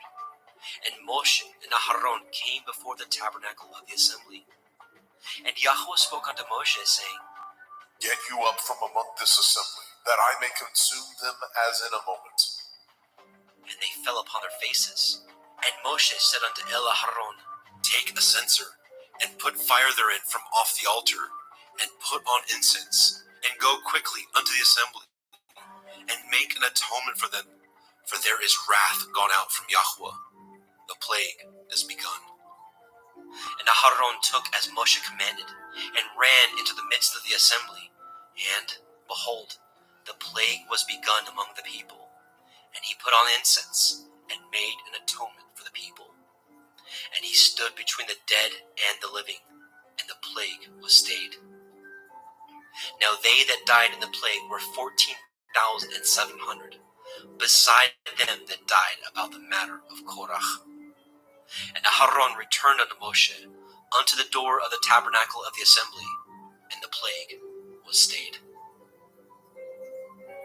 Bamidbar, Numbers chapter 17. And Yahweh spoke unto Moshe, saying, Speak unto the children of Yasharel, and take of every one of them a rod according to the house of their fathers, of all their princes according to the house of their fathers, 12 rods. Write you every man's name upon his rod, and you shall write Aaron's name upon the rod of Levi. For one rod shall be for the head of the house of their fathers. And you shall lay them up in the tabernacle of the assembly, before the testimony, where I will meet with you. And it shall come to pass, that the man's rod whom I shall choose shall blossom, and I will make to cease from me the murmurings of the children of Yasharel, whereby they murmur against you. And Moshe spoke unto the children of Yasharel, and every one of their princes gave him a rod apiece, for each prince one, according to their fathers' houses, even 12 rods. And the rod of Aharon was among their rods. And Moshe laid up the rods before Yahweh in the tabernacle of witness. And it came to pass that on the morrow Moshe went into the tabernacle of witness, and, behold, the rod of Aharon for the house of Levi was budded, and brought forth buds, and blossomed blossoms, and yielded almonds. And Moshe brought out all the rods from before Yahweh unto the children of Yasharel. And they looked, and took every man his rod. And Yahweh said unto Moshe, Bring Aaron's rod again before the testimony, to be kept for a sign against the sons of rebellion, and you shall quite take away their murmurings from me, that they die not. And Moshe did so, as Yahweh commanded him. So did he. And the children of Yasharel spoke unto Moshe, saying, Behold, we die, we perish, we all perish. Whosoever comes anything near unto the tabernacle of Yahweh shall die. Shall we be consumed with dying? Bamidbar, Numbers chapter 18. And Yahweh said unto Aharon, You and your sons and your father's house with you shall bear the iniquity of the sanctuary, and you and your sons with you shall bear the iniquity of your priesthood, and your brethren also of the tribe of Levi, the tribe of your father, bring with you, that they may be joined unto you, and minister unto you. But you and your sons with you shall minister before the tabernacle of witness. And they shall guard your watch, and the watch of all the tabernacle.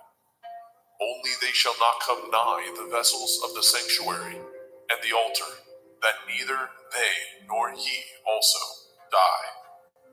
And they shall be joined unto you, and guard the watch of the tabernacle of the assembly, for all the service of the tabernacle, and a stranger shall not come nigh unto you. And ye shall guard the watch of the sanctuary, and the watch of the altar, that there be no wrath any more upon the children of Yasharel. And I, behold, I have taken your brethren the Levi'im from among the children of Yasharel. To you they are given as a gift for Yahweh, to do the service of the tabernacle of the assembly. Therefore you and your sons with you shall guard your priest's office for everything of the altar, and within the veil, and ye shall serve. I have given your priest's office unto you as a service of gift, and the stranger that comes nigh shall be put to death. And Yahweh spoke unto Aharon, Behold, I also have given you the charge of my heave offerings. Of all the hallowed things of the children of Yasharel, unto you have I given them by reason of the anointing, and to your sons by an ordinance forever. This shall be yours of the most holy things, reserved from the fire, every oblation of theirs, every meat offering of theirs, and every sin offering of theirs, and every trespass offering of theirs, which they shall render unto me, shall be most holy for you and for your sons. In the most holy place shall you eat it, every male shall eat it, it shall be holy unto you. And this is yours, the heave offering of their gift, with all the wave offerings of the children of Yasharel. I have given them unto you, and to your sons, and to your daughters with you, by a statute forever. Every one that is clean in your house shall eat of it. all the best of the oil, and all the best of the wine, and of the wheat, the first fruits of them which they shall offer unto Yahweh, them have I given you. And whatsoever is first ripe in the land, which they shall bring unto Yahweh, shall be yours. Every one that is clean in your house shall eat of it. Everything devoted in Yasharel shall be yours. Everything that opens the womb in all flesh, which they bring unto Yahweh, whether it be of men or beasts, shall be yours. Nevertheless, the firstborn of man shall you surely redeem, and the firstling of unclean beasts shall you redeem.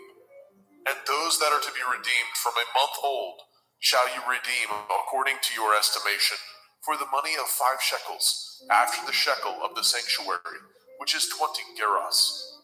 But the firstling of a cow, or the firstling of a sheep, or the firstling of a goat, you shall not redeem. They are holy. You shall sprinkle their blood upon the altar, and shall burn their fat for an offering made by fire, for a sweet savor unto Yahweh. And the flesh of them shall be yours, as the wave breast and as the right shoulder are yours. All the heave offerings of the holy things which the children of Yasharel offer unto Yahweh have I given you, and your sons and your daughters with you, by a statute forever. It is a covenant of salt forever before Yahweh unto you and to your seed with you. And Yahweh spoke unto Elaharon, You shall have no inheritance in their land, neither shall you have any part among them. I am your part, and your inheritance among the children of Yasharel. And behold, I have given the children of Levi all the 10th in Yasharel for an inheritance, for their service which they serve, even the service of the tabernacle of the assembly. Neither must the children of Yasharel henceforth come nigh the tabernacle of the assembly, lest they bear sin and die. But the Leviim shall do the service of the tabernacle of the assembly, and they shall bear their iniquity. It shall be a statute forever throughout your generations, that among the children of Yasharel they have no inheritance. But the tithes of the children of Yasharel, which they offer as a heave offering unto Yahweh, I have given to the Leviim to inherit. Therefore I have said unto them, among the children of Yasharel they shall have no inheritance. And Yahweh spoke unto Moshe, saying, Thus speak unto the Leviim, and say unto them, When ye take of the children of Yasharel the tithes which I have given you from them for your inheritance, then ye shall offer up a heave offering of it for Yahweh, even a 10th part of the tithe. And this your heave offering shall be reckoned unto you, as though it were the grain of the threshing floor, and as the fullness of the winepress. Thus ye also shall offer a heave offering unto Yahweh of all your tithes, which ye receive of the children of Yasharel, and ye shall give thereof Yahweh's heave offering to Aharon the priest. Out of all your gifts ye shall offer every heave offering of Yahweh, of all the best thereof, even the hallowed part thereof out of it. Therefore you shall say unto them, When ye have heaved the best thereof from it, then it shall be counted unto the Leviim as the increase of the threshing floor, and as the increase of the winepress. And ye shall eat it in every place, ye and your household, for it is your reward for your service in the tabernacle of the assembly. And ye shall bear no sin by reason of it, when ye have heaved from it the best of it. Neither shall ye pollute the holy things of the children of Yasharel, lest ye die. Bamidbar, Numbers, chapter 19. And Yahweh spoke unto El Moshe, and unto El Aharon, saying, This is the ordinance of the Torah which Yahweh has commanded, saying, Speak unto the children of Yasharel, that they bring you a red heifer without spot, wherein is no blemish, and upon which never came yoke. And ye shall give her unto Eleazar the priest, that he may bring her forth without the camp, and one shall slay her before his face. And Eleazar the priest shall take of her blood with his finger, and sprinkle of her blood directly before the tabernacle of the assembly 7 times. And one shall burn the heifer in his sight, and her skin, and her flesh, and her blood, with her tongue, shall he burn. And the priest shall take cedar wood, and hyssop, and scarlet, and cast it into the midst of the burning of the heifer. And the priest shall wash his clothes, and he shall bathe his flesh in water. And afterward he shall come into the camp, and the priest shall be unclean until the evening. And he that burns her shall wash his clothes in water, and bathe his flesh in water, and shall be unclean until the evening. And a man that is clean shall gather up the ashes of the heifer, and lay them up without the camp in a clean place, and it shall be kept for the assembly of the children of Yasharel, for a water of separation. It is a purification for sin. And he that gathers the ashes of the heifer shall wash his clothes, and be unclean until the evening. And it shall be unto the children of Yasharel, and unto the stranger that sojourns among them, for a statute forever. He that touches the dead body of any man shall be unclean 7 days. He shall purify himself with it on the 3rd day, and on the 7th day he shall be clean. But if he purify not himself the 3rd day, then the 7th day he shall not be clean. Whosoever touches the dead body of any man that is dead, and purifies not himself, defiles the tabernacle of Yahweh. And that soul shall be cut off from Yasharel, because the water of separation was not sprinkled upon him. He shall be unclean. His uncleanness is yet upon him. This is the Torah when a man dies in a tent. All that come into the tent, and all that is in the tent, shall be unclean 7 days. And every open vessel which has no covering bound upon it is unclean. And whosoever touches one that is slain with a sword in the open field, or a dead body, or a bone of a man, or a grave, shall be unclean 7 days.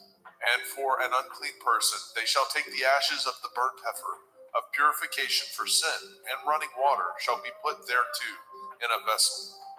And a clean person shall take hyssop, and dip it in the water, and sprinkle it upon the tent, and upon all the vessels, and upon the persons that were there, and upon him that touched a bone, or one slain, or one dead, or a grave.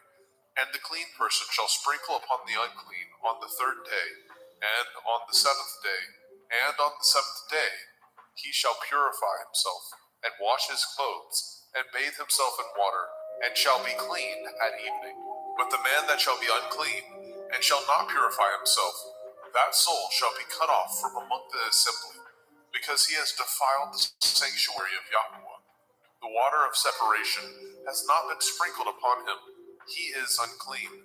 And it shall be a perpetual statute unto them, that he that sprinkles the water of separation shall wash his clothes, and he that touches the water of separation shall be unclean until evening. And whatsoever the unclean person touches shall be unclean, and the soul that touches it shall be unclean until evening. Bemidbar, Numbers chapter 20. Then came the children of Yasharel, even the whole assembly, into the desert of Sin in the 1st month. And the people abode in Kadesh, and Miriam died there, and was buried there. And there was no water for the assembly. And they gathered themselves together against Moshe, and against Aharon. And the people chode with Moshe, and spoke, saying, Would to Elohim that we had died when our brethren died before Yahweh. And why have we brought up the assembly of Yahweh into this wilderness, that we and our cattle should die there? And wherefore have ye made us to come up out of Mitzrayim, to bring us into this evil place? Is it no place of seed, or figs, or vines, or pomegranates? Neither is there any water to drink. And Moshe and Aharon went from the presence of the assembly unto the door of the tabernacle of the assembly, and they fell upon their faces, and the glory of Yahweh appeared unto them. And Yahweh spoke unto Moshe, saying, Take the rod, and gather the assembly together, you and Aharon your brother, and speak ye unto the rock before their eyes, and it shall give forth his water, and you shall bring forth to them water out of the rock. So you shall give the assembly and their beasts drink. And Moshe took the rod from before Yahweh, as he commanded him. And Moshe and Aharon gathered the assembly together before the rock, and he said unto them, Hear now, ye rebels, must we fetch you water out of this rock?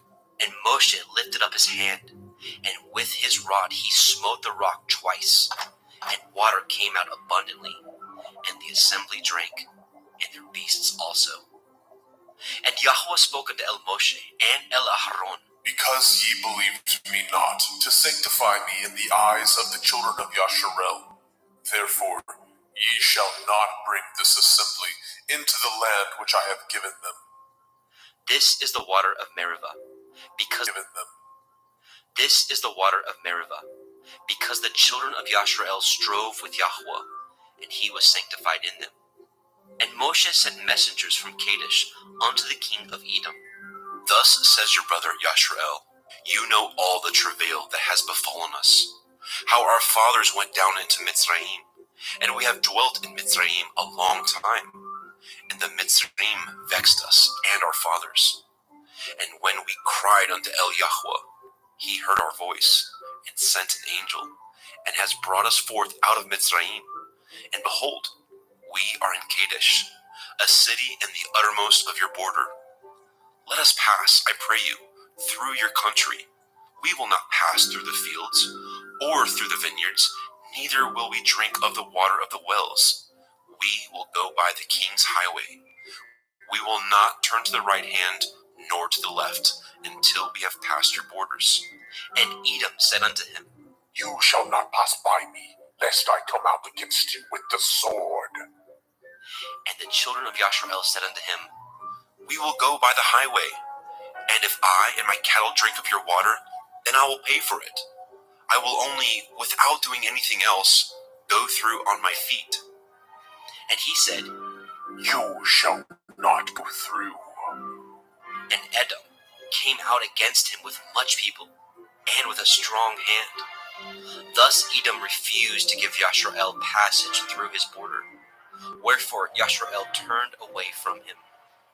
And the children of Yasharel, even the whole assembly, journeyed from Kadesh, and came unto Mount Hor.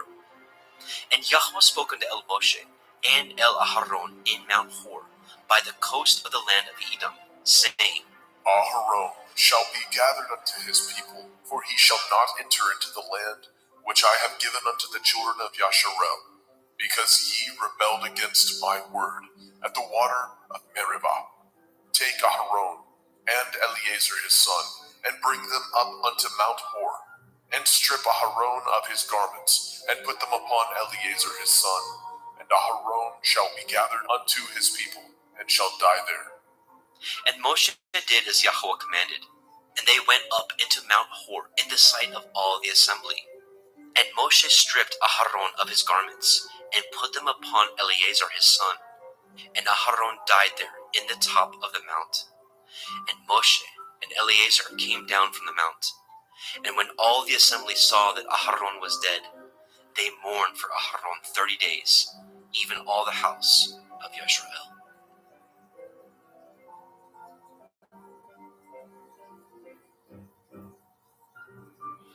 Bemidbar, Numbers chapter 21. And when King Arad the Canaanite, which dwelt in the Negev, heard tell that Yasharel came by the way of the spies, then he fought against Yasharel, and took some of them prisoners. And Yasharel vowed a vow unto Yahweh, and said, If you will indeed deliver this people into my hand, then I will utterly destroy their cities. And Yahweh hearkened to the voice of Yasharel, and delivered up the Canaanite, and they utterly destroyed them and their cities. And he called the name of the place Hormah. And they journeyed from Mount Hor by the way of the Red Sea, to compass the land of Edom. And the soul of the people was much discouraged because of the way. And the people spoke against Elohim, and against Moshe. Wherefore hath he brought us up out of Mitzrayim, to die in the wilderness? For there is no bread, neither is there any water, and our soul loathes this light bread. And Yahweh sent fiery serpents among the people, and they bit the people, and much people of Yasharel died. Therefore the people came to Moshe and said, We have sinned, for we have spoken against Yahuwah and against you. Pray unto El Yahuwah that he take away the serpents from us. And Moshe prayed for the people. And Yahweh said unto Moshe, Make you a fiery serpent, and set it upon a pole, and it shall come to pass that everyone that is bitten, when he looks upon it, shall live. And Moshe made a serpent of brass, and put it upon a pole. And it came to pass, that if a serpent had bitten any man, when he beheld the serpent of brass, he lived. And the children of Yashrael set forward, and pitched in Ovoth. And they journeyed from Ovoth, and pitched at Iye ha-Avairim, in the wilderness which is before Moab, toward the sunrising. From thence they removed, and pitched in the valley of Zered. From thence they removed, and pitched on the other side of Arnon, which is in the wilderness that comes out of the coasts of the Amorim. For Arnon is the border of Moab, between Moab and the Amorim. Wherefore it is said in the Sefer of the wars of Yahweh, what he did in the Red Sea, and in the brooks of Arnon, and at the stream of the brooks that goes down to the dwelling of Ar, and lies upon the border of Moab. And from thence they went to Be'er, that is the well whereof Yahweh spoke unto Moshe. Gather the people together, and I will give them water. Then Yashrael sang this song. Spring up, O well, sing ye unto it. The princess dug the well. The nobles of the people dug it by the direction of the Torah giver with their staffs. And from the wilderness they went to Matana, and from Matana to Nachaliel, and from Nachaliel to Bamoth, and from Bamoth in the valley that is in the country of Moab to the top of Pigkah, which looks towards Yeshimon. And Yashrael sent messengers unto Sihon, king of the Amorim, saying, Let me pass through your land. We will not turn into the fields, or into the vineyards. We will not drink of the waters of the well, but we will go along by the king's highway, until we be past your borders. And Sihon would not suffer Yashrael to pass through his border. But Sihon gathered all his people together, and went out against Yashrael into the wilderness. And he came to Yachatz, and fought against Yashrael. And Yashrael smote him with the edge of the sword, and possessed his land from Arnon unto Yabok, even unto the children of Ammon, for the border of the children of Ammon was strong. And Yashrael took all these cities, and Yashrael dwelt in all the cities of the Amorim, in Heshbon, and in all the villages thereof. For Heshbon was the city of Sihon, the king of the Amorim, who had fought against the former king of Moab, and taken all his land out of his hand, even unto Arnon. Wherefore, they that speak in Proverbs say, Come into Heshbon, let the city of Sihon be built and prepared. For there is a fire gone out of Heshbon, a flame from the city of Sihon. It has consumed Ar of Moab, and Baaleh, Bamoth of Arnon. Woe to you, Moab! You are undone, O people of Chemosh. He has given his sons that escaped, and his daughters, into captivity unto Sihon, king of the Amorim. We have shot at them. Heshbon is perished even unto Dibon, and we have laid them waste even unto Nophach, which reaches unto Medeba. Thus Yashrael dwelt in the land of the Amorim. And Moshe sent to spy out Yaezer, and they took the villages thereof, and drove out the Amorim that were there. And they turned and went up by the way of Bashan. And Og, king of Bashan, went out against them, he and all his people, to the battle of Edrei. And Yahweh said unto Moshe, Fear him not, for I have delivered him into your hand, and all his people, and his land. And you shall do to him as you did unto Sihon, king of the Amorim, which dwelt at Heshbon. So they smote him, and his sons, and all his people, until there was none left him alive, and they possessed his land.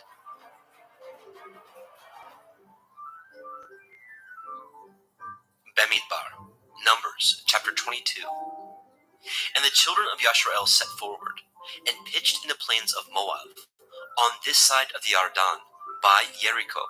And Balak, the son of Zippor, saw all that Yashrael had done to the Amorim. And Moab was sore afraid of the people, because they were many. And Moab was distressed because of the children of Yashrael. And Moab said unto the elders of Midian, Now this company licks up all that are round about us, as the ox licks up the grass of the field. And Balak, the son of Zippor, was king of the Moabim at that time. He sent messengers therefore unto Balaam, the son of Beor, to Pethor, which is by the river of the land of the children of his people, to call him, saying, Behold, there is a people come out from Mitzrayim. Behold, they cover the face of the earth, and they abide over against me. Come now, therefore, I pray you, curse me this people, for they are too mighty for me. Perchance I shall prevail, that we may smite them, and that I may drive them out of the land. For I know that he whom you bless is blessed, and he whom you curse is cursed. And the elders of Moab and the elders of Midian departed with the rewards of divination in their hand. And they came unto Balaam, and spoke unto him the words of Balak. And he said unto them, Lodge here this night, and I will bring you word again, as Yahweh shall speak unto me. And the princes of Moab abode with Balaam. And Elohim came unto Balaam and said, What men are these with you? And Balaam said unto Elohim, Balak, the son of Zippor, king of Moab, has sent unto me, saying, Behold, there is a people come out of Mitzrayim, which covers the face of the earth. Come now, curse me them. Perchance I shall be able to overcome them, and drive them out. And Elohim said unto Balaam, You shall not go with them. You shall not curse the people, for they are blessed. And Balaam rose up in the morning, and said unto the princes of Balak, Get you into your land, for Yahweh refuses to give me leave to go with you. And the princes of Moab rose up, and they went unto Balak, and said, Balaam refuses to come with us. And Balak sent yet again princes more, and more honorable than they. And they came to Balaam, and said to him, Thus says Balak, the son of Zippor, let nothing, I pray you, hinder you from coming unto me, for I will promote you unto very great honor, and I will do whatsoever you say unto me. Come therefore, I pray you, curse me this people. And Balaam answered and said unto the servants of Balak, If Balak would give me his house full of silver and gold, I cannot go beyond the word of Yahweh Elohai, to do less or more. Now therefore, I pray you, tarry ye also here this night, that I may know what Yahweh will say unto me. And Elohim came unto People are beginning to change all around us, my friends. This is Tony. Well, we're going to be getting into some rather curious things in this video. So many things going on around us, folks. How about a new syndrome called demon face? Have you heard about this? Kind of bizarre. Let's just play a little bit of this and you'll see what I'm getting at. Censored here some weird stuff I love. Imagine your vision is totally normal, and then one day you see demonic features everywhere on. So he's saying one day, all out of nowhere, you just start seeing demon faces on everybody. And it reminded me of this movie that was out about a year ago called Smile, where all of a sudden everybody you look at has a demonic face. All out of nowhere. Could this really be some sort of psychological, or could it be some sort of genetic thing going on here, folks? Or is there something else going on? People only, just like this, what you see behind me. Now that's a reality for a man named Victor Scherer. So why would it be only people? Why would it only distort people? That seems a little strange. Is extremely rare yet terrifying disorder called PMO. It's commonly known as, or now known because people didn't know about it at first. Well, I've never heard of it. And it's kind of curious, this is the first time I've ever heard of this. And this is all out of nowhere today. We're starting to see things like this come out. And the timing is what I find to be rather curious. Impeccable timing. Again, I've been talking about how we're in the year of the dragon, and not just any old year of the dragon. We're in the 500th year. We're in the Ona. where two dragons fight for power. And of course, the kings of the world knew all about this stuff back in the old days. King Arthur knew all about this. It was in the book of Esther, but for some reason they removed that one chapter that talks about it. That's kind of weird. For some reason, kings and rulers know all about this in the stars. And if you don't know what I'm talking about, go check out some of my previous videos, because I've talked about this at length regarding the solar eclipse coming up. But if indeed we are changing hands from the red dragon to the white dragon, then the devil is going to be more overt with what he does. Things are going to start getting a little bit more supernatural around you, is what I'm trying to get at. Atheism isn't going to reign the day anymore, if you understand what I'm saying. And actually, I am starting to see other things, just little things around me. Like this here. Have you ever heard of this? Check this out. Watch this thing spin around. You see that? That is from another country. This is from South Africa, I believe it is. They're dancing ghosts that control objects. And it'll flip itself over and start looking like a human and dance around. It'll actually even look very similar to a human shape. And clearly nothing's running that thing. I mean, it's just a pole sticking in the ground sideways, spinning around. Okay? And that's not all it does. It will literally flip on its head, have the stick up in the air, and it'll start dancing around, walking as well. It's really kind of bizarre. And I've never seen any videos like this. But it recently popped up in my feed. And so I'm seeing a lot of really strange things of recent. We're going to get into a number of stories going on right now all around us, folks. We're even going to talk about this bridge and how a movie recently had something similar in it. The bridge in Maryland that was capsized by a barge. We have a movie that essentially was talking about something like this happening. It's also a movie that talks about us not having power soon. So we're getting into that. And actually, we're getting into a ton more. Even talking about this lady who said she saw someone on a plane. He's not real. You remember that whole thing? Perhaps she has the same syndrome, right? We'll get into that and actually much more. First, I got to mention food supply, 25-year shelf life. Link is in the description. 3 months worth for $5.97. Considering all the wonderful things going on around us, folks, you might want to have that just in case. Like I said, this year is going to be unlike any other. I'm telling you beforehand. I hope you're listening. You saw what happened in 2020. Just times that about by 5 or 10. And that's, I believe, what we're going to end up seeing this year. We're in the calm, of course, before the storm right now. But you're going to start seeing it happen, I think, right about now. Maybe around the time of the solar eclipse. I think it's going to start changing quickly. All right? We might see some marching, of course, in streets. We might see some cities, of course, going up. You know, we're going to be seeing a lot of stuff. Let's just put it that way. You have essentially the changing of hands potentially of course, power. And again, I don't want to have to go through all that. I've already went through it like 4 times on other videos. So if you don't know what I'm talking about, go check out my previous videos where I talk about the solar eclipse and go through several things talking about, you know, throughout history. Even the book of Esther had a chapter removed talking about how this happens every 500 years. It happened in her time, which is around 500 BC. It happened in King Arthur's time, which is 500 AD. And it happened the last time during King Henry VII, around 1500 AD. And now we are exactly, actually, I think his was around 1520 AD, something like that. We're 500 years after that. We're at the point where the red dragon could be losing his power. And we could be seeing a white dragon like we saw in the Middle Ages. At any rate, definitely want to get this. Link is in the description. Also, there's other options, 72 hours for $27.95.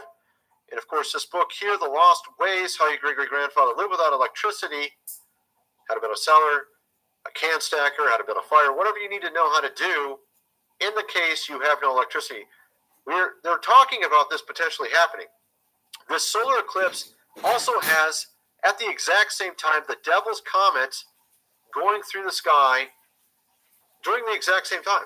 And apparently back in, I think, the early 1800s, 1812 or so, there was a solar eclipse with an asteroid in the sky, and they had an 8.8 Richter scale earthquake. Not saying that's what's going to happen, but who knows what's going to happen, right? Some people are like, oh, it's nothing, nothing's going to happen. You know, those kind of people, right? What's interesting is if you actually look at the patterns of solar eclipses and blood moons in the past, whenever they have clusters of blood moons or solar eclipses, you will see things like the Vietnam War, the Revolutionary War, things like that. We're in a cluster right now, okay, of these happening right now. And what is going to happen? That's the question. At any rate, go check that out. Of course, also my website, GR Videos, uploading videos over there. You want to go check that out. Exclusive content over there as well. Link is in the description, folks. Get into a lot of different topics in ancient history, all manner of things. Link is in the description for that as well. And, of course, Noah VR's link below if you want to go and support our project of making this new game. Absolutely astonishing graphics. We're adding new features. We're buying the software that just makes it incredible looking, folks. You're not going to believe it when we actually release the game later this year. Let's get back to the video. So we have a ton of stuff going on. This guy is the one that sees demon faces everywhere. Theories behind what causes demon face syndrome that has been described like living in a horror movie. Kind of makes you wonder if this movie right here was off that.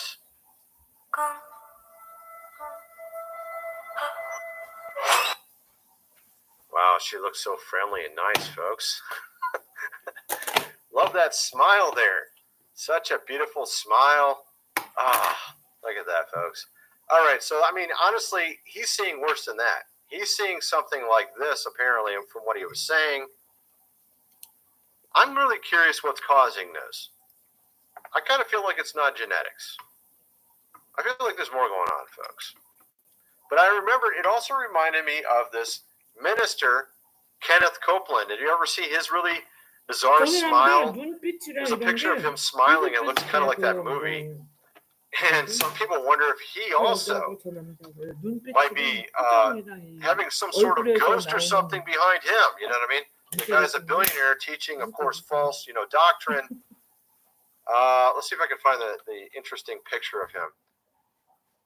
Where is it at? Yeah, that's the picture right there. Is that the one? Yeah, that's it right there. Oh, look at that smile, folks. Let's see if I can get a closer. Get a little bit closer picture of him. Look at that face.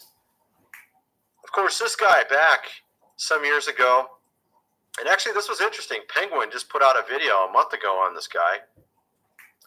Let's just play a little bit of this. I find this absolutely astounding how this relates. So we had the woman on the plane, right? Now listen to what this guy says in this interview. This is so strange. Listen to what he says. So, why have you said that you won't fly commercial? You said that it's like getting into a tube with a bunch of demons. Why do you think that? He said, or she said that he said that getting in a plane, a regular plane, was like getting in a tube with a bunch of demons. Perhaps he sees demon faces, right? Kind of curious. The guy's a billionaire. Obviously, he's very concerned about the environment, I'm sure. That's why he flies in a jet, a gas-guzzling jet everywhere.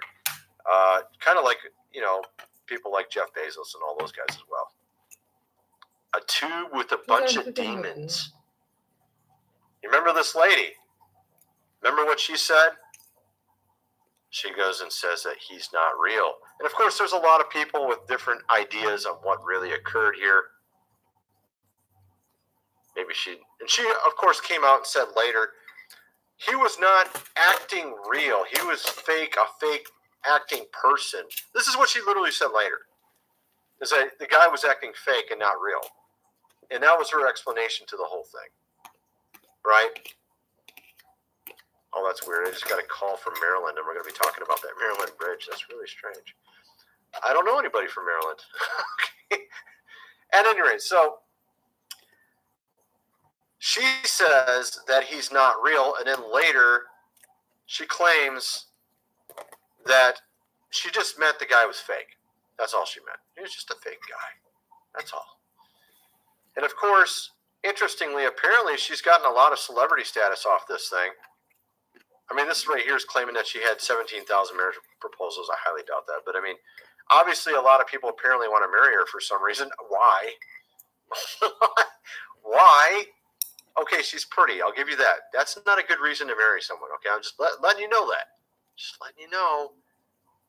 When she says stuff like, the guy's not real, you know what I mean? You just got to ask yourself, well, what's going on here? Okay, not the first thing in your mind shouldn't be like, I want to marry her, right? That shouldn't be your first thought.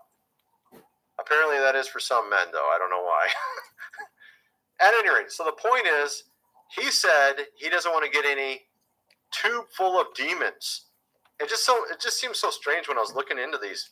I was just looking around at scary, pictures of people's faces and stuff like that, and that's where I came across the Kenneth Copeland one. I came across the lady there in the plane. It just seems so weird that he said that. It was just so strange because, of course, this guy, that's what he sees when he looks at everybody. And so I thought that was rather curious. At any rate, so we're going to be getting into, like I said, a number of things. I wanted to talk a little bit about this bridge collapse in Baltimore as well. I feel like this is a result. I feel like what we're seeing around us is not what we would call normal. Okay? It feels like things are changing again. And honestly, they've been not normal for a long time, but it just seems like it's just one notch farther that direction. You know what I mean? One more notch. Click, click, click. You know what I mean? So we see this bridge that went under yesterday. And of course, they have updates, live updates every minute, apparently. And this one was updated 15 minutes ago. Baltimore Key Bridge collapse, latest update. 6 workers presumed, of course, to be gone as recovery efforts resume. 2 workers are from Mexico. Now, what was really interesting about this is, of course, we've been talking about this solar eclipse coming in April. There was a movie made at the tail end of last year.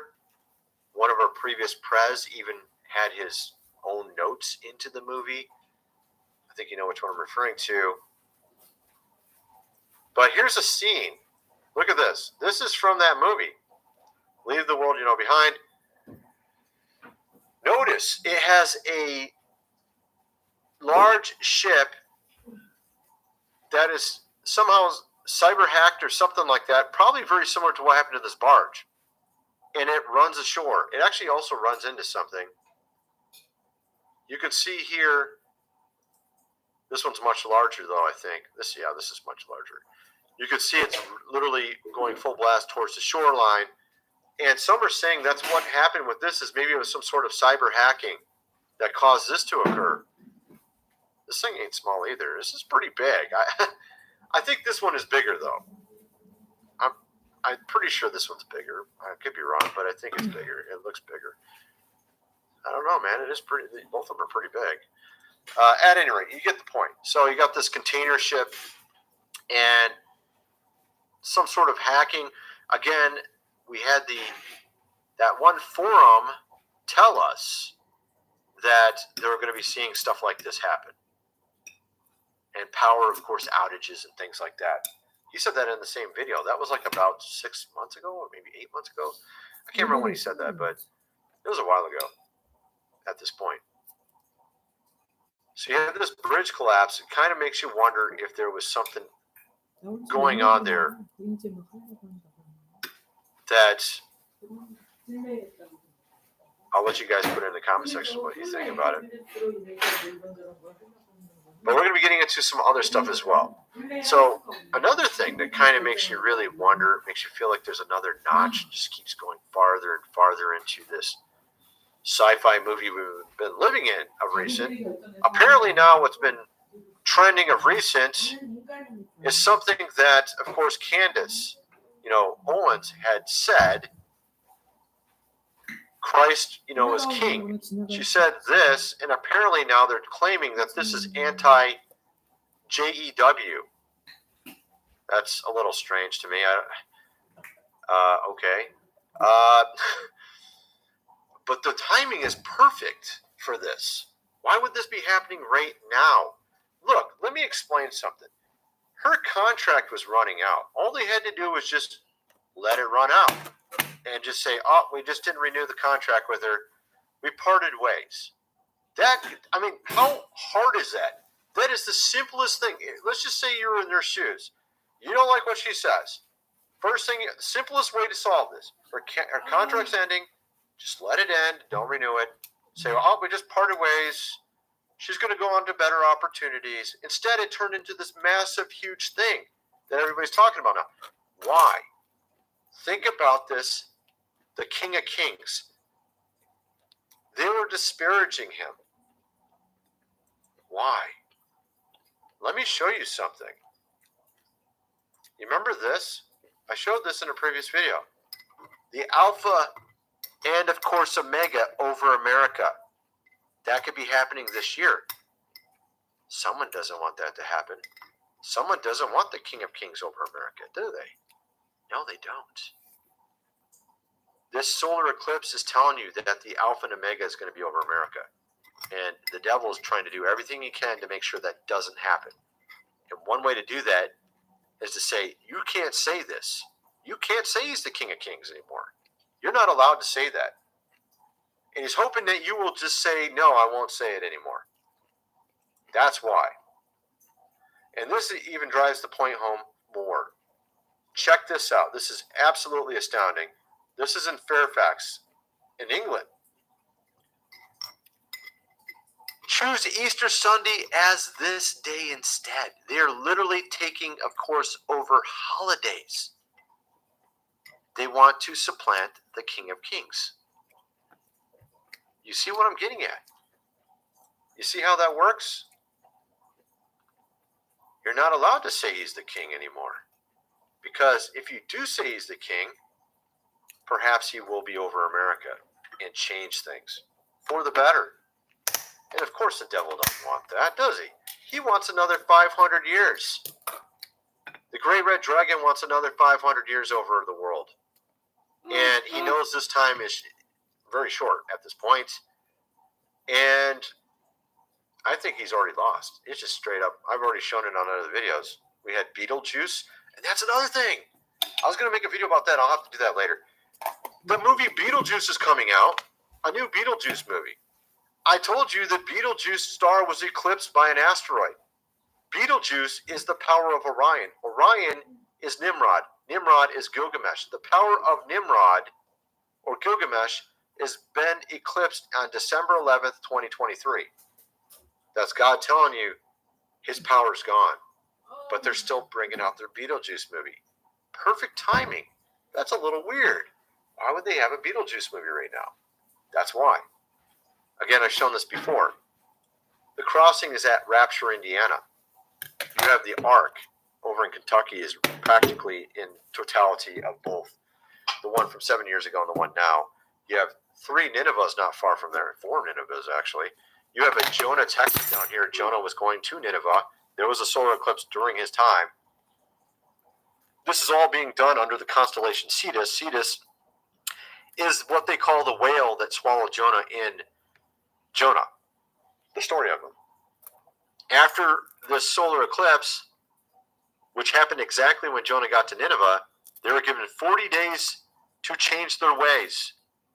40 days after April 8th is Pentecost, May 18th or 19th, somewhere in there. This is not a mere coincidence, all this stuff's happening. The eclipse took place when Jonah arrived to Nineveh. We are living in the land of Nimrod. It says in Micah 5 that there will be a ruler, a king, out of Bethlehem, who will rule over the land of Nimrod. Nineveh is the land of Nimrod. Nimrod created Nineveh. We have 8 Ninevehs being eclipsed, not at totality. And there's some, skeptics out there like, oh, only 2 of them are eclipsed or totality, and then the other 6 of them are actually like 99% totality. I think that's enough. You know what I mean? 99. Okay, you got to go 10, 20 miles that direction. Then it's totality. Wow. So we have 8 different Ninevehs. Actually, one of them is 98%. I think the one in Nova Scotia is 98% totality. But at any rate, also I'm going to get into more stuff over my other channel. I'm going to get into the P. Diddy, where he's actually at. Some are saying he's already in the Caribbean, but there's actually some videos saying he's still in Florida. He's still there. Or no, was it Florida? I'm trying to remember. Let me see here. I got it right here. It's got a picture of him. I'll get into it over my other video. Let's see here. What does it say? Okay, give me a second here. Where's that at? 5 minutes. Let's look at the closed caption on this puppy. Yep, Miami. He's in Miami, allegedly. We'll see. Anyway, I'll get into that on the other video. Kind of what some of you guys think. Let me know in the comment section below, and thanks for watching. People are beginning to change all around us, my friends. This is Tony. Hope you're all doing well. We're going to be getting into some rather curious things in this video. So many things going on around us, folks. How about a new syndrome called demon face? Have you heard about this? Kind of bizarre. Let's just play a little bit of this and you'll see what I'm getting at. Censored, here's some weird stuff I love. Imagine your vision is totally normal, and then one day you see demonic features everywhere on... So he's saying one day, all out of nowhere, you just start seeing demon faces on everybody. And it reminded me of this movie that was out about a year ago called Smile, where all of a sudden everybody you look at has a demonic face. All out of nowhere. Could this really be some sort of psychological, or could it be some sort of genetic thing going on here, folks? Or is there something else going on? People only, just like this, what you see behind me. Now that's a reality for a man named Victor Shera.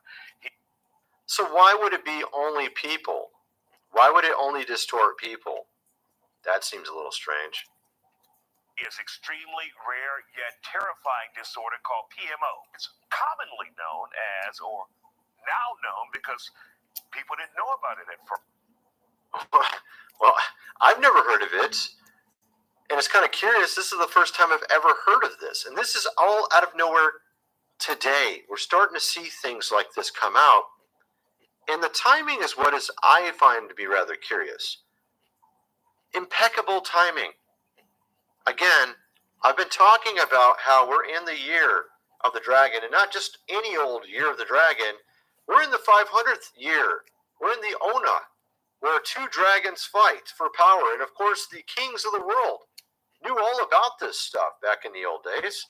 King Arthur knew all about this. It was in the book of Esther, but for some reason they removed that one chapter that talks about it. That's kind of weird.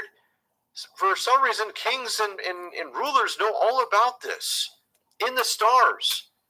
And if you don't know what I'm talking about, go check out some of my previous videos, because I've talked about this at length regarding the solar eclipse coming up. But if indeed we are changing hands from the red dragon to the white dragon, then the devil is going to be more overt with what he does. Things are going to start getting a little bit more supernatural around you, is what I'm trying to get at. Atheism isn't going to reign the day anymore, if you understand what I'm saying. And actually, I am starting to see other things, just little things around me. Like this here. Have you ever heard of this? Check this out. Watch this thing spin around. You see that? That is from another country. This is from South Africa, I believe it is.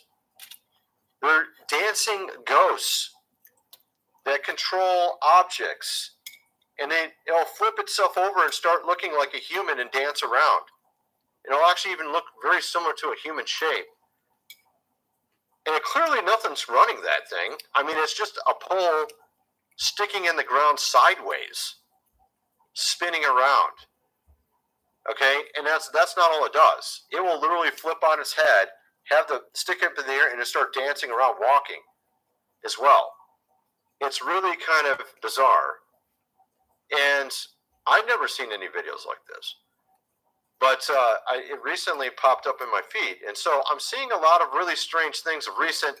We're going to get into a number of stories going on right now all around us, folks. We're even going to talk about this bridge and how a movie recently had something similar in it. The bridge in Maryland that was capsized by a barge. We have a movie that essentially was talking about something like this happening. It's also a movie that talks about us not having power soon. So we'll be getting into that. And actually, we're getting into a ton more. Even talking about this lady who said she saw someone on a plane. He's not real. You remember that whole thing? Perhaps she has the same syndrome, right? We'll get into that and actually much more. First, I got to mention food supply, 25-year shelf life. Link is in the description. 3 months worth for $5.97. Considering all the wonderful things going on around us, folks, you might want to have that just in case. Like I said, this year is going to be unlike any other.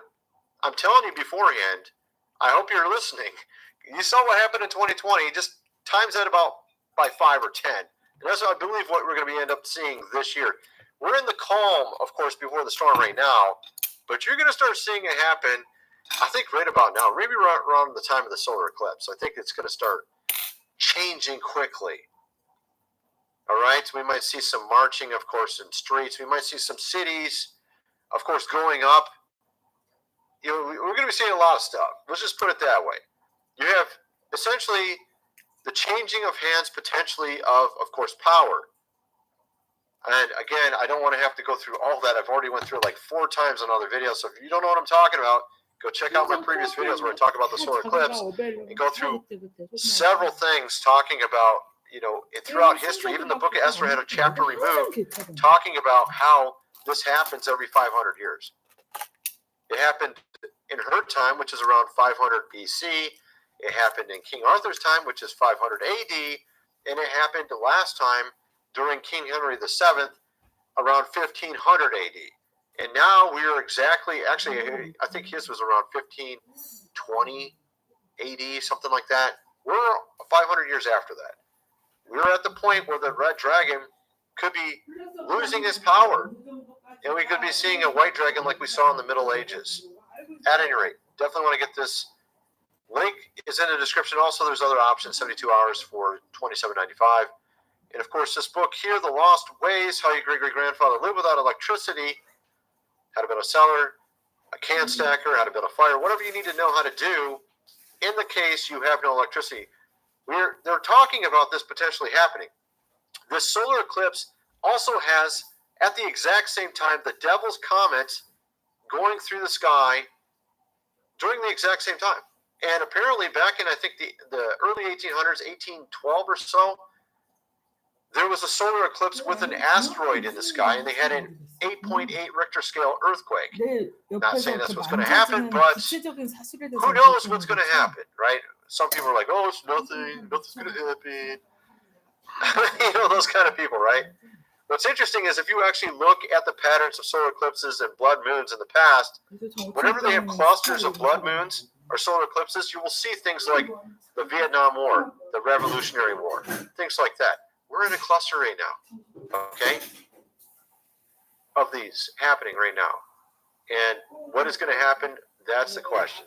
At any rate, go check that out. Of course, also my website, GR Videos. Uploading videos over there. You want to go check that out. Exclusive content over there as well. Link is in the description, folks. Get into a lot of different topics in ancient history, all manner of things. Link is in the description for that as well. And, of course, Noah VR is linked below if you want to go and support our project of making this new game. Absolutely astonishing graphics. We're adding new features. We're buying the software that just makes it incredible looking, folks. You're not going to believe it when we actually release the game later this year. Let's get back to the video. So we have a ton of stuff going on. This guy's the one that sees demon faces everywhere. Theories behind what causes demon face syndrome that has been described like living in a horror movie. Kind of makes you wonder if this movie right here was off that. 조엘 오스틴인가 그 사람 와이프 그 얼굴에 보였고. Wow, she looks so friendly and nice, folks. Love that smile there. Such a beautiful smile. Ah, look at that, folks. All right, so I mean, honestly, he's seeing worse than that. He's seeing something like this, apparently, from what he was saying. I'm really curious what's causing this. I kind of feel like it's not genetics. I feel like there's more going on, folks. But I remember it also reminded me of this minister, Kenneth Copeland. Did you ever see his really bizarre smile? There's a picture of him smiling. It looks kind of like that movie. And some people wonder if he also might be having some sort of ghost or something behind him. You know what I mean? The guy's a billionaire teaching, of course, false, doctrine. Let's see if I can find the interesting picture of him. Where is it at? Yeah, that's the picture right there. Is that the one? Yeah, that's it right there. Oh, look at that smile, folks. Let's see if I can get a closer picture of him. Look at that face. Of course, this guy back some years ago, and actually this was interesting. Penguin just put out a video a month ago on this guy. Let's just play a little bit of this. I find this absolutely astounding how this relates. So we had the woman on the plane, right? Now listen to what this guy says in this interview. This is so strange. Listen to what he says. Why have you said that you won't fly commercial? You said that it's like getting into a tube with a bunch of demons. Why do you think that? Yeah. He said, or she said that he said that getting in a plane, a regular plane, was like getting in a tube with a bunch of demons. Perhaps he sees demon faces, right? Kind of curious. The guy's a billionaire. Obviously, he's very concerned about the environment, I'm sure. That's why he flies in a jet, a gas-guzzling jet everywhere. Kind of like, people like Jeff Bezos and all those guys as well. A tube with a bunch of demons. You remember this lady? Remember what she said? She goes and says that he's not real. And of course, there's a lot of people with different ideas on what really occurred here. Maybe she, of course, came out and said later, he was not acting real. He was fake, a fake acting person. This is what she literally said later. Is that the guy was acting fake and not real. And that was her explanation to the whole thing. Right? Oh, that's weird. I just got a call from Maryland, and we're going to be talking about that Maryland bridge. That's really strange. I don't know anybody from Maryland. Okay. At any rate, so she says that he's not real, and then later she claims that she just meant the guy was fake. That's all she meant. He was just a fake guy. That's all. And of course, interestingly, apparently she's gotten a lot of celebrity status off this thing. I mean, this right here is claiming that she had 17,000 marriage proposals. I highly doubt that. But I mean, obviously a lot of people apparently want to marry her for some reason. Why? Why? Okay, she's pretty. I'll give you that. That's not a good reason to marry someone. Okay, I'm just letting you know that. Just letting you know. When she says stuff like, "My God's not real," you know what I mean? You just got to ask yourself, well, what's going on here? Okay, not the first thing in your mind shouldn't be like, I want to marry her, right? That shouldn't be your first thought. Apparently, that is for some men, though. I don't know why. At any rate, so the point is, he said he doesn't want to get any tube full of demons. It just seems so strange when I was looking into these. I was just looking around at scary, pictures of people's faces and stuff like that, and that's where I came across the Kenneth Copeland one. I came across the lady there in the plane. It just seemed so weird that he said that.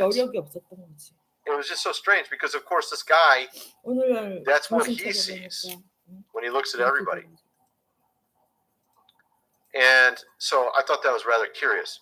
At any rate, so we're going to be getting into, like I said, a number of things. I wanted to talk a little bit about this bridge collapse in Baltimore as well. I feel like this is a result. I feel like what we're seeing around us is not what we would call normal. Okay? It feels like things are changing again. And honestly, they've been not normal for a long time, but it just seems like it's just one notch farther that direction. You know what I mean? One more notch. Click, click, click. You know what I mean?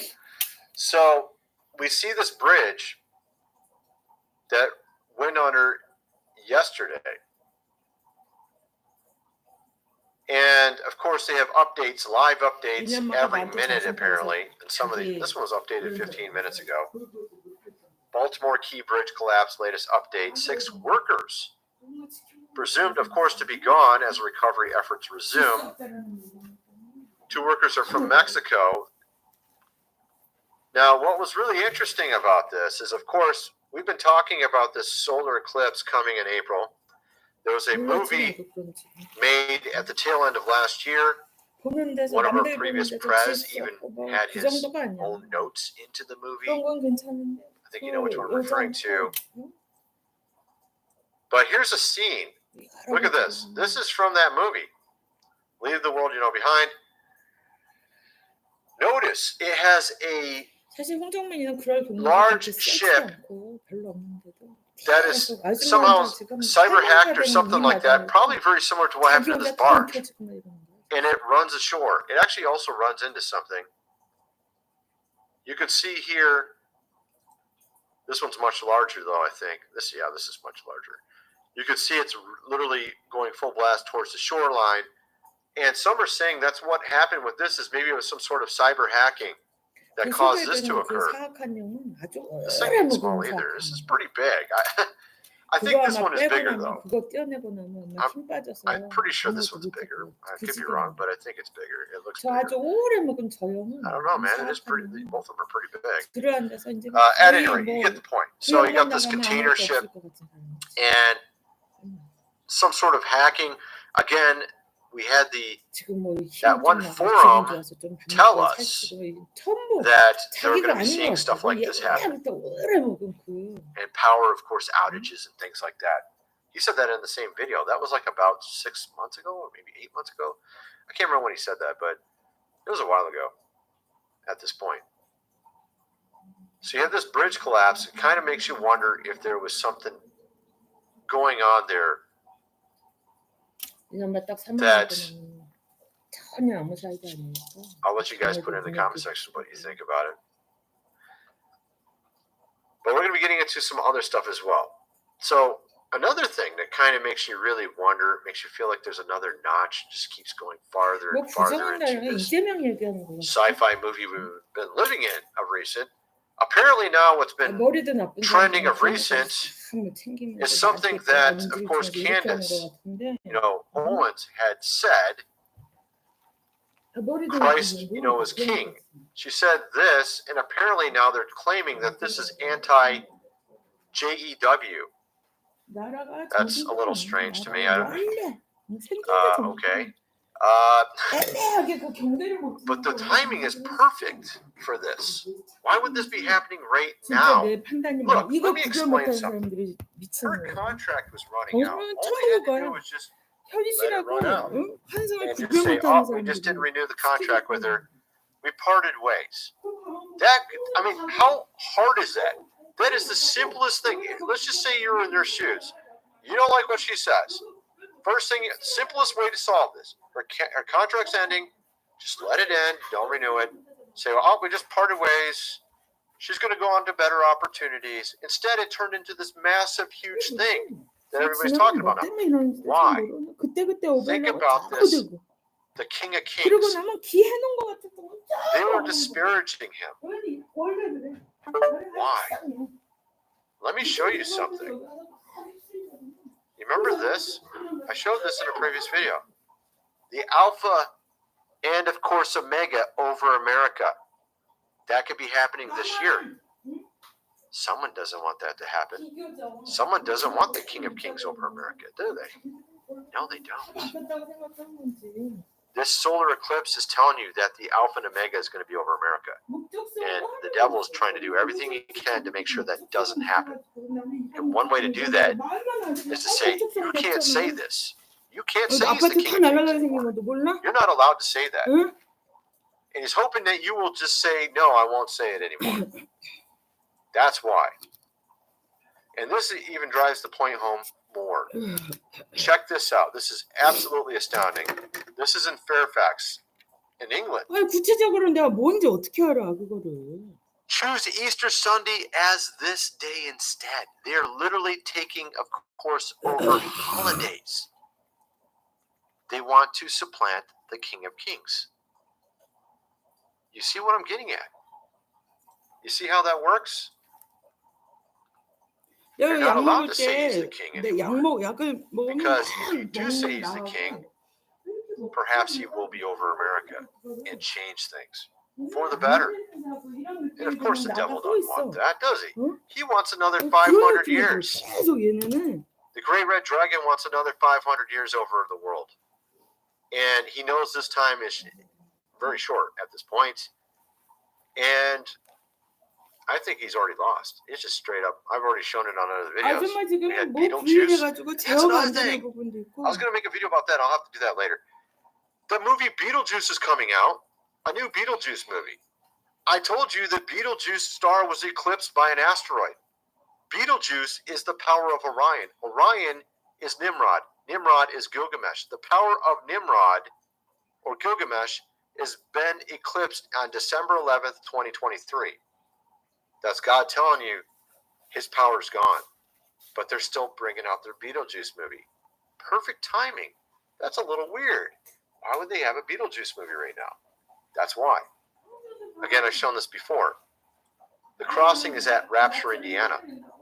You have the Ark over in Kentucky is practically in totality of both. The one from 7 years ago and the one now. You have 3 Ninevehs not far from there. 4 Ninevehs, actually. You have a Jonah, Texas down here. Jonah was going to Nineveh. There was a solar eclipse during his time. This is all being done under the constellation Cetus. Cetus is what they call the whale that swallowed Jonah in Jonah. The story of them. After the solar eclipse, which happened exactly when Jonah got to Nineveh, they were given 40 days to change their ways. 40 days after April 8th is Pentecost, May 18th or 19th, somewhere in there. This is not a mere coincidence, all this stuff's happening. The eclipse took place when Jonah arrived in Nineveh. We are living in the land of Nimrod. It says in Micah 5 that there will be a ruler, a king, out of Bethlehem, who will rule over the land of Nimrod. Nineveh is the land of Nimrod. Nimrod created Nineveh. We have 8 Ninevehs being eclipsed, not at totality. And there's some, skeptics out there like, oh, only 2 of them are eclipsed, or totality. And then the other 6 of them are actually like 99% totality. I think that's enough. You know what I mean? 99. Okay, you got to go 10, 20 miles that direction. Then it's totality. Wow. So we have 8 different Ninevehs. Actually, one of them is 98%. I think the one in Nova Scotia is 98% totality. But at any rate, also I'm going to get into more stuff over my other channel. I'm going to get into the P. Diddy, where he's actually at. Some are saying he's already in the Caribbean, but there's actually some videos saying he's still in Florida. He's still there. Or no, was it Florida? I'm trying to remember. 그 니네 엄마가 나 떠나면 힘이 다 빠질 것 같은데 그 영혼이 왜 할 일이 없으니까 이런 식으로.